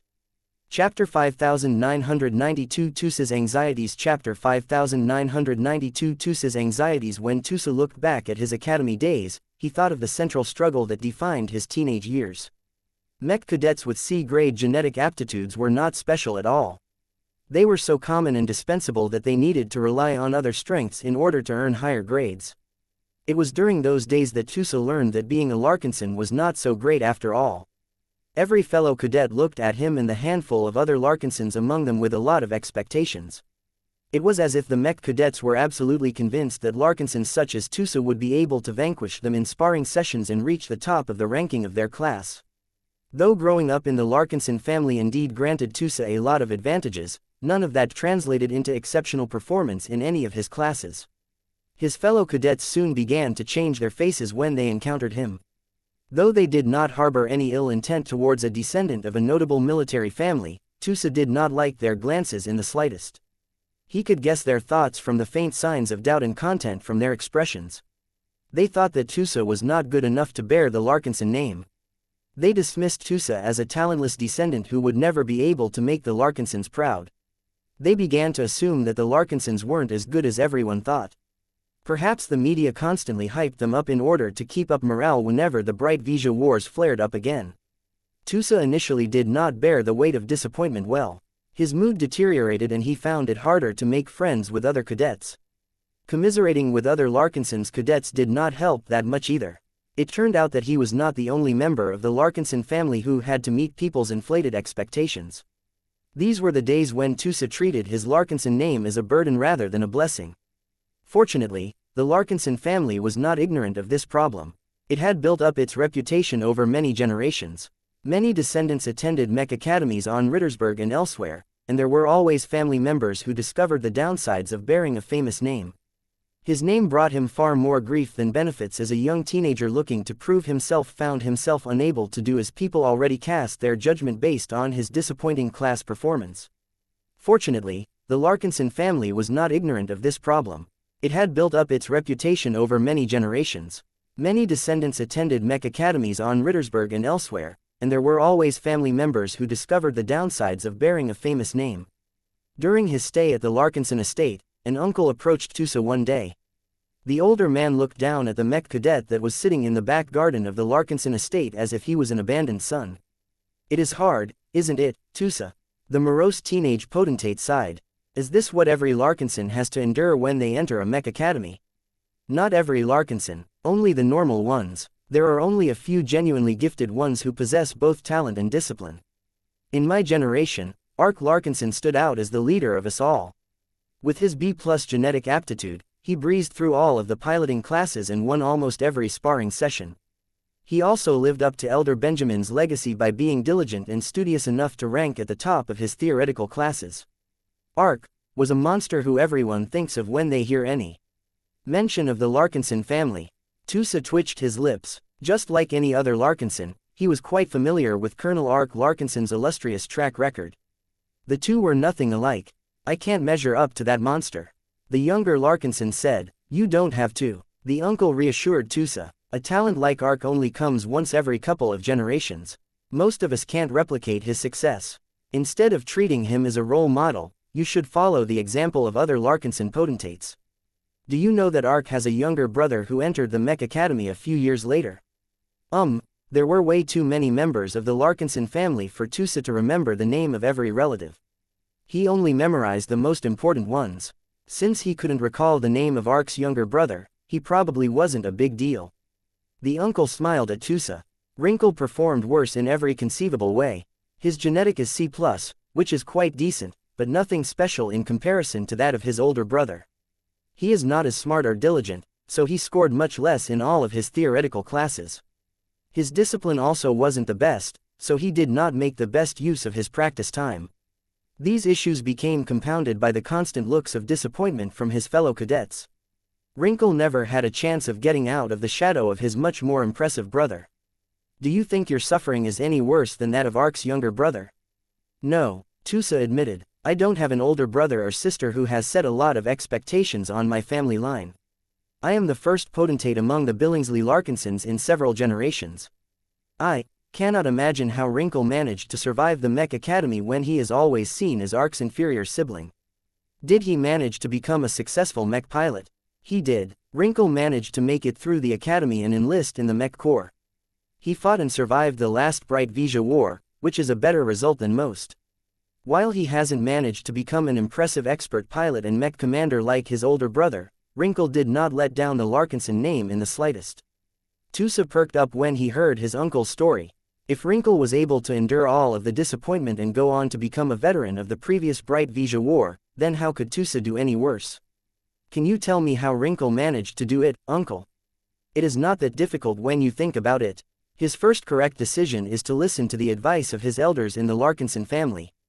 Benjamin had plenty of time to set Wrinkle straight. His second correct decision is to stop getting captured by public opinion. So what if you are not a shining star like Ark? You are you. Instead of letting people's judgment of you drag you down, it is better to ignore it all and focus on your own development. Make your own goals. Set your own pace. Follow it through. This is all you need to do in order to graduate from a mech academy. Don't think about comparing yourself to better mech cadets, even if they are blood relatives. This was exactly what Tusa needed to hear. He no longer felt as depressed as before. Wrinkle's situation used to be a lot worse, but he managed to find his own way as a Larkinson mech pilot. Tusa did not want to do any worse when his circumstances were not as bad as that of Uncle Wrinkle. That would be a personal failure that he would never be able to accept. He was stronger than that. He was a Larkinson. He needed to go all out in order to make his parents and grandparents proud. Now that Tusa found a guiding light, he shifted his attention to his most pressing problem. He explained his difficulty in choosing a suitable specialization for himself. I am not like those Larkinsons, who pick up a rifle or a sword the first time and instantly feel a connection with a weapon. The mech cadet spoke. I don't have any favorite weapons, and it is difficult for me to choose which ones I like the most. I am so new and unfamiliar with wielding them that I can't make a decision on which ones I should specialize in. I suppose I can wait until I become more familiar with the weapons, but I don't want to end up as a mediocre mech pilot. I want to achieve more in my career. What do you think I should do, uncle? I can understand your difficulty. It is indeed difficult to excel in battle if you spend much of your early academy days on trying out so many different weapons. The only way you can solve this dilemma is to make a choice and hope that you are right. Is that it? Tusa hesitantly asked. Part of being a qualified soldier is to know when you need to make a move, even when you are operating with very little verified information. Since you don't have any obvious connection with any weapons, you should settle your choice by using another criteria. What sort of mech pilot do you want to become? What mech type speaks the most to you? Do you have any obvious favorites? Now that I think about it, I don't have a clear favorite.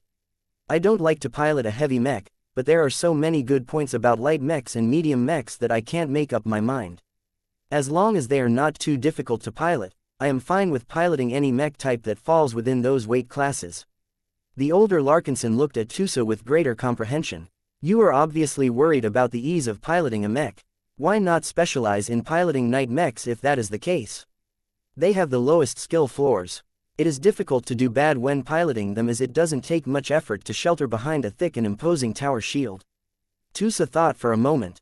That makes a lot of sense, but I don't like to specialize in a night mech just because it is easier to pilot.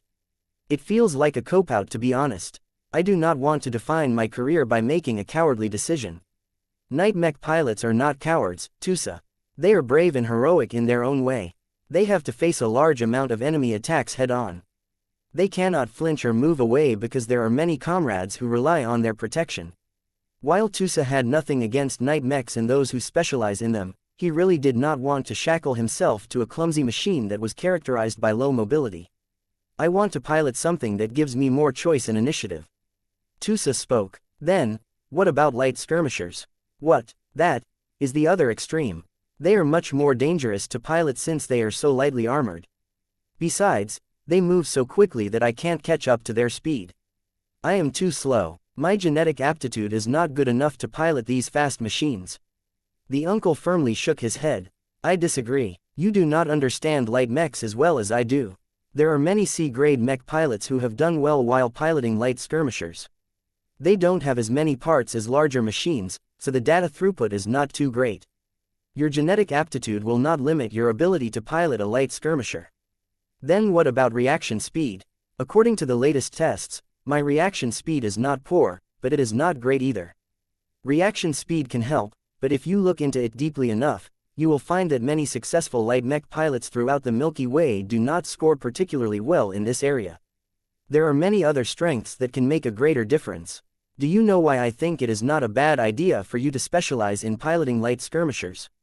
No, I don't think I fit the profile for this mech type. Tusa looked utterly confused. Forget about profile. What you should be thinking about is your goal and how much you are willing to endure in order to fulfill it. You don't want to become an average mech pilot. You want to become a champion, an expert pilot. To do that, you need to excel in combat, and that is difficult to accomplish with most mech types. You see, each of them require a lot of talent or a strong willingness to train with them day after day. I do not think this is suitable for you because I do not think you are interested in becoming a weapons master. Compared to other Larkinsons, Tusa indeed found it difficult to muster up the same degree of passion when wielding a sword or a rifle. Then why tell me that I should think about specializing in light skirmishers?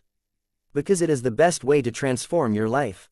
Chapter 5993 The Virtue of Courage. Chapter 5993 The Virtue of Courage. Why specialize in light skirmishers? Tusa was wondering about this ever since his uncle tried to nudge him in this direction. In his impression, light skirmishers were not easy to pilot at all. Their mech frames may be smaller and simpler, but they moved and acted so quickly that the pilot in question needed to be incredibly sharp and responsible.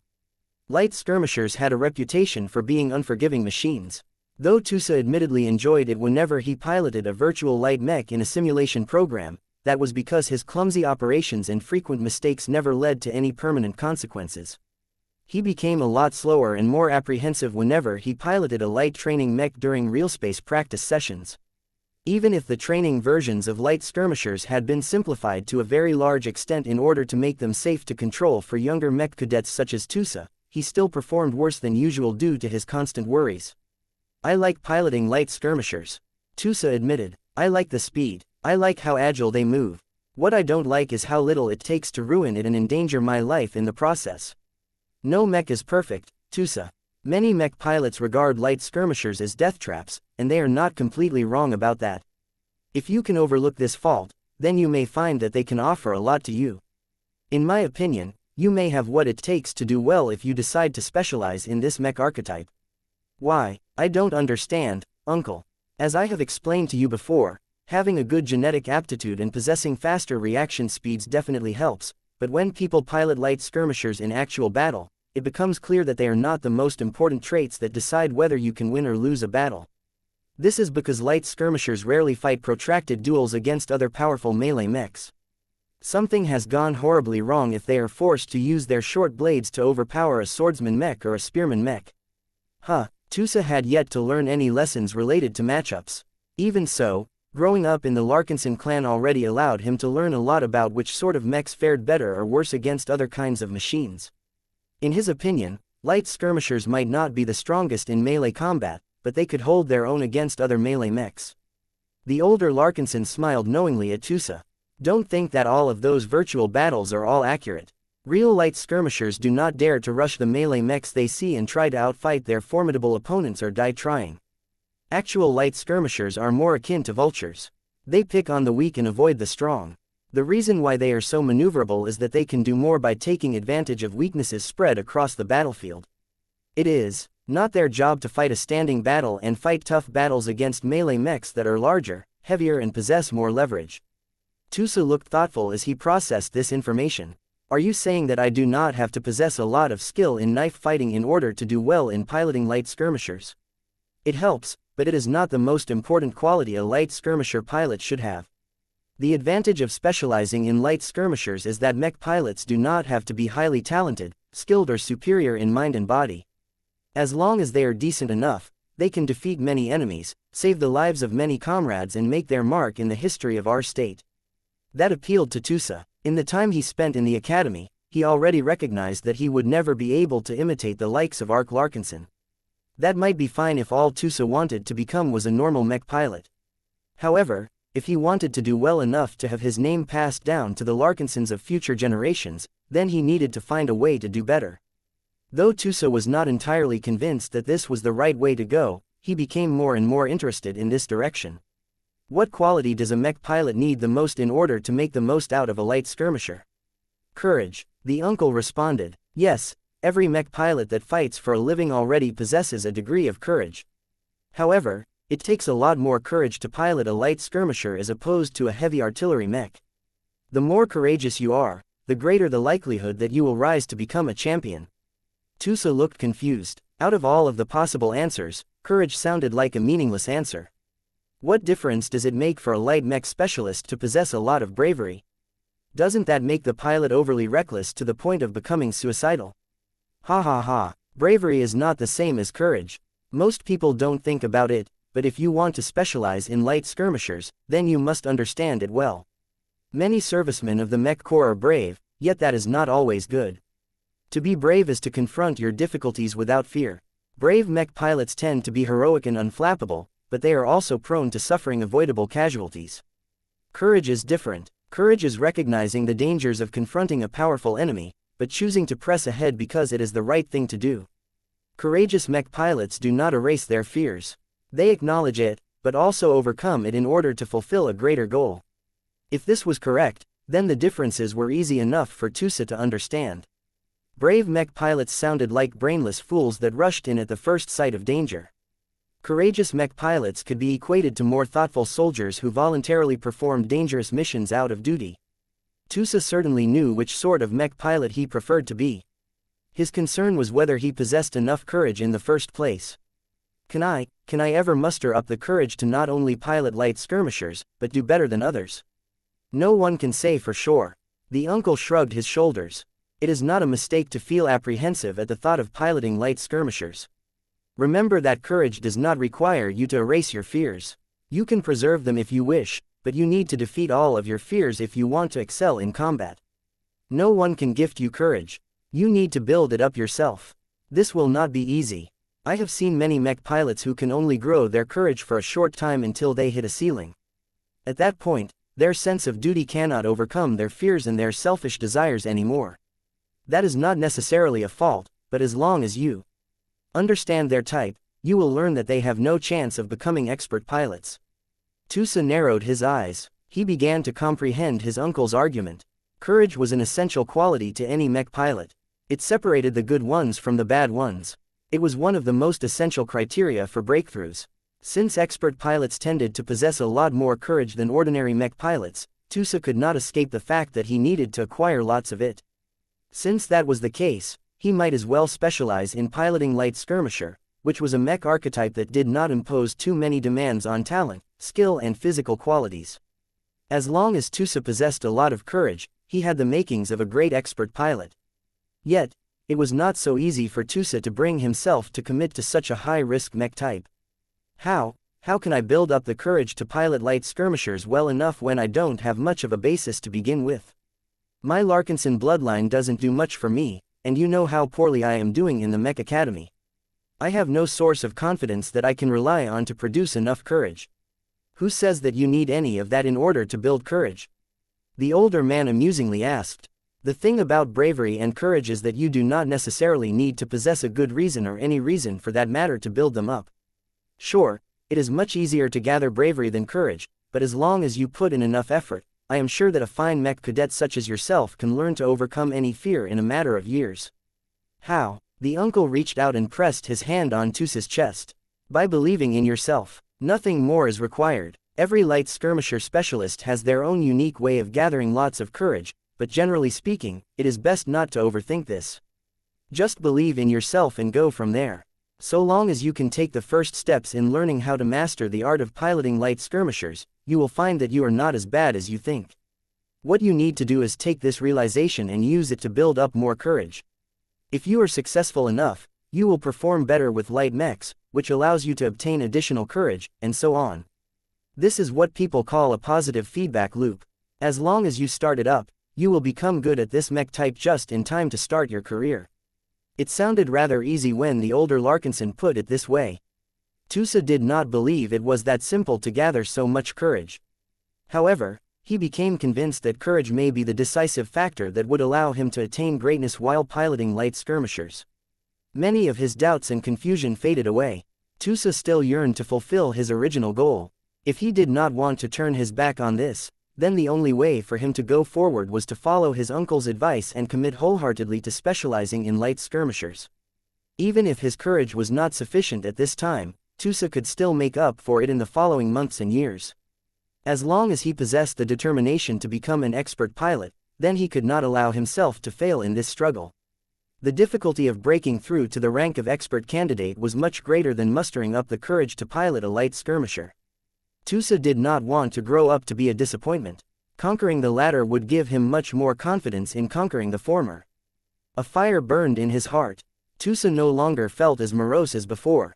Now that he obtained a solid direction on what he needed to do in order to fulfill his dream, he felt more motivated to do well in the academy than before. As he stood up and faced his helpful advisor, Tusa made a sincere bow. "Thank you for guiding me, uncle. I appreciate your efforts to cheer me up. You have helped me so much that I will probably remember this conversation for the rest of my life. If I ever achieve greatness, I will honor you as best I can." "That is a promise." The veteran Larkinson smiled in a good-natured manner. "I do not owe any credit for your success. You are family. Larkinsons should look out for each other. I offer my advice freely, so do not think you owe me anything. It is up to you to make something out of your mech piloting career. Any success you manage to attain in the following decades is largely thanks to your own hard work and effort. It will not be easy for you to build up your courage and avoid the many possible endings along the way. If you manage to make it through this difficult gauntlet, then do your best to use your newfound power for good." Tusa respectfully nodded in agreement. "I can't waste my time anymore. I feel the urge to go back and practice with as many virtual light skirmishers as possible. Before I go, can I have your name? You vaguely look familiar to me, but I don't recognize you. You are not a resident of the Larkinson estate." The older mech pilot grinned in response. "I am not. After the last war, I chose to get away from the center of it all. I have settled on a quiet and boring planet called Cloudy Curtain. I have a son who is roughly your age who is just starting to become a mech designer. Perhaps he will design a nice mech for you one day. As for my name, you may call me Wrinkle. Wrinkle Larkinson." Tusa reacted with astonishment when he finally learned the name of his benefactor. Yes. I am, that, Wrinkle. I am the younger, less talented and less successful brother of Colonel Ark Larkinson. I have made my fair share of mistakes in my life and career, but, I do not regret any of them. I hope that my advice will serve you better. If you truly want to step on the path to godhood, then you must build up the courage to face greater challenges, or die in the process. I hope that you will embark on this journey with open eyes. There may be times where you are asked to confront threats so severe that they may lead to certain death. The strongest pilots are formed in these crucibles. Expert pilots, ace pilots and god pilots emerge exactly because they have mustered up the willpower to override their doom. Tusa remained inspired by Wrinkle Larkinson's words for a long time. Chapter 5994 The Purpose of Skirmishing Chapter 5994 The Purpose of Skirmishing When Tusa Billingsley Larkinson chose to specialize in piloting light skirmishers, he fully committed to this decision. Good mech pilots always acted decisively once they settled on a strategy. The Larkinson family taught him that there was a time and place for doubts and second-guessing, but doing so after the order had been issued was counterproductive. Tusa knew that committing to light skirmishers would lock in his career trajectory forever. All of the time spent on improving his capacity to pilot light mechs took away time he could have spent on improving his competence with other mech types. As a young teenage mech cadet, it was impossible for Tusa to possess absolute certainty in his chosen course of action. There were many times throughout his teenage years where he couldn't help but question whether he had made the right choice. Was he truly cut out to become a light skirmisher pilot? Had he inadvertently missed out on discovering that he was much more suited to pilot another kind of mech?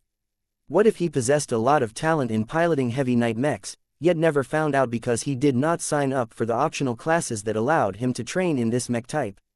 These questions and more constantly haunted him. Whenever he thought about giving in to his doubts, Tusa thought back on the advice provided by Wrinkle and his other aunts and uncles. The father of Vase Larkinson was not the only family member who offered guidance to him. Tusa rediscovered the benefits of carrying the Larkinson name when he freely obtained guidance from a handful of light skirmisher pilots within the family. No Larkinson veteran refused to offer their advice to the younger generations of their family. It did not matter who his parents were or how well he performed in the Mech Academy. The older generations did not discriminate or play favorites. As far as the current mech pilots of the Larkinson family were concerned, they possessed an unbreakable obligation to assist in raising mech cadets that followed in their footsteps. The better the future mech pilots of the Larkinson family became, the greater the likelihood that they would survive the next Bright Vija war that would inevitably erupt. The Larkinson family existed long enough to live through periods when entire generations of mech pilots became decimated after the war. Although there were always plenty of norms left in the family to rejuvenate the bloodline, the loss of so many mech pilots always dealt a severe blow to the survivors. This was why the Larkinsons developed such a strong collective attitude towards raising the next generation. In any case, Tusa's love and affection for his family deepened during this period. Tusa studied alongside descendants of other powerful families, but their internal relationships were a lot more turbulent. Even though he had no interest in gossip, he couldn't help but overhear instances of intrigue where different branches of the same family tried to sabotage each other. All of those stories only made Tusa more appreciative of the unconditional love and support of the Larkinson family. It was only later on that he understood that the reason for this was because the Larkinson family possessed a strong military orientation. Although the Larkinsons managed a sizable portfolio of real estate and business investments, they were ants compared to the true movers and shakers of the Bright Republic. The prevalence of honorable mech pilots and the lack of strong economic interests engendered a lot of harmony within the family. Sure, the Larkinsons were a lot poorer and couldn't afford as many luxuries as the members of the founding families, but Tusa never had any reason to complain. From the moment he chose to specialize in piloting light skirmishers, his performance in his classes began to improve straight away. He recognized that much of it came from his newfound sense of confidence and certainty. The doubts and hesitation that tormented him in the past no longer distracted him anymore. Now that he found his mission and direction, Tusa was able to put more focus in his classes. This alone was enough to overcome his lack of talent and his average learning ability. Although every mech cadet needed to become proficient in piloting night mechs and rifleman mechs, they could all choose to forego more advanced classes on those mech types if they no longer saw any need to branch out any further. There were still mech cadets who remained undecided about their future choice, but Tusa was different. Once he ceased to take any further classes in wielding swords, spears, rifles and so on, he was much more able to concentrate on wielding knives and daggers in combat. Of course, Tusa was hardly the best knife fighter in his class. No matter whether he practiced with a single weapon or dual weapons, he regularly got trounced by classmates who practiced with them a lot longer or possessed greater fighting ability than himself.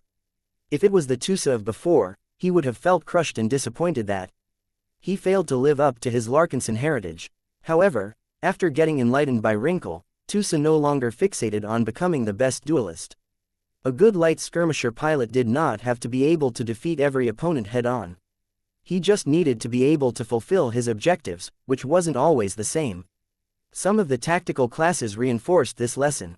Why are light melee mechs called light skirmishers? A mech instructor and retired veteran asked in front of his class of mech cadets. That is because they are designed to skirmish. These light mechs are not meant to form solid battle lines or clash against enemy mechs in the center. They do not have the weight or firepower to keep up against their heavier counterparts. Light skirmisher mechs are the equivalent to light infantry in humanity's pre-space period. The latter usually consist of light armored irregular troops that provide a screen for the main army and fulfills a variety of objectives, ranging from scouting, harassment, anti-harassment and more. The overall purpose of doing all of this is to soften up an enemy force and possibly win the battle before it has even started. In order to make this clearer to the mech cadets, a projection appeared that showed simulations of ancient battles. All sorts of messy infantry stalked the forests and roamed across the lands while looking for enemy troops. Whenever the skirmishers encountered foes, they used slings, javelins and later on rifles to take potshots at their targets. If the enemy consisted of heavy infantry or other powerful unit types, then the skirmishers only stuck around for a short time before retreating. This left their enemies unable to retaliate. The simulated clips also showed other instances where light skirmishers made themselves useful. They circled behind enemy lines and destroyed the supply trains that kept enemy armies fed. They generated mischief at the periphery of an army camp, creating noise and launching projectiles throughout the night in order to prevent enemy soldiers from enjoying a good night's sleep. They chased after routed enemy soldiers, relying on their lighter loadouts to catch up to fleeing troops. The skirmishers either forced the soldiers to surrender or outright killed them in order to deny precious manpower to the enemy. What is your first impression of skirmishers? The mech instructor asked. They do not fight as honorably as line soldiers. A mech cadet spoke. Correct. Do you think that is wrong, cadet? Maybe. Honor is not as important as winning. The mech instructor looked disappointed when he heard this answer. If you think that light skirmisher specialists have to abandon their honor in order to do their jobs, then you are sorely mistaken. Skirmishing used to be performed by regular and non-professional combatants.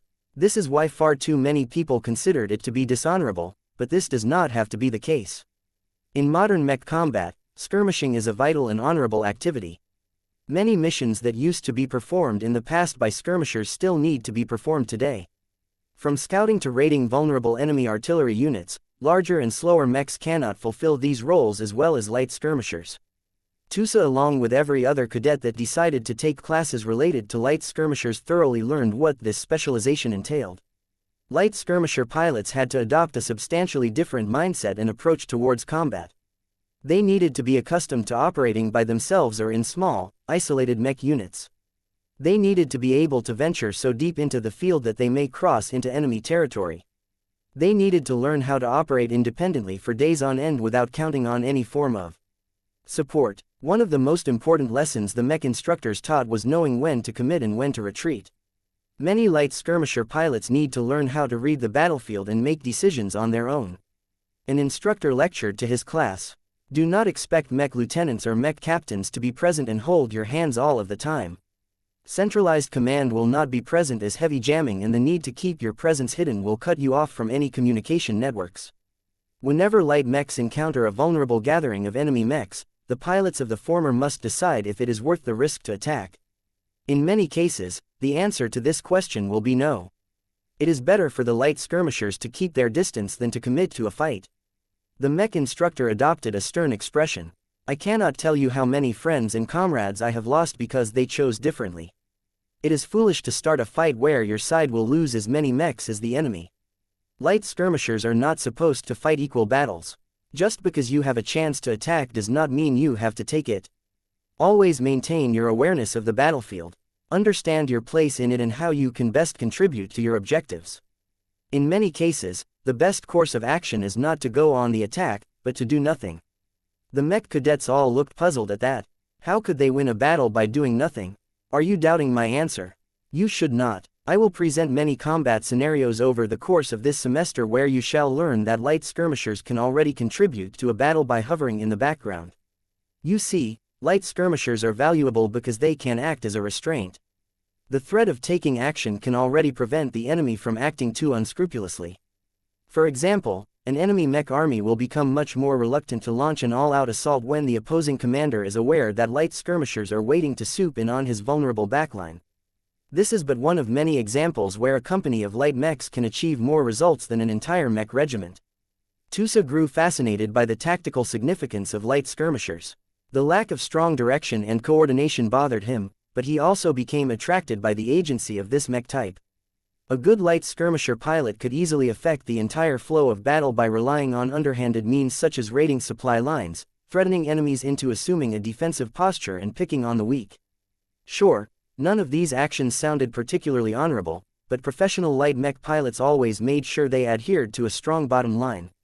Tusa learned that as long as his intentions were noble, he would still be able to remain as upright as any other mech pilot. Although Tusa never considered himself to be particularly smart or cunning, piloting light skirmishers still appealed to him because they indeed did not require him to possess the best fighting skills.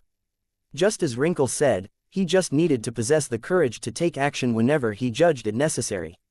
Being too reckless was a surefire way for a light skirmisher pilot to perish in battle, but being too timid would never allow the same pilot to exceed his limitations and become an expert pilot. If Tusa wanted to become a champion that would always be remembered by the Larkinsons, then he needed to balance between courage and forbearance. Chapter 5995 The Power of Incremental Improvement Chapter 5995 The Power of Incremental Improvement By the time Tusa neared graduation, he had become a much different Larkinson than before. He grew taller and more athletic. His endurance had improved remarkably as he had taken on long-distance running as a sport. Light skirmishers often traversed the longest distances in a typical engagement. They were expected to circle around the battlefield and perform exhaustive scouting duties. It made sense for Tusa to exercise his body by running a lot. Not only did the act of jogging clear his mind and allow him to review his prior lessons, but he also felt that he was becoming more in tune with how light skirmishers were supposed to operate in the field.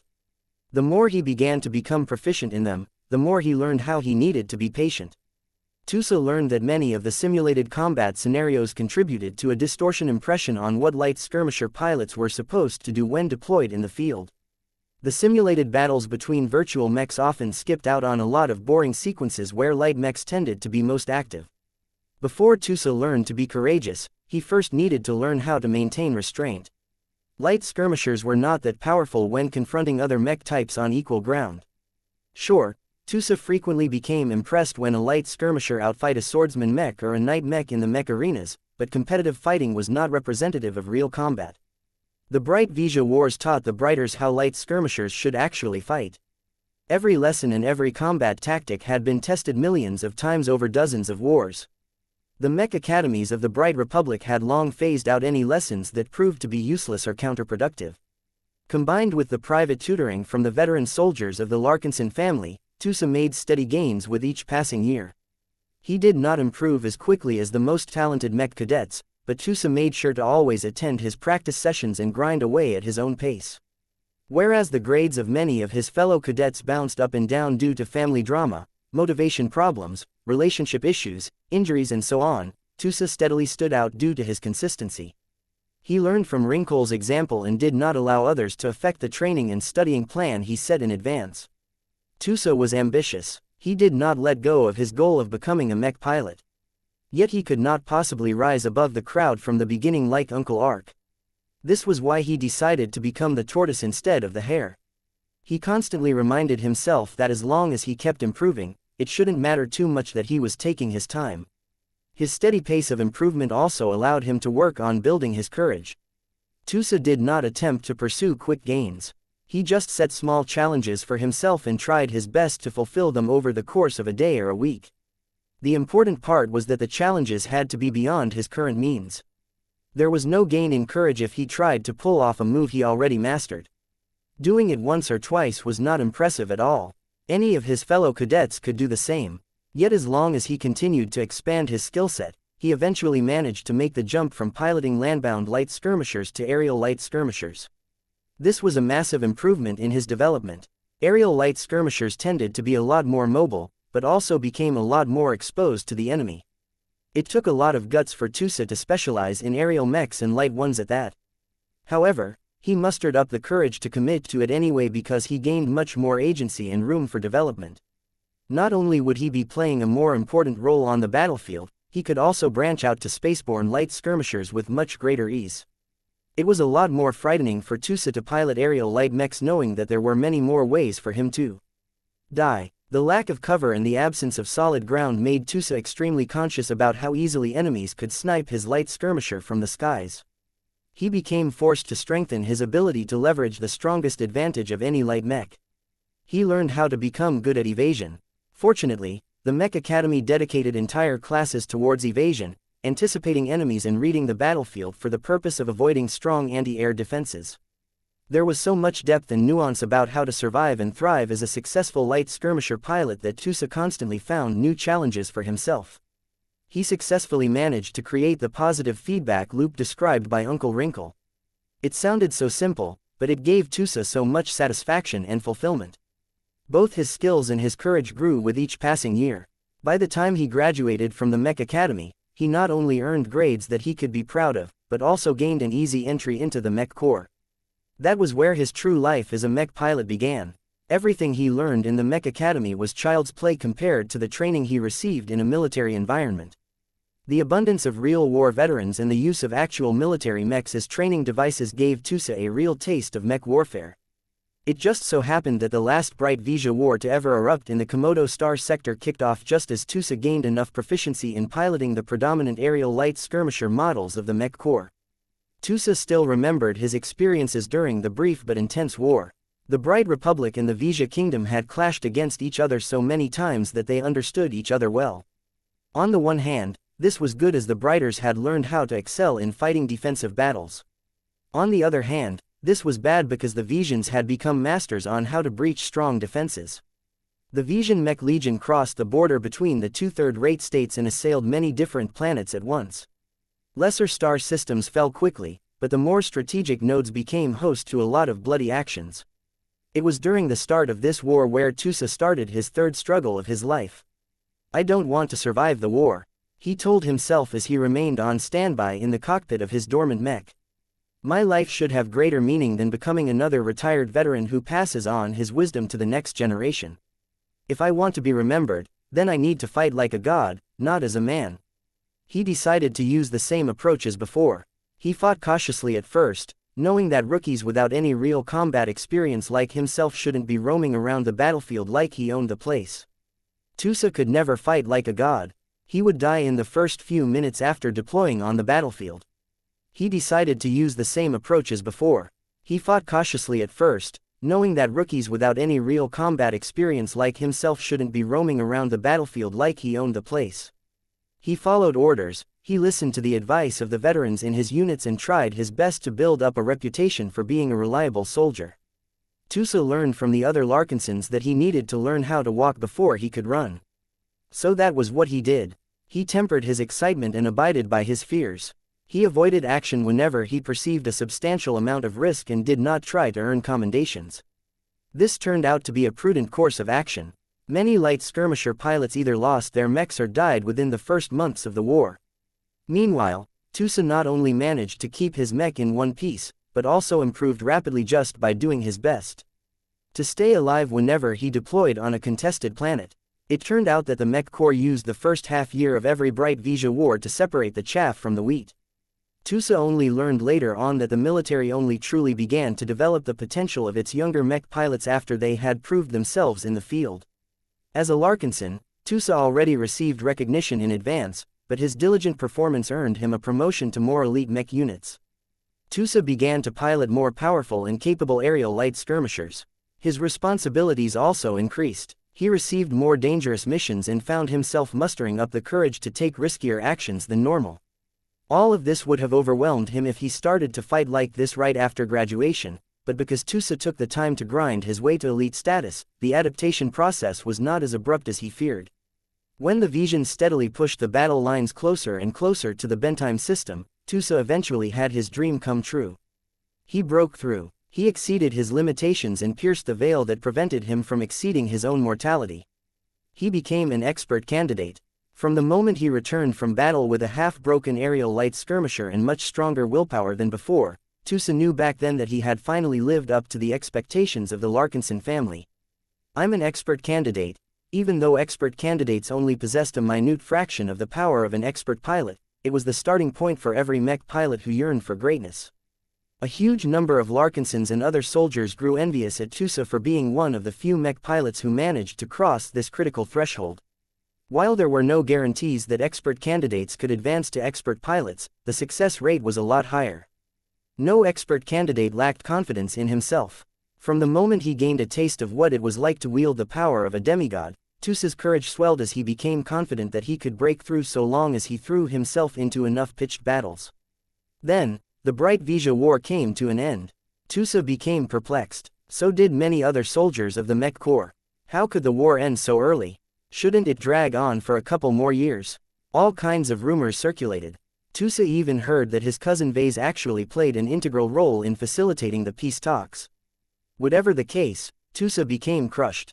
Although he knew that it was of great benefit to the Bright Republic that the Vision troops withdrew from its space, Tusa felt incredibly regretful that he no longer possessed a stage where he could become the star of his own show. He felt guilty for harboring these selfish thoughts. Shouldn't he prioritize the protection of his state and its citizens over his own desire to become an expert pilot and a hero of the Larkinson family? Tusa became lost as the Mech Corps steadily winded down its troop deployments. Once the Bright Republic retreated from its war footing and entered into a recovery period, Tusa no longer had any chance to prove himself in the cauldron of war. He needed to find combat elsewhere. If that meant leaving the Mech Corps, then so be it. He could always rejoin the military once he managed to become an expert pilot elsewhere. It just so happened that the Larkinson family wanted to allocate more family members to Ves's growing organization. Tusa had no idea at the time what he was in store for. How could he have known that serving under the craziest and most audacious mech designer of his generation could lead Tusa from a quiet corner of the Milky Way to the front lines of a displaced red ocean? One thing was for sure, though. Tusa received plenty of opportunities to prove himself. Vase possessed such a strong ability to attract trouble that Tusa unwillingly found himself fighting against enemies he couldn't even imagine in his wildest dreams. Suffice to say, Tusa felt very ambivalent about fighting under Vase. Chapter 5996 Constraint on Offensive Power Chapter 5996 Constraint on Offensive Power. As Tusa Billingsley Larkinson continued to exert his willpower to keep the phase water of his body in check, he had plenty of time to reflect on his time of service in the Larkinson clan. Damn it, Vase, he continued to lie on his bed while his piloting suit occasionally injected fluids and nutrients to sustain his body. There was no need for him to visit the bathroom and risk losing his focus, as his advanced suit took care of that business with as little distraction as possible. While much of his attention was directed towards tracking and suppressing the drops of phase water dispersed throughout his body, he stayed awake for so many hours that he could still reflect on his turbulent service in the Larkinson clan. Tusa still resented Vase for setting events into motion that ultimately led to the downfall of the Larkinson family and the deaths or arrests of so many family members. Even though many Larkinsons at the time had moved on from that dark period of their history, Tusa never forgot that Vase was the main culprit behind those tragedies. The Larkinsons became exiled from the Bright Republic. What was worse was that the Larkinsons also became split. The old family led by Ark Larkinsons turned mercenary for a time, while the clan founded by Vase grew explosively now that he had unshackled himself from the Bright Republic. One of the reasons why Tusa felt so ambivalent about joining the clan was because he grew much stronger than he ever could have imagined. He knew that if he continued to serve in the Mech Corps as a member of the Larkinson family, he might be able to advance to the rank of expert pilot, yet would likely retire as one. Third-rate states such as the Bright Republic could not support the development of ace pilots. Third-class expert mechs simply weren't powerful enough to boost the growth of more powerful expert pilots.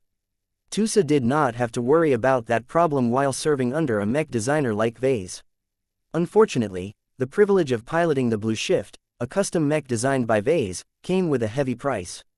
Too many Larkinsons died in those early days. Even when Vase made the radical decision to open the clan to widespread recruitment, Tusa still bore the guilt of failing to save as many lives as he could. No matter whether the clansmen were trueblood or adopted, Tusa had an obligation to protect them from harm. He might not be as extreme about it as his cousin Janzi, but he still lamented every Larkinson that fell in battle, even if the individual in question accepted the risks of becoming a soldier. It was because of Vess's persistent habit of throwing the Larkinsons into battle that Tusa developed a greater urgency to grow stronger. As long as he became strong enough to single-handedly dominate a battlefield, he could reduce the amount of casualties by as much as 90%. It all came to a head during the battle against the Abyss. He could never have imagined that inside the Nixian Gap, he along with the rest of the Larkinson clan was forced to confront an armada of pirate warships as well as 3 dark gods. Tusa gained a much better understanding of what they were today, but back then he became overwhelmed at the enemies he was supposed to fight against. The Blinding One, the Inexorable One, the Unending One, those were the names used by the pirates and the cultists of the Nixian Gap. He did not really care too much about the effort to defeat the Blinding One and the Unending One. All he remembered from that life-changing battle was his attempts to stop the Inexorable One. He despaired at first. How was he supposed to defeat a giant avian beast made out of energy that flew faster than his mech and was impossible to slow down? Combined with an aggressive and opportunistic mindset, the Inexorable One terrorized the fleet of the Larkinson clan. Seeing that the big bird was about to slay a lot of Larkinsons, Tusa finally couldn't take it any longer and triggered his apotheosis. He could remember it even now. He not only managed to push back the Inexorable One, but also managed to avoid the avian entity's energy vortices.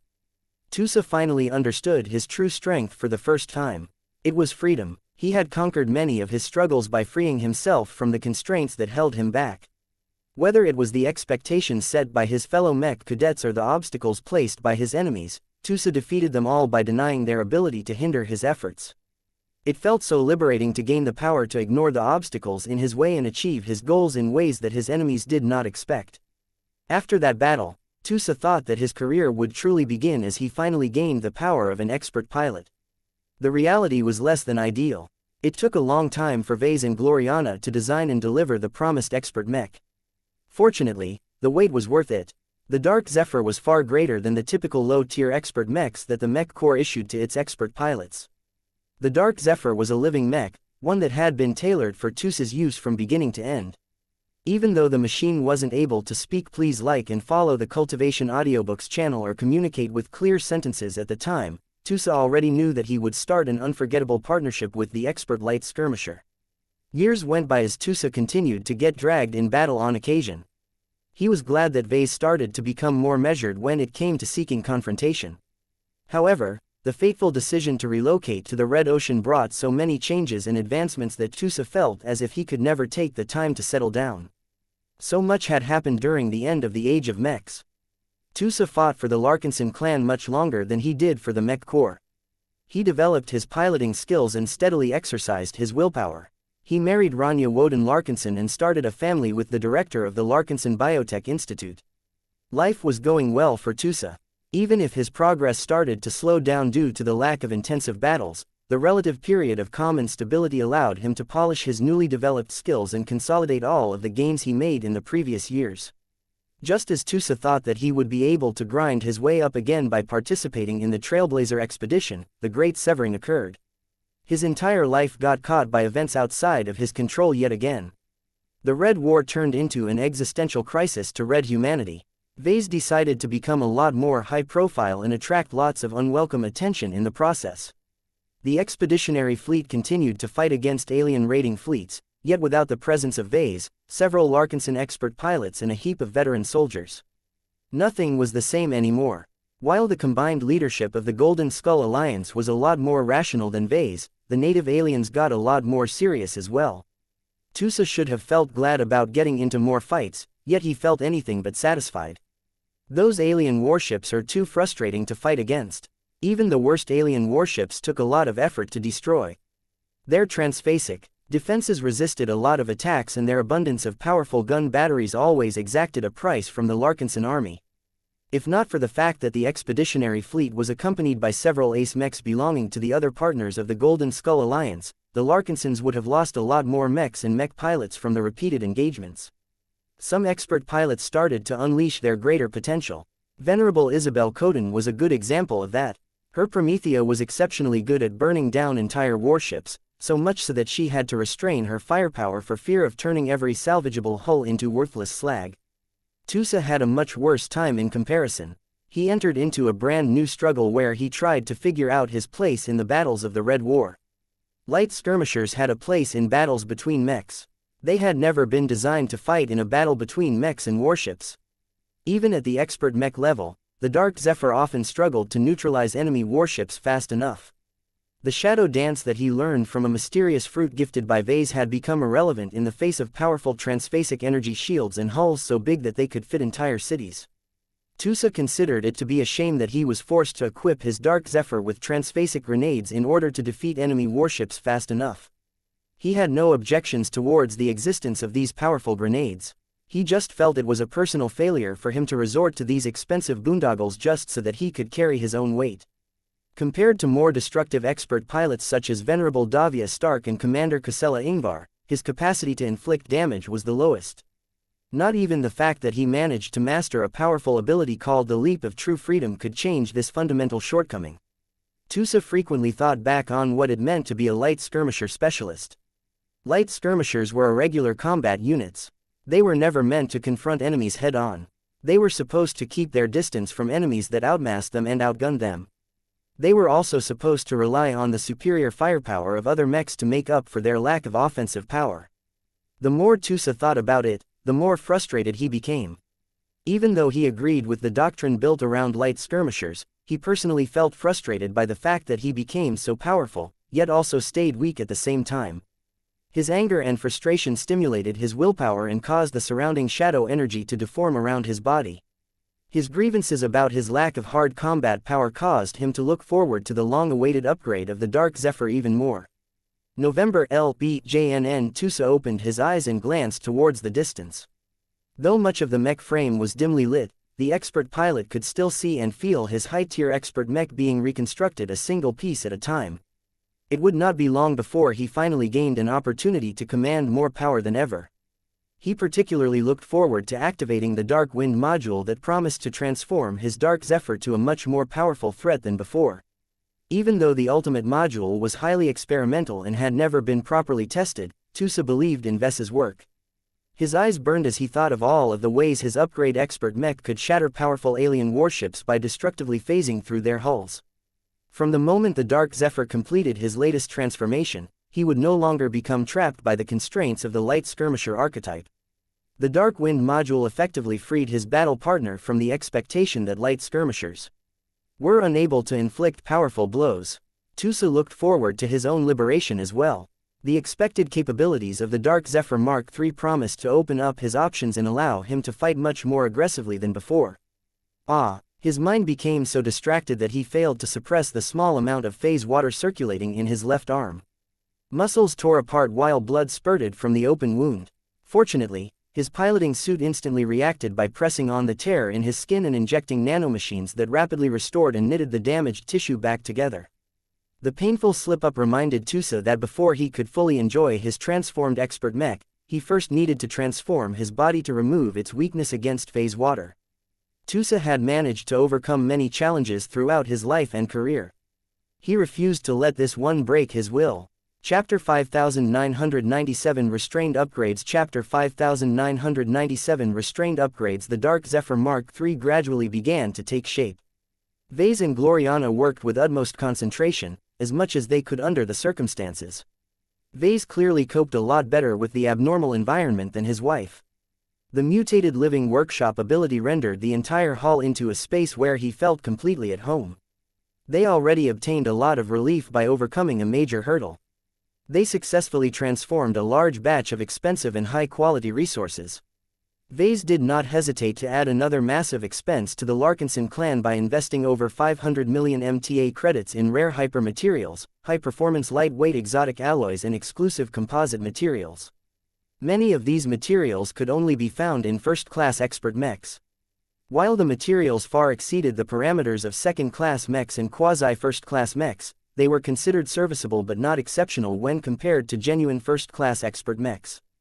Although Vase tried his best to future-proof the Dark Zephyr by anticipating the living mech's needs once Tusa grew stronger and transferred to the Premier branch, there was a limit to how much he could elevate the machine's structural performance. The radical conversion into an Archimech and the already massive anticipated boost in performance would definitely induce a huge amount of strain onto the expert mech.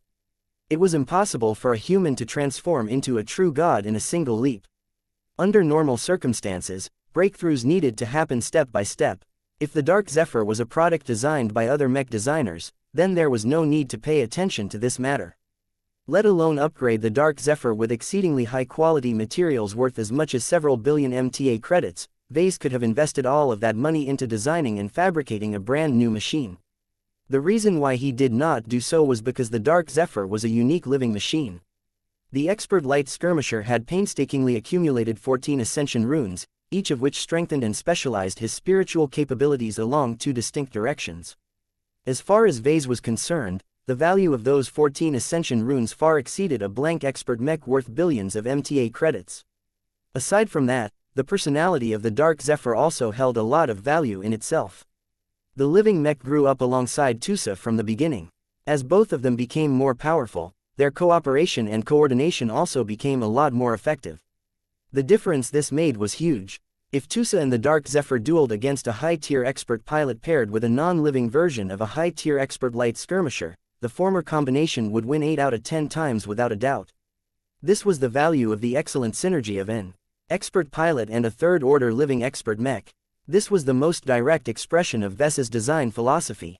In any case, Vase and Gloriana both understood that they were pushing the limit of what the Dark Zephyr could tolerate. The material form of a living mech had a very large impact on the spiritual foundation of the same machine. Elevating the former usually brought up the latter, but if the transition was too big and abrupt, the probability that the spiritual foundation might tear or break increased dramatically. Vase never encountered this doom scenario before, but that was because he never took the initiative to get close enough for this possibility to come to pass. This was the first time he disregarded the safety rules concerning this possible outcome. Even though he wanted to play it safe, the situation did not allow for it. The current order in human space was beginning to deteriorate. Vase had read enough reports and observed enough clues to deduce that things would go worse from this point. Instead of settling down and pursuing stable development, Vase chose to speed up his pace and accrue greater strength at a more reckless pace. This was why he hoped that the Dark Zephyr Mark III would start off at a considerably stronger footing than normal. Vase and Gloriana made good use of the expensive materials and designed a complicated Archimech frame that largely conformed to high-quality first-class standards. Of course, the implementation of these first-class materials was relatively basic and simplistic. While Vase and Gloriana most definitely tried to make the most out of all of the hypers and exotics, they mostly focused on upgrading the structural components and armor plating. They deliberately kept the power reactor and a number of other key components at the quasi-first-class level in order to allow the Dark Zephyr Mark III to fight alongside other second-class mechs. In order to pave the way for the quasi-first-class expert mech's future ascension into a first-class ace mech, Vase and Gloriana designed the Dark Zephyr Mark III with enough semi-modularity that they could easily swap out the quasi-first-class components with genuine first-class components. They also made sure to increase the accessibility to the Dark Zephyr's original resonating materials. Once it was time to install the defining features of a genuine ace mech, it shouldn't take too long for a competent mech designer to swap out the remaining pieces of perfidious steel and bisonite, and replace them with much more powerful ace mech-grade resonating exotics. There was a huge gap in performance between expert mech and ace mech-grade resonating exotics. In fact, Vase did not fully understand the differences as he never worked with the latter. Only master mech designers and higher possessed the qualifications to work with them. That meant that the Larkinson clan needed to gain the cooperation of an external mech designer in order to upgrade the Dark Zephyr Mark III into an ace mech. The necessity of resorting to outside help to further strengthen the most strategic assets of the Larkinson clan was a huge headache for Vase. He did not look forward to dealing with this problem. The best solution was to wait until he managed to advance to master mech designer and design an ace mech upgrade himself. However, Vase did not think he would be able to break through anytime soon, especially when he needed to spend much of his time on mastering the art of designing first-class mechs. Vase vaguely predicted that if he decided to stick with designing second-class mechs, he should be able to advance to the rank of master mech designer within a decade. His many insights, his innovative design applications and his rapid progress so far all gave him the capital to challenge the polymath's record. However, rank was not everything. The Red Association already forced him to become a first-class mech designer. Since that was the case, he might as well go all in, trying to master enough principles of high technologies to be able to design the most powerful first-class multipurpose mechs. Even though he might delay his breakthrough by 1 or 2 decades, his foundation became much broader and stronger. All of this sounded nice, but it did not leave Vase in the best position in the short term. This was why he had already accepted the need to give up a lot of confidentiality and let another master transform the Dark Zephyr Mark III into an ace mech. He already formulated a few plans with regards to this future need. Pay attention, Vase. The incompatibility between Architect and conventional technology is creating more issues than expected. Ah, sorry, I am on it, Gloriana. The pair had already fabricated all of the necessary Architect components. The two mech designers usually treated the assembly phase as a cakewalk. So long as the mech design did not contain too many finicky components, it was relatively easy to fit all of the parts together. Upgrade runs were different due to the need to keep an existing living mech alive throughout the entire process. However, the difficulty of the assembly phase for the Dark Zephyr Mark III exceeded that of any other project. The Architect used to develop all of the new parts worked on a completely foreign tech base. Gloriana employed completely different technical standards, ranging from the standard voltage settings to the use of a completely different set of programming languages. Therefore, trying to upgrade a conventional mech by taking out old components and filling up the gap with new components was far more troublesome this time. Gloriana may have anticipated this problem in advance and constructed all kinds of bridges, stopgap components and converters to force temporary mergers between two different tech bases. Handling them during the assembly phase was anything but simple. As the difficult work proceeded at a fairly slow but still risky pace, Vase felt as if he was trying to transform an ordinary human into an Orvan while keeping the individual's personality as intact as possible. Such a conversion process should have been impossible to pull off. Even if the conversion process was viable from a biological perspective, the mentality of the subject would have collapsed instantly due to the complete lack of familiarity. This was why Gloriana could not complete the transformation of the Dark Zephyr alone. She may be a lot more skilled and proficient in conducting the complicated physical conversion, but she did not possess the expertise to help the spiritual foundation adapt to the insertion of a completely foreign part. It's okay, Dark Zephyr. We expressly designed these archimetal parts for your use. Feel them out. They will feel as natural as your old parts as long as you spend a bit more time acclimating with them. Be patient. Once most of your mech frame consists of archimetal components, the sense of incompatibility will fade. Vase and Gloriana stretched and abused the ship of Theseus concept much more extensively than before. It was a considerable gamble on their part. So long as the Dark Zephyr still managed to retain his core identity after such a radical upgrade, Gloriana would have no qualms about converting the other Larkinson expert mechs into archimechs. As time continued to pass, the miracle couple gradually gained more confidence in their work. The Dark Zephyr Mark III was starting to take shape without any obvious signs of collapse or other undesirable complications. Although a few incidents happened here and there, Vase already anticipated them in advance and activated the appropriate contingency plans to prevent the irregularities from cascading into more serious problems. A lot more shadow energy and other E-energies began to accumulate into the increasingly more complete Archimech. Exchanging unending alloy for more specialized hyper materials made the Dark Zephyr a lot purer and more efficient in his interactions with E-energy. His total capacity also grew by a moderate extent after Vase carefully installed the Dark Wind module. Vase had been worried whether the partially disassembled frame of the Dark Zephyr would produce a lot of disturbances when he installed the powerful Ultimate module, but the actual outcome was quite mild. Aside from saturating the Dark Zephyr with even more shadow energy, the expert mech remained stable for the most part. This was a testament to Gloriana's excellent design work. The design of the Dark Zephyr was fairly solid and robust for a light mech. This was also one of the advantages of working with Architect.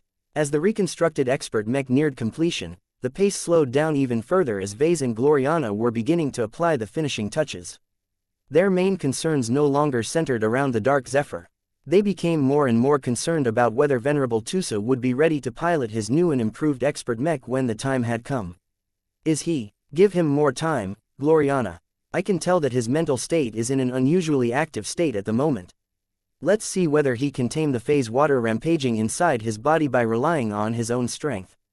In any case, it is already admirable that he managed to last so long. The time had come for Tusa to prove himself. Did he need medical assistance in order to extract the phase water from his body, or would he be able to solve this problem by exerting his willpower? Chapter 5998 My Prison Chapter 5998 My Prison After a lengthy and difficult upgrade process, the Dark Zephyr Mark III gradually neared completion. It became clear to everyone that the upgrade project no longer had any chance of failure. The Larkinson clan's first true Archimech was less than an hour away from becoming operational. This should have been good news, but none of the Larkinsons had any cause to celebrate just yet. Nobody could tell for certain whether the Dark Zephyr Mark III reached masterwork quality. Although the upgraded expert mech could still evolve into a masterwork by relying on the God-body method integrated into the Archmech, it was different from becoming a masterwork by virtue of pure craftsmanship. The Red Association only awarded masterwork certificates in the latter case. Aside from that, creating masterwork mechs was the only reliable method for Vase to earn Radiant lottery tickets. Vase was afraid that the mech designer system might suspend this overly generous reward one day. Compared to his past state where he had to rely on luck and serendipity in order to fabricate a masterwork mech, his craftsmanship improved so much that he could produce masterwork mechs every couple of months if he was in a good state of mind. Once he started to accumulate dozens of Radiant lottery tickets, he was not sure whether the system would want to add to his collection.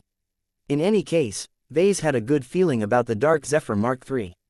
Sure, many of the early foibles related to producing archimetal components in the first day affected their quality to an extent, but the ones produced later on were remarkably superior.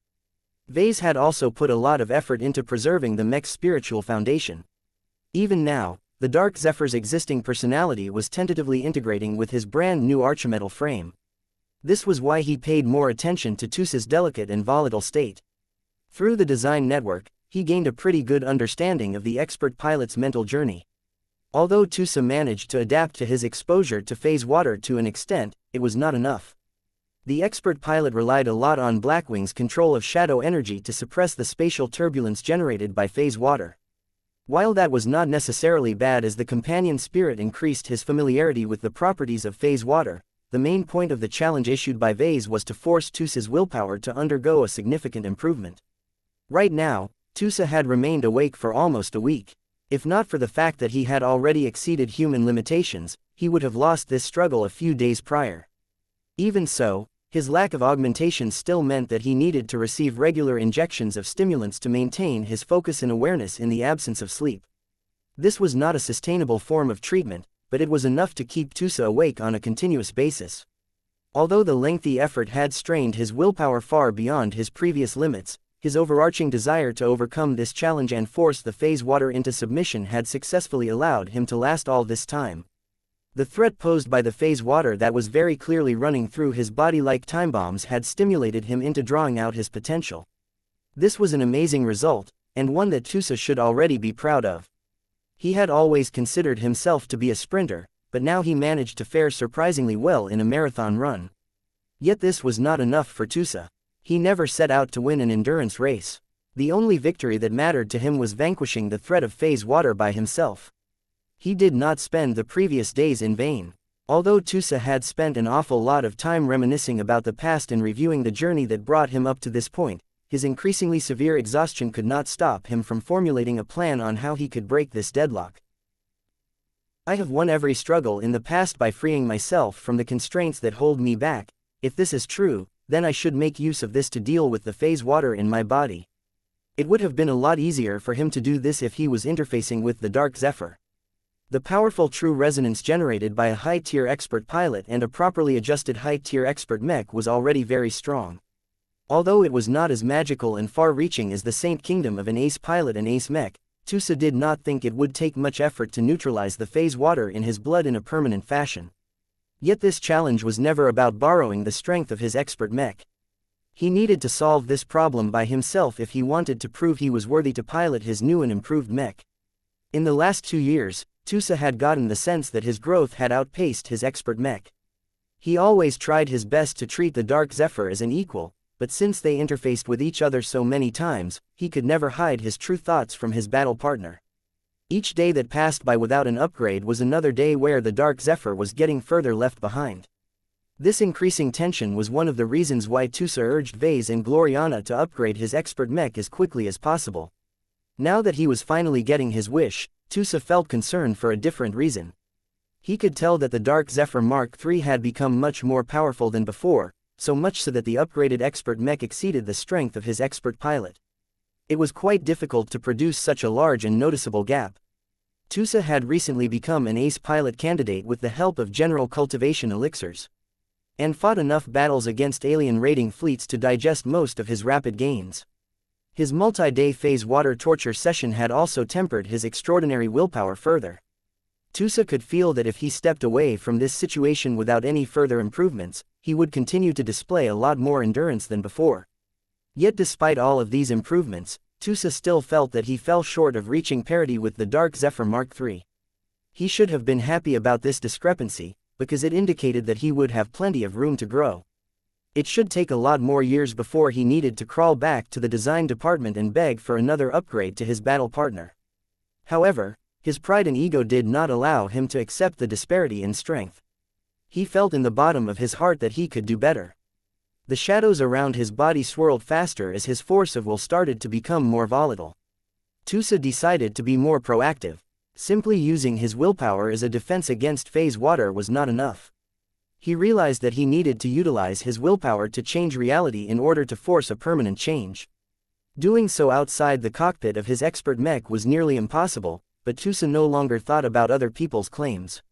An expert pilot should never compromise his ideals due to outside pressure. The more Tusa comprehended this truth, the more he was able to focus his willpower. As every Larkinson present in the darkened workshop continued to observe the struggling expert pilot in silence, Tusa finally gained an epiphany. I can already use the leap of true freedom to make my mech ignore any transphasic energy shields in his path. This means that I am already familiar with using the power of freedom. If this is the case, then I should be able to use it for other purposes. That was easier said than done. Freedom was a very abstract concept, and Tusa never channeled this E-energy attribute outside of the cockpit. However, that did not stop him from trying. The only uncertainty left was how exactly Tusa wanted to leverage the power of freedom to solve his current condition. Should he pull off the leap of true freedom by himself and try to move aside while leaving the phase water in his body behind? He shook his head. That was too clumsy and exhausting. His willpower shouldn't be able to pull off such a major feat. Should he employ his extraordinary willpower to liberate the drops of phase water by displacing them from his body? This was a much less costly solution, but Tusa did not like it. His body still remained susceptible to the danger posed by phase water. Besides, Tusa also needed to display a lot of fine control to pull it off. The likelihood of accidents was too high as it was difficult for him to exert so much control over foreign contaminants, especially ones that possessed so many weird and powerful properties related to space. Should he employ the power of freedom to liberate his body's vulnerability towards phase water? This was an option that aligned a lot more with his inclinations. It was a solution that could temporarily or permanently make him immune to the spatial disturbances produced by phase water. Of course, Tusa did not expect that he could gain absolute immunity. Vase had only injected a small amount of phase water. If the quantity and concentration of phase water was much higher, then it would not be as easy to withstand the stronger spatial phenomena. It's enough. One of the lessons that Tusa learned over the course of his career was that he should never be too greedy. He was already pushing his limit by trying to resolve the threat of phase water on his own. He had managed to make it this far by relying on a lot of incremental improvements. There was no need to break this pattern. Now that Tusa settled on an action plan, he began to execute it right away. I need your help, Blackwing. Chirp, chirp. The avian companion spirit had almost completely blended in the surrounding shadows, but became a lot more visible when he strained in an effort to channel more shadow energy into Tusa's body. Although Blackwing couldn't keep up this intensive effort forever, he could still buy time for Tusa to shift the focus of his willpower. What he did next was extremely dangerous. He lowered his suppression of phase water.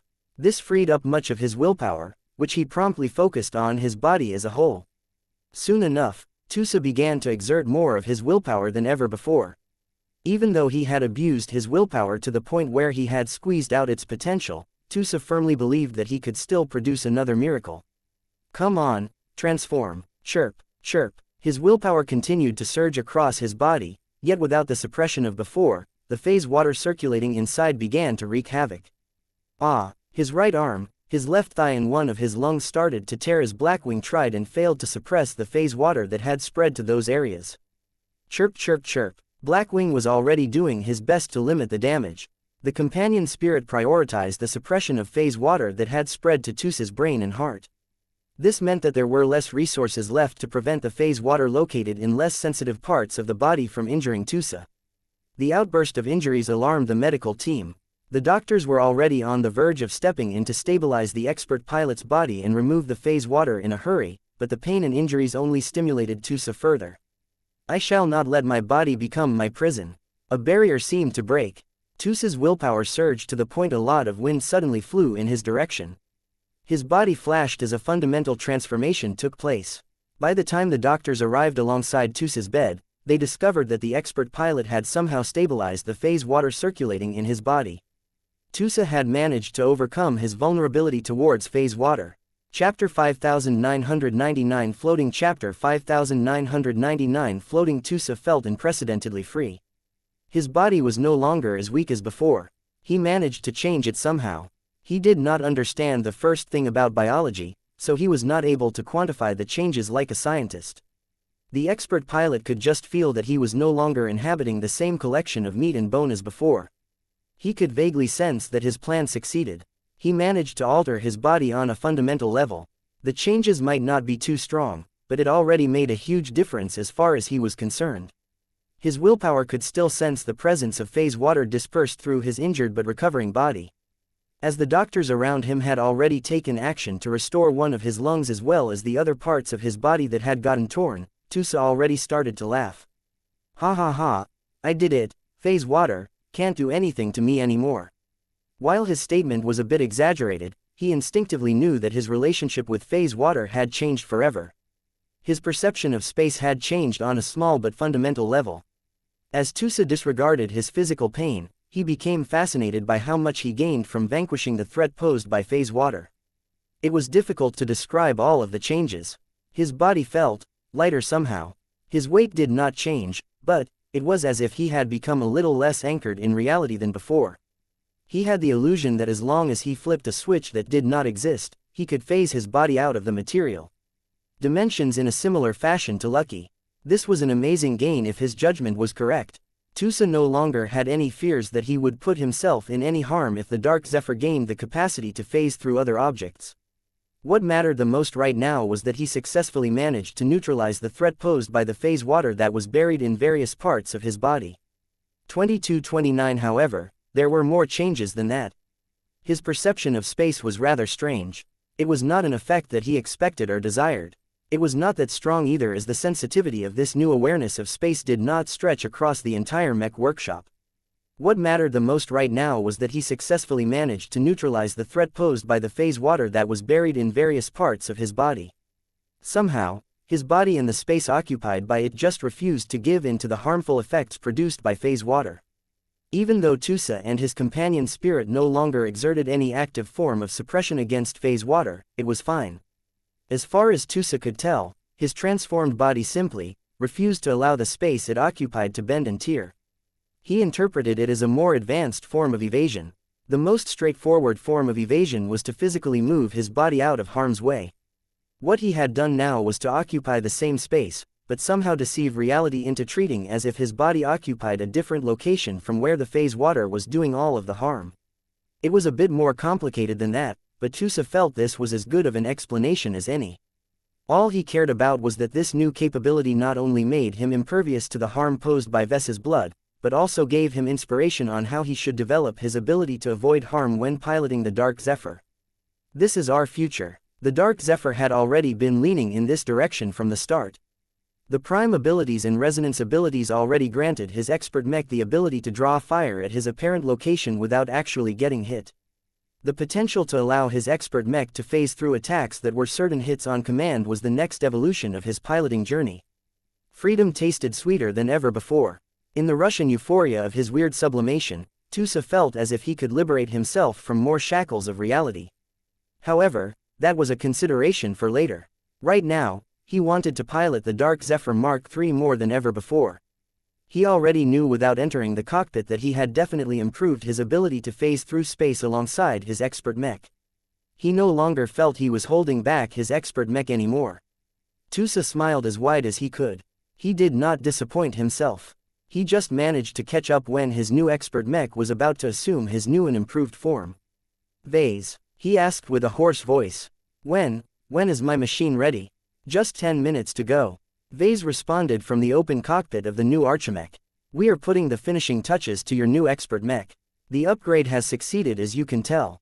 We just need to make a few final adjustments to tune your machine in the most optimal state."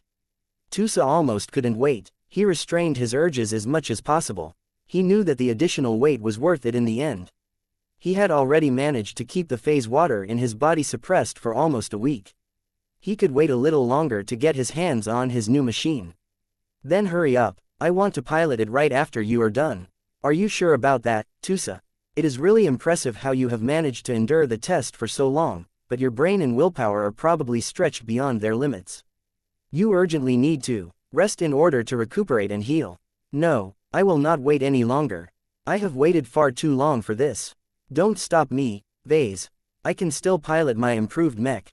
Though Vase had reasons to doubt that, did not attempt to deny Tusa his wish.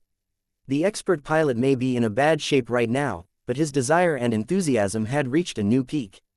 Vase exchanged glances with Gloriana and continued to finish up the Dark Zephyr Mark III.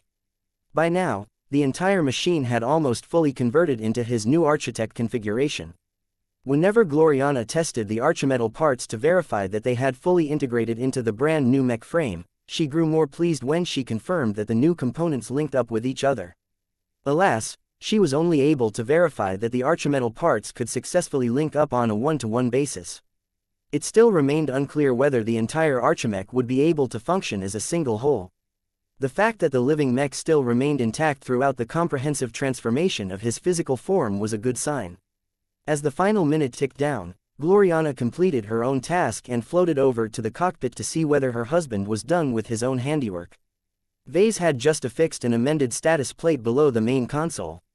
"Done. Let's head back outside." When Vase and Gloriana quickly floated out of the cockpit, they looked back to see whether their expert mech managed to pass muster. "It's happening," Gloriana gasped. She noticed it before Vase. As the living mech fully settled into his new and massively improved form, a wonderful physical transformation took place. "The Dark Zephyr has turned into a masterwork," one of the journeymen standing at the side exclaimed. While the masterwork transformation was already familiar to the miracle couple, it was completely novel to the recent recruits. They had never seen a masterwork mech take shape with their own eyes.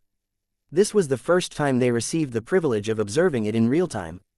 Every mech designer could no longer keep their distance anymore. They hopped over the railings and moved towards the newly elevated masterwork mech in order to observe and feel the mysterious transformation up close. Fortunately for them, neither Vase nor Gloriana cared about the presumptuous actions of their subordinates. The Dark Zephyr Mark III was Vase's 12th and Gloriana's 11th masterwork mech. Normally, that should have meant that they had already witnessed this transformation enough time to harvest most of the insights that they could obtain from this sort of event. The reality was different this time. The Dark Zephyr Mark III was their first true Archimech, and thus turned into a radically different masterwork mech than the two had ever made before. Gloriana became delighted when she managed to harvest a dozen completely novel insights that she never came across in the past. This was just the beginning as the masterwork transformation began to expose other imperfections and areas of improvement that she never noticed before. It became clear that she was still so new to Architect that she had only scratched the surface of its greater potential. There were still a lot of nuances that she had yet to master. This partially resulted in a rough and less optimal Archimech design. Gloriana briefly glanced towards Vase. As much as she wanted to take credit for turning the Dark Zephyr Mark III into a masterwork mech, the decision to use Architect had dragged down the expert light skirmisher's quality. If not for the fact that Vase had been insanely brilliant by inventing his first new ultimate module and using a strange gem that possessed a remarkably useful effect, the only other way for the Dark Zephyr Mark III was to rely on her God-body solution to compensate for her many mistakes over time. All of this reinforced the fact that the Dark Zephyr's intangible properties had become even more impressive than his tangible properties. Soon enough, The new and unprecedented masterwork transformation had run its course. The Dark Zephyr Mark III finally assumed his final form in truth now that he had managed to climb up to the second rung of the craftsmanship ladder. Silence descended onto the dimly lit Mech workshop. Though Vase and Gloriana had worked hard to successfully convert the Dark Zephyr to his current state, their exhaustion was nothing compared to that of Tusa. Everyone wanted to find out how Tusa fared with his new expert mech. The expert pilot did not disappoint the crowd. With the help of a few more stimulants and a bit of emergency treatment, Tusa managed to regain enough energy and fitness to lift himself off the bed. He activated the anti-grav module of his piloting suit and steadily floated up to the cockpit. "Kanai, he's all yours, Tusa." The expert pilot reverently entered the cockpit and settled onto the new piloting chair. Almost nothing looked the same anymore. Though Vase and Gloriana had tried their best to make the layout and so on identical, the use of new materials and more advanced tech had left their mark on the entire mech frame. Tusa did not regret the loss of familiarity. Change was inevitable. What he cared about the most was whether he could adapt to all of the improvements of his machine. From the moment he activated the Dark Zephyr Mark III, a very different neural interface began to form, a stronger but also more comfortable man-machine connection within Archimech. Tusa momentarily blanked out as he connected to a vastly different but unquestionably more powerful Archimech. As his mind and willpower began to resonate with the Dark Zephyr Mark III, his body began to experience sensations that made Tusa feel as if he was floating. What delighted Tusa even more was that he could feel as if his new expert mech was floating in sync with his own body. As the activation sequence slowly ran its course, the Dark Zephyr Mark III already began to move. The gathered mech designers all moved back in order to distance themselves from the large but very threatening machine. The Dark Zephyr's glowing eyes seemed to focus on the floating form of Vase. The true resonance generated by the expert mech also began to lock onto one of his progenitors. A strong sense of battle intent radiated from the freshly upgraded Archimech. The Dark Zephyr raised an eager fist. "Let's fight." Chapter 6000 The Fuchsia Cell Chapter 6000 The Fuchsia Cell. A figure shrouded in brown robes strode through a gunmetal gray corridor with a purposeful stride. The underground base had been built in a hurry. Much of the construction of the hallways and the rooms deep underneath the surface of a barren rock hardly showed any refinement. The bare metal walls only occasionally bore markings. Meaningless strings of numbers, letters and alien topography denoted the locations of research laboratories, material storerooms and staff dormitories. The entire research facility only existed for less than 2 years, but it had already become a bustling site. Thousands of researchers and other staff lived and worked inside this underground base shortly after the start of the Age of Dawn. Researchers continued to move in and out of their labs. Bots carrying materials and caged biological specimens occasionally moved back and forth. Since the base was under the full control of the Cosmopolitans, the researchers and workers did not hide their true identities. The researchers predominantly wore lab coats or protective suits that always depicted gray scalpels on their backs. The gray scalpels distinguished themselves from other human researchers by mastering a human scientific field and at least 3 alien scientific fields. The visitor in black harbored great respect towards the gray scalpels. The scientists and engineers of the cosmopolitan movements had to study much more difficult and diverse sciences in order to earn the right to bear a gray scalpel on their uniforms. Their ability to blend advanced human high-tech and exotic alien tech was unmatched in human civilization. November LBJNN. The junior researchers and assistants that had yet to meet the stringent requirements bore yellow shells on their backs.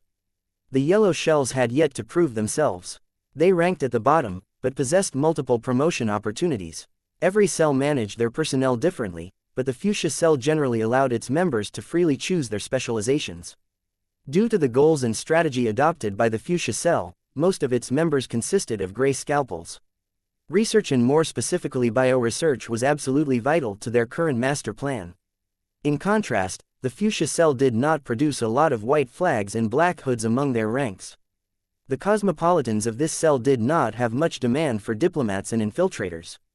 At the very least, the Fuchsia Cell should only start to raise more white flags once it had completed its ambitious plan. As for black hoods, the Fuchsias generally left the job of infiltrating human organizations and institutions to other cells. As a cell that firmly belonged to the moderate camp of the cosmopolitan movement, the Fuchsias disdained the skullduggery that others liked to engage in. Too many cosmopolitans engaged in underhanded means without ever asking whether their actions had any meaning.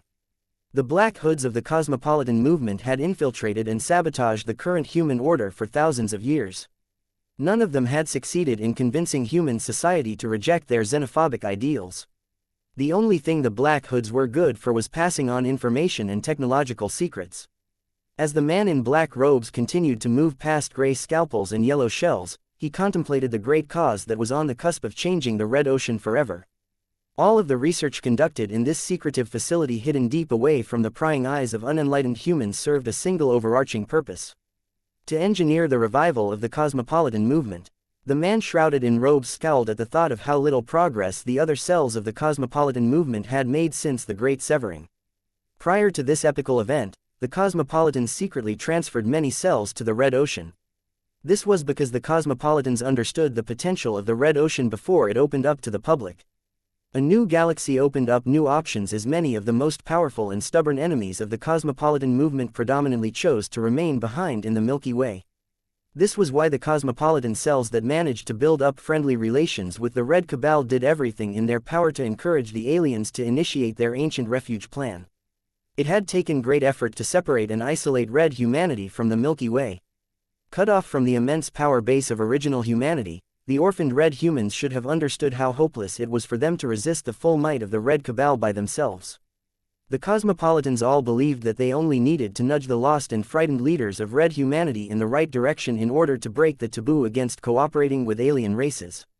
Even if red humanity only reluctantly considered the possibility of allying with weaker alien races that had never gotten along with the Red Cabal, this was already significant enough. The cosmopolitan movement had been trying to move humans away from their imbecilic human supremacist ideals for multiple millennia. None of the cells had made any progress during the Age of Conquest and the Age of Mechs, so many of the cosmopolitans in the Red Ocean hoped that the Age of Dawn would be different. Yet just when the machinations of the cosmopolitans were getting closer to bearing fruit, the Red too ruthlessly strike the Red Cabal's strongholds during Operation Night Jazz. The outcome was catastrophic for the cosmopolitan movement. No matter whether it was the radical cells or the moderate cells, each of their plans had to be scrapped or revised in order to account for the strong surge in human confidence. The people of red humanity all witnessed multiple battles where god pilots defeated ancient phase whales with varying degrees of ease. This gave many humans the illusion that red humanity's god pilots and dreadnoughts would be enough to safeguard their civilization in the new frontier. How wrong they are, the figure shrouded in brown robes uttered in contempt. Without cooperating with aliens, how can our unenlightened cousins possibly prevail against the numerical superiority of their adversaries? Unlike most humans, the cosmopolitans possessed a much better understanding of the state of alien civilizations in the Red Ocean. The aliens simply had too much of everything.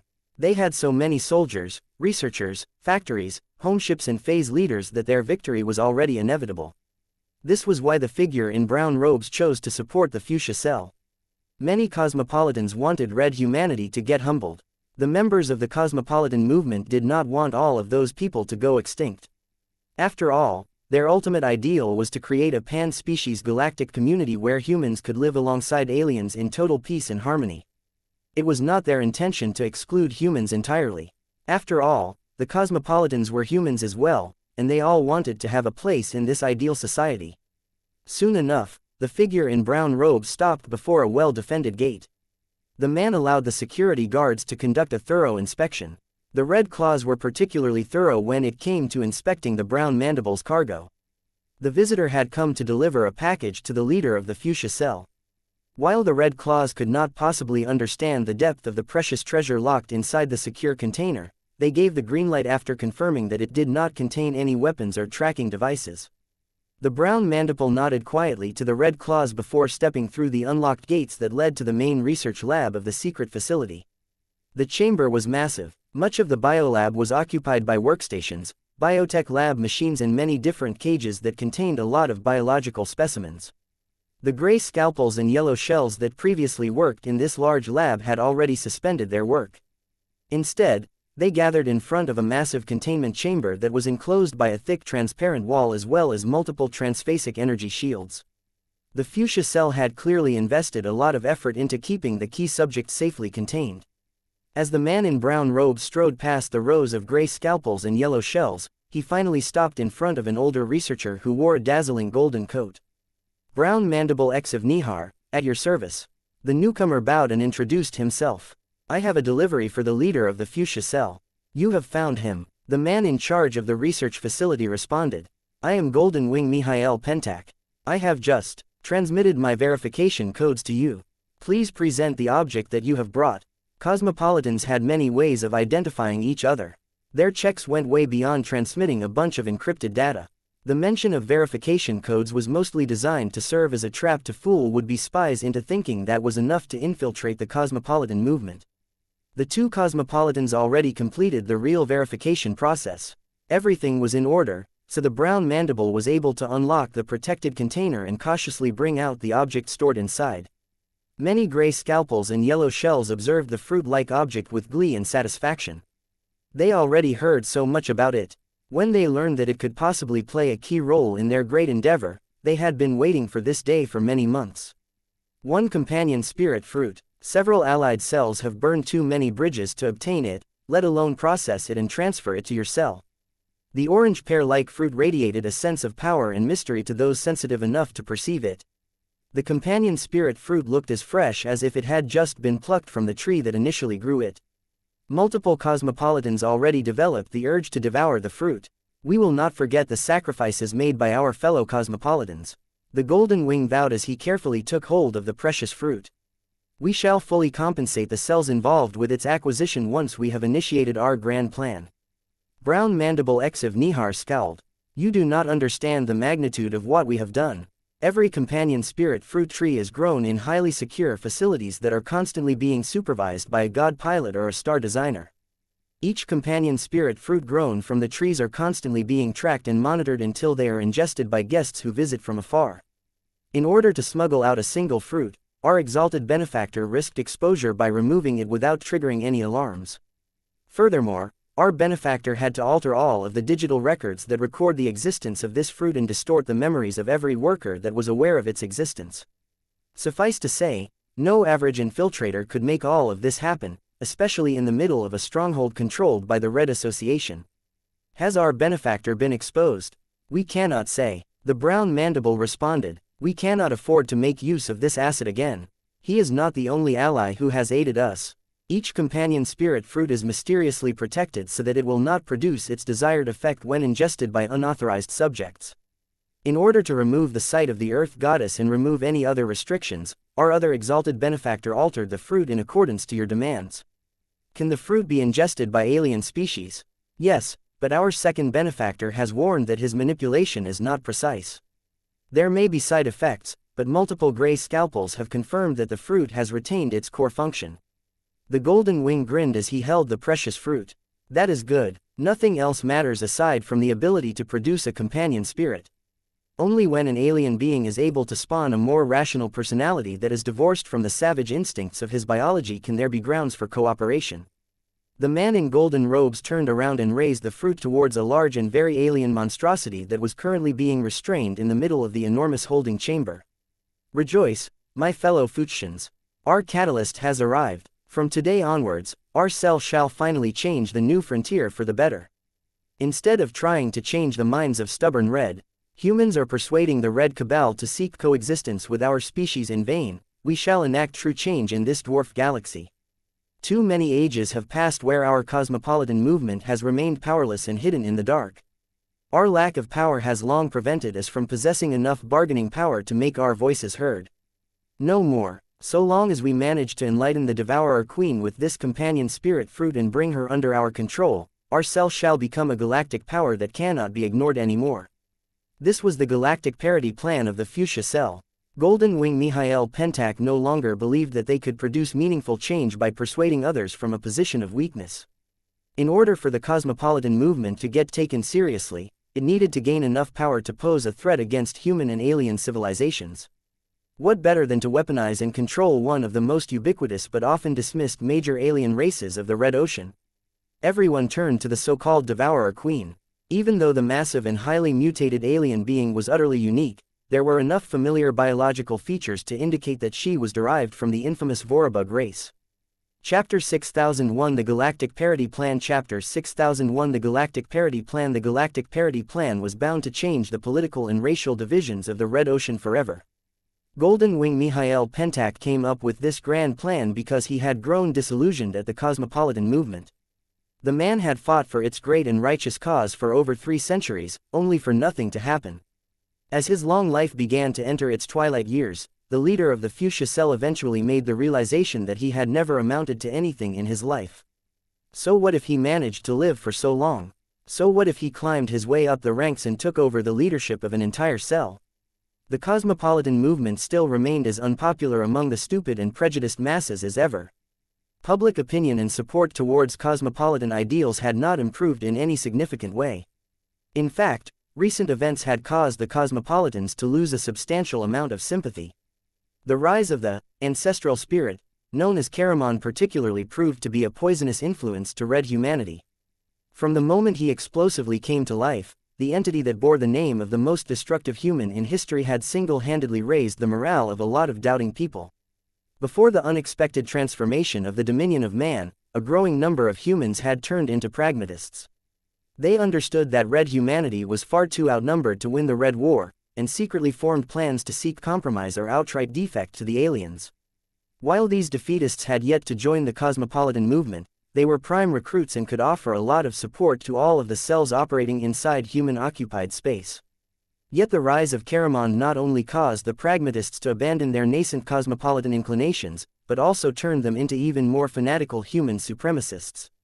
Karamon's existence posed a huge threat to the cosmopolitan movement in the long run. His ideals and his growing influence over human society would make it harder for the various cells to establish contact with sympathizers and infiltrate powerful organizations. Karamon's rise vindicated the Fuchsia Cell's decision to pursue a radically different strategy than before.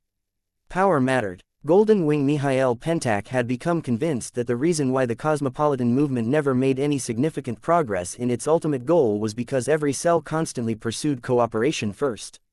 It was rather ironic that the cosmopolitan movement had never succeeded because of its relentless adherence towards a diplomatic approach. It had been difficult for the Golden Wing to accept this painful fact. It had been even more difficult to convince other cosmopolitans that they had been working in the wrong direction all this time. Fortunately for him, he managed to drum up enough support to enact his galactic parity plan. As Golden Wing Mikhail and Brown Mandible Exiv Nihar prepared to pass through the lock that led into the holding chamber, the man who received the precious companion spirit fruit eagerly explained the significance of his plan. November LBJNN Exiv Nihar frowned. You will be the agent who is tasked with conveying our success as well as our first efforts to expand our power. Once we are able to use this companion spirit fruit to take control of the Devourer Queen, we shall use her authority over the Vorabugs to overrun every significant star system, regardless of whether they are occupied by intelligent species or not. The Vorabugs multiply quickly, but their ability to conquer and hold territory has always been stymied by their inability to stop themselves from devouring the starships that they have infiltrated. As long as the Devourer Queen can force her Vorabugs into hibernation, we can quietly transport them to any destination without fear of losing our starships. Although the Brown Mandible was not a part of the Fuchsia Cell, his involvement so far already allowed him to understand the gist of the galactic parity plan. Exiv Nihar frowned. I already know that the conquest of the star systems in this region is an essential step towards building an independent polity under the control of your cell. I am afraid that the excessive killing may be counterproductive to your plan. If the Devourer Queen cannot maintain enough control over her Vorabugs, the insectal minions will engage in indiscriminate slaughter, causing many tragedies and fostering many new hatreds among the surviving aliens that have managed to escape the Vorabug tide. How will your new polity be able to invite the intelligent aliens to the negotiating table? Through extortion. The Golden Wing excitedly grinned. The soft approach will never work for the Red Cabal and the other major alien races. They consider cosmopolitans to be fools who they can freely take advantage of. We need to correct their mistaken impression by voicing our determination to wage a war that the alien community cannot afford to fight. Not all of the rules of diplomacy are invalid. Irrational hatreds can never supersede rational interests. As long as our Vorabugs continue to overrun a region of space where the aliens have transferred away much of their home ships, we shall ultimately force the Red Cabal to negotiate with us regardless of how much they despise our actions. And the unenlightened humans, they require much more convincing before they are amenable to negotiation. I do not expect to be able to open up a dialogue with the Red 2, or the Red 3, in the foreseeable time. We may have to demonstrate our power and the utter helplessness of red humanity's ability to resist a coordinated tide of Vorabugs. We shall first need to conquer a sufficient amount of alien-held star systems to do so. We are currently located too deep in alien space. Many cells established their bases far away from human-occupied territory. That made them much less exposed to the humans that despised the cosmopolitan movement, but it also isolated the occupants of all of these secret bases. Be careful, the Golden Wing warned. We are about to approach the Devourer Queen. Do not provoke her or address her directly. Let me handle communications. All of the hours I have spent at her side have allowed me to earn a measure of her trust, but this is only relative. Whatever happens, do not panic. I am not a yellow shell. I have made contact with many people and aliens. Remaining calm and in control are essential qualities to brown mandibles. Exiv Nihar defensively retorted. The cosmopolitan movement had been hunted down for so long that its cells had learned to become as independent as possible. Yet the cosmopolitans also recognized that it was detrimental if they fractured into completely unrelated splinter organizations. This was why brown mandibles came into being. They were among the very few individuals that facilitated and promoted inter-cell exchanges and coordination. They served as the glue that kept the cells in touch with each other. The brown mandibles also monitored the cells they got in touch with and mobilized others to destroy any cell that had strayed too far from their collective goal. Although the fuchsia cell had indeed deviated quite a lot from the principles and customs of the cosmopolitan movement, Golden Wing Mihail had no concerns about getting foiled by other cells. His method may be a lot more crooked, but his intentions remained pure. The fact that so many other cells had given the fuchsia cell crucial support meant that more cosmopolitans had become convinced by his theory that they needed to accrue power first. The brown mandible suddenly slowed down. Do you feel her? That is the magnitude of her psionic power or soul. Powerful, is it not? This is a manifestation of her extensive ability to control Vorabugs across multiple light hours. If not for the fact that we have lined this entire chamber with materials that can block and disrupt her attempts to establish control over other Vorabugs, she would have been able to summon a swarm to free her from captivity. Exiv Nihar looked partially impressed. I have never heard of a beast that can control other organisms over interplanetary distances. How will you be able to make the Devourer Queen coordinate her Vorabugs across interstellar distances? With the use of genetically modified Vorabugs. The Golden Wing answered. We have experimented with adding many alien genes from a large variety of different species. We have finally managed to design an artificial Vorabug subspecies that can receive the Devourer Queen's psionic signals and amplify them before transmitting her commands over much larger distances. Will the Devourer Queen make use of them? From my understanding, Vorabugs are vehemently hostile towards any member of their species that have been unnaturally altered. The Golden Wing frowned. That has been a major obstacle to our plan. We cannot remove this instinct from their species. It is so well embedded into their genes that we have increasingly come to suspect that they are not natural. Our current theory is that they are an engineered biological war weapon that has somehow degenerated into their current state. It explains why their species contain so many protections that make it far too difficult to bring the insectal species under our control. This is why the companion spirit fruit is so crucial to us. It can force the Vorabugs to keep the relay Vorabugs and other modified variants of their species alive. The party that originally developed the Vorabugs must never have imagined that it is possible to circumvent all of those measures in this manner. They finally came close enough for the two of them to gain a very clear glimpse of the Devourer Queen. She looked utterly monstrous. Even the oldest elder Vorabugs only grew as large as human heads, which caused them to appear a lot less threatening. The Vorabugs had always been a species that relied on quantity to overpower their prey. The Devourer Queen utterly broke that pattern. The brown mandible roughly estimated that the heavily mutated Vorabug 5 times as large as a heavy mech. $$ and $N. The brown mandible resisted the urge to cry out in pain. The massive Vorabug actually communicated with him. Although Exiv Nihar failed to understand the alien's words, he could still feel her rampant hostility and hunger. The Devourer Queen hardly looked as if she was ready to cooperate with the Fuchsia Cell and work towards building a peaceful pan-species galactic community. My apologies for that. The Devourer Queen possesses an uncontrollable temper. She has only reluctantly learned to tolerate my presence. Mihail Pentak spoke as he fearlessly strode forward and placed his open palm against the massive creature's shell. This Vorabug is a calamity beast, correct? Does that not make it an exo-beast that is unremittingly hostile against alien civilizations? The cell leader shook his head. That is only partially correct. If we assume that the Vorabugs are degenerated biological war weapons, then we believe that they can be uplifted into a proper intelligent alien species. They will still retain many of their swarm instincts, but we should be able to reason with them as long as their queen has become intelligent and rational enough. The fruit that you have delivered shall ensure this result. There is a large chance that the fruit will not take effect. The brown mandible warned. According to documentation that I have managed to access, these fruits only take effect on beings that are not psionically powerful. Calamity beasts such as your subject should fall outside this category. That is normally true, but not for this particular fruit. The golden wing grinned as he raised the object in his arm. We sought the aid of our second exalted benefactor not just so we can make it compatible with alien species. One of the other reasons why we borrowed the help of such a powerful ally is to imbue this fruit with the raw power to overcome the Devourer Queen's defenses. $$ and $@%. The Devourer Queen shook against her restraints as the Enlightenment fruit began to glow. The captive Calamity Beast reacted poorly to a fruit that contained an immense amount of power.